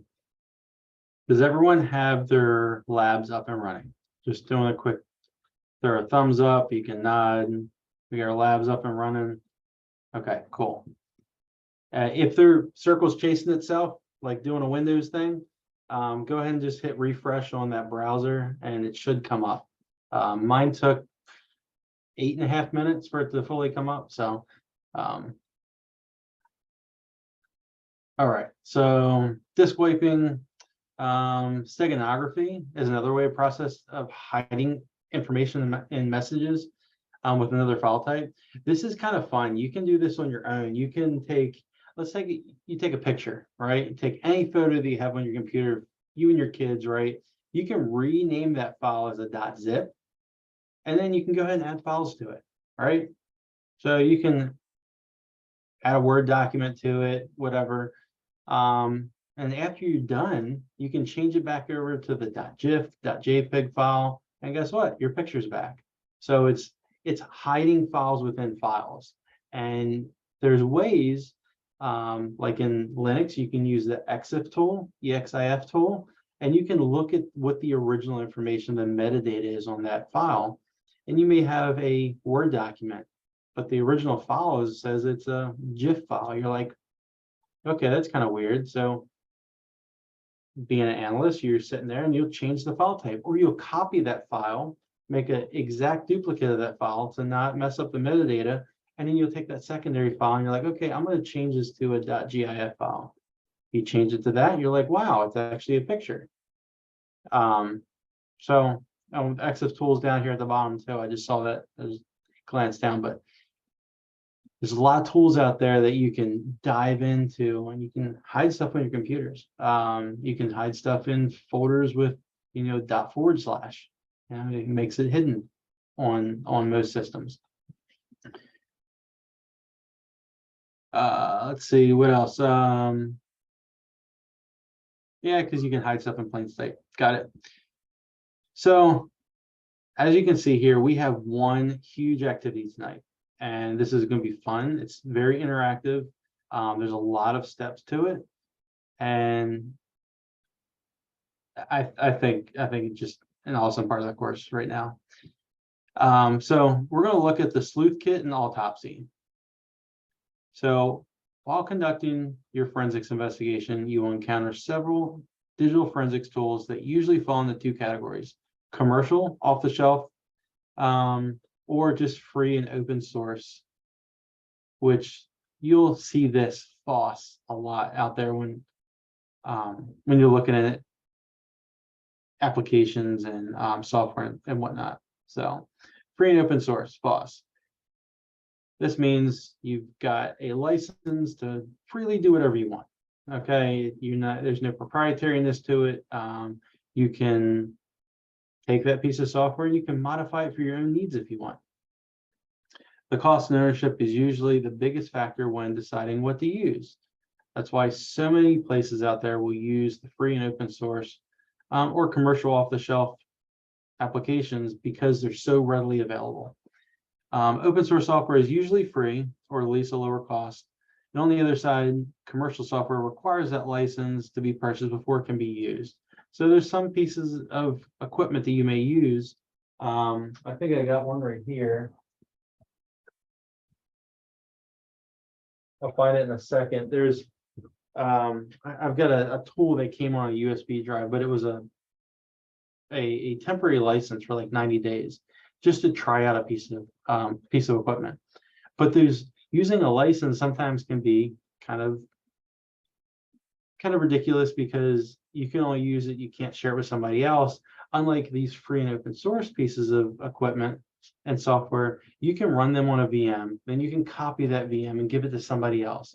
If you've created your own repository of good applications you like, you may make your own distribution for Linux, and you may copy that and give it to a friend or give it to a coworker that say, hey, I've got all my cool tools right here. It's already set up. All you have to do is just launch it within your favorite hypervisor, and you're off to the races. You can just play with it. Although it can save a lot of money, using an open source tool, commercial tools can be a better choice if tool integration is important. So there's sometimes you need certain paid tools to work with other pieces of software. We get it, we know that. But there's usually an open source equivalent if you don't need to have it linked to those other pieces of software. For example, your company already uses a lot of Microsoft products. It'd be much easier to integrate another commercial Microsoft tool in the environment to use as a third-party tool. So volatility. Volatility is one of the most popular forensics tools for memory analysis. So if you want to like make notes and this and that, volatility is for memory analysis. It's incredibly important to pull evidence from compromised devices as quickly as possible. So That's why we say, if somebody's attacking your computer, never turn it off because it's still in memory. We can use volatility and we can take the image of your computer, which also will image what's on your RAM so that we can replay it back and see what's in memory, because they may not spawn a process that goes into your, that's running off of the application that's on the hard drive.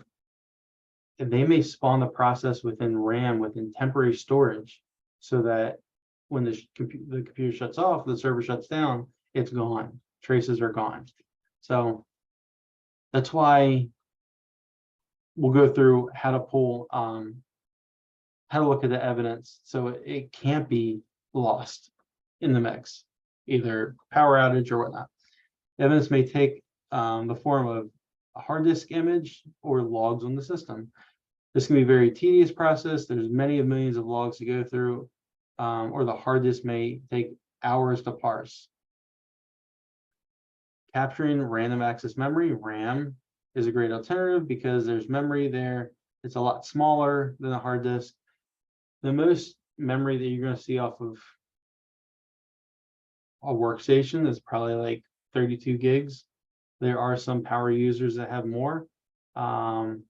Usually your servers are going to have like 128 to 256 gigs, and that's going to be like very rare use case because RAM has come down in price, but most of us here probably have between 8 and 16 gigs. Some of us crazies like me might have 32 to 64 gigs running their computers because you're just crazy like that and like run a lot of stuff. But majority of the time, that's why RAM is so much easier. It's smaller. You can parse through it much faster than you could a 1 to 4 terabyte hard drive or flash drive on your computer. If it has been captured with volatility, you can then search through the processes running on the device at the time of compromise, so you can figure out what happened. So the sleuth kit and autopsy. Autopsy is an open source GUI that goes along with the sleuth kit and is a software that allows you to analyze hard drives and phones. We're going to play with this tool in just a little bit here. EXIF tool. This is how you look through photos and videos and media to get that metadata off of it. It's very easy to use. You do EXIF tool or EXIF and then your file name right after it, and it gives you all that metadata. Gives you time, location, when the media was created. Fun fact, how many of you actually have geolocation on your phone for your photos and your videos? You're like scrolling through. I do. Robbie's shaking his head. Yeah, I know. I do it all the time. So when you, I'm not showing my phone, but so when you, I like keeping it on. I don't care that it's on because I sometimes take pictures in places where I don't know where I took it. But that metadata, like on a iOS phone, you can then look at, you can swipe up on the picture and you can see the map of where the actual lat long was that you took that picture. Hiking in the woods, you see a waterfall, you're like, I don't remember where I took the picture from. You can actually use your GPS lat long for it. EXIF tool will pull out that information. A lot of times that's a way that you can prove that you were somewhere at a certain time and place, because if you had your phone with you and you were at that place and you took a picture, took a video, it will record that metadata. By default, it's turned on. You have to turn it off manually if you don't want it on. But this is another way that, yep, it's evidence. So that's how law enforcement sometimes can take somebody's, they can't always take their word for it, but if they look on their phone and they're like, oh yeah, they were there, and they were there with a bunch of friends or family, and there's a picture was taken, and you can verify their story. Or you can say, well, no, they were actually at the scene of the crime. So EXIF tool is really fun. Any questions up to this point? So we went through volatility, give you a brief overview, small overview of autopsy and EXIF tool. Before we go to actually playing around with this software, I wanted to bring up these three. So 27041, biggest thing here that this provides the guidance for ensuring the methods and processes during the investigation are fit for the purpose, right? It's the best practices for defining the requirements and describing those methods. So guidance for methodology is pretty much the TLDR for that one. 42 is the guidelines for analysis and interpretation of that evidence. And then 43 is the incident investigation principles and processes guidance. You may see those again, I don't know, but you'll hear these a lot if you get an interview and you're starting to talk about forensics. If you ever get into a cybersecurity interview and they're like, well, how do we know how to do a forensics analysis, right? Incident happens, what guidelines do we use? So the 270, 41, 42, and 43 will tell you all three of those. If the interviewer is a real hotshot and asks you to read them off, just have a notepad in front of you with them written down. That's the easiest way, because I don't think they remember how to do it either, or word for word what they are. But we want to show you all three of those. You can freely look them up, but all you need to know is, 41 is the guidance for the incident methodology, 42 is analysis and interpretation, and 43 was the investigation of principle and processes. All right, enough of the boring stuff. We're gonna get into the fun stuff here. You should have, hopefully Tony's labs are up because mine just crashed again. We're gonna be using Kali. I know that it said that we were gonna bring up our SIFT workstations, which it's just another Linux distribution. All your tools that we're gonna be using, like Autopsy, is all within Kali as well. So I want to show you this real quick, and then we'll kick it over to Tony so he can help us walk through all this. I love it. Go ahead. Come on. Come back up. There we go. So I was telling you, how can you verify an MD5 hash, right? You're going to, let me pull it out here. So let me go Kali.org. You download your Kali virtual machine, right? I'm clicking on this. When I click on it, no, I don't want to keep downloading. Oh, you click the sum button. All these sum buttons tell you the hash of that file. So then you would go back into your, I don't want this downloaded. Already got these on here. You download a piece of software, you've got a hash here that's equivalent to what the file is you're supposed to download.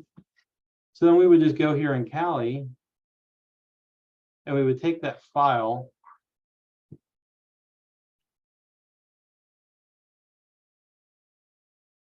So we're going to be in this forensics folder. That was a 256 sum, but we have an MD5 hash here that we're just going to verify that test image 1DD has the same hash. It would be MD5 sum, or it could be SHA-256 sum and the image, and there is the hash for that file. When you go through your forensics process, you are probably going to document every piece of information you gather through hashes, the MD5 sum, the SHA-256, and even the SHA-512 if you need to as well, so that you've got the original hash of that information documented before you actually go through and play with it.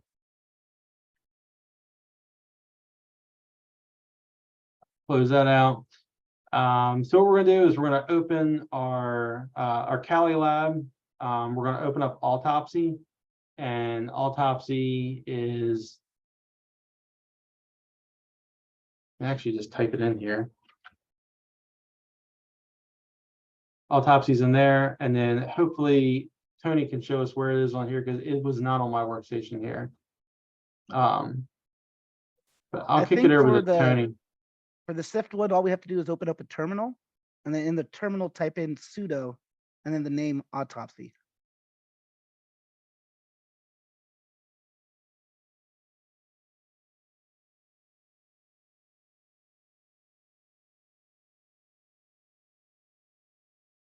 And then that should be that once we hit that, it should go ahead and start it up for us.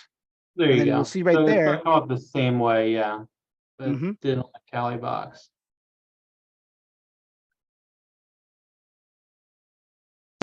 So for those that may not have caught it, once you run it, typically in the terminal, it's going to go ahead and start it up, and then it gives you the web link that you're going to go ahead and have to go through that web interface. So it tells you how to be able to connect to it right there. Just copy and paste it into a web browser. That'll go take you straight into that web interface to be able to interact with Autopsy.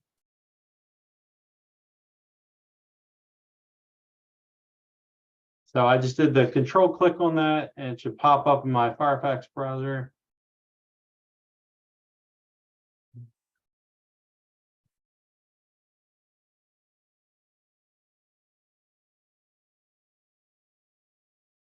The server should be running.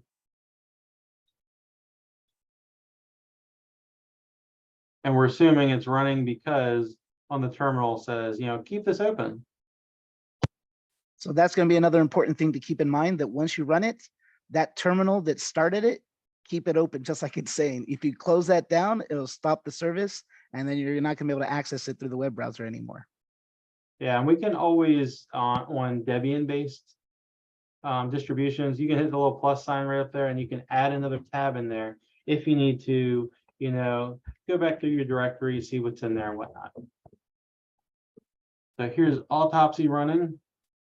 So what we're going to do is we're going to walk through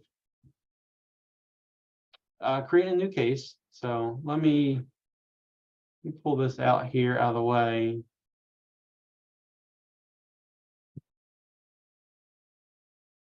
I can then, yes, I will share all the links here very shortly. Gonna move stuff out of the way. All right, so we're going to create a new case. We're going to create a case name, which is going to be test investigation. The description of our case says this is a test.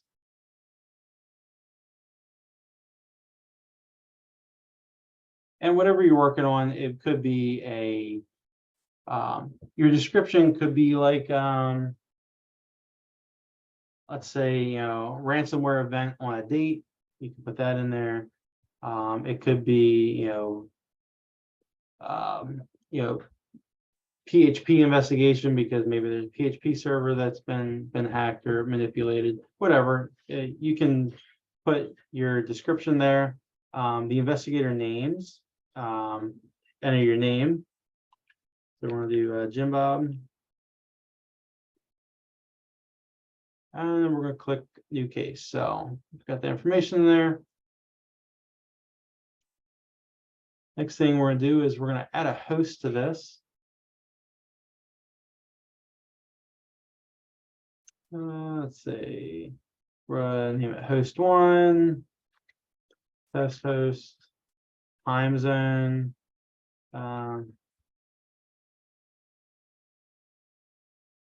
Examples right here, Eastern Standard Time. So it should be like -5 Eastern Date Time. So we're just going to use that example right in there. Time adjust, so it's plus, so this goes down for seconds. So if it was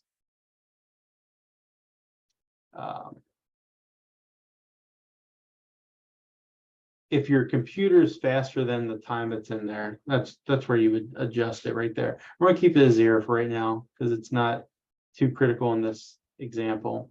So the path to the database. So where on the computer did we have that test file? It's going to be under home, Cali. I'm going to verify it's there. I don't. So let's see, cd home.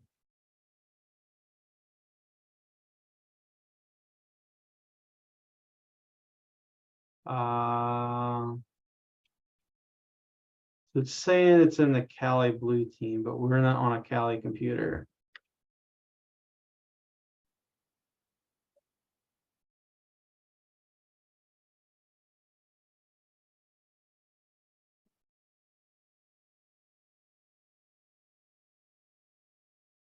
See anything there? Let's see if it's. I'm gonna have, I'm gonna jump over the Cali box. We'll have the Cali box open.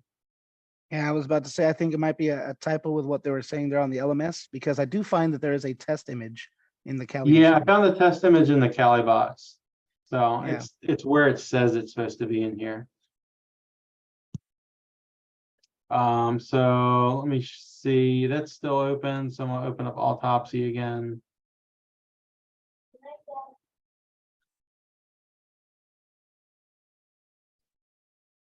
To run a new case. Test, test. Jim Bob. Or create that case. Oh, already exists. Interesting.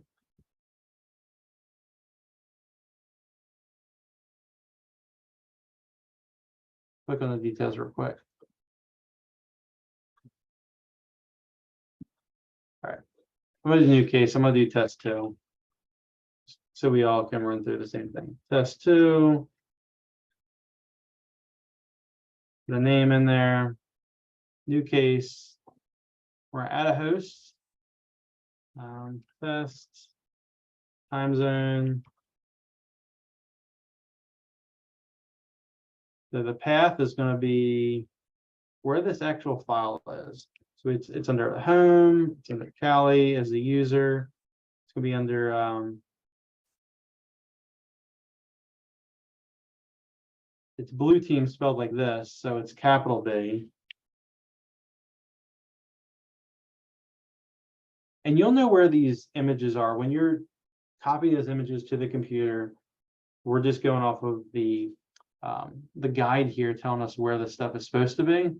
And I know that it's under blue team with capital B, capital T. The folder is 7.8 forensics.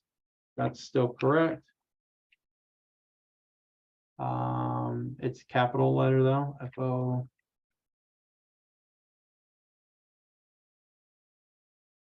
And then it's going to be test image 1.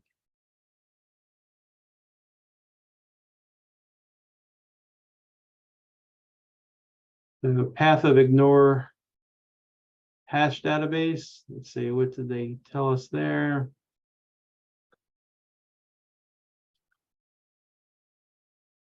Oh, it's optional database. So we'll add that host. So it's been created. So we're now going to add the image. And where's our image file?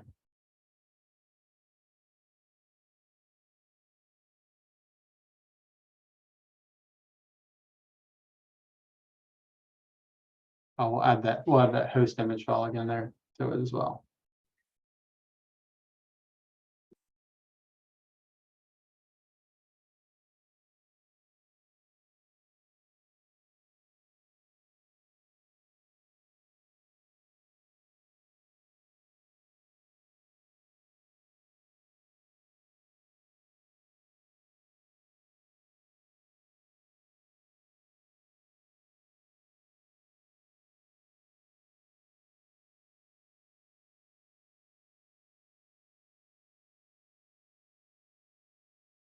This is a partition.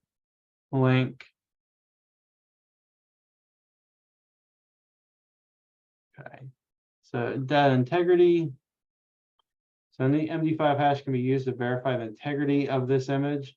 So I did that over here. I had already ran the MD5 sum to see what the hash was. If it would let me copy it, please. There it goes. So I'm gonna copy that.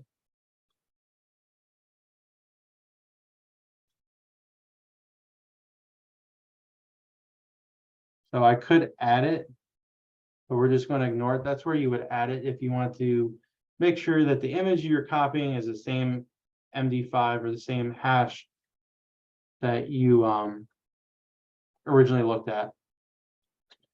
File system is going to be C and NTFS, and then we're going to click add. Okay. So there's our image right there. And then click on the image integrity button.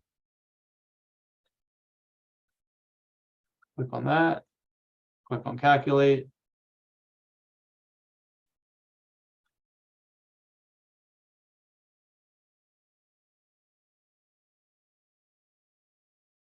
You can see this hash down here was created. So it looked at the integrity of the file and make sure it wasn't changed. If it was changed, we may have a new MD5. So this one should match this one right here. And it does.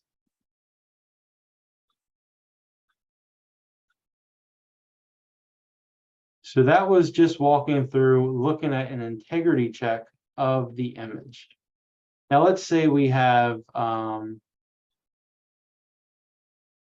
do something else real quick. So if I go to make a new window real quick.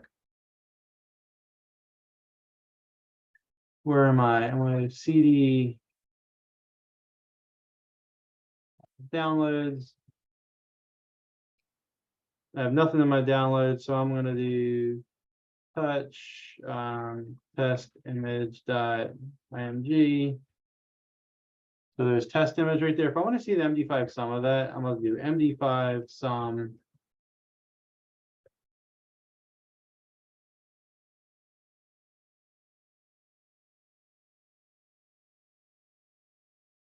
Messed up.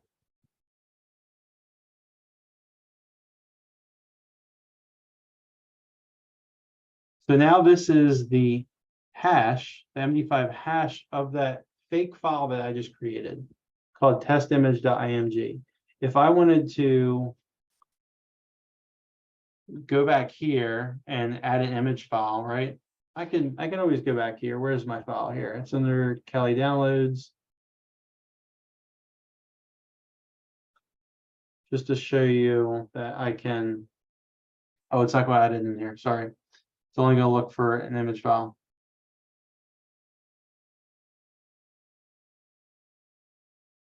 All right. What else can we show them real quick, Tony? Because they really didn't go in the volatility here. We just went on autopsy.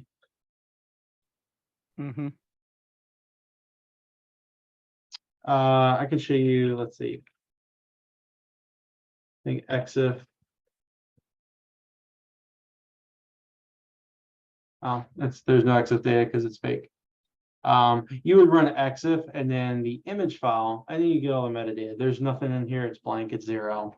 You can do ls back al and see that it's zero. There's nothing in the file. If it was a true image file, you'd be able to see some metadata on that. I guess I could grab a picture really quick just to show you how EXIF tool works.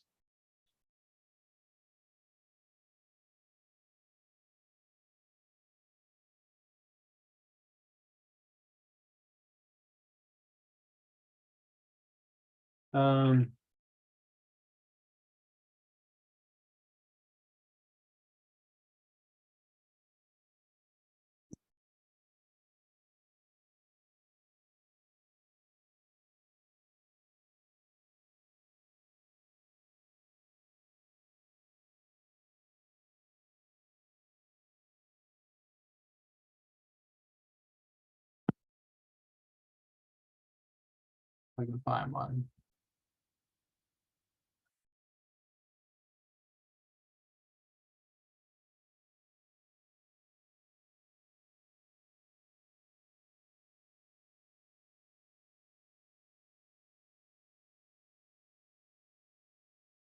Here's an example what it would look like. You would do EXIF with the image information, and it would come out exactly like this: the file name, file size, the type, image size, camera make and model, depending on if it's, this is a Canon PowerShot. It could have been, Apple, iPhone, whatever. Your exposure, your aperture rating, all that cool information. Could even have a lat long down here as well. Here's what more EXIF information. But all that information is really cool that you can pull out just from one image. Pull it out of a video, pull it out of an image, and it's all within the terminal.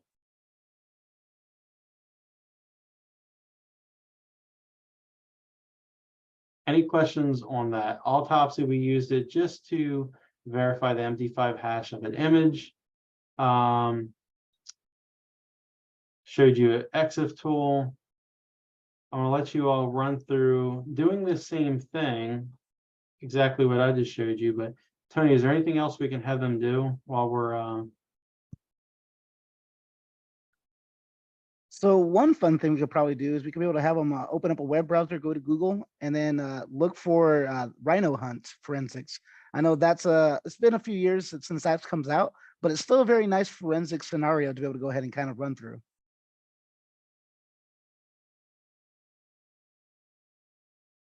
So we'll see right there, it's the National Institute of Standards and Technology, part of the our .gov website right there.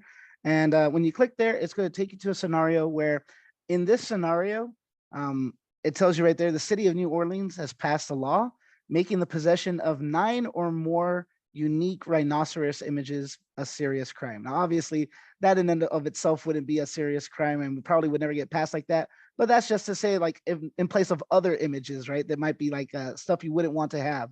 So in this case, it's just rhino images for this scenario. If you have 9 or more different unique rhino images, it's a serious crime in this scenario. So you see right here, the network administrator of the University of New Orleans recently alerted police when an instance of rhinovore flagged illegal rhino traffic. Evidence in this case includes a computer and a USB key that was seized from the university labs. Unfortunately, the computer has no hard drive.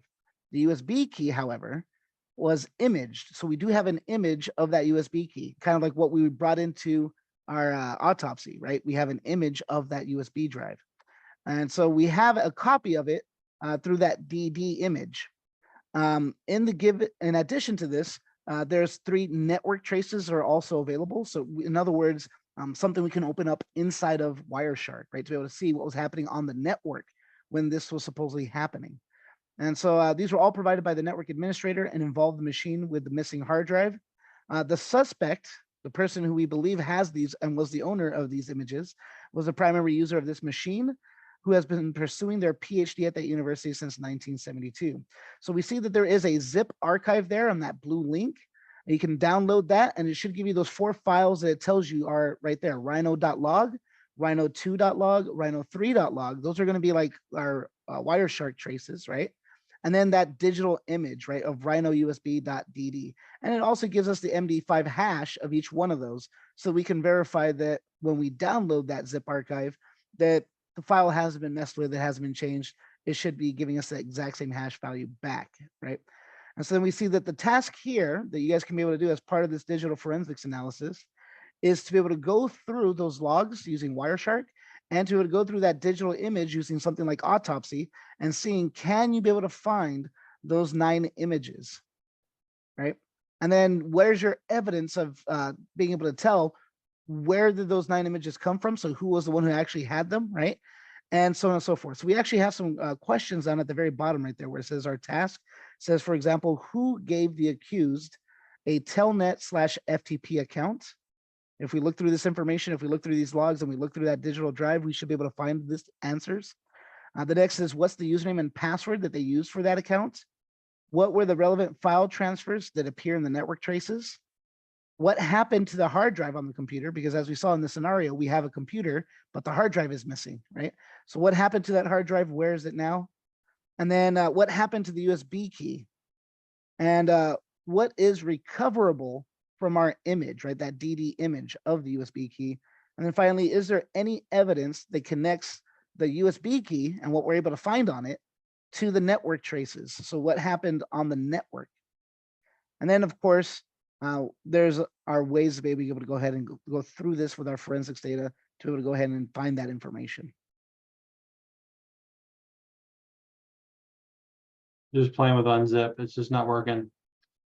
I always like to try to do everything in the terminal, but if Let's see, not, try we can- gunzip. If you try gunzip, I think that should work on it.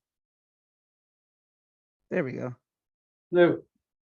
So And so now that it's a zip, we should just be able to do just unzip, I think.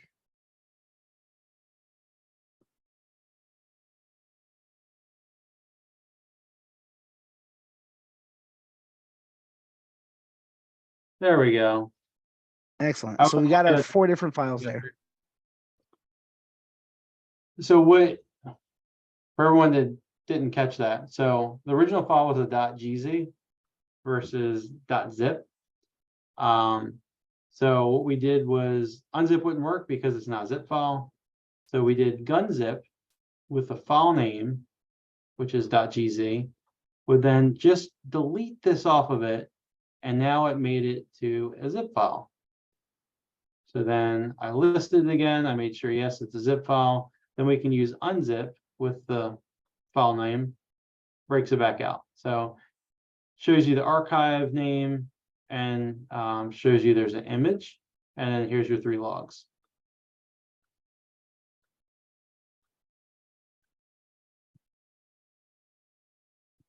So gunzip was the first one, and then we used unzip for the second one. I put the link in the Slack channel. So what we want you to do is we're going to run through the first part of this, which same thing I just showed you. We're going to run through starting up your autopsy. You're going to import that that test image. We've got it all broken out here within our LMS. You're going to verify the MD5 hash for that, which I have up here. So I found where the folder was. I verified the hash here. Then I ran it through autopsy, let autopsy give us the hash, and verified that it was what I had. And then, yeah, let's go play with RhinoZip, because that's about it for today. We'll give you a good hour to run through this, I think. If you have any questions, go ahead and raise your hand. Tony or I will jump into the rooms with you all. We went through EXIF tool, we went through autopsy. We just got a quick rundown of how to gunzip and unzip stuff. And Tony gave us an awesome activity we can run through called Rhino Hunt. And I think that should really round out the day. Once you play around with it.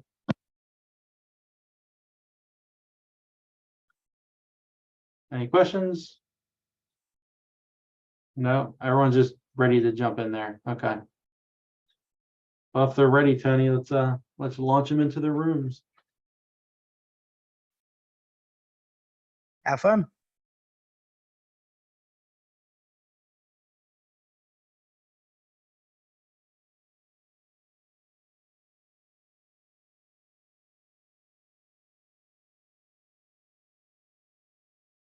Cheers.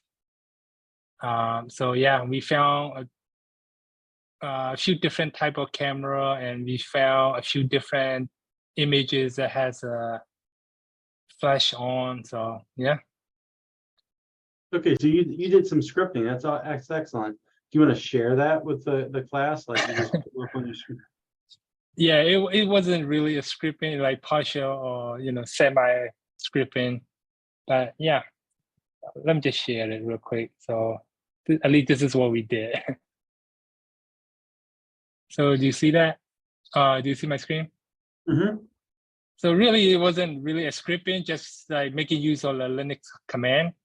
So what we started, the way we started was that we go to the let me see, camera folder, right? And then we kind of identify that, hey, how many pictures we have, JPG, and then we'll count. So we found there were 68 pictures. And then what we did was we used that command and then just do camera star.jpg, and then we just pipe it into a file to our home directory, and then we were able to gather all these information for all 67 images. And then basically from there, we just grab whatever information we want to grab from there, and then we were able to pull out whatever information we were interested in. So Excellent. So yeah, you combine them to one file, you did output, and then you grep the information from that file. Excellent, Yep. real easy to do. Knocked out of the park there. There's always a different way. So that's great. I'm glad using your resources and kind of probably opened the horizon for some others that might have thought like, oh, I didn't even think that way. So it's great. Thanks for sharing. okay, no problem. So tomorrow we're going to continue with forensics. We're going to dive into our high quality SIFT workstation again, and we're going to run through autopsy. Specifically in autopsy, we're going to see how we can actually open that image file and see stuff within it. And then we're going to pivot over to looking at some more image information for some graphics and pictures. Then we're going to create malware, run it through VirusTotal, and see how we can do some brief malware analysis. Then Tony's going to post a link tomorrow. We're going to give you the rest of tonight and tomorrow to try to get through that rhino hunt. And then Tony's going to post a link tomorrow after class, probably in the Slack channel, to his walkthrough of it, which is about an hour long. So you can look at it if you want. It helps you over the weekend wanting to run through it. I think it's great. And I think the last thing is there's some other tools that are out there that Tony's also going to show us tomorrow that he had the pleasure of working with when he went through this course not that long ago. So I think it's a pretty good evening. Got to play around with some tools, got just a brief overview of them, but we're going to keep diving into them tomorrow. So is there any questions, anything that you need Tony and I to go over, look at again? Brendan, go ahead. Hey, so with the cameras, we didn't really find anything too concerning, but me, Pam, and Joel did find this.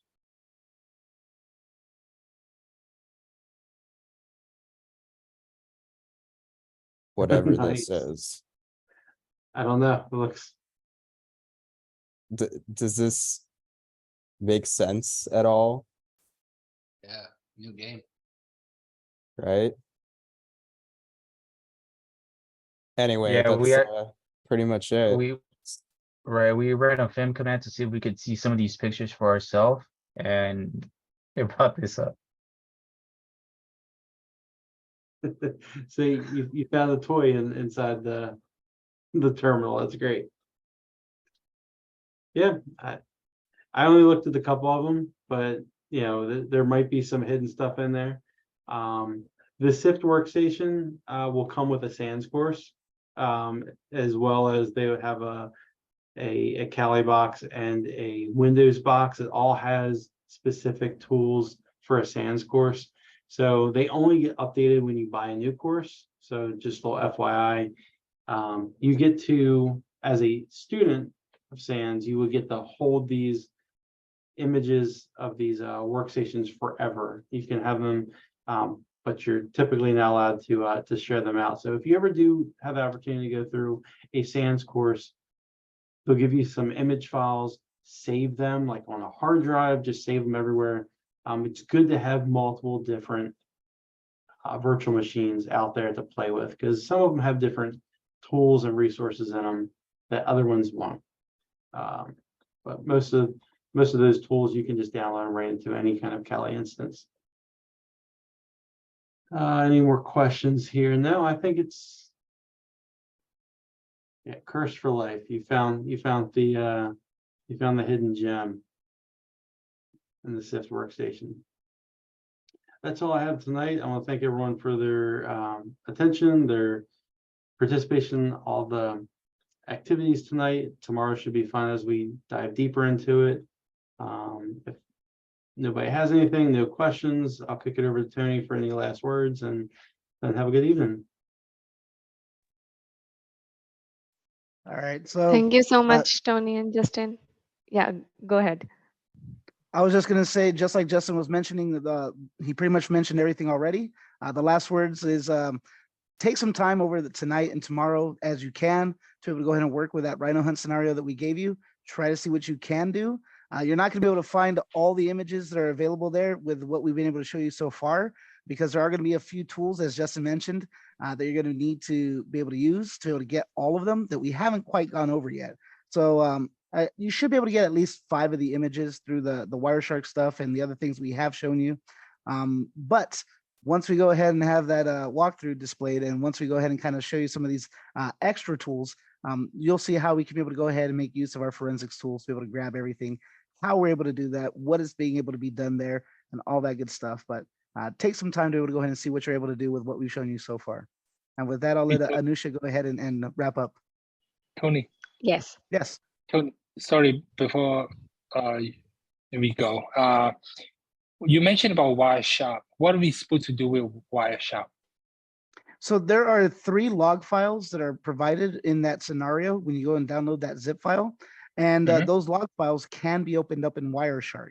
And then when you're looking through that traffic, you're going to be able to see that there's some information that we can be able to find there to answer some of the questions that are being asked. And then some of the image files can be found along in that network traffic as well. Got it. Thank you. Mm-hmm.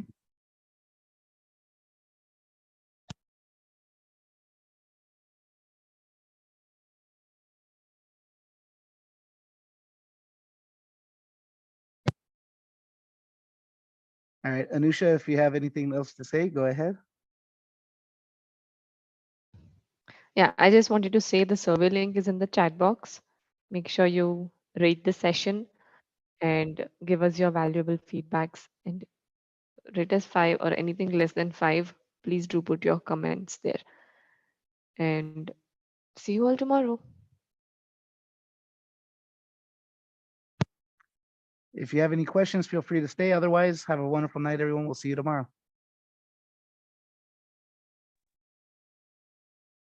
Hey, Tony and Justin, I had a slightly off-topic question, but it is with Wireshark stuff. When I was at DEF CON, I entered a like a packet detective contest for fun. And they had like, find these different things, like find this username and password, find this guy, log on to his email, find his username and password, find and you get different points for each one. And I was stuck on like the last 2. I got a lot of them from the class teaching that we've done, but I was wondering if I could ask you about them, because I haven't been able to sleep. Sure, I think we could take a quick look at them. Yeah, I mean, I don't have the information, but it was just like a hypothetical question. So one of them was on one that I got stuck on was FTP, and it was trying to find the username and password of the FTP, and they gave you like the MAC address and username of this person, And I was able to identify the MAC address of others that I captured on the network traffic, and they said that I likely had captured all the traffic I needed. But that MAC address couldn't come up in an FTP protocol. So I didn't know if there was like a way to, my question was, is there a way to obscure hide your MAC address? And if so, what would have been a strategy to kind of go around that? For me, the one thing that comes to mind would be ARP poisoning. So when it comes to the MAC address, how do we know which device is belonging to which MAC address? We use what's known as an ARP table. And pretty much we go ahead, and if we recall during our networking talks, right, we send out kind of like a packet to kind of discover who or what MAC address is associated with which IP address. So that way we know the devices that are next to us on our subnet. And you can poison that table by doing ARP spoofing, right? So we're going to send out a packet that makes it look like we're responding to something like that and saying, hey, this is our MAC address for this. And so then now we've changed the MAC address from what it legitimately was to now something different. And the reason we would do that is to kind of be like a man in the middle, right? Type of attack almost, where anytime now that they want to send something to a particular MAC address, they can now send it to us because now they think that that IP address that had that MAC address is actually us, right? And so now we can be able to gain any information that they would have been sending to that person, or we're just pretending to be that person for whatever reason.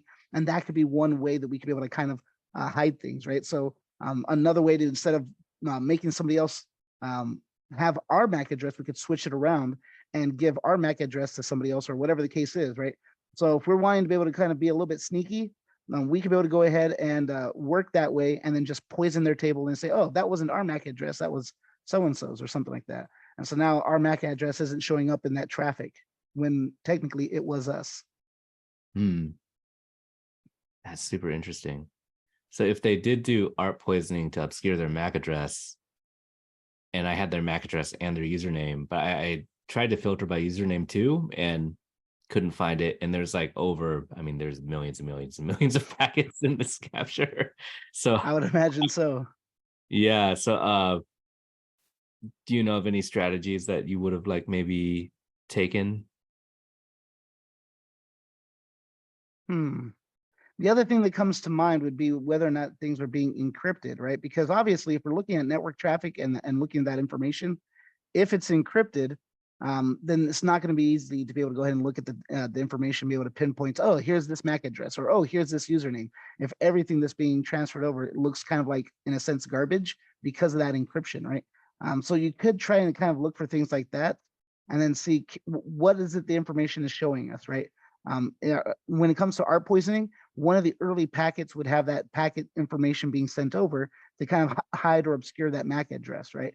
When it comes to encryption, then we should be seeing whenever we're looking at a specific conversation, for example, with a specific device, that we're getting this garbage information, right? We're getting a bunch of stuff that just seems like gibberish. And so now we know, okay, well, it's not really gibberish if they're having an entire conversation back and forth for a while with a lot of packets going back and forth between these. It's really that it's encrypted, right?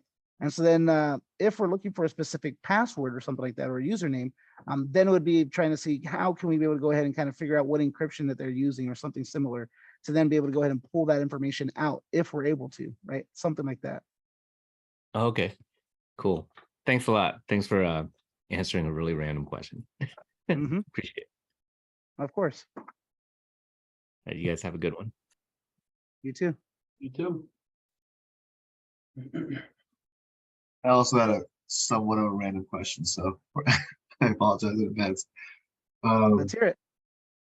So I was just trying to do some research, and I was hoping you could just point me in the right direction if possible. I was looking at some of the exploits that Metasploit has for like mobile devices as well. And recently I was trying to establish a connection and do just like a basic pen test for my friend's phone who clearly was a victim of like a phishing attack. So we have no idea what the extent of the damage was or what's going on. And obviously you could probably even just pay for, there's platforms you can pay for a simple pen test too, but I was trying to do it on my own. So yeah, I was wondering if for that, if Metasploit has the right exploit, or is that something that I could just, like, where the basic connection I understand, but like what exactly are you pen testing for in a mobile device? So with a mobile device, you got to remember that similar to what we've already done and kind of like what we had you guys do in that career simulation for Red Team, you're looking for the platform specifically, right? So for example, what we did is we were aiming for Linux machines to begin with, right? So we were trying to be able to see what Linux vulnerabilities are where that we could be able to use to gain in or gain entry. Ultimately, at the end of your Red Team stuff, we were working on Windows devices. And so we ended up, when we used Metasploit, we were using a Windows exploit, right? To be able to go ahead and be able to get that interpreter shell, be able to gain access to these things. So when it comes to your mobile devices, essentially it just depends on what is a known exploit that we can be able to use, and then what platform is it for, right? So is it going to be something that's like for an iOS system or an Android system? And then if it's something like Android or one of those, well, then which version, right? Because it could be that an earlier version had a vulnerability that then later on, when they made an update to the operating system, they were able to make it more secure. And so then it doesn't work for later operating systems, right? So all of those things are going to be what we're going to want to consider is what platform are we working with? What version of Android or version of iOS is it? And then does that have a known exploit that we could use that's a part of Metasploit already? And part of that can be that we already have it as part of our database in Metasploit. Part of it might be that we have to update our database, right? For those exploits that are available. Or some of it might be those websites that we showed you, right? We showed you something like DB for those databases for vulnerabilities, right? Or exploit DB, so that we can be able to see those exploits and stuff. And a lot of the times, if it's a known exploit, if you go to those websites, they're going to have any scripts or any things that you can be able to use already there. And then you just have to be able to go ahead and kind of like download the file and then just direct your Metasploit to where the file is to be able to use that exploit. And that way you can be able to go ahead and gain access to it that way. But that's going to be your primary concern is going to be, okay, well, is there actually an exploit that's known for and it's available to us in Metasploit or through these other ways for that operating system, for that mobile device, right? Okay. I guess the odds of it being an exploit outside of the Metasploit framework are pretty low, I'm assuming, right? So Metasploit does like to keep on top of things and does have it that when you update your Metasploit, it does go ahead and kind of try to be able to update that database of exploits. And so it does pull from what is kind of known at the time, right?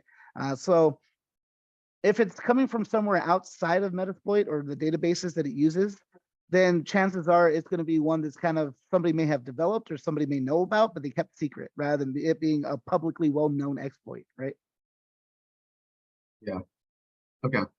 Yeah, it's probably not the case, but I was curious. It seemed like a pretty low budget phishing attempt anyway, so I kind of doubt that there's anything serious, but cool. Yeah, I was just trying to Yeah, look I into get some. phishing stuff all the time on my phone. I just delete it. I click delete and I'll hit report too. So when you get like a phishing thing that comes on your phone, it's like, oh, click here for this, whatever.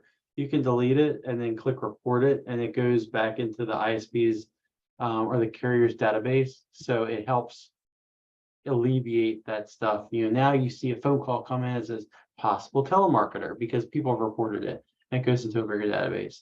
So yeah, phishing stuff, unless the person wasn't thinking and they actually clicked on it and actually gave them credentials and all that other stuff, I mean, then you know how big it went. But if you just get a phishing email or a text message, it happens all the time.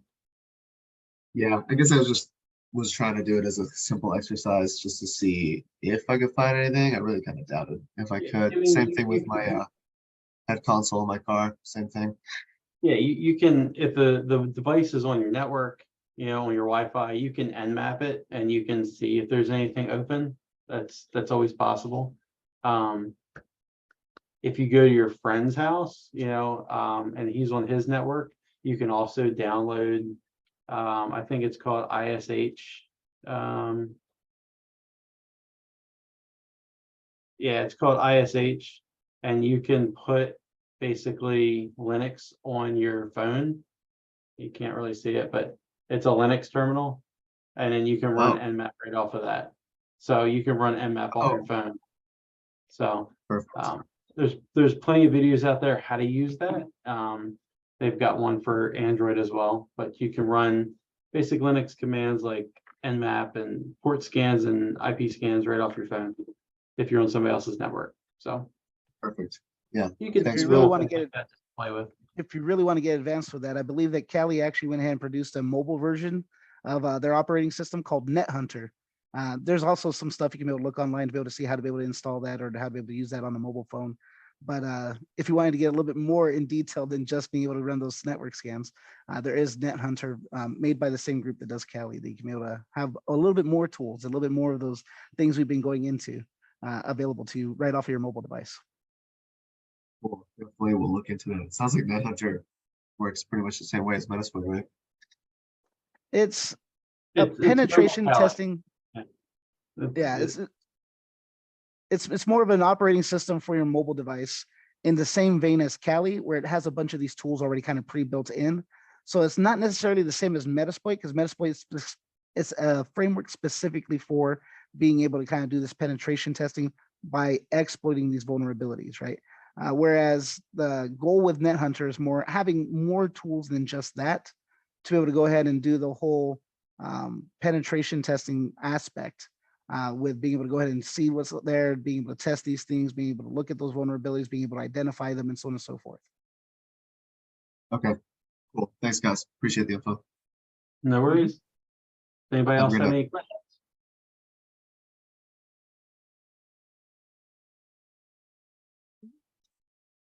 No more questions. We'll see you all tomorrow.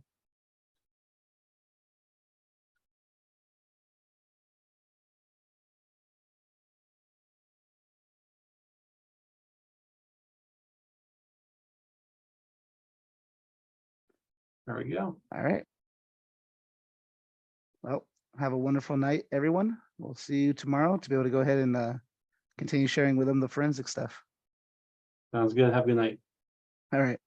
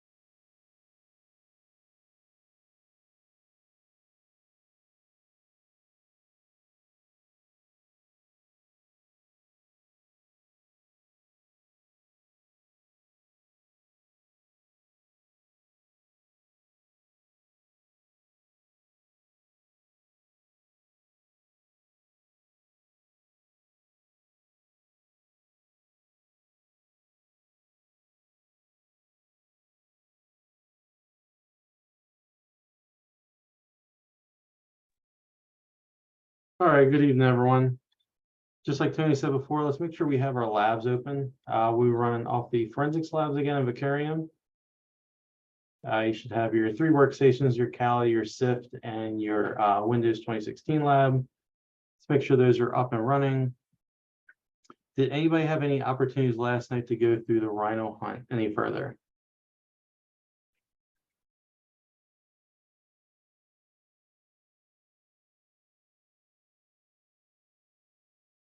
Seeing some no's. We will give you some extra time today, probably towards the end of class, so you can run through it some more. If not, you'll also get the free upside down Antonio Garcia. But you will you get the walkthrough that Tony created for himself a little while ago. So he will give that to you and then kind of check your work as you're going along. Because I knew there was a couple good things in there, you know, using those log files to go through with Wireshark, and then there was an image file that you can dive deeper into. We're going to actually dive deeper into that image file we used last night today. So we showed you how you can verify the image file last night. That wasn't really in depth, but tonight you actually get to go in and let's see if we can find some deleted files. Kind of the typical thing you'll look for when you get those image files is you're going to look for, you're going to look to see if stuff's deleted, if stuff's modified, moved, obfuscated in any way. So that's kind of what we're going to do tonight. So I'm going to pull up, hopefully our labs are getting booted up here.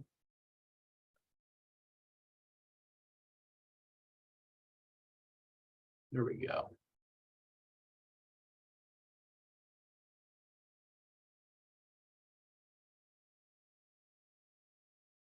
We'll still have some of our classmates popping in here. Hopefully sooner than later, but we'll get started here. So tonight, we're going back more into that forensic imaging. So acquisition and collection of forensics evidence. We're going to be more of looking at the preservation of that evidence tonight. So several different types of data can be collected during the forensic investigation. Active data includes data that you can see, all the programs, data, and files the operating system uses. This also is the easiest type of data to gather. The archive and backup data, this has been preserved. Maybe it's in long-term storage, maybe it's not actively running on the computer. Sometimes you'll have a backup server that will back up the files, maybe periodically, whether it's daily, weekly, monthly, and it will go into a preserved or offline state, and you won't be able to access it right away. But you may see a connection, or you may see somewhere in a log file or a scheduled task that may run that says, hey, I actually talked to this file server, this piece of equipment at X day or X times a week or whatnot. So that may, during your investigation, bring up that question, like, do I look for where that piece of gear is? Is it network connected? Does it have an IP address? Does it, is it physically connected to that workstation at some point? Sometimes your external hard drives, like your little Western Digital and QNAP NASs, QNAP USB external hard drives, you can set up where monthly, weekly, daily, you back up the files, but you don't always need it plugged in. It may come up with a little pop-up that says, hey, it's that time again. Do you want to back up your files? And then you would plug it in and it would do its synchronization, back up your stuff and whatnot. So think of that as well as you're going through your investigation here. This could include hard drives, optical storage, other forms of backup. So stuff might just be backed up the disk and you may not have full access to it right away. Hidden data types are usually the hardest type of data to gather. This includes data that might